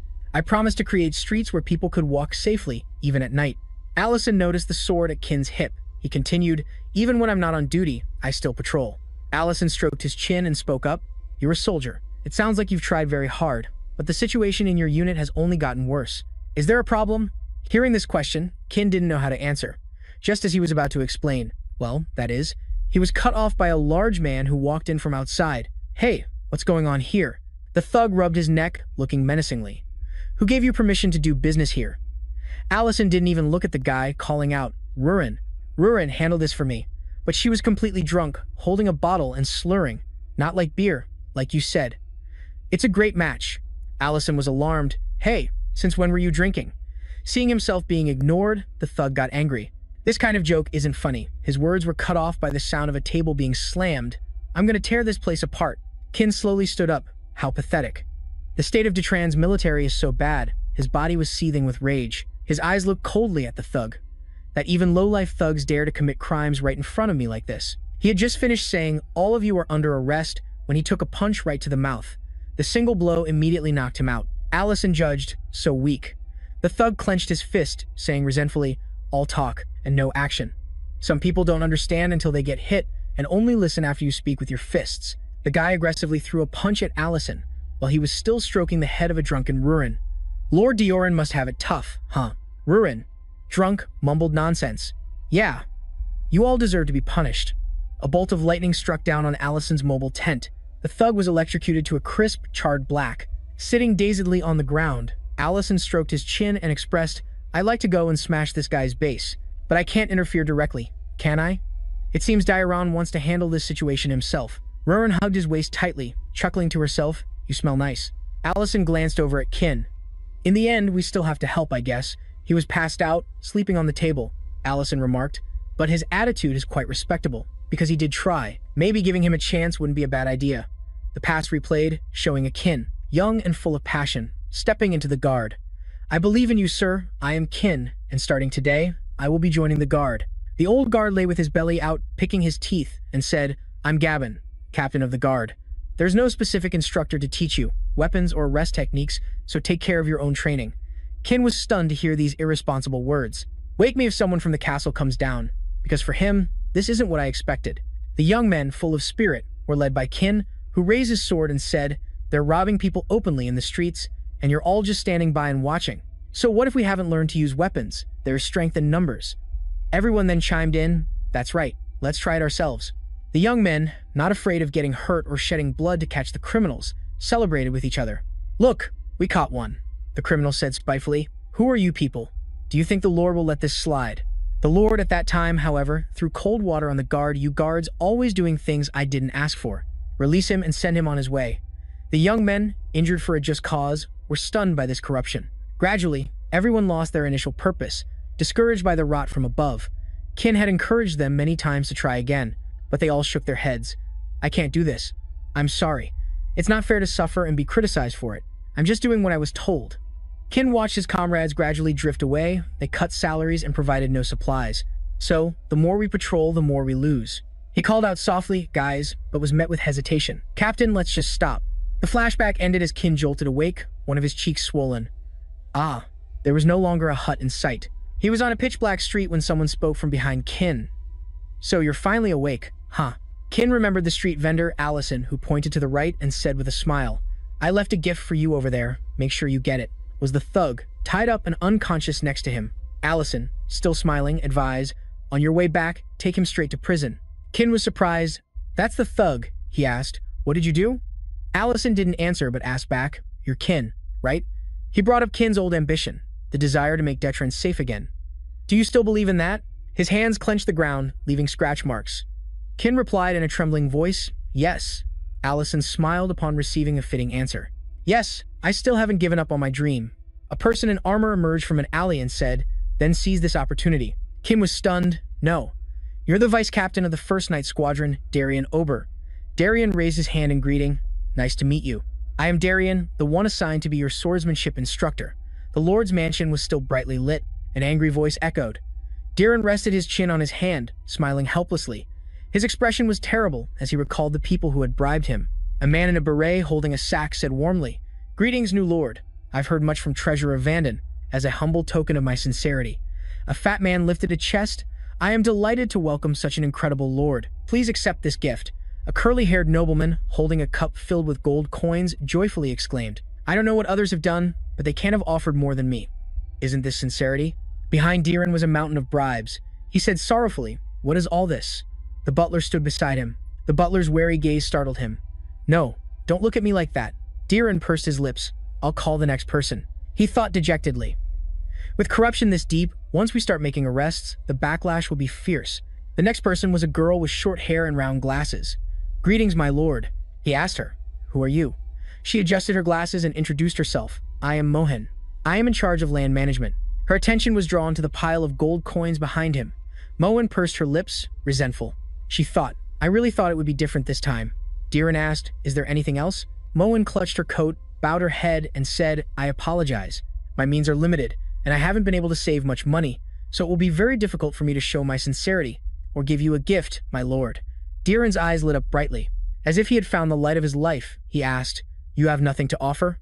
Mohan replied in confusion, "Yes, you may dismiss me." Darien, with a blank face, stood up and said, "Approved," leaving Mohan stunned. He tightly grasped her hands with both of his.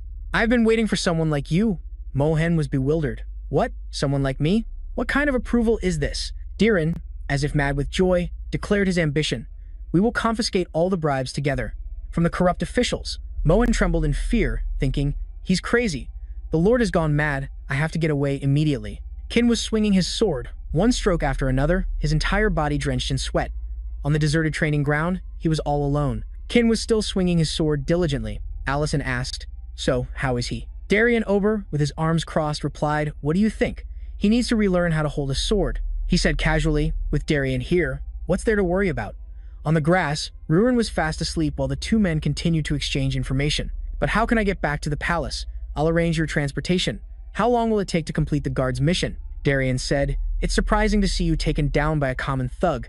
Even if I trained him every day, it would take at least 3 months." Allison leaned against a tree trunk and sighed. "That's a long time." He thought, "I shouldn't interfere anymore, but I can't just leave the people to suffer." Suddenly, he realized something, and a silly grin appeared on his face. Darien observed, "It seems he's got an idea. I'd better not ask, lest I get dragged into it." The full moon hung high in the night sky. A lamenting voice was heard. "It's really a young woman, holding a loaf of bread, was walking down the street at night. I meant to go home early, but I got lost." The glint of a sharp knife startled the girl. "Hey, is this your first time here?" Two thugs moved to extort her. "We've never seen you around here before." The one with the goatee asked, "Do you have any idea whose territory this is, to be walking around so confidently?" The terrified girl cried as she stared at the tip of the knife right in her face. "I'm sorry, I didn't know." The goateed man put on a murderous, intimidating face. It's all right. Don't be so scared. You can pay back your debt slowly. This isn't the kind of place." A shout from behind caught the thug's attention. "Hold it." A single finger was raised. This person said, "Put that sword down now. You are villains." Allison and Rurin were completely cloaked, with only their 2 eyes visible. He shouted, "We are the vigilante squad that brings justice to Detran, the street vendor squad." Rurin, beside him, chimed in, "That's right." The 2 thugs looked at them. "The vigilante squad?" The blonde thug asked fearlessly. "You show up in these raggedy clothes and want to play hero?" Before the thug could even finish his sentence, Allison pointed one finger at them and shouted, "Ray of Justice." A brilliant golden beam shot out, shattering the sword in the goateed man's hand. The beam shot straight up into the night sky.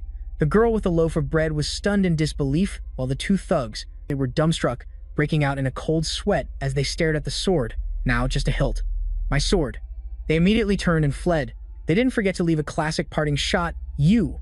"I'll remember this." Allison smugly put his hands on his hips and said, "Have you witnessed the power of the street vendor squad?" Rurin, standing beside him, poked his arm. "Please, can we change the name?" The rescued young woman with the bread spoke in a trembling voice. That voice, and that magic.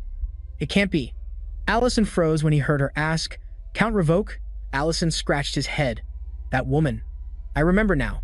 You're the one who came to my room." The girl asked again cheerfully, "You are Count Revoke, aren't you?" Allison inwardly groaned, "I'm busted. I shouldn't have been found out this soon. At a dining table, 3 people were discussing matters by candlelight. McCain spoke first. Ricardo is dead, Lord Raiden is missing, and the cultivation and sorting rooms have both been shut down. The one-eyed man named Vanto, the leader of the Detran human trafficking ring, asked, and a new lord has arrived. For now, our people are causing a disturbance, but that won't last forever. McCain, leader of the Detran assassination squad, spoke up. It's time to decide our next move. You were the one closest to Lord Raiden. Vanto Venedo, the vice leader of the Detran trafficking ring sitting in the middle, thought for a moment and then spoke.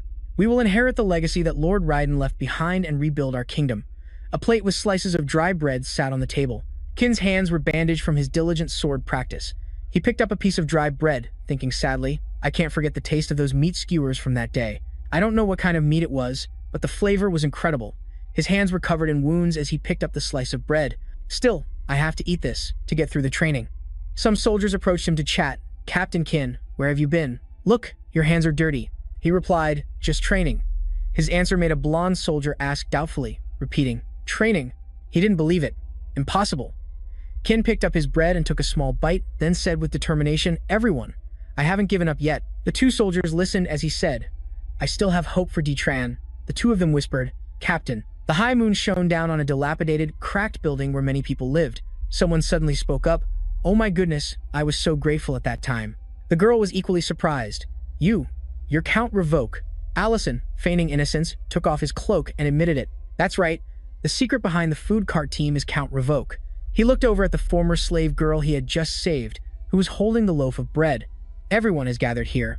She looked at him and replied, the new lord has provided temporary shelter for all the former slaves.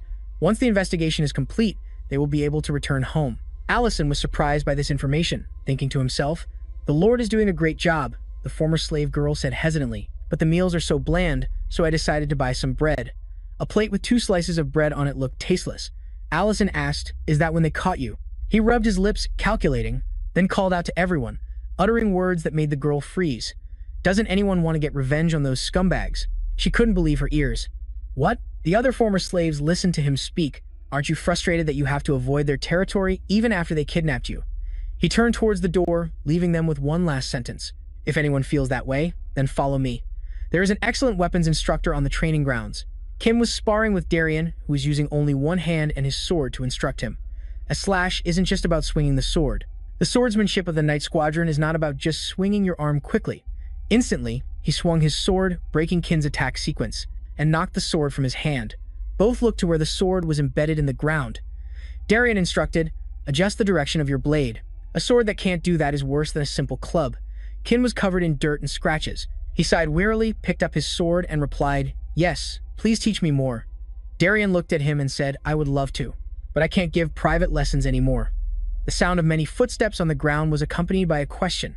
Captain Kin, did you do all of this by yourself? The former slaves also came to the training ground, holding whatever weapons they had. Don't be like that. Let us join in. I remember the urging words to run. Kim, panting with his sweaty face, looked in surprise at the crowd that had arrived. You all. The former female slaves also spoke up. Please teach us too, the girl said. We want to show those kidnappers our true strength. Darien scratched his forehead helplessly and said, I thought I only had to teach one person, but now it's different. Allison, putting on an innocent and cunning look, replied, I never said it was just one person. After that, he covered his head completely again, revealing only his 2 eyes. The number will continue to increase. I plan to give a chance to all who were victims of crime. Darien suggested, perhaps I need to bring more people from the capital. At the Detran Guard barracks, land manager Mohan was present here. She held a roll of documents in her hand. I thought I was being told to collect money. As a bribe for some shady business, she recalled the old conversation. Darien had said, among the officials who gave me money, there must be those who, despite not wanting to, had to pay bribes because of the previous situation in Detran. Your mission is to investigate the origin of that money and find out whether it was coerced or obtained through embezzlement, or if it was money from exploiting the populace. Mohan received the document, still bewildered. Yes, sir, she asked worriedly. My lord, why? Why are you entrusting me with such an important task?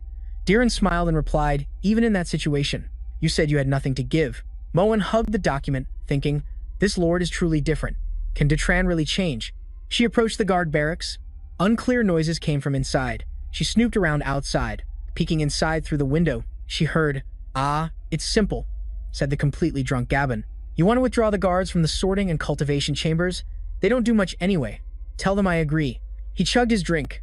You know the deal, right? Send me a beautiful one after everything is done. The masked soldier, with his hands behind his back, replied, I will inform you when everything has been handled. It's easier with Ricardo here. Outside, Moen heard the entire conversation. She thought fearfully. The sorting and cultivation chambers? What's happening inside the D-Trans sorting chamber? It was filled with waste. Thugs had chosen this place as their base. A man holding a torch looked around and said, completely destroyed. The bald man carrying things on his shoulder added, there's no one left here. A hand with sharp claws appeared. Excellent. Gabin has completed his task. Mekins coldly ordered, rebuild this place. The day the sorting and cultivation chambers are rebuilt, Detran will reclaim its former glory. That night, something happened in the Lord's room. Diran was still working diligently, reading documents. The butler beside him was pouring tea. The origin of the bribe money is gradually being clarified. In just a few more months, everything will be complete. But handcuffs, swords, and axes appeared before Diran's eyes as he calculated. The biggest problem is the army. When they start to regroup, I must act quickly and cleanly before the other officials find out. He sighed to himself, but the condition of the guards is too poor. As he wondered, to do this, I might need help from the city of Greg. The spatial vortex appeared next to him. The person who jumped out was Allison. Diran called out in surprise, Master. Allison said casually, hello. What are you talking about? I'm just with the food wagon group. He invited Diran. Could you come with me for a moment? There are some people I'd like you to meet. A sword was swung. The former slaves were training diligently under the dark night sky. Allison led Diran to this place, and he was astonished when he saw them. Who are they? Allison crossed his arms and replied, from guards to former slaves, all of them are training voluntarily.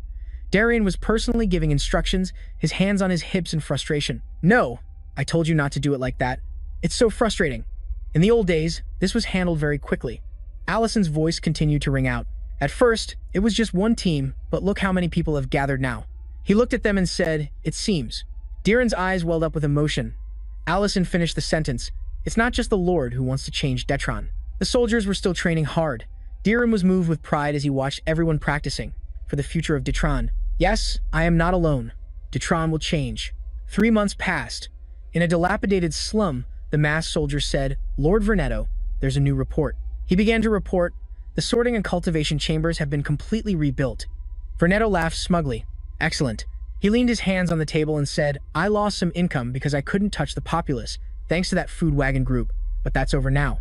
It's time to seize all the facilities in the region and take control. Inform McCanns and Volta that from now on. His sentence was cut short as a subordinate rushed in frantically. Lord Vernetto. The two people in the room looked at him, confused. Outside the human trafficker's base, Diran had ridden up with his troops standing before the place. He shouted, Vernetto, listen up. He declared heroically, if you surrender peacefully, you will face trial according to the laws of this land. But if you resist, only severe punishment awaits. Vernetto was surprised. The army? Are they serious? The guards are nothing but scarecrows without proper training. The subordinate, sweating bullets, stammered about that. Something's not right. The tip of a sword was thrust firmly into the ground. Kim was now a different, hardened person. He was better now. He rested his sword on the ground and said coldly, all you criminals, come out. The former slave girl, also transformed and full of fighting spirit, yelled, you kidnappers, come out right now. Vernetto stood on the fortress wall, looking at everyone's fierce aura. His face went blank. Huh? What's wrong with them? Mohan raised her hand and pointed towards the corrupt officials. She gave a cold command, arrest all the corrupt officials. Before she finished her sentence, 2 soldiers quickly moved forward and seized Vendon. Without stopping, Mohan continued to order, arrest all those who gave bribes and were involved in corruption. Vendon, before he could recover, said in stunned anger, what is this? Who gave you permission to act so insolently? Suddenly, a voice from behind rang out, angrily cursing, you scoundrel. The newcomer was Gavin. He stepped forward angrily, his sharp voice ringing out, are you trying to rebel? He tried to remain calm and persuade them. Remember, I am your leader. As soon as he finished speaking, the group quickly replied, our apologies. But we are only following orders from our superiors. One of them continued, isn't it a soldier's duty to obey the orders of their superiors? Hearing this, Gavin's face was stunned, his eyes wide in disbelief. He exclaimed, what? Diran Gregg rode forward on his horse. His face was calm but resolute. He said, today. He slowly opened his mouth, his steady voice ringing out, today, we will wipe out all the evils of Detren. The crowd below was ready, hands gripping their swords, their eyes burning with determination. Diran Gregg began to speak. His voice was calm yet powerful. "My army." Suddenly, he growled and shouted, "Show them the justice of Detran." The moment he finished, not one person hesitated. Everyone immediately rushed into battle. A powerful sword strike swung down. The other man hurriedly raised his sword to block, his face strained, letting out a grunt. His face was drenched in sweat. He thought to himself, "Are these really Detran's soldiers?" Those thoughts kept circling in his head. He couldn't shake them off. "I thought they were just a bunch of weaklings," Kim said in a cold tone. "All criminals will be crushed." Suddenly, from above, a large figure swooped down. The person who had just appeared was Vernetto.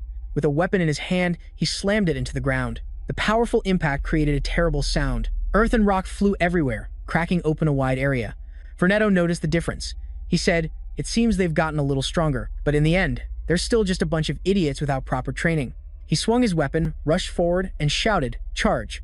Seeing his arrogance, Kim bowed his head, sighed, and then replied coldly.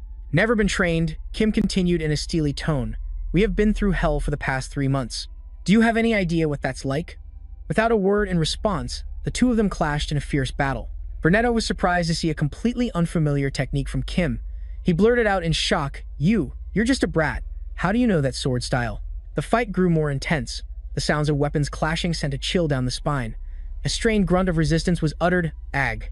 One of them shouted, rallying his comrades' morale, "All right, stay calm and advance. Don't forget your formation." Before he could finish his sentence, his face showed clear panic. A powerful attack sent him flying. He groaned. Just then, a bewildered voice exclaimed, "What is this?" Volta was tightly gripping a chain. He looked at everything with utter astonishment, muttering. "They said the new lord exposed the bribery, but could it be that's not the case?" At the same time, the female slave fighting beside him couldn't hide her confusion. A command rang out from behind. "Soldiers, block the other side." A soldier turned around, his face full of questions, and muttered, "Hey." The female slave, as if driven mad, her eyes sharp as daggers, rasped, "That guy, we have to catch him." As a hand struggled to reach up, blood splattered everywhere as a body lay motionless on the ground. A questioning voice rang out, "Why isn't Vernetto making a move?" McCain frowned slightly, his voice low. "I don't know who taught them, but they're using some sword techniques.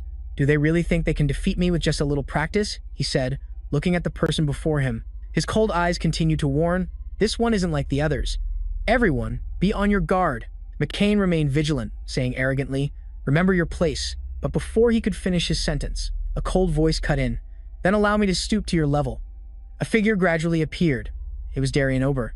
He spoke coolly, his gaze as sharp as a blade. "Initially, I only planned to observe from afar, but now everything has changed." Darien Ober slowly drew his sword, his gaze cold and sharp, and continued, "The Mohan assassins, the ones who have continuously targeted the Crown Prince. You're their leader, Makane, aren't you?" McCain exclaimed in shock, "You," before he could even compose himself. Darien Ober had already swung his sword down forcefully. In an instant, a sharp slash from his blade cut through McCain, sending blood from his body spraying across the ground. Darien Ober simply taunted coolly, "Oh, my hand slipped." Darien Ober turned and walked away, his voice ringing out coldly. "Reaching my level is far too difficult for you," he thought to himself. "If one of the 3 main figures is at this level, the current soldiers can probably handle it, but it will take a lot of effort. This will be over soon," he told himself. Meanwhile, Vanta was struggling against his chains, his body trembling. The female slave raised her sword, her eyes sharp, ready to finish him. Vanta faced them, bewildered, his mind racing. "These brats, they're the slaves I captured before. How did they learn weapon skills like this?" Beads of sweat dotted Vanta's forehead as he struggled to speak.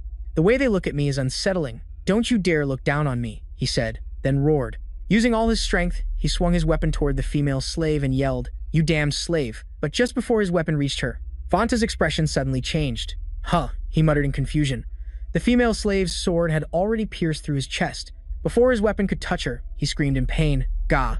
The female slave, her face filled with hatred, said in a steely voice, "You should keep your voice down, you piece of scum." The whole team cheered, "Vanta is captured. Round up the rest of them." One by one, they were rounded up, and shouts echoed, "We've cleared this side. We've won." Vernetto watched as his side fell, his expression tense. Kim charged at him, shouting, "Where do you think you're looking?" Vernetto sensed something was off. Something strange, he thought to himself. "My attacks keep getting blocked by these bizarre magic circles," he thought, gritting his teeth. "Today was supposed to be the day I take everything back," he thought, then roared. But with things as they were, he frantically unleashed his attacks, causing the earth and rocks to fly everywhere. He growled, "I can't let it end like this." Kin hastily parried and yelled. He's running away. Get him. Veneto fled with all his might, thinking, as long as I'm not caught, there's still hope. I'll try again 10 times, even 20 times. His figure gradually faded into the distance as the thought spun in his head to reclaim our kingdom at Ditran. Suddenly, a look of bewilderment crossed Veneto's face. Allison had appeared, sitting on a corpse, blocking his path. His appearance made Allison sigh. Veneto asked in confusion, You're from the carriage? Instead of answering, Allison asked him a question. Are you a criminal? He then declared authoritatively, Turn back, you won't get past here. As soon as the words left his mouth, Veneto was stunned. He thought to himself, wait a minute, that voice. That voice echoed in his head. A vile creature like you dares to leave? It swirled endlessly, reverberating in his mind. And this place, it's all rotten to the core, I'll burn it all to the ground. The memory made Veneto's body tremble. He opened his mouth but couldn't speak, only managing to stammer.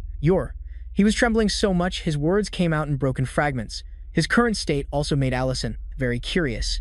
He wondered, what's wrong with this guy? Veneto collapsed to the ground, screaming, Dragon. Allison responded nonchalantly. Oh, so my cover's blown? How did he realize? Unable to control his fear, Veneto said in a panic, He's here.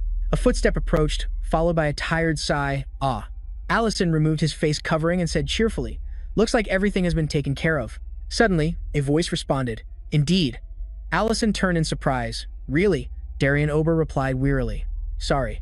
Our side suffered some injuries while subduing McCain. Allison asked gently, How are the injured? Darien Ober immediately replied, Their lives aren't in danger. Then, he suddenly stammered, But Allison, didn't we agree to leave this matter to the Count? Darien continued to press, So why did you decide to intervene? Allison smiled and replied, That was my intention, but it seems I have a soft spot for requests. At a certain mansion, a voice cried out as Lyndon Gregg joyfully rushed into the room, praising breathlessly. I've heard the news. You did an excellent job, my son. You succeeded in apprehending the criminal organization and the corrupt officials. That's my son, he praised admiringly. But Darien Gregg, who was drunk, slurred, I'm just a good-for-nothing. He was so intoxicated that he slumped over the table. He mumbled, Unworthy of being a lord. Absolute trash. His words left Lyndon Gregg utterly perplexed. He softly called out, Darien. A tray of fresh, delicious meat was sizzling on the grill, filling the air with a fragrant aroma. Rurin, while tending to the meat, asked, So, that's why you use magic to protect the soldiers, huh? Allison smiled faintly, his voice warm and low as he replied, Well, that wasn't the only reason. He then added, But Darien doesn't seem to be doing very well. Rurin asked with curiosity, Why? Didn't everyone survive? Hearing her question, Allison replied, I have a pretty good idea why. I just hope he doesn't blame himself too much. At that moment, Lyndon Gregg walked into the room. He began his announcement. The operation to capture the bandits and the corrupt nobles was a success. He continued, his eyes fixed on the somber-faced Darien Gregg. However, you borrowed Sir Allison's strength to achieve this victory. He then asked, That's what is tormenting you, isn't it? Darien lowered his head, his voice full of sorrow. I was determined to resolve this by myself. I thought that to become a true lord, the first step was not to depend on others. He sighed, his voice choked with emotion. But before we set out for battle, my heart changed. He recalled the faces of his people and continued speaking. I became afraid that my decision would cause my soldiers to be injured or killed. I had so confidently declared that I would change Detren, but in reality, I only had determination and was completely unprepared. He lowered his gaze and said sorrowfully, I'm sorry, Father. Perhaps I cannot continue to govern the city of Detren. I am not qualified to become the new lord. Lyndon Gregg was silent, his eyes thoughtful. After a long moment, he spoke gently, Come with me. Darien Gregg looked up, his eyes filled with confusion, and asked, Why? Lyndon didn't answer right away. He opened the door, walked out, and then replied to his son's question. Take a walk with me. I will explain to you more about what it means to be a lord. He led Darien to a dark place surrounded only by silent mountains and clouds, illuminated only by the moonlight. It was then that he began to speak gently. Darien, since you were a boy, you've always said you wanted to be a lord, just like me, correct? Darien Gregg answered. Yes, that's right. Hearing this, Lyndon grew thoughtful and asked, And what kind of lord is that role model you envision? Darien smiled and replied, You, Father, are the lord who restored the city of Gregg, a place that was devastated by the war with the Dragon Clan. A memory of Lyndon Gregg arriving at the city of Gregg for the first time surfaced. He rode in on his horse, bewildered, and wondered to himself, So this is the city of Gregg, huh? Darien then continued, I was too young at the time, so I only heard the story when I was a bit older. Everyone told the story that way. It was unbelievable that the city of Gregg could be rebuilt so quickly from a pile of ash and ruins. So, it's only natural that I see you as my role model. Lytton then asked him, So, do you know what the very first thing I did to restore the city of Greg was? I begged. I begged for help from all the surrounding lords. Hearing this, Dieren was completely stunned. He couldn't believe what his father was telling him. He recounted the past to his son, how he had gone to another lord and pleaded with utmost sincerity. Please, help me. Help the people of Greg, who are suffering from starvation and hardship. Would you be able to provide us with some food and shelter? We need materials to rebuild our territory, he continued explaining to Dieren. I was constantly begging others for help, just like that. He gently explained to his son, of course, for a lord to repeatedly bow his head before others. It is unacceptable, but if you can solve the problem yourself, that would be very commendable. Remember one thing, he said with a calm smile, all our worries are for the people of our domain. He touched the boy's shoulder and continued kindly, caring for the soldiers, and being willing to sacrifice for them is something to be cherished. Dieren was choked with emotion and couldn't speak. He could only whisper, Father. Suddenly, Lytle pushed him away and said, So, don't you go frowning on a fine day like this. Dieren was extremely surprised by his father's behavior. Bewildered and confused, he stammered, Huh? Wah, father? Lytle laughed and continued, Ha ha. From now on, the city of Detran will be under your rule. Dieren fell to the ground, crying out in pain, Ouch. He asked in utter confusion, Huh? What was that? Before he could understand what was happening, a sudden voice called out, He's here. Dieren looked up and saw everyone sitting and waiting. Someone spoke up in welcome. What took you so long? Welcome, new lord. Dieren Allison laughed cheerfully and called out loudly, You're here. Come and sit, new lord. Rurin also chimed in playfully, Roll on over here. What a surprising entrance. Seeing the people before him, Dieren exclaimed happily, Everyone. Master Lighter stood outside, observing with a satisfied smile. He said gently, All right, cheer up, Dieren. Isn't everyone enjoying the joy of today? Inside, everyone enthusiastically welcomed the new lord. They handed Dieren a skewer of meat and said cheerfully, My lord, this is delicious. The boy exclaimed in surprise, Oh my, so this is Palinki? Lytle, standing outside, thought to himself, If you hadn't asked for Sir Allison's help, I'm afraid some of them wouldn't be here right now. Just then, Kin shyly spoke to the female slave, You fight really well. Would you like to join our guard? The female slave smiled back, Oh my, would that be all right? Lytle saw the scene inside, a satisfied smile spreading across his face as he said, I am so proud of you, my son. You have become a capable lord. The next morning, the sun was high in the sky, which was clear and bright. Dieren and Greg, after a night of fun, were now fast asleep on the table. A voice said, Phew, it's finally over. Rurin said as she walked, I can't believe they drank until morning. Allison replied with a light laugh, It's because they've been through such a big campaign. He then asked, But Rurin, aren't you sleepy? I'm planning to go out for a bit. If you're sleepy, I can go alone. Rurin seemed surprised and asked, Huh? Go where? Allison replied, To a place where I have a few things to ask and a few things to say. The scene changes to the Louvre Empire, the Royal Palace Library. Leon Harris is standing, engrossed in a book. A moment later, the sound of light footsteps approached. Hearing them, Leon Harris didn't look up, but simply said softly, Oh, you're here, Medrin. She greeted him respectfully. Your Highness, the Crown Prince. She asked inquisitively, Is there something you summoned me here for? Leon Harris didn't answer immediately, but paused for a moment before saying, It seems you are quite knowledgeable about history, aren't you? He continued to ask. The three heroes who sacrificed themselves to protect all races in the war against the Dragon Clan.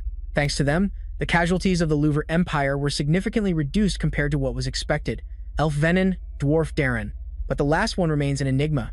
He pondered for a moment, then said, No, to be more precise, there isn't any record of that person left at all. Even though I tried to investigate through the people who lived through that war, but their testimonies are very contradictory and inconsistent. Leon Harris's eyes glinted with suspicion as he continued. They said that person was a powerful archmage and a human. He voiced his speculation when I heard these two things. I immediately thought of one person. He pointed at the book he was reading and continued. The problem is this. Even though I've rummaged through all the military records on this Allison, I only found this one single line. After 15 years of dedicated service, as a mage of the Empire, I request permission to be discharged. The first time I visited Greg Castle. It's clear you seem to know him. Madrin felt a cold sweat break out on her forehead. She stammered nervously. "Yes, sir. A. Allison." Leon Harris's voice was sharp again. Despite you denying that you two have ever met, Madrin couldn't keep the tremble out of her voice as she replied, "Sir Allison is very different from what your highness imagines." In a certain room, a figure gradually appeared. Allison, with a vibrant smile, spoke cheerfully. "It's been a long time, your majesty," he greeted respectfully. The king spoke. "Has it been that long, Allison?" This person was the king of the Louvre Empire, Lemden Hellet. He continued joyfully, "It is an honor to have such a distinguished guest." Rurin smiled in response, "Indeed. It's been a long time." A fleeting thought crossed her mind. Who is this guy? Lemden Hellet continued to speak. "I never thought the day would come when you'd return to the palace. Have you visited the Magic Academy yet?" Allison sighed, his expression turning pensive as he replied, "Why would I go to a place like that? They'd probably go crazy if they saw me." Allison hesitated for a moment, then added softly, "I'm a terrible troublemaker." At that very moment, Madrin also mentioned his name, Sir Allison. To explain this, let's go back to the past to find out. Outside a magnificent castle, a voice announced, "Congratulations, these are the ones chosen to be members of the Imperial Mages Guild. Swear to develop your magic and dedicate yourselves to the Empire. You must constantly hone your skills." Archaon appeared and announced to everyone, "That is the meaning of the Louvre Empire, and it is the goal that all of you strive for. Be steadfast in your resolve here at this Royal Magic Academy." A shrill scream rang out. Again, held back again. That scream came from the Royal Magic Academy's headmaster, Astrabon. He angrily demanded, "How long do you plan on staying here, Allison?" Facing his teacher's criticism, Allison could only say, "Thank you, sir." Confronted by the headmaster's questioning, he hurriedly explained, "I've tried my best. But life isn't that easy, is it, sir? I remember a saying, a journey of 1,000 miles begins with a single step. Isn't that right? Or is there no such saying here? Anyway, I hope you will look upon my efforts in a positive light." However, his words did not calm Astrabon down, but rather made him even angrier. He shouted loudly, "Get out now!" Allison didn't dare to argue, and just quickly replied, "Yes, sir." At the Royal Magic Academy, senior student Maradel looked at Allison and said with a smile, "At first, he was the senior I admired so much." Next to Maradel was senior student Zugan. He also looked at Allison with a weary expression and said, "Oh man," held back again. "You got some real talent for that." Allison just smiled and replied in a self-deprecating tone, "I'm incompetent, so it's only normal for me to be held back." A critical voice chimed in, "What kind of logic is that?" Maradel couldn't hide her surprise. "I really can't understand the way you think." Allison just smiled and brushed it off, gently suggesting, "Let's go get something to eat." However, there was someone standing behind them, silently watching Allison with eyes full of resentment. She was a junior student, Madrin. She clenched her teeth and thought to herself, "Allison, that fraud." At the Royal Magic Academy's Magic Practice Hall, a voice rang out. "Does everyone see clearly?" Astrabon was demonstrating for everyone. He continued to explain, "This is a variation of the freezing spell. The way the magic circle is used is slightly different. Unlike the freezing spell that uses a medium to take effect, this type is much harder to visualize. Go practice on your own, remember to keep a safe distance." Allison stood there, watching intently, then said, "I can't do it." Astrabon sighed, trying to be patient with his student. He had no choice but to show him a different technique. He said, "All right, let me show you something else. This is a basic spell that every final year student..." Before he could finish his sentence, Allison cut him off. "Can't do it." Astrabon's anger erupted instantly. He yelled, "Even first-year students can use that spell. Just try." But Allison still wouldn't try. He replied cheerfully, "Students these days must be much more talented than in the old days." Allison's words were the last straw, making Astrabon so furious that he screamed, "Arg, you bastard, Allison." Despite being scolded, he didn't seem worried at all. On the contrary, he smiled smugly, thinking, "Ha ha ha. As if I'd ever use magic to help others. I just need to be lazy here until the war is over." Elsewhere, a professor was showering praises, his eyes shining with admiration. "Simply extraordinary. Where did this talent come from?" The professor witnessed Madrin casting a spell and couldn't hide his astonishment. "I can't believe it. A first-year student can perfectly execute a spell like that." Madrin replied humbly, "It is all thanks to your guidance, Professor." Around them, the other students were amazed and murmured in constant admiration. "Look closely. That's pure magical power, completely unhindered by any superfluous elements." The professor approached Madrin and said to her, "At such a high level that I wish that guy could learn something from it." The scene of Allison being berated by Astrabon replayed as the professor's voice continued, "We once had high hopes for his future." Hearing this, Madrin couldn't hide her displeased expression. She frowned, her breathing heavy. A thought emerged. Pathetic. Returning to the present, a voice cut through Madrin's thoughts. "Wait, hold on." Leon Harris pondered for a moment before asking the restaurant owner, "Is that Allison, the one who can't use magic properly?" Madrin quickly replied, "To be more precise, he can only use one spell." Upon hearing this, Leon Harris spoke up, interrupting with a questioning tone, "Wait a minute. Then why do they still keep him at the academy and make him repeat a grade? At that time, we were in the midst of a war, so we had no resources to waste on non-essentials. Those who weren't talented enough should have been sent to the front lines as common soldiers, right? Madrin replied with a hint of tension. I later found out that the only spell he could use was more than extraordinary, she recalled, recounting it to Leon Harris. At that time, she and a friend walked in. One of the students, upon seeing Madrin, excitedly said, "That's Madrin. I want to ask her how to decipher a magic circle, can I?" The girl had just made the suggestion when her friend next to her shut it down. "Hey, she's on a completely different level than us. Don't even dream about it." Madrin was praised by the professor again. "You got a perfect score on the test again. Truly phenomenal." Madrin, a once-in-a-hundred-years genius and incredible talent. All eyes were on Madrin, with unconcealed admiration. The praise was endless. "I heard she's already started learning level 2 magic. It seems she has even surpassed the upperclassmen. She's going to become a mage who will turn the tide of the war." Hearing this praise, Madrin couldn't help but feel smug. She smiled, thinking to herself, "I really am a genius. All the underclassmen are left in the dust, and the older students don't scare me either. I'll catch up to them in 1 year, and by the time I'm a final year student, everyone in the academy will be." Outside, everything seemed to be in ruins. Allison's spell had immense destructive power. Headmaster Astrabon, seeing its terrifying destruction, praised him. "Good, that's enough." A voice nearby called out, "Allison." He replied excitedly, "Yes." Astrabon sighed and asked, "Why can't you use other spells like that?" He didn't know how to answer, just grinning. Hey. Madrin happened to be passing by and saw it. She was also stunned, wondering to herself upon seeing that spell, What is that?" The friend behind her explained, "Oh, is this the first time you've seen it?" That friend continued telling Madrin, "The student Allison can't use any other spells, but the destructive power of his fireball is unbelievable." The surrounding students were all praising it non-stop, discussing the power of the fireball Allison had just cast. Meridel said, "Wow, that fireball is definitely stronger than even the professor's." Allison replied, "That's the motivation that keeps me at this academy, despite my other failures."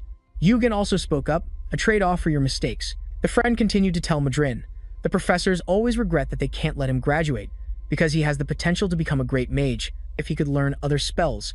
But when Madrin heard this, she couldn't hide her surprise and disappointment, muttering to herself, "No way." She looked at the scene before her, unable to believe it, and spoke out, "How can it have such immense destructive power?" She told herself, "But I'm the genius." These dense thoughts swirled in her head, the recognized future of the Magic Academy. "I can't accept this." She resentfully recalled Allison's figure and thought to herself, especially, being pushed out of the spotlight by such a crude student.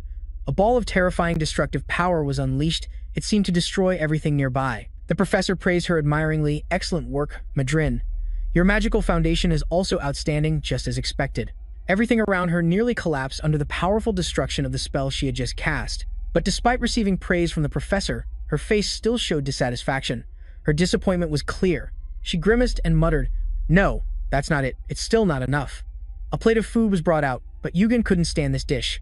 He frowned and complained of, "Even a magic academy can't do anything when it comes to food. Why is it always such terrible food?" Mardel, equally disheartened, spoke up. "They obviously don't think it's necessary to invest magic in agriculture."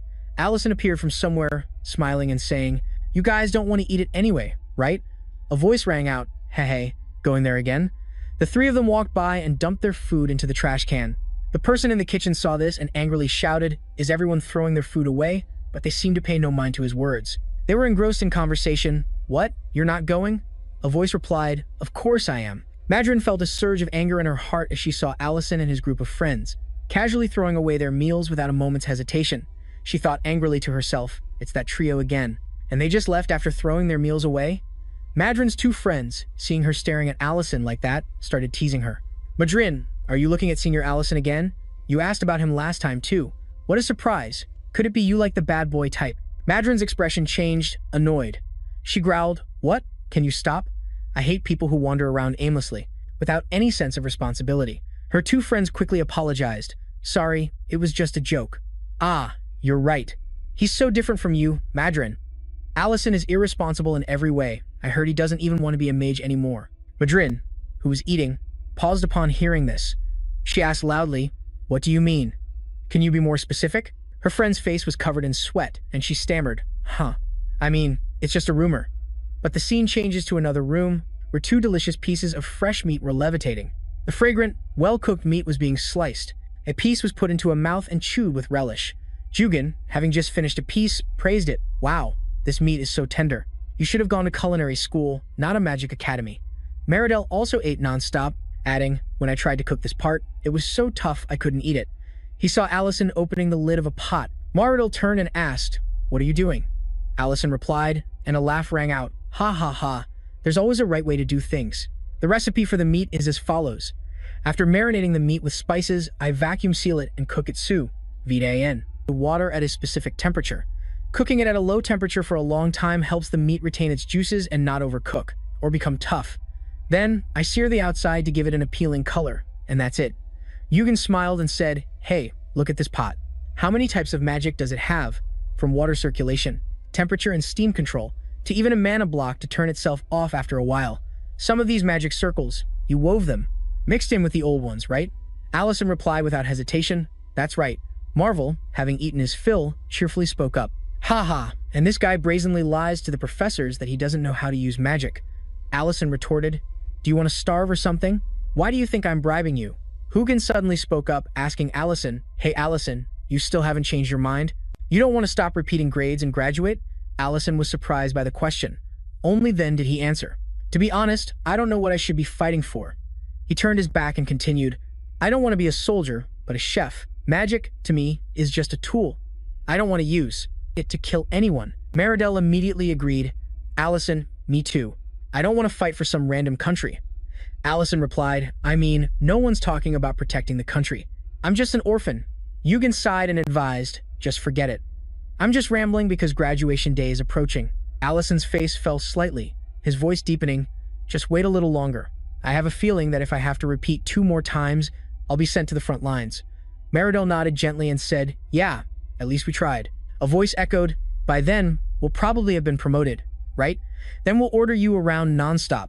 A burst of laughter broke the quiet atmosphere. "Ha ha ha, that's a great idea." Madrin stood outside, silently listening to all of it, but inside, she felt confused. She frowned slightly, wondering to herself, what the hell? He's pretending not to know magic just to repeat a grade?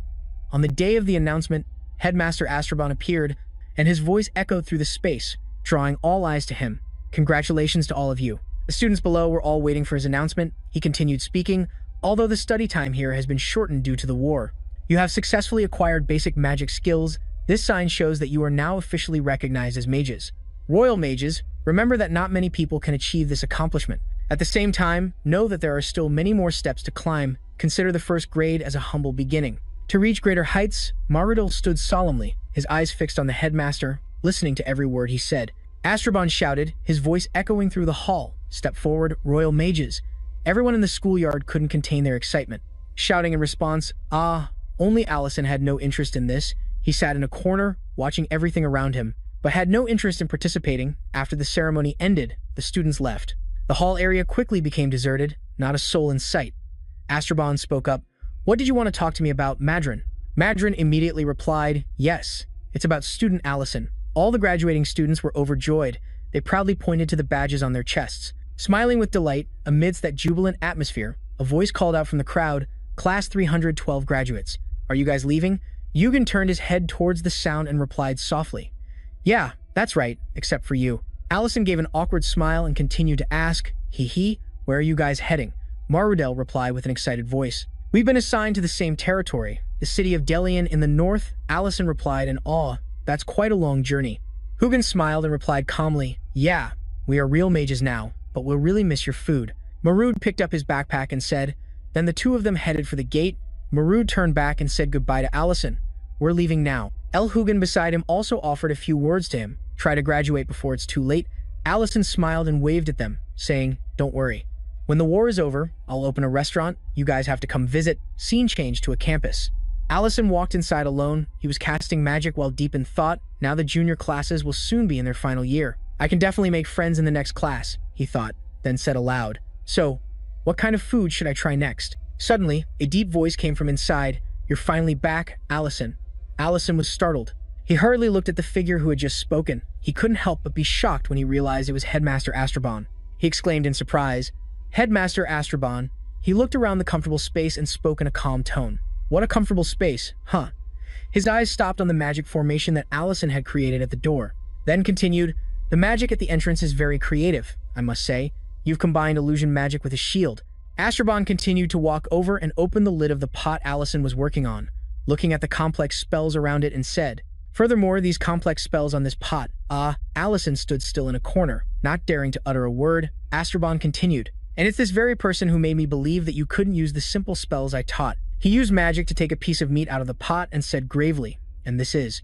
Then he put the piece of meat in his mouth, chewing noisily, praising it as he ate. Delicious, very delicious. Only then did he continue speaking. To Allison's astonishment, Jugan and Meridel told me about you. He turned his back to him and said, "They said you don't have the aptitude to become a battle mage. And not just those two, but everyone who was close to you during your final year said similar things. A pacifist, who hates war and has a passion for cooking. Moreover, there's a rumor that you were drafted into the army due to a clerical error, despite not being a citizen of the Louvre Empire." He paused for a moment, then voiced his conditions for him. "Therefore, I will give you two choices," he stated the request firmly. "One, you will follow your classmates to the battlefield. As a first-rank mage, all the mistakes you have made during your time here will be overlooked, and no record will be left. You will have the chance to leave with honor and fight alongside your friends. The second option is to work at the academy as a chef." Upon hearing this, Allison's face showed clear confusion. Before he could think further, Astrabon continued, "However, you will have to do some additional work. You will be responsible for organizing a certain list. What will you choose, Allison?" Allison stood stunned, not knowing which choice was logical. His emotions were a jumble, impossible to sort out. Returning to the present, his voice rang out asking, "Which one do you think I chose?" On one side was a soldier, on the other was the chef I had always wanted to be. Moreover, he had agreed to let me leave when the war ended, Lendon Hellett replied, so there was no need for any further thought. Allison quickly replied, "That's right," he continued. "Of course, I said I would be a chef." Suddenly his face darkened. His voice also became sharp. "Those were happy days, until I found out what that list meant." Returning to the past story, at a time 3 months later, Allison was still passionately engaged in his favorite job as a chef. He thought to himself, "Windseer." His eyes focused on the dish he was preparing, silently thinking about his technique. "With this fire vortex, I can mix the ingredients and fry them at a high temperature." The delicious, aromatic food was poured onto a plate. However, thoughts still swirled in his head. Normally, it's very difficult to stir-fry a large amount of food because the quantity is too large and the ingredients are easily burned unevenly, but not with this method. He busily cooked the dish and brought it out to the customers. His face beaming, he introduced vegetable stir-fried with Cuba. The two female students in front of him couldn't contain their excitement. They praised it profusely. "Oh, it's really delicious. I've never tasted anything this good in my entire life." Madison, while enjoying the food, thought to herself, "This is enough. I've reclaimed my position. As the most brilliant talent of the academy, it's a pity that Senior Allison was demoted to a chef. But that's his fault." She bowed her head slightly, thoughts constantly surfacing. "With this, I'm back in the first position."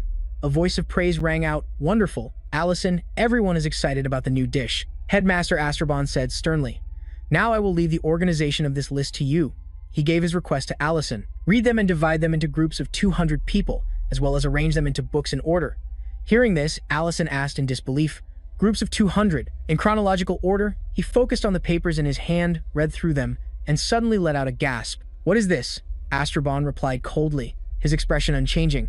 "Read carefully and ensure the arrangement has no errors. A new batch will arrive in the next 3 months. Hearing him recount this, Lemdan Helmet asked again, "Is the list you're talking about?" Before he could finish the sentence, he answered yes. His face grew solemn as he spoke in a deep tone. "It was the list of fallen soldiers, knights, infantry, mages, while I was still taking it easy here. The names of the dead are being recorded on these scrolls on a quiet, late night. Only the bright moonlight shone through the window into the small room. Allison was still diligently doing his assigned work. He thought to himself, I thought the war would be over within 2 years, and I would only spend a little time here. But now, before him were names, fates, each name a tragic story. The names of the fallen were written down. Cause of death, abdominal wound, Celine Eve, 23 years old. Cause of death, head wound. The thoughts continued to surface in his mind. And some very strong people would take care of the evil dragons. And finally, he imagined a peaceful, warm scene and thought on, and everyone would live happily. The war would end anticlimactically, and I would open my own restaurant. But real life is not like a dream. The beautiful picture he painted in his imagination never came to be. He wondered, why is this happening? This is a fantasy world.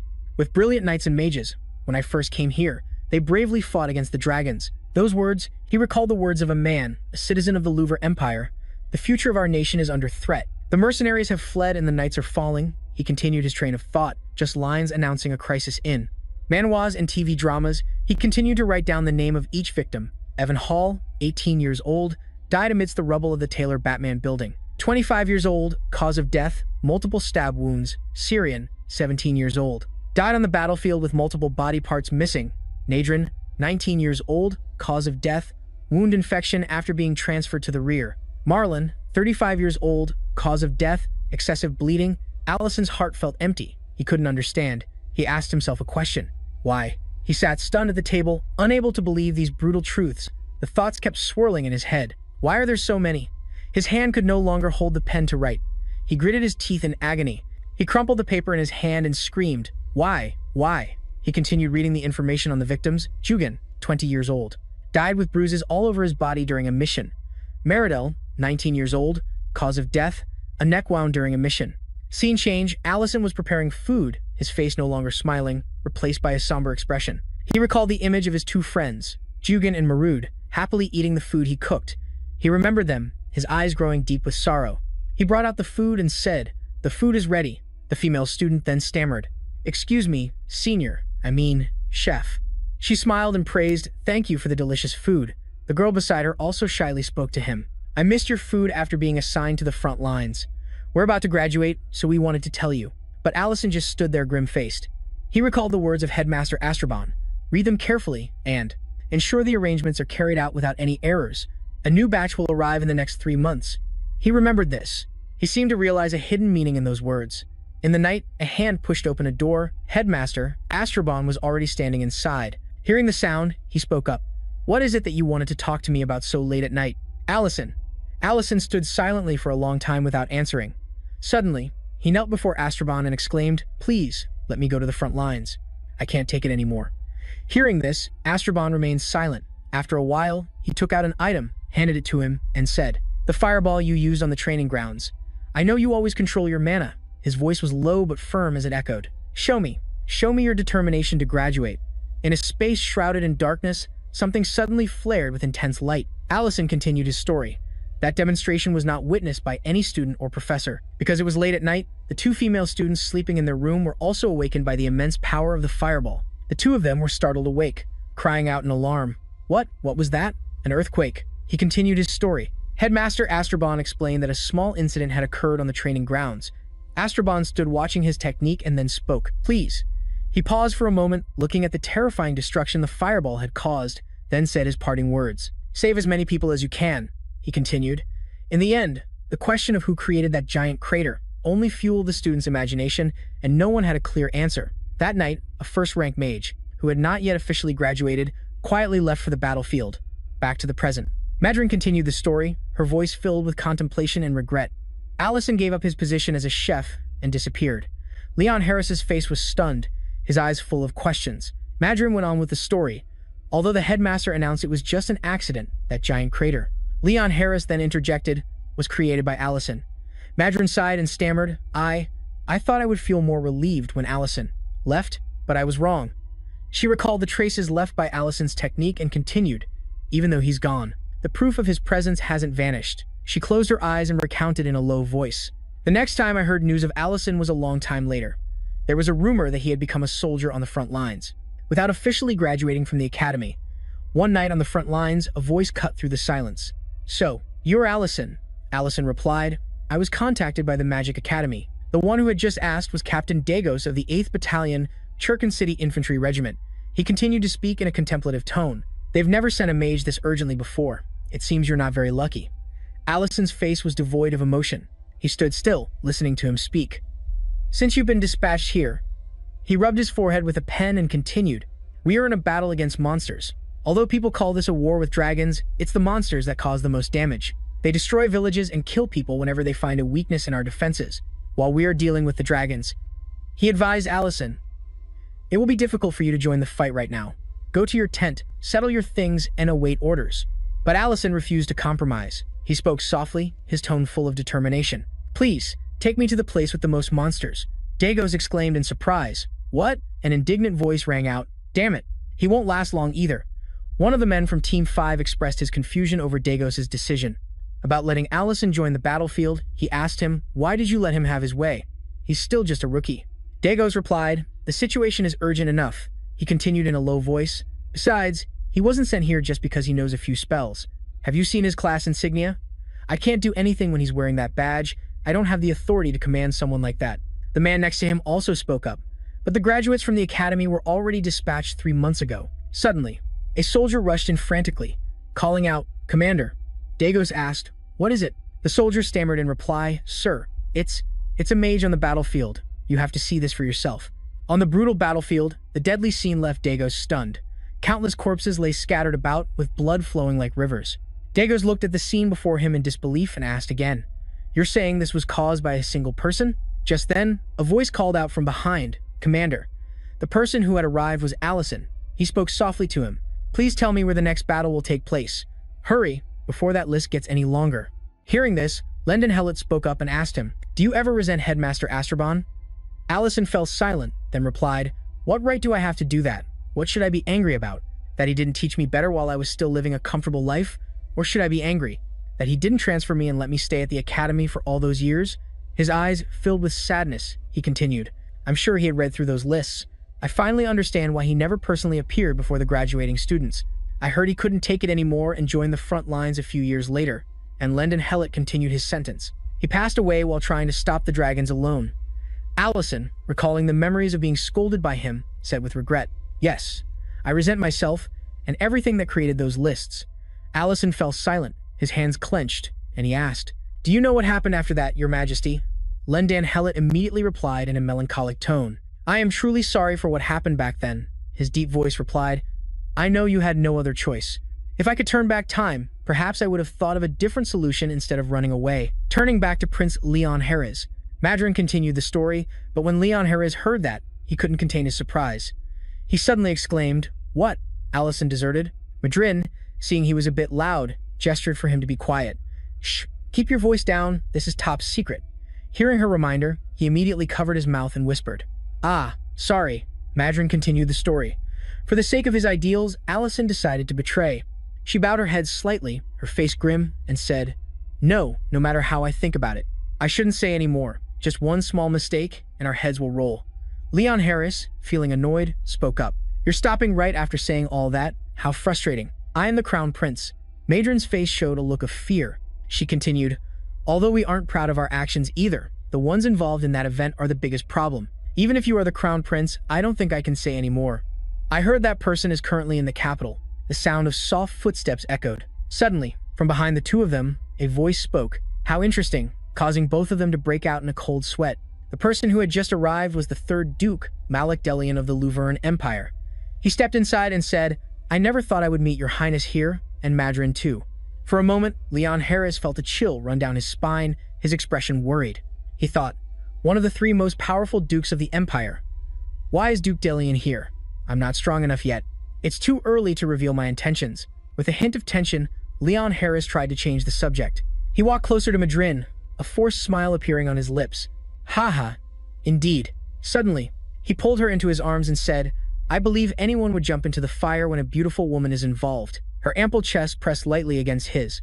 He bent down and kissed her hand. She shyly stammered, "Why, Your Highness?" Leon Harris thought to himself, "Please forgive me for this." Malik Delian sighed and said, "I will not comment on your private life, Your Highness. However, Madrin, I didn't expect you to act like this, Madrin." He pondered for a moment, then continued, "You are still greedy for power." Even though she had reached the pinnacle as a 7th-level mage, Leon Harris heard this and asked in confusion, "A 7th-level mage? I don't understand what you're talking about." Just then, Malik Delian spoke up to explain to him, "Do you see the emblem on her clothes? The one with 7 circles? It's not something just anyone can boast about." Leon Harris scratched his face and asked, "Really? I don't know anything about such complicated matters. I just asked Duke Tamaran to lend her to me for a short-term mission, simply because she's beautiful." Seeing his ignorance, Malik Delian thought to himself, "He's still just a child." He stepped out of the room and called back, "At least, make sure to spend your time together away from prying eyes. The Royal Library is not a place for fooling around. Even though we are in the palace, I worry that rumors will spread." Only then did Leon Harris breathe a sigh of relief. He let go of Madrin and said softly, "I apologize for my rudeness, Madrin. The situation was truly urgent." Leon Harris hesitated before asking, "And about Duke Delian, do you think he—" Before he could finish, Madrin let out a resentful sob. "Hick." He paused, puzzled, and called her name Madrin. She recalled the words spoken before. This mage, for her entire life, has looked down upon everyone with her noble dignity and brilliant talent. a life wholly dedicated to the cultivation of magic, a place where relationships are considered unnecessary, and the noble status of a level 7 mage is enough to keep clumsy individuals from daring to approach. No one has ever had a deep relationship with her, only superficial ones for the sake of reputation. Madrin's resentful sob echoed, "Hick, ah." Those words kept swirling in her head. To put it simply, nothing like this had ever happened to her before. Her whole body trembled as she stammered, "A man and a woman," while tears streamed down her face. Her face flushed as she mumbled, "This close to each other." Suddenly, she collapsed. Leon Harris rushed to catch her, calling out her name, "Madrin, you've got to be kidding me, right?" Outside, a voice called out, "Rurin, Rurin." It was Allison, gently calling to Rurin, whom he was carrying on his back. Time to wake up. Seeing her sleeping soundly on his back, he smiled and thought, "She's completely knocked out. I did ask her if she was tired earlier. We didn't get any sleep last night." He looked ahead, his thoughts continuing. "Well, I've said what I needed to. Now, let's head back and let her sleep." Suddenly, from inside, Leon Harris also came running out, carrying Madrin. He exclaimed in surprise, "Ah." Allison, puzzled, said, "Your Highness." "And Mage Madrin?" Harris was equally bewildered. He also spoke up, "Allison, and the girl you're with?" Allison then asked him, "Are the two of you in that kind of relationship?" He hastily tried to explain, "No, don't get the wrong idea." They stepped into the library, and a voice rang out in surprise. "I didn't expect to see you here, Leon Harris." His eyes filled with suspicion as he immediately asked, "What brings you to the royal palace?" Allison replied, "I have some matters to discuss with His Majesty." But Harris couldn't hide his suspicion. "With the Emperor?" he asked again. Allison replied in a low voice, "This matter may also be important to you in many ways. I hope he will tell you about it at some point." Allison smiled and continued, "Now, I shall take my leave. If they were to wake up now, things will get noisy." But Harris stopped him. "Wait." Allison replied, "Is something wrong?" Harris gritted his teeth, thinking to himself, "I'm sorry, Madrin." After a moment of silence, he said, "I've heard about your past." With a somber expression, he continued, "Of course, I don't know the entire story, because Madrin was unwilling to tell me everything." Allison stood silently with a grave expression. Harris continued, "When I finished my studies and returned to the Empire, I heard of a person so dangerous that even the Emperor, my father, dared not speak of him lightly. And I realized, you are that person. When I visited the city of Greg, the incredible skills I witnessed firsthand, and everything I've heard since." He recalled a scene from the past. His father had once said, "We don't stand a chance against him, even if we join forces." He recalled this and continued, "The more I hear about you, the more your image overlaps with that person's." Leon Harris's gaze grew heavy. He said in a somber tone, "One of the 3 heroes of the war, and the supreme mage who disappeared." He couldn't restrain himself and shot to his feet, saying, "The man known as the Dragon Slayer, protector of the people and the soldiers. The mage who surpassed the 7th level and became a 9th level mage." Suddenly, Leon Harris cried out in a strained voice, "If that is truly you, please, lend me your strength." Allison, his face cold, didn't answer him. He called out his name earnestly. Allison, now back with the king, spoke up, "I know you had no other choice, but if I could return to that time, perhaps I would have found another way instead of leaving. I wonder if, going back to the past, I could have made a different choice." In the palace, Lemden Hellet was deep in troubled thought. He suddenly glanced over as a figure entered and spoke. "Your Majesty, I heard a rather interesting story on my way here." Melik Delian stepped forward and said, "Allison, I heard that despicable mage has come to the royal palace. Is it true?" He glanced around and surmised. Seeing the injured knights, it appears to be true. Lemden Hellet was silent for a moment before speaking. "Duke Delian, I apologize," he continued, "but I cannot answer that question." Melik Delian's gaze hardened. "What do you mean by that?" He strode closer to Lemden Hellet, losing his composure. "You're not joking with me, are you?" A guard knight stepped forward to block him. "Please show respect in His Majesty's presence, Duke." Suddenly, one of his own guards appeared beside him. Melik Delian's eyes grew cold as he said, "And who are you to dare stop me?" The man swiftly blocked Lemden Hellet's knight. He continued nonchalantly, "Do you still think you're basking in the glory of the past?" Melik Delian spoke with blatant disrespect. "Know your place, you decrepit knight Jack." A voice suddenly cut in. "That is enough, Duke Delian." A figure stepped in, speaking as they entered. "This is the royal palace, if that mage is truly here, as you claim." This was Duke Bogo Temerin of the Ruben Empire, he remarked. "Then, shouldn't we be more cautious in our actions?" Melik Delian glanced over, seemingly contemplative. "Temuran," he waved a hand. "Fine, I will stop here for today." As Melik Delian departed, he didn't forget to add, "You had best watch over that archmage carefully. It's unbearable seeing her hanging around." The Crown Prince. He concluded with one final remark, "Do not bring any further dishonor upon the royal palace." Bogo Temerin fell silent once more. He asked respectfully, "Are you all right, Your Majesty?" His Majesty's face was still mournful. "Thank you, Duke Temerin." A tear rolled down his wrinkled skin, his voice filled with self-reproach. "How shameful, my son, Leon. It's no wonder he's so disappointed in me." The curtains in the room stirred in the breeze. From inside, a voice spoke. "Allison, you know this as well." Leon Harris leaned on the table and said, "The Emperor's authority has crumbled, and the primary cause is the collapse of the First Night Division." He began his analysis. When the Dragon War broke out, the Emperor, my father, tried to minimize civilian casualties by dividing the First Night Division and sending them to different regions, because in other areas, apart from the borders, there were virtually no defensive forces. Thinking of Lemden Hellet, he paused. But that decision, Leon Harris said, turned out to be a mistake. A faint image of Lemdan Hellet watching the buildings below disappear into smoke flashed by. Leon Harris recounted, "At that time, the royal palace was left with only the captain of the First Night Division and a minimal defense force. But that was far too little to stop the dragons. The First Night Division station at the palace was annihilated, and the captain disappeared." He sounded disappointed. The knights dispatched to the other regions were also defeated one after another. All of this happened less than a year from the start of the war. Allison turned to look at him and asked, "Do you know what that means?" The answer came, "I know all too well." Leon Harris's eyes were filled with sorrow. It meant losing control over the lords. "That's right," he said in a low voice. "When the First Night Division vanished, the palace's commands lost their authority. The lords hardly responded to the summons, sending only their weakest soldiers, and even used hostages to demand troop withdrawals as a condition for negotiation." Leon Harris slammed his fist on the table, his voice low and hoarse with indignation. We put forth all our strength to protect the people in the regions.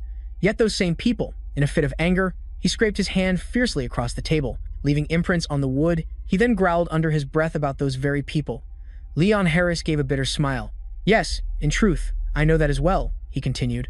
"The reason for my outrage is precisely this helplessness, this inability to do anything." Suddenly, Allison stood up. Leon Harris pleaded, his voice carrying on, "It's the regret of being in a foreign land, of only being able to stand and watch when I should have been there. Therefore, I beg you, one more time." With tears of astonishment welling in his eyes, Allison exclaimed, "No." At this, Leon Harris cast aside all dignity and knelt down, imploring, "I beg you, Allison." Before he could finish his sentence, Allison quickly helped him up. "Please, stand up, Your Grace." "You do not need to kneel like that," Allison explained. "The one before you is merely an innkeeper." Hearing that, Leon Harris pursed his lips, then he blushed with embarrassment and said, "Is that so? I'm sorry, it seems I guessed wrong." He suddenly raised his hand and pointed at the sigil, then spoke, but the sigil immediately emitted a puff of white smoke. Leon Harris froze and exclaimed, "Huh?"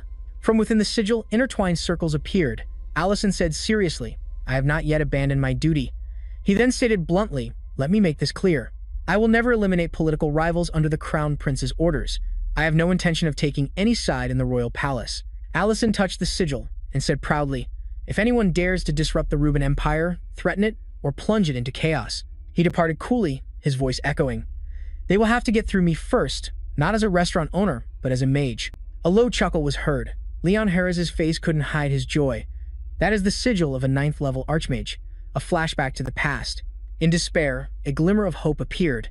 The laughter echoed again. Leon Harris froze when he heard a voice. "I heard the London Empire is on the brink of collapse because of dragons. Huh. That Crown Prince, he's so stubborn." Now look. Outside, 3 guys were laughing heartily and gossiping. At first, he acted kind, but I nearly died from bowing so much. I heard he's clinging to some war hero title or something. There are really only 3 people shouldering on the fate of the nation. How did we come to this? Leon Harris angrily ran over and shouted, "That's enough. Shut up. What do you people know?" When they saw him, they ignored him. Now they've heard it. "Hey, things will get messy if we get involved. Let's go." Leon Harris trembled with anger. "How much do you think you know about the heroes who saved my country?" Leon Harris muttered, "I was right. I knew I was right. They say he went missing," he thought with certainty, "but Allison has been that hero all along." Rurin was sound asleep, her face nuzzling against a soft, rising mound, a satisfied look on her face. "Finally, I've caught you. Why have you been avoiding me?" Suddenly, Rurin opened her eyes, drowsily looking at the thing protruding in front of her. Madron trembled and said awkwardly, You're awake?" Rurin's expression changed as she enunciated each word. "How dare you touch my body?" she retorted. "I didn't do anything." Madron explained, "When I woke up, you were already hugging me." Just then, Allison walked in. I knew it. If I had been a little later, a disaster would have happened. Seeing him, Rurin joyfully cried out, "You!" Rurin threw her arms around him. Where did you go, leaving me all alone? Allison comforted her, saying, I didn't leave you. It's all over now. Let's go home. Madrin spoke up. Even you, Allison, why are you here? Allison explained, I had something to do. You'll find out when Delian arrives. She hesitated for a moment, then still warned, be careful. Duke Delian is in the royal palace. Hearing Madrin say this, he suddenly became pensive. Allison said faintly, it's been a while since I've heard that name. Rurin gently smoothed his clothes, thinking to herself, another name I don't know. Allison sighed, don't worry, I'll complete my mission and be right back. She asked in surprise, mission? He replied, you clarified everything about my past. Madrin couldn't hide her astonishment. Allison raised his hand, and a powerful aura emanated from the sigil. He said with a stern face, you couldn't keep the secret about Castle Dedran, and now you've done this again. Madrin stammered, I. He channeled his energy and moved closer, making her whole body tremble. She stammered an explanation. I didn't tell everything. Not all of it, although I would never reveal everything anyway. Just a little bit, she pleaded, begging, please forgive me. Leon Harris, leaning against a corner of the table, muttered, I'm sorry, Madrin. Allison replied in a cold voice. Those were the Crown Prince's orders. Immediately after, only a tragic sound was heard. Outside the restaurant, the blue sky with its gentle, peaceful sunlight made Allison sigh in admiration. Now that I've had to be away from the restaurant for quite a while, upon returning, he didn't forget to praise the two, Lynn and Matt, for taking care of everything during the time I was absent. A round of applause for them. Allison didn't forget to add, and of course, thanks to Ment and Minton, too. The other two happily applauded. Rurin, however, was dissatisfied and pointed at herself. What about me? Lynn recalled a time when he was cooking and saw a dark shadow lurking outside the door. He said bluntly, but Elle, you said you had left the restaurant, but you still checked on us from time to time, disguised with a trash bag, right? Allison was startled. How did you guys know? He replied, we saw you. He then pretended to cough.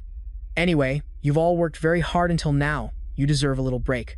Allison announced, we're going camping. Minton was extremely excited. It sounds like we're going on a trip together. Rurin was stunned. Camping? As if thinking of something, she blushed and asked, are we all going together? Allison grinned smugly. Not just us. Who do you think I am? I'm the social butterfly of Drake City, he added. I'm going to invite so many people, it'll be hard to tell if this is a camping trip or a festival. A woman processing a cut of meat stopped and said, camping? I don't think I can go. I'm also busy carrying things in. Sorry, but lately, we've been getting so many orders from Dedran City that we've had to sacrifice sleep to work, she suggested. But I can recommend a few good spots for you. Allison looked dazed and scratched his head, but I don't have anyone else to ask. This is the Drake City Clinic. A simple-looking house stood in a small forest. Inside, a girl was yawning widely as she woke up. I am Serena, the greatest being in this world. Elena checked the little boy's hand all over, then said cheerfully, the wound is healed. The little boy smiled brightly and replied, thank you. That was Elena. She praised the boy. You were very brave through the pain. Even though I told her not to worry about money because my vault is full of treasure, she still insisted on continuing to treat patients. Elena smiled brightly and said, Serena, you're finally awake. Serena scratched her head in embarrassment. You're so stubborn. I told you I could bury you in gold bars, she replied with a look of satisfaction. But gold bars can't take away the patient's pain. Serena was a bit speechless and said helplessly, I'm sure you're a fool. Just then, Allison suddenly peeked in. Is Elena here? Serena looked the man over, assessing him. Elena, with a shy expression, stammered out, Al. He quickly cut her off. I have something to tell you, Serena thought in silence. Look at that expression. It's clearly a smile, but it's completely different from when she talks to patients. Seeing Elena's radiant smile, she analyzed it. A little nervousness, joy, anticipation. It's a mixture of all sorts of emotions. Allison recounted the story and then said, so, I decided to go camping with everyone who works at the restaurant, but I thought it might be an imposition, since you often eat at our restaurant. I came to ask if you'd be interested in joining us. Elena was just waiting for this and quickly agreed, yes, absolutely, I'll go. She then added, thank you for inviting me. Serena became even more pensive. I want to know more about that expression, she mused. Is it love, admiration, or something else entirely? Then Serena suddenly tossed her hair charmingly and said, camping? All right, I will honor your trip with my presence. A voice rang out, what is that? Allison seemed surprised. Huh? You want to go too? Hearing that, she immediately got angry and said, hey, so you weren't planning on inviting me? Light shone through the rock crevices. Allison's group was now standing in a place full of rocks. Rurin exclaimed in awe. So beautiful. A stunning natural landscape with a waterfall cascading into a clear blue lake. Sunlight filtering through the canopy created a magical scene. Elena asked excitedly, "How did you find this place?" Allison replied with a self-satisfied smile, "I'm quite the people person. I just had to ask someone to recommend a good spot." Behind them, Matt and Lynn were whispering. He says that, but only two new people joined the group. Shh, don't say that out loud. Allison was struggling to carry his bags. All right, let's unpack first. Next to the waterfall, 3 backpacks. Blankets, pillows, and cooking utensils were all laid out neatly.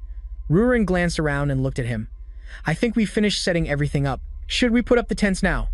Allison, busy rummaging through his bags, answered casually, "We'll do that later." After searching for a moment, he joyfully held up a box. "All right, everyone, listen up. We're going to play a game called Luon Marble. Note, similar to the game Blue Marble, the Korean version of Monopoly." Ment walked over and asked doubtfully, "A game?" Rurin also sat down. "Isn't everything here in your native language?" Allison explained. "Don't worry, the important parts are in your language too." He handed each person a stack of money. "First, take your money." Ment wondered, "Lynn, is this just paper?" Allison then pointed to the game pieces and explained the rules. "This game is basically about multiplying your fortune. Everyone rolls the dice and moves their piece according to the numbers shown. You can buy land and build on it with your money. When other people land on your property, you collect a fee from them based on the value of the land and buildings," he continued. "After all players have completed 10 rounds, the richest person wins. Or, you can also win by making other players go bankrupt before the 10 rounds are over." Rurin seemed very interested. "In other words, this is a world domination game." Serena spoke up. "You dragged us all the way out here just to play with fake money?" Allison replied. "There are rewards and punishments for the winners and losers, so look forward to it." Elena exclaimed, "This statue really looks like me." Lynn seemed to be thinking, "Rewards? Huh. Well then, let's start." Finishing his words, he lifted 2 game pieces. One landed upright on a square, and a voice cried out, "Ah, that's my land." Serena furiously exclaimed, "Ha ha ha. How dare you set foot in my territory?" Lynn was frightened by her. "It's only the beginning, and it's already like this." Allison spoke up, "It's all right, that land isn't worth much."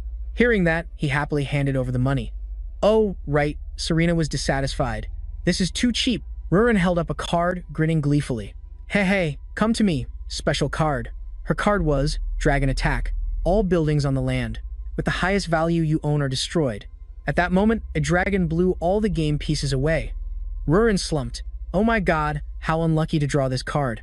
She gritted her teeth and said, "I'll kill that dragon. How dare it?" Allison suddenly exclaimed, "I've landed on Elena's property." She too was startled and looked over. "Ah," he sighed. "And she's already built a restaurant and a hotel there. This cost is going to be very expensive." Elena's face flushed as she felt secretly delighted. "Eek, he's landed on my property." This made her mind wander to a scene under a tranquil sky. A small wooden cabin was brightly lit amidst the white snow. A sound echoed from outside. Elena seemed anxious. "Welcome, huh?" Allison entered, wearing a thick fur cloak that still couldn't stop the cold from seeping into his skin. His face flushed. He let out a sigh of relief and said, "The blizzard here is really strong." He approached her and hesitantly asked, "Can I stay the night here? How much is the fee?" Elena shyly mumbled, A clear voice rang out, reminding her of a memory.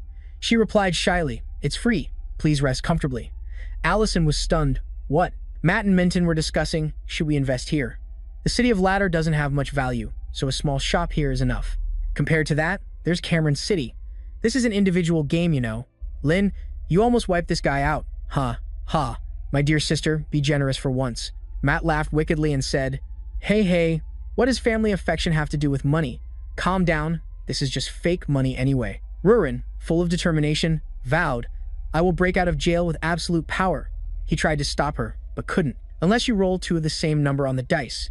A moment passed, then another, and it stopped. "The game is over."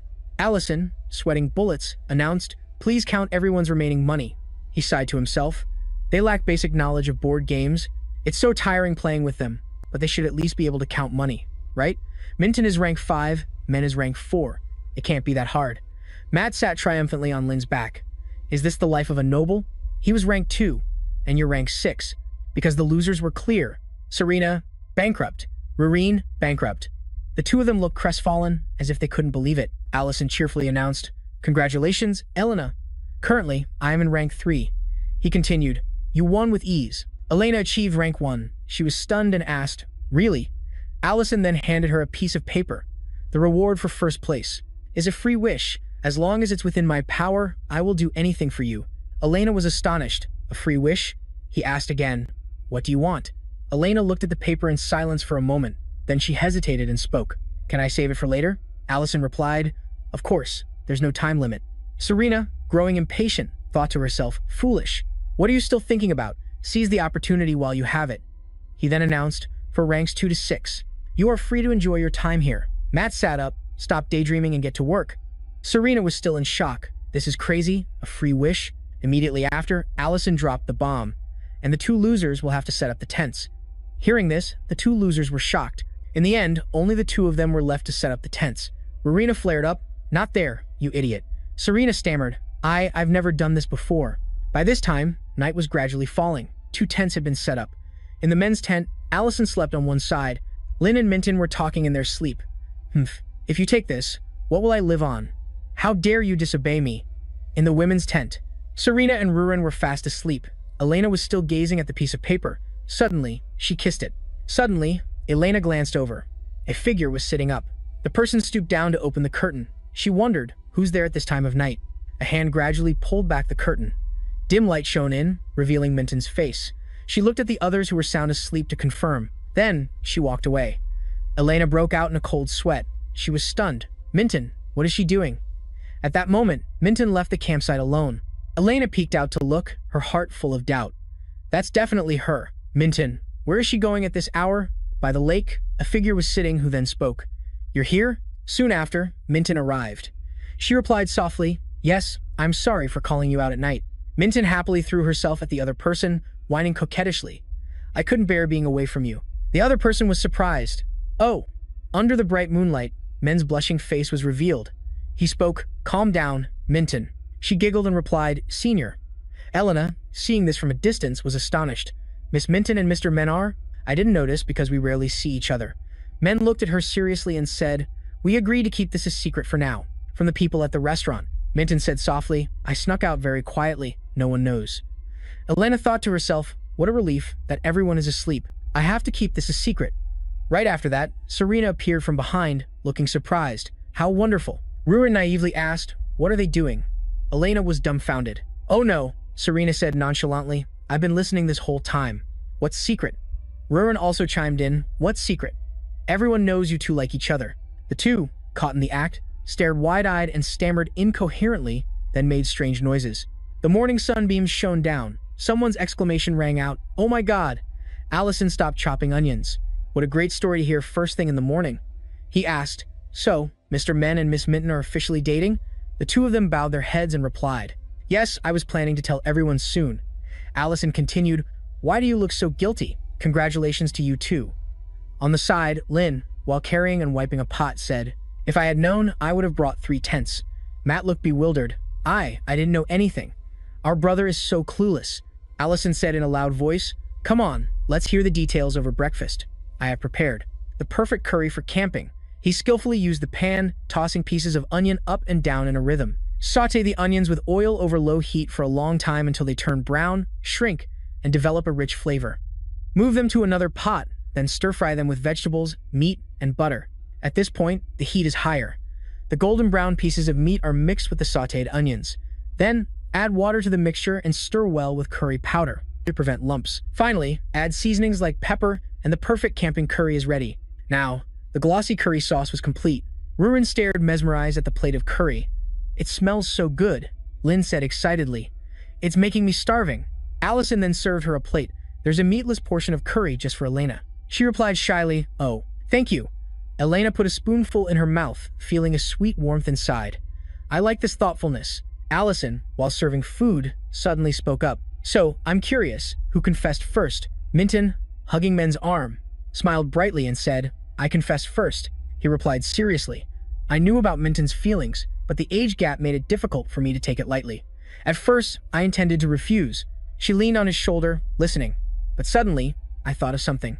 Is it really right to hurt someone just to appear considerate? Men said sincerely, The most important thing is our feelings for each other. Hearing this, Elena froze. Rurin nodded, I think so too. Allison stroked his chin thoughtfully, then suddenly said, If that's the case. He said excitedly, The wedding will be held in the city square of Greg, right? Don't worry about the cost. Men said shyly, That. It's still a bit too early to talk about marriage. Serena suddenly blurted out, "Kiss. Finish what you didn't do yesterday." The two were stunned. What? Matt and Lynn, full of anticipation, cheered. "Kiss." Applause and cheers erupted. "Kiss," men stammered. "Right now?" Minton was already blushing beet red. Serena yelled, "You're in love and you can't even do that?" Matt joined in, "Kiss." At this moment, Rurin suddenly grew quiet. Under everyone's expectant gazes, Minton looked up and gave men a kiss. The crowd cheered excitedly. Awesome. Allison and Elena watched with bright smiles. Minton and men's faces were as red as chili peppers, but full of happy smiles. Rurin glanced in their direction as if in thought. A moment later, a sigh was heard. The pot of curry had been scraped clean. Sounds of praise could be heard. Amazing. Lynn clutched his full stomach, smiling brightly. It was really delicious. Matt had a happy expression. "Brother, this reminds me of the stew that we used to eat together," he replied. "It could rival that dish, little brother." Rurin, holding a box, approached him and said, "Play this game with me one more time." Meanwhile, someone asked, "Since we've been caught anyway, shall we go for a walk?" Allison replied with a smile. Still mad about losing, Minton and men affectionately left, with her saying cheerfully, "Yes." Serena rubbed her belly and let out a satisfied burp. "This dish called curry is acceptable." Elena nodded along. "I liked it a lot too. I'll go wash the dishes now." Suddenly, someone said, "Whatever it is, don't hold it in too much." Elena was startled. "Huh?" Serena advised pointedly, "That wish ticket might not expire, but good guys certainly do. Someone could snatch him away," she continued. "It seems like he made some kind of decision today." Allison's game piece landed on a square. A mournful voice cried out, "Ah, I just landed in jail." Lurin tossed her piece up. "Tough luck," he said. "A rough start." Allison picked up his teacup and nonchalantly added, "But I bet you're surprised too. Right, Lurin?" "About Min and men." Lurin looked at the card in her hand and answered calmly, "Who would have thought they'd get together while we were away? I'm not surprised. Min has liked men from the start, right?" she suddenly added. "What surprises me more is your reaction." Allison, who was sipping his tea, looked puzzled. She then said bluntly, "I like you." The tea in Allison's mouth sprayed out. His face turned slightly pink as he stuttered, "What? Why so suddenly?" "Why?" Lurin spoke again. "I've always thought just saying it out loud would be enough." She recalled everyone's smiling faces, speaking one's heart out, that atmosphere where they were both shy and grateful. "But when I saw the feelings between men and Min being celebrated today, I feel that my relationship with you is a bit different. People congratulate them, admire them, and wish them happiness." "Different in what way?" Allison explained. "That's a celebration for the start of their relationship, just like how we celebrated your birthday." Lurin's gaze was firm as she retorted, "But that party was to celebrate my birthday, not my relationship with you," Allison tried to explain. "Well, yes, that's true. You and I are like family, like it's just something normal." Lurin angrily shouted, "It's not." She pursed her lips and continued speaking. "I don't see you with those ordinary feelings, and I don't want others to see our relationship as something trivial." Lurin continued, "It has to be a little more special." He fell silent, and the dice in his hand fell. Both of the two dice landed showing one dot. Allison forced a smile and changed the subject. "Ah, Snake Eyes, how lucky. Should I try to escape from jail?" Lurin held up a card. "You're not getting away, honey." He looked at the card with an astonished expression. Allison almost cursed. "What kind of rule is this? If both of the two dice show the same number, you can escape jail immediately. If you are in jail, you must kiss the black dragon to escape. There is no other way." Lurin's face flushed as she said softly, "That action that everyone reacts so strongly to, no matter how I think about it. That's the only difference." Immediately after, she moved closer to him and said resolutely, "If the act of our lips touching carries that much meaning, then there's no reason we can't do it." She grabbed his shirt. "That's the only difference I can think of." Allison stammered, "Lurin." A drop of sweat rolled down his face. As if she had made a decision, she said, "I'll get you out of jail." As she finished her words, Lurin leaned in with her lips. Allison stared at her, stunned, and didn't pull away. Just as the two of them were about to get close, a stone flew by, making a clattering sound. At this point, his face was flush red. He stood up in a panic. "Oh no! If I don't wash this right away, the curry will stain all the dishes.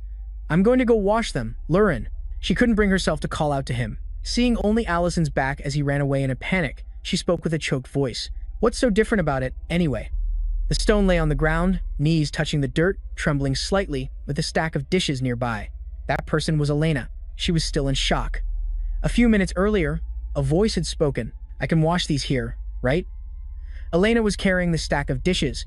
She reasoned, "If I wash them on the spot, the lake will get polluted, so I'll just draw some water." As she was walking, she suddenly heard a voice say, No matter how I think about it, that's the only difference. It was just in time to see the scene of Luren moving in close to Allison. If the act of our lips touching carries that much meaning, then there's no reason we can't do it. She watched the silhouettes of the two of them from a distance. Luren whispered, "I'll get you out of jail." Allison was stunned. She picked up a stone, her head feeling like it would explode. What did I just do? Elena covered her face, a question echoing endlessly in her mind. Why did I make that noise and interrupt them? Why did I do that? Stupid Elena. Just then, a piece of paper fluttered down. Her attention was drawn to it. The wish ticket that would grant any wish. Elena hesitated, her thoughts drifting. She remembered Serena's words again. That wish ticket might never expire. But good guys definitely have an expiration date. Someone could snatch him away. Serena's voice echoed in her head. Today, he seems to have made some kind of decision. Elena picked up the paper and mumbled.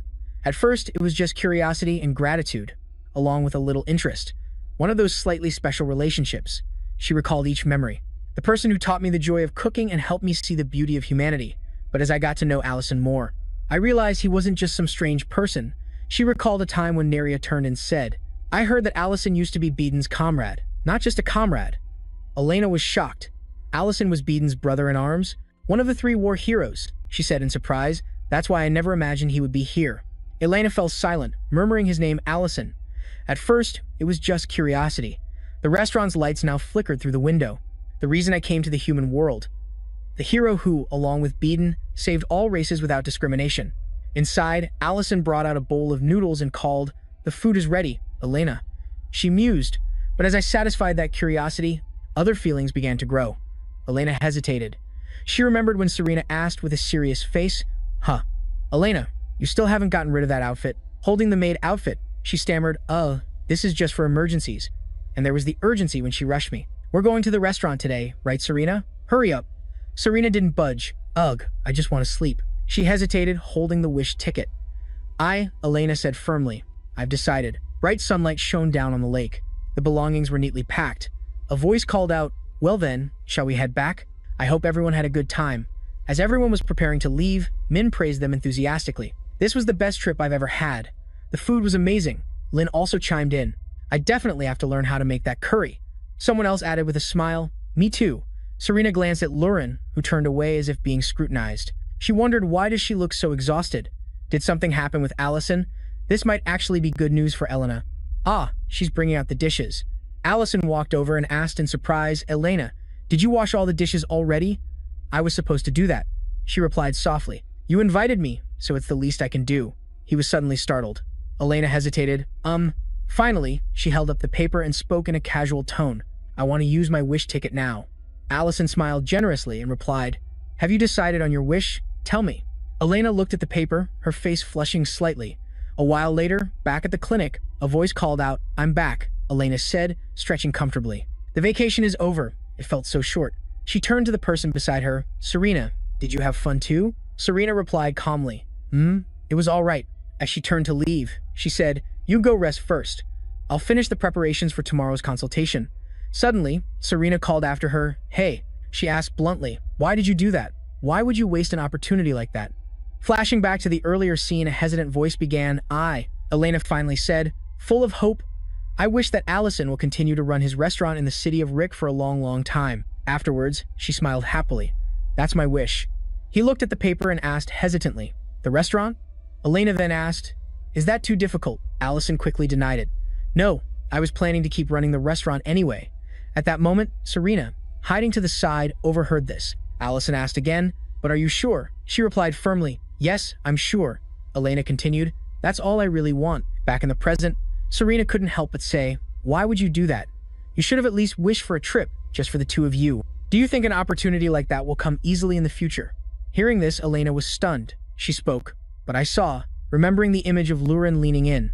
His face was flushed, and he didn't resist. The look in Allison's eyes was so full of affection. Elena's eyes filled with tears. She sobbed. The look Allison gave Luren, "I saw it. If I just keep my distance, it'll be okay, right?"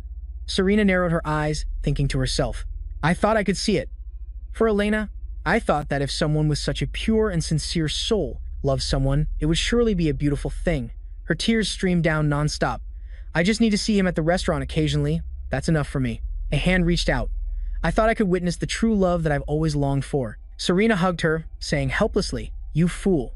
Serena realized with disappointment, but all that was transmitted to me was this deep sadness. In a corner of the restaurant, Lurin carried a tray of dishes, lost in thought. Lately, Allison has been acting very strangely. She had noticed his odd behavior, mumbling strange incantations, frequently getting distracted. Allison was chopping a root vegetable while chanting Cabrio Satarava. Concerned, she asked, "Manager, are you all right?" There was a hint of hurt on Lurin's face. More than that, he's avoiding me. Even at night, he turns his back on me and flinches whenever I try to hug him. Before, he always accepted my actions so easily. Matt glanced at Rureen and asked, "Oh, Rureen, are you taller?" She thought, "Is he asking me again?" Matt replied, "Yes, you definitely are. I noticed it during the camping trip." She stared blankly at her hands. Could it be because the coming-of-age ceremony is approaching? Suddenly, Rureen asked, "Is height important?" Matt replied, Not really, but you look more mature." She pressed on, "Is that a good thing?" She replied, "I'm not so sure." "Over here," Lynn called out, "Manager." Seeing no reaction, she had to call again, "Manager." Allison was startled and replied, "Yes? What is it? What's wrong?" He reminded him, "Your hand. You've cut your hand." Only then did Allison come to his senses. "Oh, that's right," Lynn asked worriedly. "Where are the bandages?"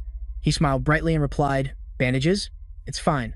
Don't worry, a wound like this can heal on its own." He said in amazement, "This is." In his mind, Rurin's image and words appeared. "I will free you from my prison." Lynn screamed in terror. "This isn't good at all." At that moment, agitated, the blood from his hands spurted out. Allison thought in silence, "It seems I've made a decision." He propped his hands on the table, just like Rureen. It seemed Allison had made up his mind. Meanwhile, at the sanctuary of the Black Dragons, the moon shone gently.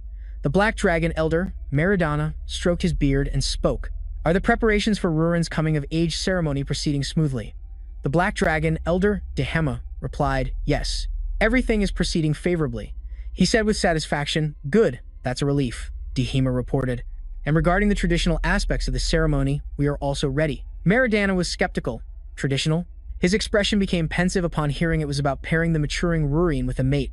Dehema took out a scroll and said, "We have selected several candidates. Would you like to look them over?"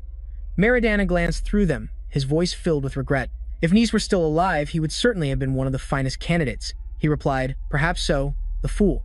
Meridana seemed to see something and suddenly hesitated.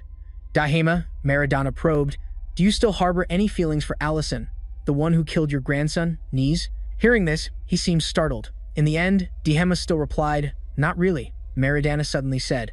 But knowing how Rurin feels about Allison, he interrupted, "I'll be blunt. I knew about Nis's plan to harm Allison." Hearing this, Meridana couldn't hide his astonishment. Dehema continued, "Of course, I did not support that plan, but I didn't stop it either. Because Nis was right about the decline of the Black Dragon lineage. In such a situation, entrusting a rare female member to a human, Meridana angrily questioned, "What are you really trying to say?" Dehema said seriously, "My top priority is the Black Dragon lineage itself, just like you, Elder Meridana." He brought up the old story. The sinner, Baron, who broke the clan's taboo and created the ancient Maven, even though she was your daughter. You still imprisoned her with your own hands. Dehema's eyes were cold as he spoke, but in that decision, there was regret and error. Understanding those feelings, I will share my true thoughts. Meridana fell into a deep silence. He said firmly, "Rurin must be paired with a fellow Black Dragon." The light from the restaurant shone through the window. A voice chimed in, "Did you have a nice holiday?" "Yes, it was really great." Clooney was devouring her food, Ren said with a smile. "Right? We wanted to go too. Sorry about that." Allison replied, "You two were busy, so it couldn't be helped. Next time, I'll call you both." She leaned close to his ear and whispered, "By the way, Rurin's birthday is coming up, isn't it? Don't you have any plans for it this time?" Allison didn't hide it. I've already prepared everything." "It's something I've been working on for a very long time," Ren asked. "Oh, you've prepared so well. What is it?" He scratched his head shyly. A house," a surprised voice exclaimed. "A house." At this point, let's go back in time a little. Goza looked up and said to someone, "Everyone has worked very hard, haven't they?" Lurin pointed at himself, indicating he hadn't been praised. Lurin. He understood what it meant. Goza then gently petted it. "Of course, you've worked hard too, Lurin." He turned to the guards and said, "My apologies, everyone. Even though it's finished, I can't help but worry about the final details." One of them replied, "What are you saying, sir? Creating something this perfect brings us great joy." Under the dim lights in the middle of the magnificent palace, a tall structure could be vaguely seen. "This must be Goza's masterpiece. I wonder how they will react." A harsh voice rang out, "You are a disgrace to the clan." A crowd gathered as if delivering a verdict. Your mother is a criminal. The war happened because you recklessly created an ancient orb. Rurin's tears streamed down as she sobbed and tried to explain, I only. Meridana's face darkened as he delivered the verdict. Rurin, I hereby exile you from the sanctuary. She woke up in shock, covered in a cold sweat. Rurin sat up, completely unresponsive. She looked at the empty spot beside her and whispered, Al, is that you? Rurin ran outside in a panic. Al, where did you go? She silently prayed, please don't leave me alone. Allison noticed her. Rurin, you're awake? Goza said in surprise, oh, Lady Rurin, is something wrong? She calmed down. Ah, no, you're here. She said, your timing is perfect. Allison, appearing calm, said, I was planning to tell you on your birthday, but I'll be busy this year. So now is the perfect time. Rurin tensed up unconsciously and let out an oh. She asked, what are you talking about? Allison hesitated. Well, it's about your lair. Beneath the house, an underground door was revealed, leading to a corridor shimmering under the lights. First, let me show you the entrance. Allison exclaimed in amazement. It looks like a palace. Rurin also marveled. The ceiling is so high. Lurin saw the newcomer and cried out, Lurin. He asked warmly, is this also Lurin's room? He replied, that's right, as its guardian, of course. To the surprise of the two, Goza continued the tour. In addition, there is also a wine cellar. A storage room connected to the dining room, a bedroom, and a treasury have also been prepared. He opened a door, and finally, if you look at the center, Goza said proudly, there is a large bath. A gasp of amazement was heard. A beautiful fountain. In the middle of the palace stood a multi-tiered fountain with streams of water flowing down into the large bath. Rurin ran towards it excitedly. Is this using the underground water source from last time? He replied. That's right, because you like the feeling of a hot spring. I created this. Seeing her so happy, Allison smiled. Lately, I've been avoiding her too much, and it's been written all over my face. Luckily, seeing the lair has improved her mood.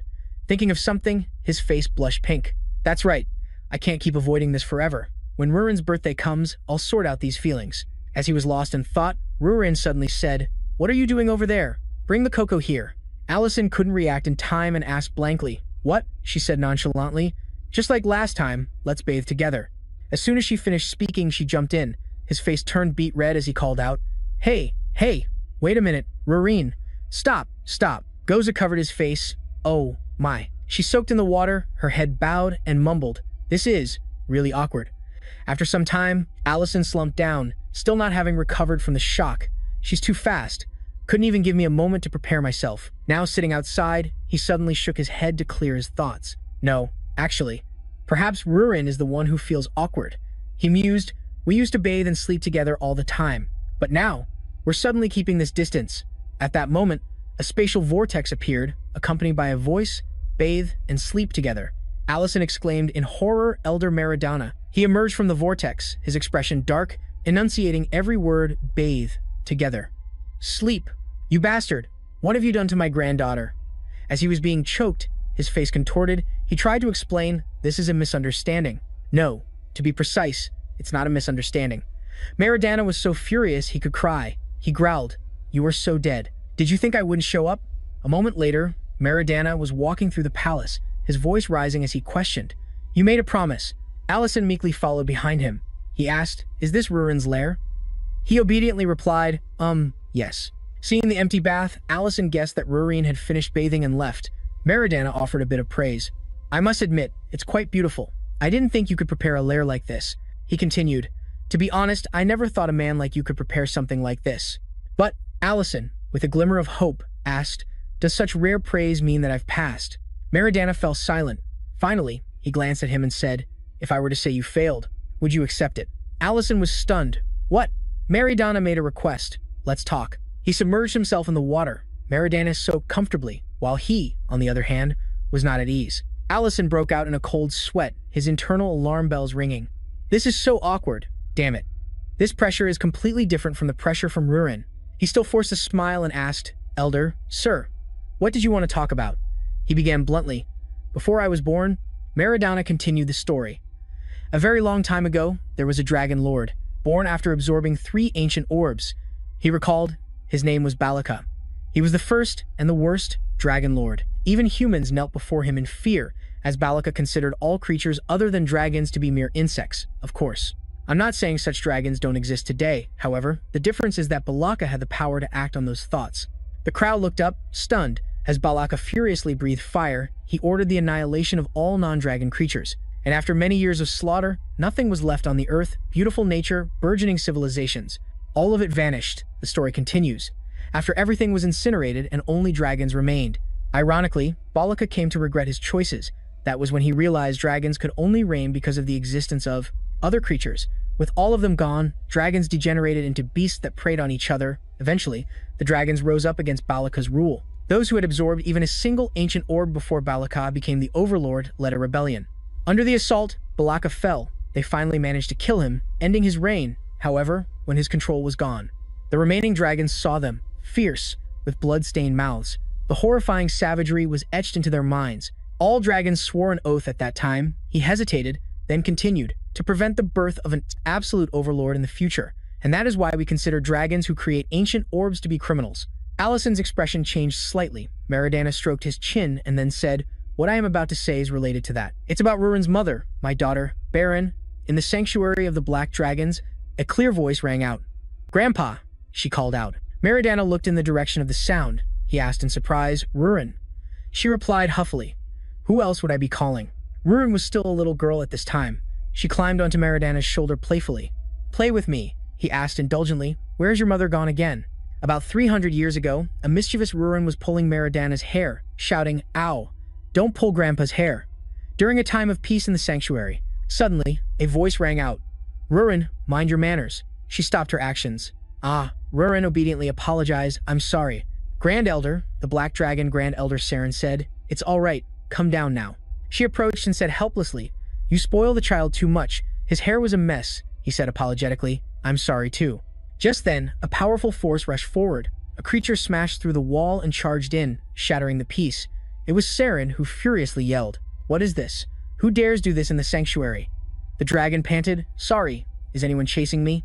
An urgent voice called out, "Elder Meridana." He looked astonished, while Rurin cheered happily. A black dragon. Baron, looking desperate and holding an orb, said hastily, "Hurry. We have to hide this quickly." He uttered, "That was my daughter," and the orb she carried was an ancient orb. It was placed neatly on a square cushion. Seeing it, Meridana and Saren were horrified. "This is an ancient orb." Baron looked at her holding the orb in her hands and asked, "Where did you get this?" Baron immediately confessed honestly, "I stole it," then corrected herself. More accurately, "I kind of snuck it out." Hearing that, Meridana furiously scolded. "What? This isn't something you can just say so casually. Don't you even realize the gravity of the situation? Do you have any idea what possessing an ancient orb means? Why would you cause such huge trouble?" At the side, Saren advised him, "Calm down, Elder." Then she narrowed her eyes and calmly requested, "Please explain clearly, in as much detail as possible." With a determined gaze, Baron replied, "An overlord may soon be born, somewhere in a dark, ancient fortress." Someone in a red cloak walked up the steps towards a monument. In front of him, he held a short blade with the tip pointed at himself. His left hand held an ancient orb, while on the tray before him were two other orbs. Then, flesh and blood sprayed from his back, following the blade's point. Baron, who was hiding behind a large pillar and witnessed this, recounted with wide, astonished eyes, "Although I'm not certain about the situation. There's no mistaking that ancient orbs have appeared." She lifted the orb with two hands and said, "I tried to bring them all back, but I could only get one." Then she spun it on her fingertip gleefully. "Even so, no one could keep up with my flying speed. But just one orb is already incredible." Seeing this, an elder asked, "Do you understand this situation?" Saren thoughtfully repeated, "Do you know what will happen now?" At one side, Meridana turned, looking worried. "Grand Elder, what do you mean?" She narrowed her eyes and replied, "Unless it's a dragon, the energy of an ancient orb cannot be concealed by magic. The principles must be upheld, Elder." She fiddled with the orb. Baron, hearing Meridana argue about that absurd tradition, spoke up, "It's all right. Father, I was well aware of the risks when I tried to bring this ancient orb back." She placed it on the table and continued, "But there is a condition, Grand Elder. If you accept it, I will willingly comply." Sometime later, a barefoot Rurin ran loudly down the hallway grumbling, "You're such a fool, Grandpa." The little girl pouted angrily, "Mom's been back for a while now, and you won't even let me see her. You haven't even played with me properly." Suddenly, the girl stopped, suspicious, when she saw a group of people standing in front of her mother.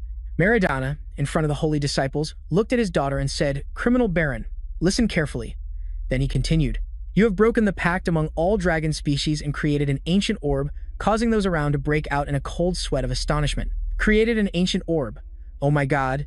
Baron calmly listened to Meridana's questioning. Do you admit to this crime? And replied, I admit it. Then, with a dark and grim expression, Meridana declared, you will spend the rest of your life in a place known to few, a place where no one can find you, and from which you can never escape. Do you accept this punishment? Rurin struggled to push through the crowd, hearing Baron agree. I accept, the little girl cried out in panic. Mom, then whimpered, wait, Grandpa, stop. Meridana, with a firm and cold gaze, ordered, imprison her. Then he added, when that place is complete, I will personally carry out the transfer. After hearing the story, Allison shot up in the bathtub and yelled, and that was okay? Meridana, sitting beside him and leaning against the tub's edge, wondered, you didn't know about this? He stood looking at him and bellowed, I only knew that Rurin's mother was considered a criminal, but she didn't even create it herself, right? Meridana turned his face away and advised, calm down. Although she was framed, the main reason was to protect the ancient orb from those who coveted it. Only Serene and I know of that location, and that rare place was constructed with layers of the highest level magic. It won't allow anyone to enter, but Allison was still unhappy and questioned. Even so, the fact that it's a prison doesn't change. Meridana sighed thoughtfully and said, that's right, it doesn't change. With a grim face, he continued, at that time, I acted as if I knew better. But in reality, my reaction wasn't much different. So, and looking at his reflection in the water, he added, I made a mistake I shouldn't have. Screams echoed from the bedroom outside. Some people were gossiping. I don't even know how many weeks have passed. What else can we do? Her mother has become a great criminal of the clan. Meridana opened the door and heard them continue. You have to understand that she's just a child after all, but even so, it's not something we can overlook. He started to speak, Rurin, but was immediately hit in the face with a pillow. The little girl sat on the bed sobbing, get out. Ah, I hate you. I don't want to see you. Meridana still approached, placed the pillow on the bed, and comforted her. Calm down and listen to me, my dear. I need you to do something for me. But Rurin cried a river, demanding, bring Mom back. Meridana took her hand and said, Rurin, this is something only you can do. Do you understand? Don't tell anyone, which startled the little girl. Then he requested, go to the place I'm about to show you and bring back some herbs. Time flew by, in a dense forest. Rurin sighed in frustration. Why is this place so troublesome? She fumbled her way through the forest, looking around and muttering, is he deliberately making things difficult for me? Whatever, I'll just grab some poisonous herbs and get out of here. Honestly. Suddenly, Rurin saw a small crevice at the foot of a rocky mountain. She squatted down, curious. Is this it? It was supposed to be in a small opening. Rurin crawled inside, grumbling. So this is why he said only I could do it. All right, a moment later, she saw the opening's exit, where a dazzling light shone, and she marveled. So bright. On the other side was a small waterfall. Sunlight shone down brilliantly, and an adult dragon was standing by the waterfall, enjoying it with its eyes closed. Rurin's eyes widened in astonishment. She gasped, huh, and looking at the large dragon, she called out, Mom, which startled it. It opened its eyes, turned its head to look, and stammered, Rurin, how did you? Seeing it was indeed her mother, the little girl's eyes filled with tears. She sobbed and ran over, crying out, Mom! Baron watched Rurin hug her tightly, thinking, my daughter must already know, and called, Rurin. The little girl looked up with tear-filled eyes, doubtful, while Baron worried silently. She knows this is wrong, and she has to leave immediately. Rurin, now covered in dirt with a grimy face, was still crying, seeing this. Baron. Frowning reluctantly, Baron hugged the little girl, wondering, what am I supposed to do? My daughter is just as disobedient as her mother. This was inevitable after all, she thought. Then, the two of them, mother and daughter, sat by the waterfall and talked. So, is all of this scenery an illusion? Yes, it is. The view is usually concealed by a wall. Letting the girl sit on her lap, Baron reminded her, Rurin, I told you not to come here. The little girl cheerfully comforted her. He's too foolish to even notice. Hearing that, Baron asked, is that so? Then who told you to come here? And she heard Rurin reply, he told me to go pick some herbs. Then, the little girl realized with a start, come to think of it, he's the one who led me here, and he told me to keep it a secret. Then, from inside the fissure, her voice rang out, it's okay, Mom. No one can see you. Baron gazed pensively into the distance and replied, I understand now. Father, you truly are a fool. In the present, a curious Allison sat down by the bath. So you left the entrance open? Meridana stroked his beard and admitted, yes, with an air of indifference. And with no natural enemies, a child like Rurin could disappear for months at a time without anyone even noticing. Rurin happily ran around Baron. Mother and daughter shared many happy moments together as time went by. And though it wasn't long by dragon standards, Rurin had grown up. They would roast meat together and sit by the fire, enjoying their meal. Unlike other young dragons, she didn't explore the world or learn magic. Instead, she spent all her time inside her mother's cave without a single word of complaint. As time passed, whenever Rurin grew a little taller, Baron would make a mark on the cave wall. Because of this, there was always a worry that she might be isolated from other dragons, Metadonna lamented. However, one day, Rurin came running thunderously down the hall shouting, "Elder, I'll be gone for about 2 years," while Metadonna mused, "Just seeing my granddaughter smile again is enough for me." Seeing her cheerful demeanor, 2 men gossiped, "Rurin has been more agreeable lately, hasn't she?" "Humph. She's still just the daughter of a criminal." A moment later, Ruri leaped from the citadel. She transformed into a dragon and swooped down, happily thinking, "Once I'm old enough to be independent, I'll stop visiting this holy land." Rurin spread her wings in the vast sky, feeling the freedom. Then she soared away, thinking, "I'll keep living with Mom." Later, she entered the cave carrying 2 fish. She shouted, "Mom, I'm home. This fissure is getting tighter and tighter. Look, I even caught some fish." But Rurin saw Baron kneeling beside the ancient gem, trembling, and asked uncertainly, "Mom?" Baron, dizzy and pale, let out a scream that terrified Rurin. She asked anxiously, "Mom, what's wrong? Are you hurt?" And heard her mutter, "They." Baron, her face pale, explained, "They've stopped searching for the 3rd ancient gem. They've abandoned their goal of becoming a complete lord," and lamented, "Now all that's left is." At the same time, in another place, mysterious figures in hooded red cloaks gathered in a building. A dragon wearing a red collar spoke, "The time of waiting has ended." The red dragon lord, Satalong, with bloodshot eyes, declared, "With the power of the red dragon, I shall restore this world." Then into the solemn silence he added, "The age of war has begun." Elsewhere, Saren sighed, "There has been no progress whatsoever." She placed a hand on a map marked with a few spots, saying, "The 2 ancient gems, aside from the one that Baron stole, and the search for the incomplete lord who absorbed it." Metadonna remarked from the side, "It seems everything is unfolding just as we first predicted. They appear to be intentionally hiding their identity until they find the 3rd ancient gem." Saren agreed with that assessment. That means the purpose of this ritual is to create a complete lord. Just then, a tremor seemed to run through her ears, causing Saren to cry out in pain. Seeing this, Metadonna hurriedly asked, "Are you all right?" Staggering, Saren replied, "I'm fine, but my ears keep ringing." This has been happening more often recently. Suddenly, a messenger bird landed on the railing, making Metadonna suspicious. As he untied the message from the bird's leg, Saren asked curiously, "What is that?" And heard him answer, "It's from the red dragon's side. It seems the Holy Land has been sealed by magic." Metadonna's jaw dropped in shock. "This is." On the side, Saren heard him state that they wanted to share information about the Lord, and she questioned, "Now? At this very moment?" Somewhere in a forest, a circular magic formation, like a portal, opened up. Metadonna appeared behind the man, with red hair, and greeted, "It has been a long time since we last met like this." This sudden request caught me off guard. Dedanki turned his head as Metadonna continued formally, "Elder Dedanki, it has been a long time." Then he inquired, "Do you remember what you told me a very long time ago?" Metadonna asked. With a grim face, Dedanki replied, "Ah, yes, that the red dragons were planning to create a lord." "I asked you to investigate that," Metadonna said. Dedanki confirmed, "That's right. Back then, I naturally denied it. For nearly 300 years, everything was quiet, wasn't it? A lord. I thought it was merely a baseless rumor." This confused Metadonna. "What are you saying?" Dedanki admitted with regret, "I was wrong." He then continued, "The Lord's command has been given to all red dragons." Hearing this, Metadonna broke into a cold sweat, stunned. "What?" Meanwhile, Dedanki's eyes were shot with blood. With a surging, killing intent, he said, "The target is the destruction of the Ruben Empire. Please." He then roared, "Stop us." Suddenly, he transformed into a dragon and took to the sky, causing a panicked Metadonna to yell, "Elder Dedanki."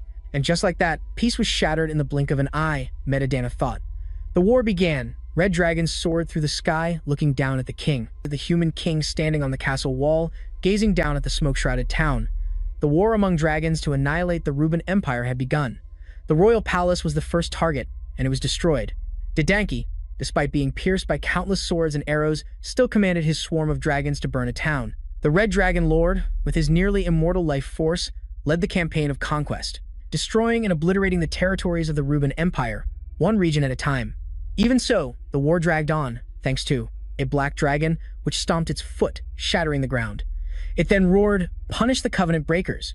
After that, the black dragon opened its maw and unleashed a shockwave toward the red dragons, shouting, "Annihilate the Lord's minions." Metadonna continued narrating, "Thanks to the support from us, the black dragons." His body covered in grime as he commanded his subordinates, And I thought to myself, throughout the war, I was fairly reassured about Rurin and Baron. The forces of the red dragons and black dragons were almost evenly matched, with no spare capacity to focus elsewhere. Somewhere, Rurin called out doubtfully, "Mom." The waterfall inside the cave still rushed down, along with her voice, "Mom, you were right." Metadana mused, and as I've said, Baron's den was a perfect fortress. Rurin, sweating, shouted, "The Lord has actually appeared." Baron listened thoughtfully as the girl said, "He said I have to stay here for some time." Metadana thought, but it seems my daughter had other ideas. Then, to her daughter's astonishment, Baron produced a cluster of blue light and called, "Rurin, come here." Metadana silently guessed, or perhaps she had already somewhat prepared herself mentally. Baron conjured a circular magic formation between mother and daughter and instructed, "You must learn how to protect yourself. Starting now, we will begin to learn magic." In the present, Metadana got up from the bath and stated, "From that day on, Baron taught Rurin how to fight. He put on his robe and continued, from magic to the fighting techniques of dragons, everything, non-stop, for the entire duration of the war." His next words shocked Allison. For 13 long years, Metadana turned his back to him and went on. Do you know what that signifies? What happened at the end of that period? Let's go back to the past, shall we? Rurin, in her dragon form, tilted her head back and fired a blast of blue energy at the magical barrier on the ceiling. Seeing this, Baron clapped and praised, "Excellent. You're learning even faster than I had hoped," which made Rurin beam with delight. Later, when she returned to her human form, Baron leaned down and told Rurin, "I have taught you most of the fundamentals of magic and combat." Rurin exclaimed excitedly, "Yes, and I'll learn flying techniques later too." Hearing that, Baron patted the girl's head and said, "There are still so many things I want to teach you," making Rurin's eyes widen in confusion. Then, Baron's brow furrowed, her gaze filled with sorrow as she spoke. "But, I'm sorry, Rurin." She embraced her daughter, and then, heartbroken but resolute, she thrust her hand through Rurin's abdomen. "We're out of time." Rurin coughed up blood, watching in shock as Baron withdrew her hand from her body, and collapsed, asking, "Mom," as she saw Baron take out the ancient gem.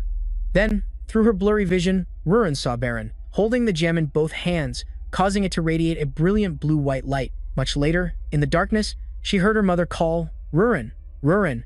The girl opened her eyes, dazed and confused, as Baron urged, "Wake up." Rurin sat up in a panic, asking, "Mom, my stomach."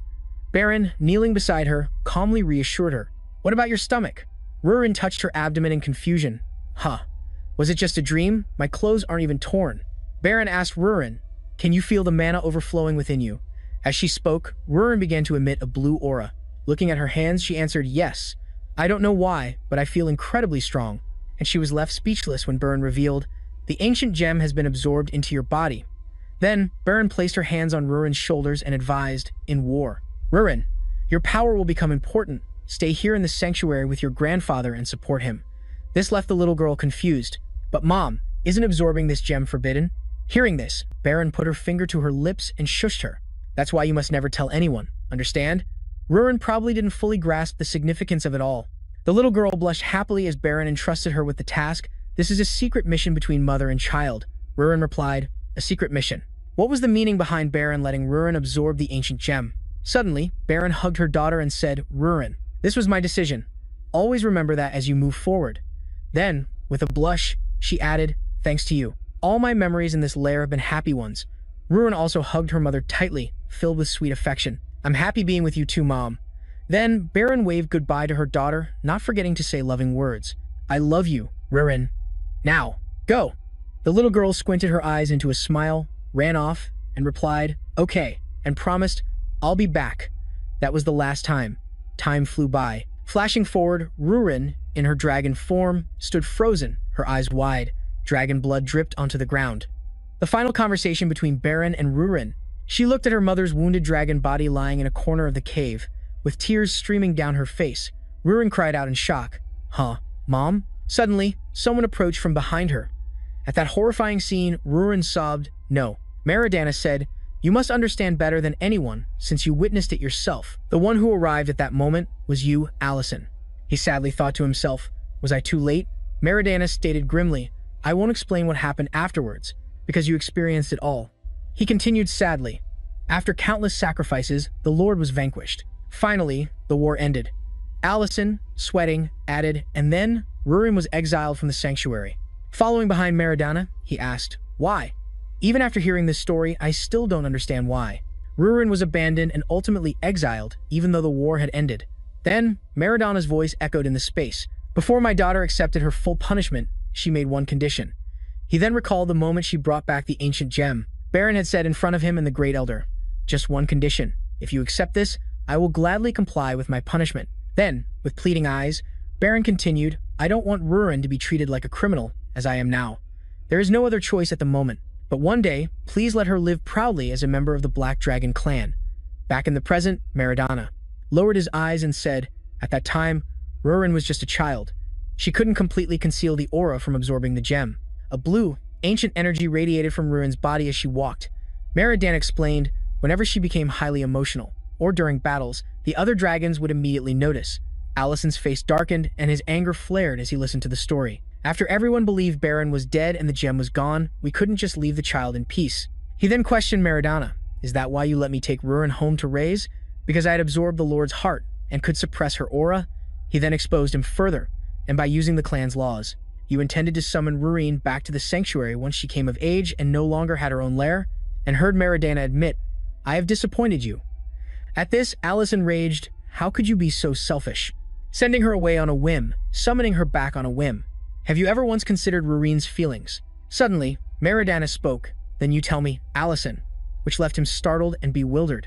As he saw Meridana turn to him, tears streaming down his face, and ask, "What should I have done? How was I supposed to act to do the right thing?" Then Meridana recalled how the crack leading to the cave had become a large opening, and said, "You saw how the lair of Baron was breached." "That's right, the small crack I created is what led to Baron's lair being breached and my daughter being killed." Overcome with grief, Meridana couldn't hold back his tears, bowing his head and sobbing, "Because of my foolishness, that child died.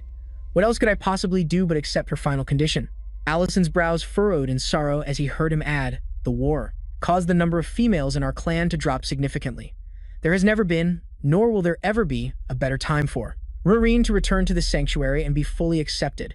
Meridana walked to a trickling fountain and clenched his fist in determination. I know my words sound shameless, but even so, I implore you, Allison." Then, the fountain began to gush powerfully. He pleaded, "Please, give up this lair." Outside, the chamber door was slightly ajar, and Meridana's voice could be heard, "Not for my sake or for yours." Behind the door, the girl was stunned to hear her grandfather's words clearly, but for Rurin's. Allison spoke, "So, you're asking me to give up everything?" He turned away, his expression dark as he said, "This lair, and Rurin as well." Meridana, his eyes welling with tears, pointed out, "Rurin is a dragon, and you are human. No matter how strong you are, that cannot be changed."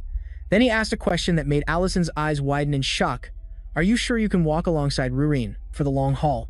He remembered a time when he was sharing a drink and a quiet talk with Rurin. She had said, "It's only been 1 year since we came here."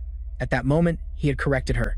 "Only 1 year?" he'd asked, confusing Rurin, then continued, "1 year may seem short to you, but it's different for a human." He then closed his eyes to savor the tea as she asked, "But didn't you absorb a dragon's heart?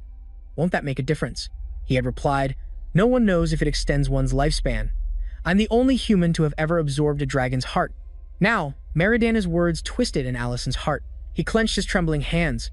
After a long moment, Meridana wiped away his tears and stood by the ajar door. He said, "Come out now."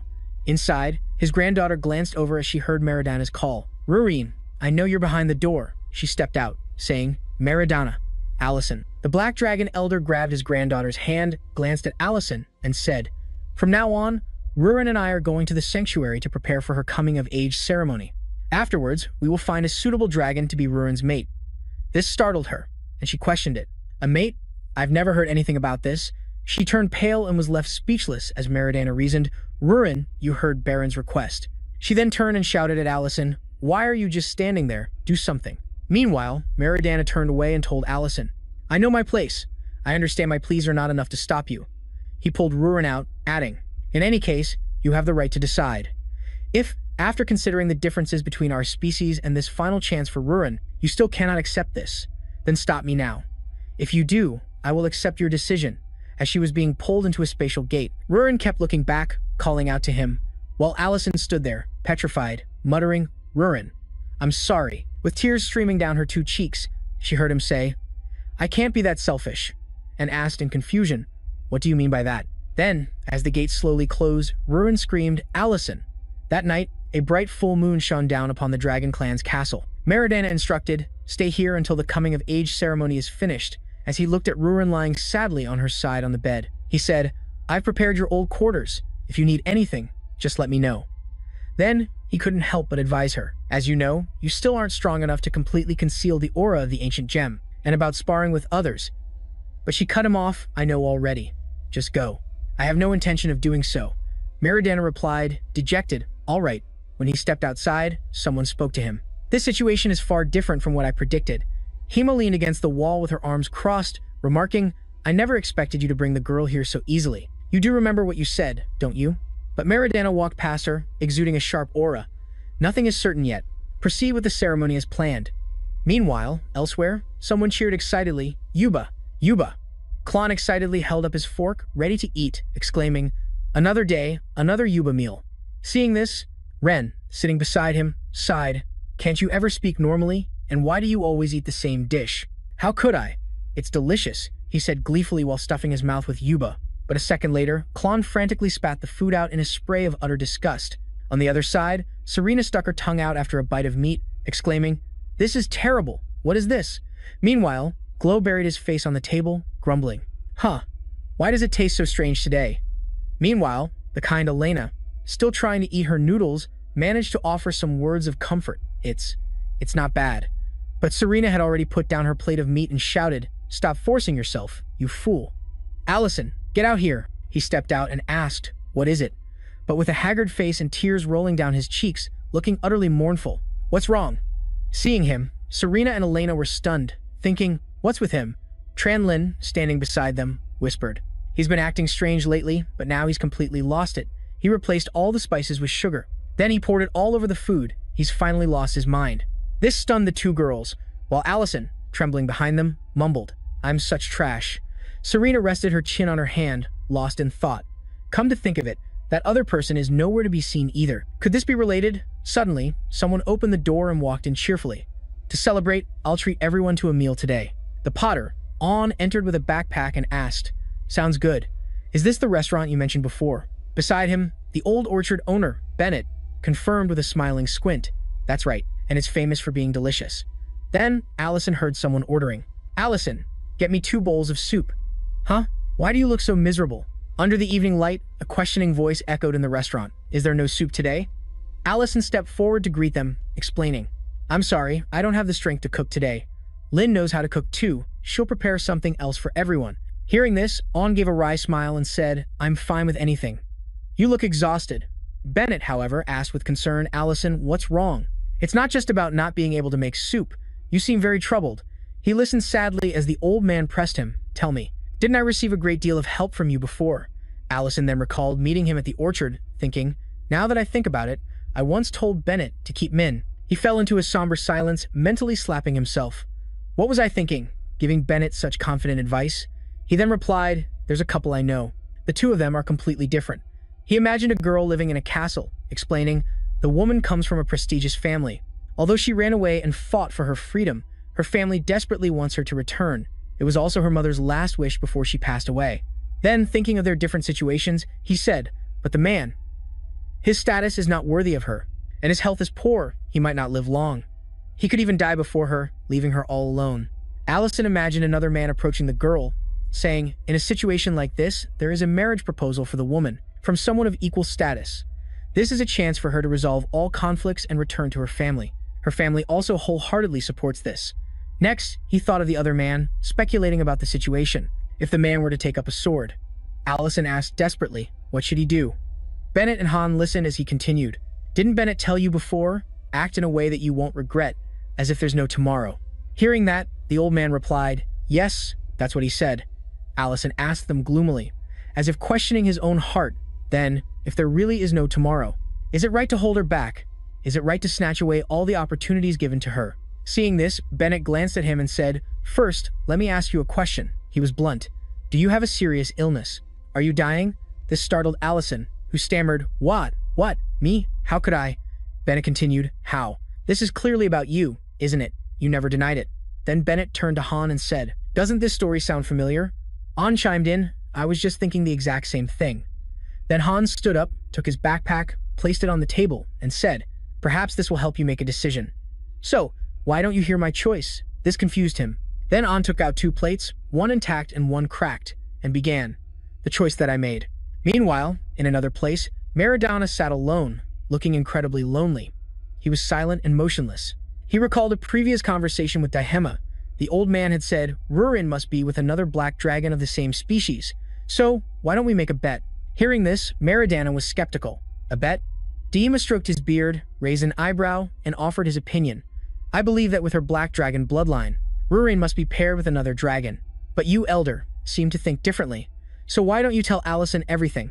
He continued, including Baron's past and the reason why this opportunity is so important to Rurin. No lies. This stunned Meridana, who broke into a cold sweat and blurted out, "What?" However, Dihema wasn't finished. If, after knowing everything, Allison still insists on taking Rurin away, then we will skip the ritual. The pairing ritual in this coming-of-age ceremony, despite tradition. His sharp eyes continued, but if he makes a different choice out of misplaced compassion, then Rurin will be paired with one of the remaining male dragon candidates. He then asked, "Elder, where will you place your bet?" Sitting opposite him. Meridana replied seriously, "Of course." Now, sitting in his study, he reached for a glass of red wine. He sighed, "I believe in Allison," but his hand, holding the glass, trembled, betraying him. He grimaced, his face covered in anxious sweat, thinking, "That fool. Allison, you should have held her hand, you should have stopped her. You should have shouted and claimed Rurin for yourself." Then, Meridana let his mind wander, imagining a scene where Allison grabbed his arm and yelled, "Hey, old man, do you think I would give up Rurin? It's time to reset the order of the dragons." He would be scared. Oh, how terrifyingly imposing. And Rurin would call out to him, happy and joyful. Then Meridana would joyfully push his granddaughter towards Allison, declaring, "Well, there's no other way now, is there? Let's proceed with the ceremony quickly," and they would be happy. A happy ending. At this moment, Meridana thought miserably, "If only you had said a single word, I would have stopped it."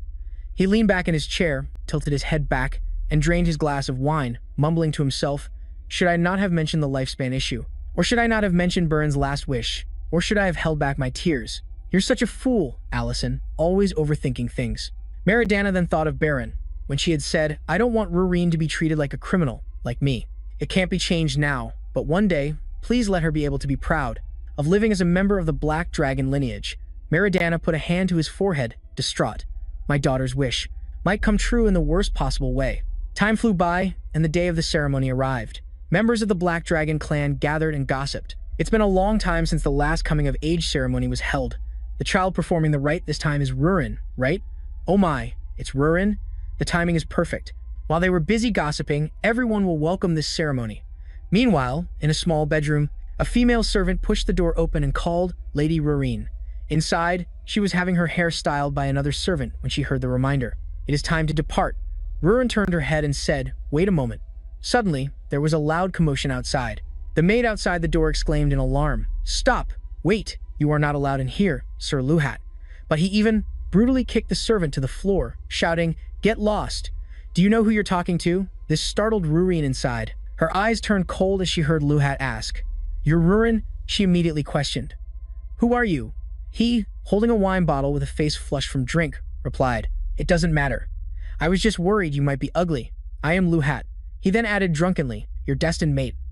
Meridana doubtfully mentioned the name Luhat, then unrolled a scroll of information and asked, "You're saying this man is destined to be Rurin's mate?" Standing before Meridana's desk, Dihema confirmed with his hands behind his back. "That is correct." Then, Dihema explained, not only did the number of females decline due to the war, but of course, the number of males also decreased significantly. The survivors usually fall into 2 categories. He thought of either stout or stick-thin individuals and continued. Either they were too weak to participate in the battle, or, he added, they were strong enough to survive the war. Hearing this, Meridana sweated, questioning, "Clearly, Luhat is." Dihema immediately answered, "The second case. He is a hero of the recent war. Among the newly matured dragons, no one can match Luhat's strength." Dihema even assured, "Among the candidates, I believe he is the best one to entrust the Elder's precious granddaughter to." But Meridana shook his head and said, "I'm talking about Luhat's personality." His voice then took on a displeased tone. That brute massacred people during the war without any regard for human casualties. At that moment, Luhat chugged from the wine bottle, his eyes closed, mumbling, "What a relief. I had heard rumors, but I needed to see your face for myself." And with a lecherous tone, he praised Rurin, "You are even more beautiful than I imagined." Seeing this, she told her servants, "You may all leave." Then, Luhat approached her and confided, Power, honor, women. I have never failed in obtaining what I want. After proving my strength in this war, there are only two things left. He lifted Rurin's chin, looking down at her. By taking you, the elder's granddaughter, I will have them both. Although your status as a criminal's daughter is a bit troublesome. Suddenly, Rurin grabbed Luhat's wrist tightly, twisted it, and asked, "Are you strong?" She emanated a rumbling, murderous aura, her eyes demonic. With this level of power, what can you possibly prove? There is only one person in this world who is allowed to touch my body. Feeling the immense energy, Luhat's face turned pale, and he broke into a sweat, thinking in disbelief, "Hey, is this for real? This is not the kind of aura a fledgling dragon could emit," he thought, his gaze turning sharp. Lu-H declared war. Good, taming you will be very interesting. But someone cut in. Stop, as they walked up from behind them. The person told the two of them, "It's good to have expectations for each other, but your energy is excessive," which made them stammer, Great. And looking at Saren, they exclaimed in shock, "Great Elder." She, in turn, squinted her eyes with a smile and reminded them, "Emitting killing intent within the sanctuary is forbidden." Then she sent her straight back to her room immediately. Afterward, a protective sphere formed, accompanied by Saren's voice. "The elders have warned you," she said, looking kindly at Rurin sitting in the chair, and continued, "Rurin, you know what you have absorbed, don't you? In this sanctuary, only the elders and I know that secret. Emitting that killing intent earlier was incredibly reckless, if Lu-H weren't so dull-witted." Hearing this, she lowered her gaze and replied, "I apologize, Great Elder." Seeing Rurin like this, Saren grew sadly pensive, then she stroked her head comfortingly. "I only stress this because it is extremely important. You look so radiant in this outfit, Rurin." She then mentioned her late mother. Baron would have loved to see this. This caused her to stiffen again. Then, Rurin spoke up, "Great Elder. May I ask you something?" Saren asked doubtfully. "What is it?" Rurin looked up with her sad eyes and asked, "The Dragon King is dead and the war is over. So why is my mother still a criminal?" Saren's old eyes narrowed at her questioning. "You know my mother wasn't the one who created the Orb of Udai." But she turned to leave, replying, "Because it is the principle. Principles must be upheld, regardless of the circumstances." Then she explained, "If we make an exception for Baron, others who create the Orb of Udai will invent all sorts of reasons. Excuses like having found it somewhere else or taking it from someone." Hearing that, Rurin shouted, "Great Elder." But she cut her off as Rurin said, "But I already told you," and stated firmly, "The principle of the dragon kind is to prevent the birth of a dragon king. Those who create the Orb of Udai will be eternally imprisoned in a special lair, along with its essence."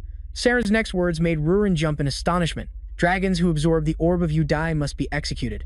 She squinted and turned her head, adding, "The only exception to that principle, distorted by Baron's sacrifice, is you, Rurin. I cannot let her be treated as a criminal like her mother." Thinking back, perhaps that condition was set from the beginning with this very intention, she thought as she stepped out the door. Saren reminded her, "Complete your coming-of-age ceremony safely." She was out of sight, but her voice still echoed, "Only if you treasure that resolve." Elsewhere, Han asked him, "Do you want to hear a story?" Then he presented two plates, one intact and one cracked, saying, "The choice I made." Han said cheerfully, "These plates are tableware I prepared as a wedding gift for my daughter, Tenna. I'm a plate artisan. When Tenna came of marrying age, two suitors were vying for her hand. My two apprentices, Getroa and Pina." Han thought of a kind man. He recounted, Pina had been close with Tina for a long time. They were childhood friends. However, he was poor and an orphan from a young age, possessing nothing.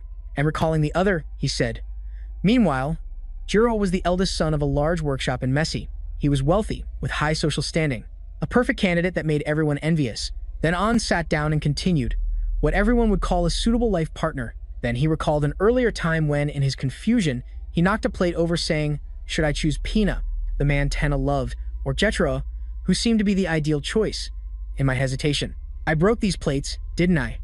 In the present, An picked up the cracked plate and mused, "So, as a test of their craftsmanship, I gave them the task of repairing these plates. It was originally just a simple request, but it made my choice clear." An held up the two plates, showing them off. "Look, Allison, this is how Getro repaired his, and this is Pina's." He scratched his neck, confused, as Han asked him, "Which plate seems better restored?" He pointed to the intact plate and answered, "This one, right?" But Han squinted his eyes and said with a smile, "Getro's plate." Then, he shattered Allison's judgment. "On the surface, it appears perfect, but as tableware, this restoration is a failure. He used an adhesive that is toxic to humans, making it impossible to use for food." And picking up the cracked plate from the table, he remarked, "Meanwhile, Pina's plate seems crude at first glance, but it has retained its essence. Though some might laugh at the visible cracks, it has been sturdily bonded." An cherished it, musing, just like Pina and Tenna. I have just approved their marriage." He then recalled the couple's happiness. He said how radiantly they smiled, and it made all my previous worries seem so foolish. Then he handed the cracked plate to Allison, asking, "When love is the essence, what else is important?" I was blinded by appearances. Seeing him stroking the plate, An asked, "What do you think? In your eyes, is this plate worthless?" Given this practical example, Allison imagined a human and a dragon facing each other, thinking, "I'm human. She's a dragon. We are too different. My own prolonged lifespan isn't even guaranteed, and Rurin's chance to go back is right now." Allison, like a black and white virtual entity, silently analyzed, "Isn't it absurd to worry about this when we're of different species? What if I'm with her, and Rurin is left all alone?" Suddenly, Rurin's radiant face appeared in his mind. He thought, "A dragon should pair with a dragon. That is what will bring her happiness." Then he remembered when Rurin was worried about him when he was sick. "Anything's fine, just let me take care of you today." Then something else came to mind. Rurin's mother's final wish was also, and he remembered the moment she smiled radiantly, marveling, "It's so beautiful." He silently added, for her to return and live as a part of her tribe. Rurin happily intertwined her fingers with Allison's, saying, "I'll stay here with you forever if you want." Allison thought, "When I brought her back from the sanctuary, I knew this day would come." He remembered Rurin lying face down on her bed, muttering, "Punishment." Allison had decided, "That's why I tried to let her go." But another image appeared, of Rurin leaning her head on his shoulder and saying, "Allison's restaurant." He couldn't help but think that. Then he recalled when they sat together looking out the window and blurted out, "Our restaurant." Allison touched the surface of the cracked plate, and tears streamed down his face as he mumbled, "It really is a beautiful plate." Finally, he told himself, "Give me one more chance, Rurin." He once again said, "It's perfect," when someone tapped him on the shoulder, calling Allison. Then, Ganon punched Allison so hard his head snapped to the side, yelling, "You idiot!" He held his cheek as the man shouted, "After all that talk, it was all for Rurin. Why aren't you going after her?" He blurted out, "Gone." Suddenly, Minton also slapped Allison across the face, scolding, "You idiot!" She looked angrily at him sprawled on the floor and demanded, "Does our relationship seem silly to you? After everything you've done for us, you can't act like this." He, astonished, asked, "Minton, Mentai, when did you two get here?" Then he argued, "And silly? I never thought that," which made Bennett and An sitting at the table laugh cheerfully. "It seems we're all alike." Then Allison looked up doubtfully, only to be bonked on the head by someone else, crying out, "Ouch." Looking at the elf girl before him, Allison exclaimed, "Elena, hush." He was confused as she held out a knight's cloak. Elena pouted, sighed, and said, "This is cheating, you know. You wish for a restaurant, not a place to work all by yourself." Elsewhere, the dragon knights gathered, chattering animatedly. "Order!" Meridiana, in his dragon form, spoke out, "Silence." He glared and announced, "From this moment, the coming-of-age ceremony shall begin." And just as he said, "From now on, Rurin shall."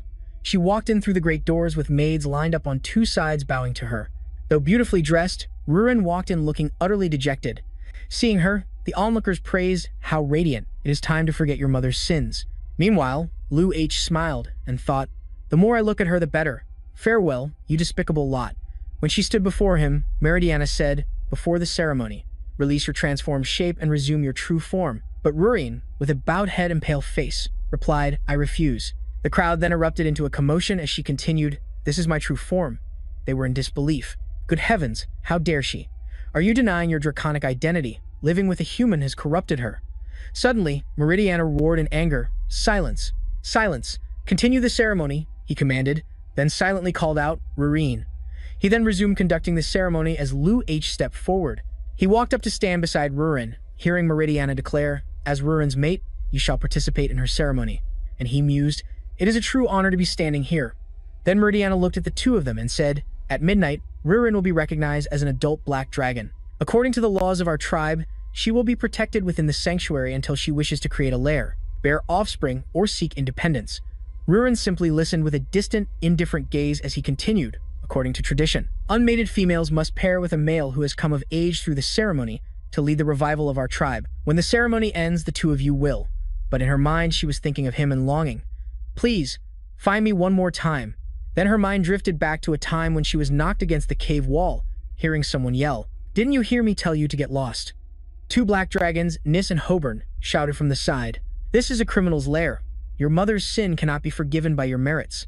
Then, they flew to the cave entrance, calling back, "Don't delude yourself, even after the war. You will never be able to hold your head high." Suddenly, Allison appeared amidst a blue magical mist and asked, Why are you putting up with this? In her struggling dragon form, Rurin heard him ask. You could easily crush a few dragons. She then replied, it's none of your business. Don't interfere. Nevertheless, Allison still pointed a finger, conjuring blue magic, and said, I'm not interfering anyway, but a meal is a different story. And asked, you haven't eaten anything, have you? While Allison cooked, Rurin lay sleeping opposite him. A moment later, he dished out a large bowl of food and began to speak. He then brought the bowl in front of the dragon and asked, why do you just let them beat you like that? It's really strange. Suddenly, a dazzling yellow light burst forth, making Allison shield his eyes and exclaim, my eyes! Rurin, now in her human form, sat disheveled on the ground and snapped irritably. I told you, it's none of your business. At that, as she reached for the bowl, he pulled it back, demanding, tell me. This angered her, and she cursed. This damn bastard, it's so unfair. Allison's eyes widened as he listened to her explain. It's because of the ancient orb my mother passed down to me for dragons. It's a grave sin. Rurin held her two hands over the fire to warm them and continued, and because I'm still young, I can't completely conceal its presence. Perhaps that's why mother told me to go to grandfather at once.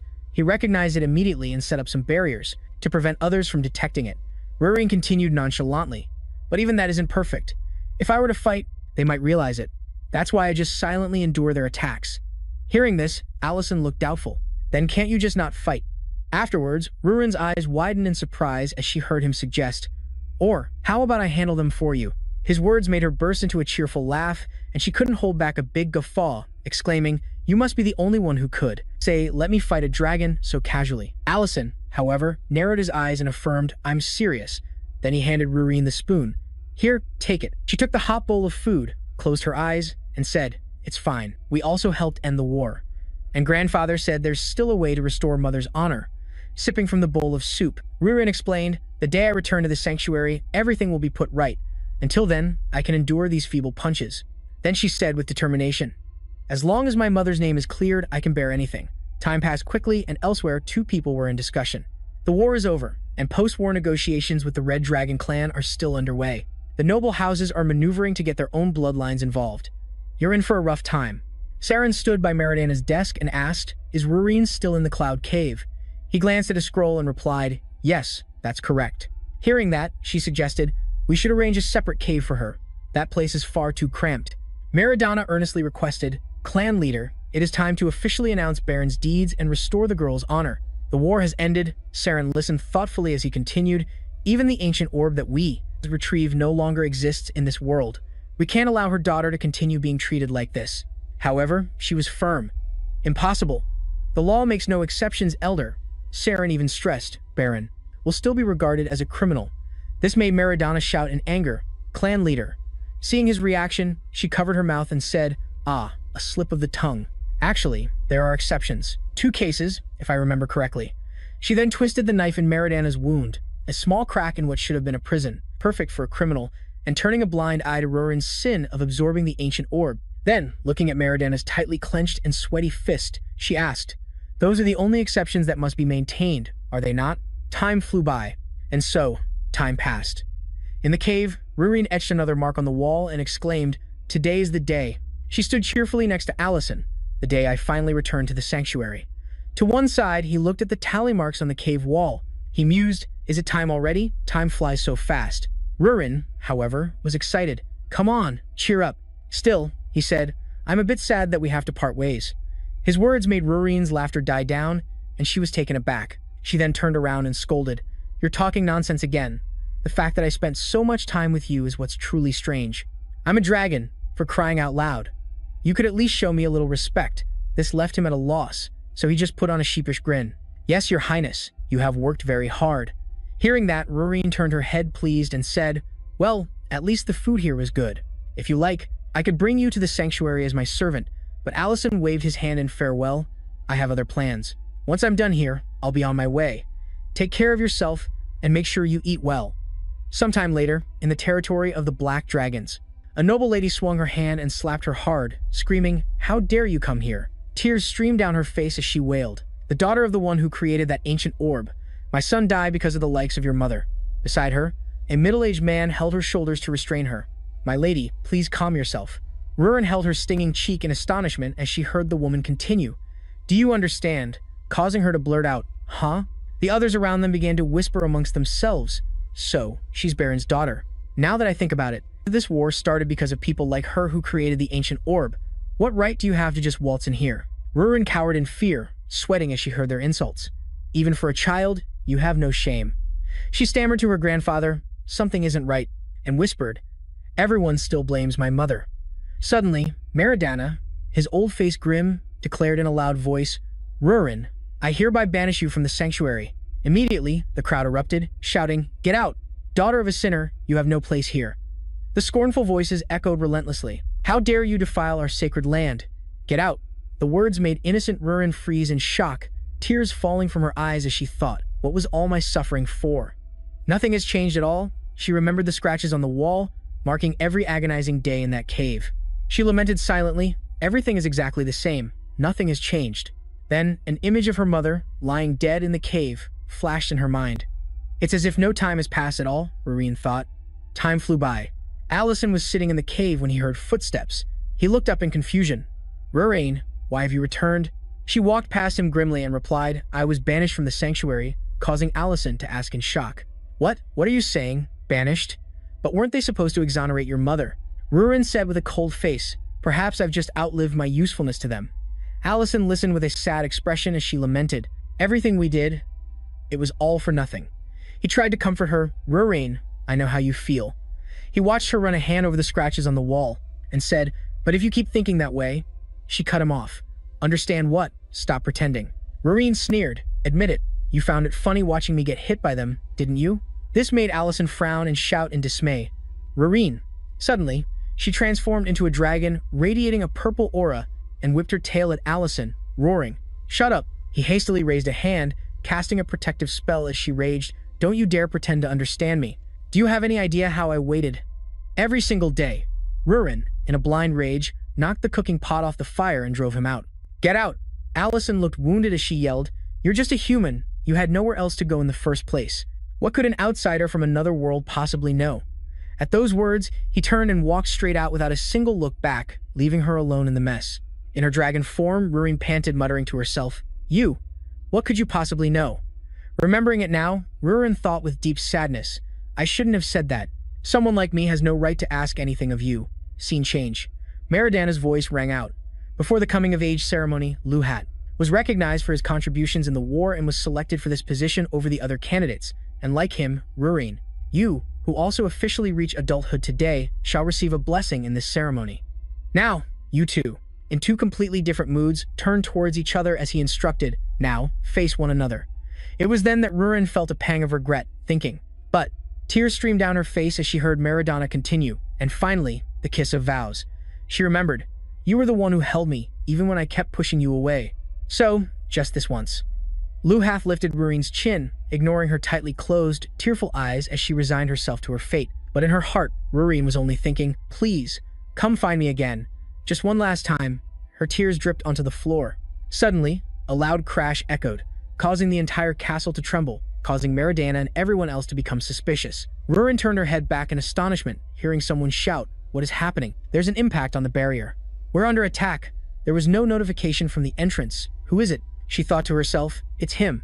Then, a series of loud rumbles echoed from outside the massive door.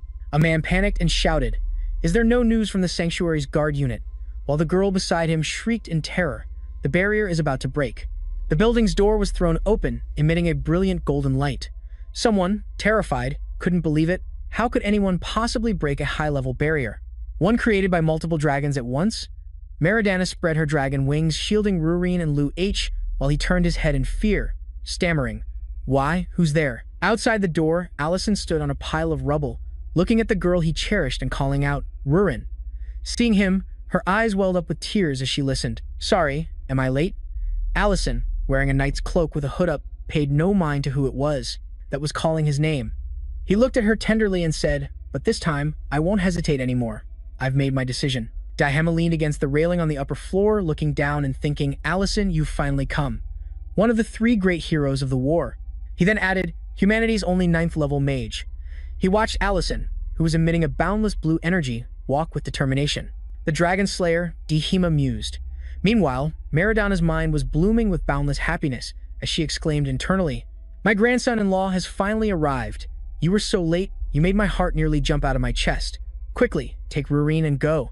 Outwardly, she blushed, trying to restrain herself, and asked, "Allison, what is your reason for coming here?" Lu H cut in as he began to speak. "You already know, but this place is. There is no need for an explanation, Elder. Not one human is permitted to enter the holy temple, except for their attendants." Then, he flared with a blue aura, raised his claws tauntingly, and said, "I've always wanted to meet you, Allison. Merely raising your head to face a dragon is a crime punishable by death, yet you dare to interfere with a sacred ritual and barge into the ceremonial area?" On one side, a group of people listened to Lu H's interrogation. "Don't you realize that your mere presence here defiles the sanctity of this place? Is that so?" Then they chimed in, "That's right. Get out of here now. Shh, be quiet." But Allison replied fearlessly, "This is the first time I've heard that simply looking a dragon in the eye is considered a crime punishable by death." Suddenly, someone became so enraged that blue and red veins popped out all over their face as he continued, "More importantly, I apologize, but could you tell me where the preserve is?" Then, the guy transformed into a dragon, furiously cursing, "This human, does he think that taking down a few mediocre dragons is enough to go mad? How dare you insult Lord Lu H?" Then, the guy bellowed, "I'll tear your mouth apart myself." But before he could even make a move, Allison pointed a single finger, conjuring a magic circle above his head that struck him down. His massive body slammed onto the floor, sending debris flying. This scene left those nearby gaping in stunned silence. Allison, with a cold, sharp gaze, said, "Ah, Lord Lu H, is it? You are not worthy of Rurine." The brown dragon with a green head named Lu H, after being hit by the new technique unleashed by Allison, was immediately on the defensive, continuously growling, the sound shaking heaven and earth. He was on guard, his face filled with panic, thinking, "What is this? It's just simple enhancement magic." Right after that, as that detestable dragon Lu H lay collapsed on the ground from his injuries, another white-haired dragon quickly appeared to protect him. The white-haired female dragon, Saren, cried out, "Allison, stop." Saren urged again. "I said, stop right now." Looking up, a magnificent, grand structure was now gradually collapsing along with the lush green land. The white-haired dragon cried out, "The sanctuary is tilting." Allison approached with deliberate steps, speaking slowly as he walked. "I ended the war and brought peace to all races. Furthermore, I have absorbed the ancient jewel and the heart of the Dragon King." The two people standing behind him saw the surge of power from Allison, radiating with increasing danger, and they shrieked, shoving each other. "I told you we had to be careful. Ugh, deploy the nullification magic." The giant dragon form Lu H had taken earlier now reverted to his original shape. He was a middle-aged man. Lu H was now lying face down on the ground, his mouth continuously stammering, "Impasse." "Enough," Allison spoke, continuing to overpower everyone. "I used that power to protect the Dragon Clan's treaty, so who among you has the right to speak to me of Oath? Already?" Rurin, standing behind, watched everything unfold. She fearfully wiped away, the tears rolling down her cheeks, thinking to herself, "Allison is too agitated. If he accidentally kills Lu H, it will be a disaster." Right after that, as if losing control, Allison used his index finger to conjure and control a blue vortex. He seemed to say petulantly, "That's enough of this childishness." The vortex grew larger and larger, like the frustration boiling inside Allison. Suddenly, an elderly woman's voice spoke up. "That last attack wasn't enough to threaten his life, was it? Please be magnanimous and forgive him." This elderly female dragon who had just appeared was the matriarch of the Black Dragon clan. Her name was Saren. Immediately, everyone knelt respectfully and exclaimed in unison, "Greetings, matriarch." Saren gave a cryptic smile and said, "That's right, you are qualified to be here. But if you wish to wield the authority of the Dragon clan, the punishment you receive will be commensurate. Don't you know that you weren't executed for absorbing the ancient jewel precisely because you are human?" This sudden utterance made Rurine anxious. She broke out in a cold sweat. After listening, Allison rubbed his chin, calculating his response to the dragon. That was a clause in the treaty. It was created to prevent the birth of a Dragon King. Even though I have absorbed the essence of the three, it does not mean I have the right to command you. In that situation, there is no reason to punish me, is there? In fact, my existence may be preventing the formation of a new ancient jewel.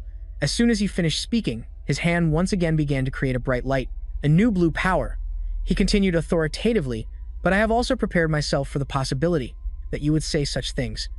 Go ahead and try to punish me if you wish." Everyone present heard Allison's proposal so bluntly and without concert, they all became flabbergasted, their eyes wide and jaws dropped in shock. Rurin, agitated, spoke up to negotiate. "Matriarch, please don't do it. I will participate in the coming-of-age ceremony as required. Don't punish Allison." Hearing this, the female dragon reconsidered and replied, I will think about it after I hear the answer to the elder's question. With that, she turned to Allison and asked, "What is your purpose for coming here?" He answered indifferently, "I came here to fix things." He turned towards the girl he was close with, preparing to expose her. Ah, Rurine, the one who doesn't know the first thing about being neat and tidy. The dragon matriarch, hearing this, was taken aback and let out a surprised, "Huh?" Rurine, at this point, was so embarrassed by him that she blushed. Allison paid no mind and continued to ramble on. She causes so many disasters that it's impossible to count the number of dishes she has broken. The crowd, hearing this confusing exposé, looked at each other quizzically. What? What is he talking about? Allison continued. Not only does she secretly drink a lot of beer, but she also doesn't use honorifics with guests. Her cooking skills are so bad that a criminal could be captured just by tasting it. Rurin, trembling with embarrassment, stammered, "Wait, hold on." But her efforts were in vain. He paid her no mind and continued to list Rurine's faults, and she has a hot temper. If you leave her alone for even a moment, she'll pick a fight. But Rurine is not the daughter of a criminal. Allison's words were suddenly cut short. The female dragon spoke sharply. "Think carefully, you brat. Your thoughtless words could destroy all the sacrifices that have been made." Allison replied without the slightest hesitation, "I'm sorry, but I finished thinking about this a long time ago." At that moment, he suddenly seemed to lose control and roared. Baron did not create the ancient jewel. Seeing Allison so agitated on her behalf, Rurin was moved and called his name. Allison continued, "Baron stole the ancient jewel from the group that wanted to create a Dragon King. She is a hero. She completely prevented the birth of the Dragon King."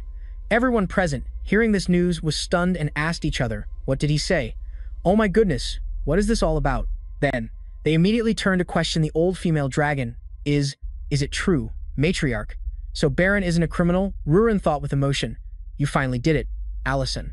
Just like 2 years ago, you've thrown the sanctuary into chaos." She remembered how 2 years ago, Rurin had been shunned by the very dragonkin of this place and constantly berated with harsh words like, "You are the disgrace of our clan. Your mother is a criminal." Even the young ones like Nise didn't spare Rurin, chiming in to point out, the war only happened because of her. She created the ancient jewel, overstepping her bounds, and yet her daughter thinks she has the right to make such demands? The young men standing nearby laughed wickedly and gossiped among themselves. "It seems Nise doesn't like her." "That's just a lie," another one spoke up. "Your habit of pestering the woman you like hasn't changed, has it?" the previous person replied. "He likes seeing her sad face." "You're a pervert, aren't you?" they said, looking over at poor little Rurine. Her eyes were already wet, with 2 streams of tears flowing endlessly as she stammered. To clear her name, "I just want to restore my mother's honor, that's all. The Dragon King is dead, the war is over." The more he recalled, the angrier Allison became. He gritted his teeth and snarled at them. "I don't need anything else. Rurin has endured so much injustice, both inside and out, for the sake of the tribe without breathing a word to anyone. She carried such wounds without blaming anyone, and yet now, after tormenting Rurin, you want to bestow a favor upon her? Accepting her because the tribe is in danger? Don't be so ridiculous." Suddenly, at that moment, Rurine's body collapsed. She let out a loud cry, bursting into tears from the overwhelming emotion, her hoarse voice mingling with the sound of her sobs. Sobbing, she cried out, "Hick, it's just, oh."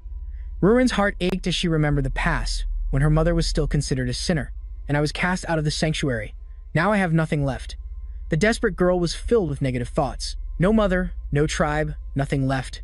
I am all alone. She looked up. The bowl of food suddenly overturned, spilling everything onto the dirt floor. Her eyes showed a hint of wariness. Rurin continued to recall how she had been ostracized by the tribe, the constant shouts of "get out" echoing in her mind. "Get out of here, you sinner's daughter, get out." A purple dragon roared hatefully, warning Rurine to leave. At that moment, she remembered the image of Allison. She thought about the heartless words she had coldly thrown at him.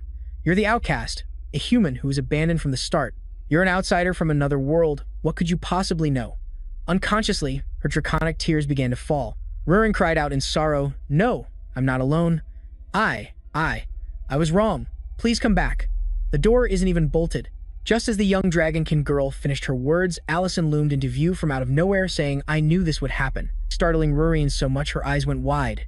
Allison looked at her with a mix of pity and playfulness. In his hand, he held a plate of food so fragrant it could split your nose. "You weren't just cowering in here, were you?" he asked, setting down the tempting plate of grilled meat. Allison suggested, "Get up and try this. It's called a stewed steak pie, and it's delicious.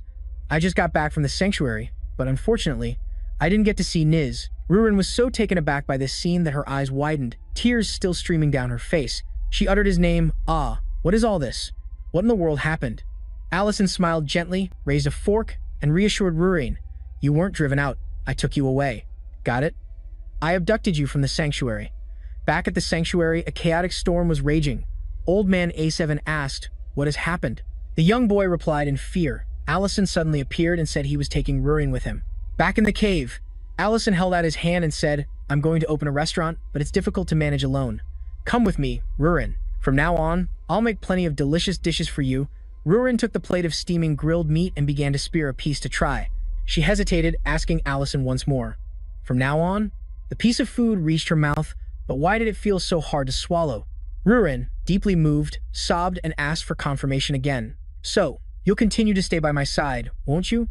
The timeline shifts to 2 years later. Allison said boldly, I took you away that time, and I will never send you back. But this time, I'm not going to use the restaurant as an excuse. He then pulled down his hood, striking a domineering, cool guy pose. He confessed, I just want you to be with me, Rurin. Oh, and by the way, no turning into a dragon inside the restaurant, especially when you're angry, okay? Rurin replied enthusiastically, I want to eat a stewed steak pie. It seems there really are dragonkin like that. So, about choosing a partner in this coming-of-age ceremony. At this, Rurin boldly embraced Allison, giving him a passionate French kiss. Then, pulling away, she said mischievously, Isn't it a little too late for that, my dear? I've been your dragonkin ever since then. Suddenly, from high above, the old dragon Meridana called out to them, Rurin, Allison, it is now past midnight. My lords, I have made it clear that if there is an adult female individual without a partner, she will be paired with an adult male. But it seems we already have a wonderful couple here. Hearing Elder Meridana say this, the two of them blushed with delight, smiling happily. The old Meridana continued, From this day forward, I declare Baron's honor restored, and I officially recognize Rurin as an adult member of the tribe. Thank you, Allison. I give you my sincere thanks. The coming-of-age ceremony is hereby concluded. May Rurin and Allison have a peaceful life in the future. The scene then flashes back to the past, to a time when Rurin was still full of innocence, as she turned to ask Allison, Sir, what's a restaurant? Allison replied tenderly, It's a place where we make food and sell it. Does that mean I can eat all the stewed steak pies I want, like the one I just had? Well, the customers come first, but if there are any ingredients left over, then you may. Suddenly, Allison noticed something was different, so he asked, You used to address me so casually, but now you're being so formal. Why is that? Rurin answered awkwardly, Well, aren't you my senior? The scene changes to another location. The 2 plates of food on the table were now completely empty. The sound of Rurin's satisfied voice rang out right after. That was delicious. She looked up at the sky, which was now pitch black like ink. Afterward, she shyly said to Allison, It's getting late now. The 2 of them were seated together on a comfortable bed, but they seemed a bit distant, sitting a whole meter apart from each other. Allison replied shyly, I guess it's about time for bed, huh? Rurin replied shyly, Yes. Allison, flustered, rubbed his nose, hesitantly, trying to find something to talk about. He continued, speaking to the girl beside him, That's a beautiful dress. Hearing his compliment, Rurin lowered her gaze and replied, You think so? At that moment, she recalled the reason Allison had fled from the bathroom earlier. Normally, it wouldn't have been strange at all. But why is my heart pounding like this? Rurin shyly spoke up, asking for Allison's help. This dress. Actually, the maids had to put it on for me, so it's not very comfortable. Could you help me take it off? Allison was taken aback by such a suggestive request. He was so surprised he let out a gasp. Huh? Then he quickly composed himself and agreed. All right. Allison moved closer and pulled down the zipper on her dress. As the zipper slid almost to the small of her back, Rurin, for some reason, felt a strange change come over her. Her face was beet red, and she was breathing heavily in her shyness. Just as the romantic atmosphere was thickening, 2 uninvited guests suddenly appeared out of nowhere. The voices of 2 elders bickering with each other rang out. Absolutely not. If you go now, the elderly dragoness, hearing Elder Meridana, spoke up irritably. We still have matters to discuss. Elder Meridana, standing beside her, called out helplessly, Matriarch. But at this moment, the dragoness chose to say her farewells. Elder, there is no need to escort me. A questioning voice from inside the room made both of them jump. The girl, her romantic atmosphere shattered, lost her temper, and couldn't resist punching Elder Meridana right in the face with a bam. The single punch made Matriarch Saren cry out in alarm. Rurin, she angrily questioned the old dragon, Elder, why are you here again? The 2 people nearby, seeing Rurin so agitated, tried to stop her. The matriarch shielded the elder, admonishing her. That's enough. Allison also exclaimed in alarm, Hey, calm down. The old dragon, who had been knocked flat on his face, said pitifully, Never in my life have I felt so miserable. They went outside to talk. Allison politely poured 2 glasses of liquor to entertain them. As he poured, he asked the old dragoness a question. I was under the impression that the matriarch never leaves the sanctuary. Why are you here now, may I ask? The dragon elder savored a sip of the high-quality liquor and commented, "Himph. This is a well-aged whiskey with a complex blend of flavors." The old dragoness calmly replied to Allison, "As I've said, my decision will depend on your answers." She then continued gravely, "Listen here, you have absorbed 3 parts of the ancient sacred jewel. As a result, you have gained the lifespan of a dragon. And if the ancient sacred jewels are no longer being created, then I can understand all of your recent actions." She contemplated this with her eyes closed. Revealing the truth about Baron does not endanger the birth of the next Dragon King. And as for you taking Rurine out of the sanctuary, that too can be accepted, provided you can live with the girl for the rest of her life. Therefore, you can be considered to have resolved those 2 issues. However, hearing her words, Allison slowly replied, "No, about that, I do not know.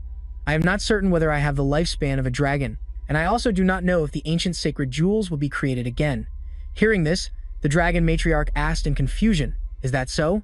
So you have broken our principles and caused chaos in the world of the Dragonkin without being certain of anything? And you even stole Rurine's opportunity?" Allison didn't pay much heed to her words, instead asserting his own argument. "I only know one thing for certain." At this, Allison recalled a past conversation with a friend.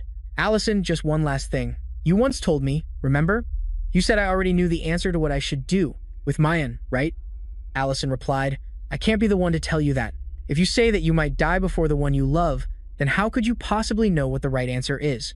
But you do know what the wrong answer is, don't you?" Returning to the present, Allison spoke to the old dragoness, forcing Rurine into the sanctuary in violation of principles, and allowing Baron to be unjustly condemned. "I am certain that those actions were wrong." Hearing her crimes listed like that, the old dragon's face darkened as she spoke with displeasure. "Is it just a petty sense of justice? You have no idea how much Baron sacrificed. Originally, the Dragonkin who creates the ancient jewel cannot absorb it themselves. That is why the sinner and the ancient jewel could be kept together in the territory. But Baron spent all that long time protecting it, even though it wasn't the ancient jewel he himself had created. It was all for loyalty to the clan. If you only knew the patience and sacrifice involved." Allison cut her off. "So what? Did treating the Dragonkin who created the ancient jewel like a sinner help in any way? Was a Dragon King born from it? In the end, she died without receiving any help. The birth of a complete Dragon King had to be prevented by transferring the ancient jewel to Ruri." The old dragon replied, "This was also a form of mercy. I believe that you, at least, would understand that." Allison replied, "As a human who has participated in more wars than anyone else, I am telling you that principle is wrong. You can't blame someone for something they never wanted to do in the first place." This sentence seemed to awaken something within the old dragon. Another fragment of memory resurfaced, but this time, it was the old dragon's. The voice of the young man from the beginning of the story rang out. "Huh? Your name is Saren? This must be great fate." The young dragon Saren asked, "What do you mean?" The red-haired young man laughed heartily and replied, "I'm Sadalin. Our names both start with Sa. It feels like we're meant for each other." Hearing this, Saren turned away and made a blunt remark. "Red dragons have nothing to do with black dragons." Sadalin stubbornly continued, "I don't care about that." The old dragon, a being who had lived for a very long time, spoke. "It's been a long time since I've heard anyone say that." Allison then continued, "I've been wondering since the last time we met. That crown. It looks exactly like the Dragon King's necklace." The dragon Saren didn't deny it, but replied, "That's right. This is something he gave me a very long time ago." The two of them were startled by this information, finding it hard to believe. A memory of the past emerged. At that moment, the young Sadalin was eagerly hiding behind a tree, calling out in a playful, wheedling tone, "Saren, come on out, Sa, Sa, Sa. Sadalin is here." Saren, with a helpless expression, slowly replied, "You're here again? Don't you ever get tired of this?" Sadalin answered, "What are you talking about? Every time I come to see you, I feel happy. It's been a while. How was the harvest today?" Saren sighed and retorted, "You were here yesterday too," Sadalin persisted, "and I'll be here tomorrow, too." Under the starry night sky, she watched Sadalin's departing figure. Saren called out faintly, "Sadalin, wait a moment." He laughed and replied, "Look forward to it. I found a place with a magnificent view. I'm excited about it too." They sat by the beach, a field of blooming daisies behind them under the twilight of the setting Sunday. Sadalin called the name of the girl beside him. "Saren, I love your black hair," Saren replied, "and I admire your red hair." Returning to the present, the old dragon held the crown in her hand, lingering on the past, and said, "I loved him very much, but in the end, we couldn't be together." On a moonlit night long ago, a flustered Sadalin cried out, "Telling me not to see you anymore? What are you talking about?" "I'm really worried," he pleaded in a panic. If I did something wrong, please just tell me. Saren replied with a heavy heart. I will be participating in the coming-of-age ceremony. My mate will be chosen there. Saddle on. Hurt? He questioned. You already have me, so why a mate? Saren turned her back and replied, from the beginning, the mixing of blood between different dragon clans is forbidden. If an incomplete dragon king were to be born, our resistance to the command would be weakened. It is a great sin against our clan, so please, just go. That day, a heavy rain poured down, each drop settling heavily on the leaves, as heavily as Sadalon's heart felt at that moment. In the downpour, the tears of a dragonkin streamed down his face. Heartbroken, Sadalon held the crown in his hand and spoke his final words. To the woman he loved most, the fact that we are two different types of dragonkin is merely a coincidence, but my love for you is an inevitability. And yet, simply because we are of different kinds, it becomes a sin? You can't blame someone for something they never wanted to do. Every word Sadalon spoke pierced Saren with such gut-wrenching pain that she couldn't help but clutch her chest and weep tragically. Sadalon, full of obsession, continued, if only you had given me any other reason, I might have been able to accept it. That phrase, it is the principle, pulled the old dragon Saren back to the present. The old wound in her heart, which had been closed for so many years, was torn open once more, and she couldn't stop the tears from falling. Tightly clutching the crown that held the memories of her youth, she choked out an explanation. It is the principle that I must follow. This sorrowful story made the elder and Allison sympathize with her more. The old dragon continued, your conclusion is not entirely correct. In the end, it is still a gamble. But I will pray that the path you have chosen is the right one. As Allison watched the old dragon slowly turn to leave, he called out, Great Mother. The Dragon King left one final message. A golden beam of light appeared like a path, leading to that final message. Following the beam of light, the Dragon King's last words gradually materialized. If I had known things would turn out this way, I would have run away with her that day. I have regretted my entire life for not kidnapping her and running away.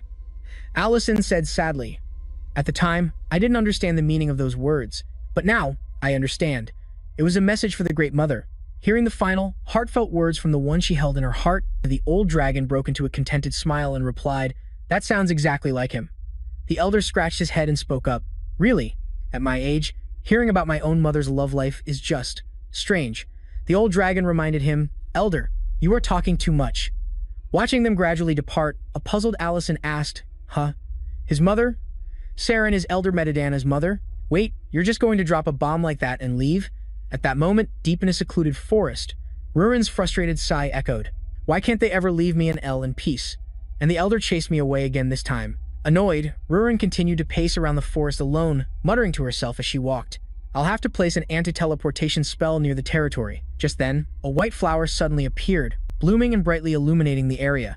Curious, Rurin sat down beside it and said in confusion, what is this? A flower blooming in the middle of winter? I like its noble air. The two-blossomed flower. Suddenly, Rurin's deep blue eyes widened in surprise. Immediately after, a green-haired girl chewing on a blade of grass appeared. She wore a white outfit and exuded an aura just like the flower from moments ago. Finding this strange, Rurin asked, Who are you? The pure, green-haired girl introduced herself, I am Sally.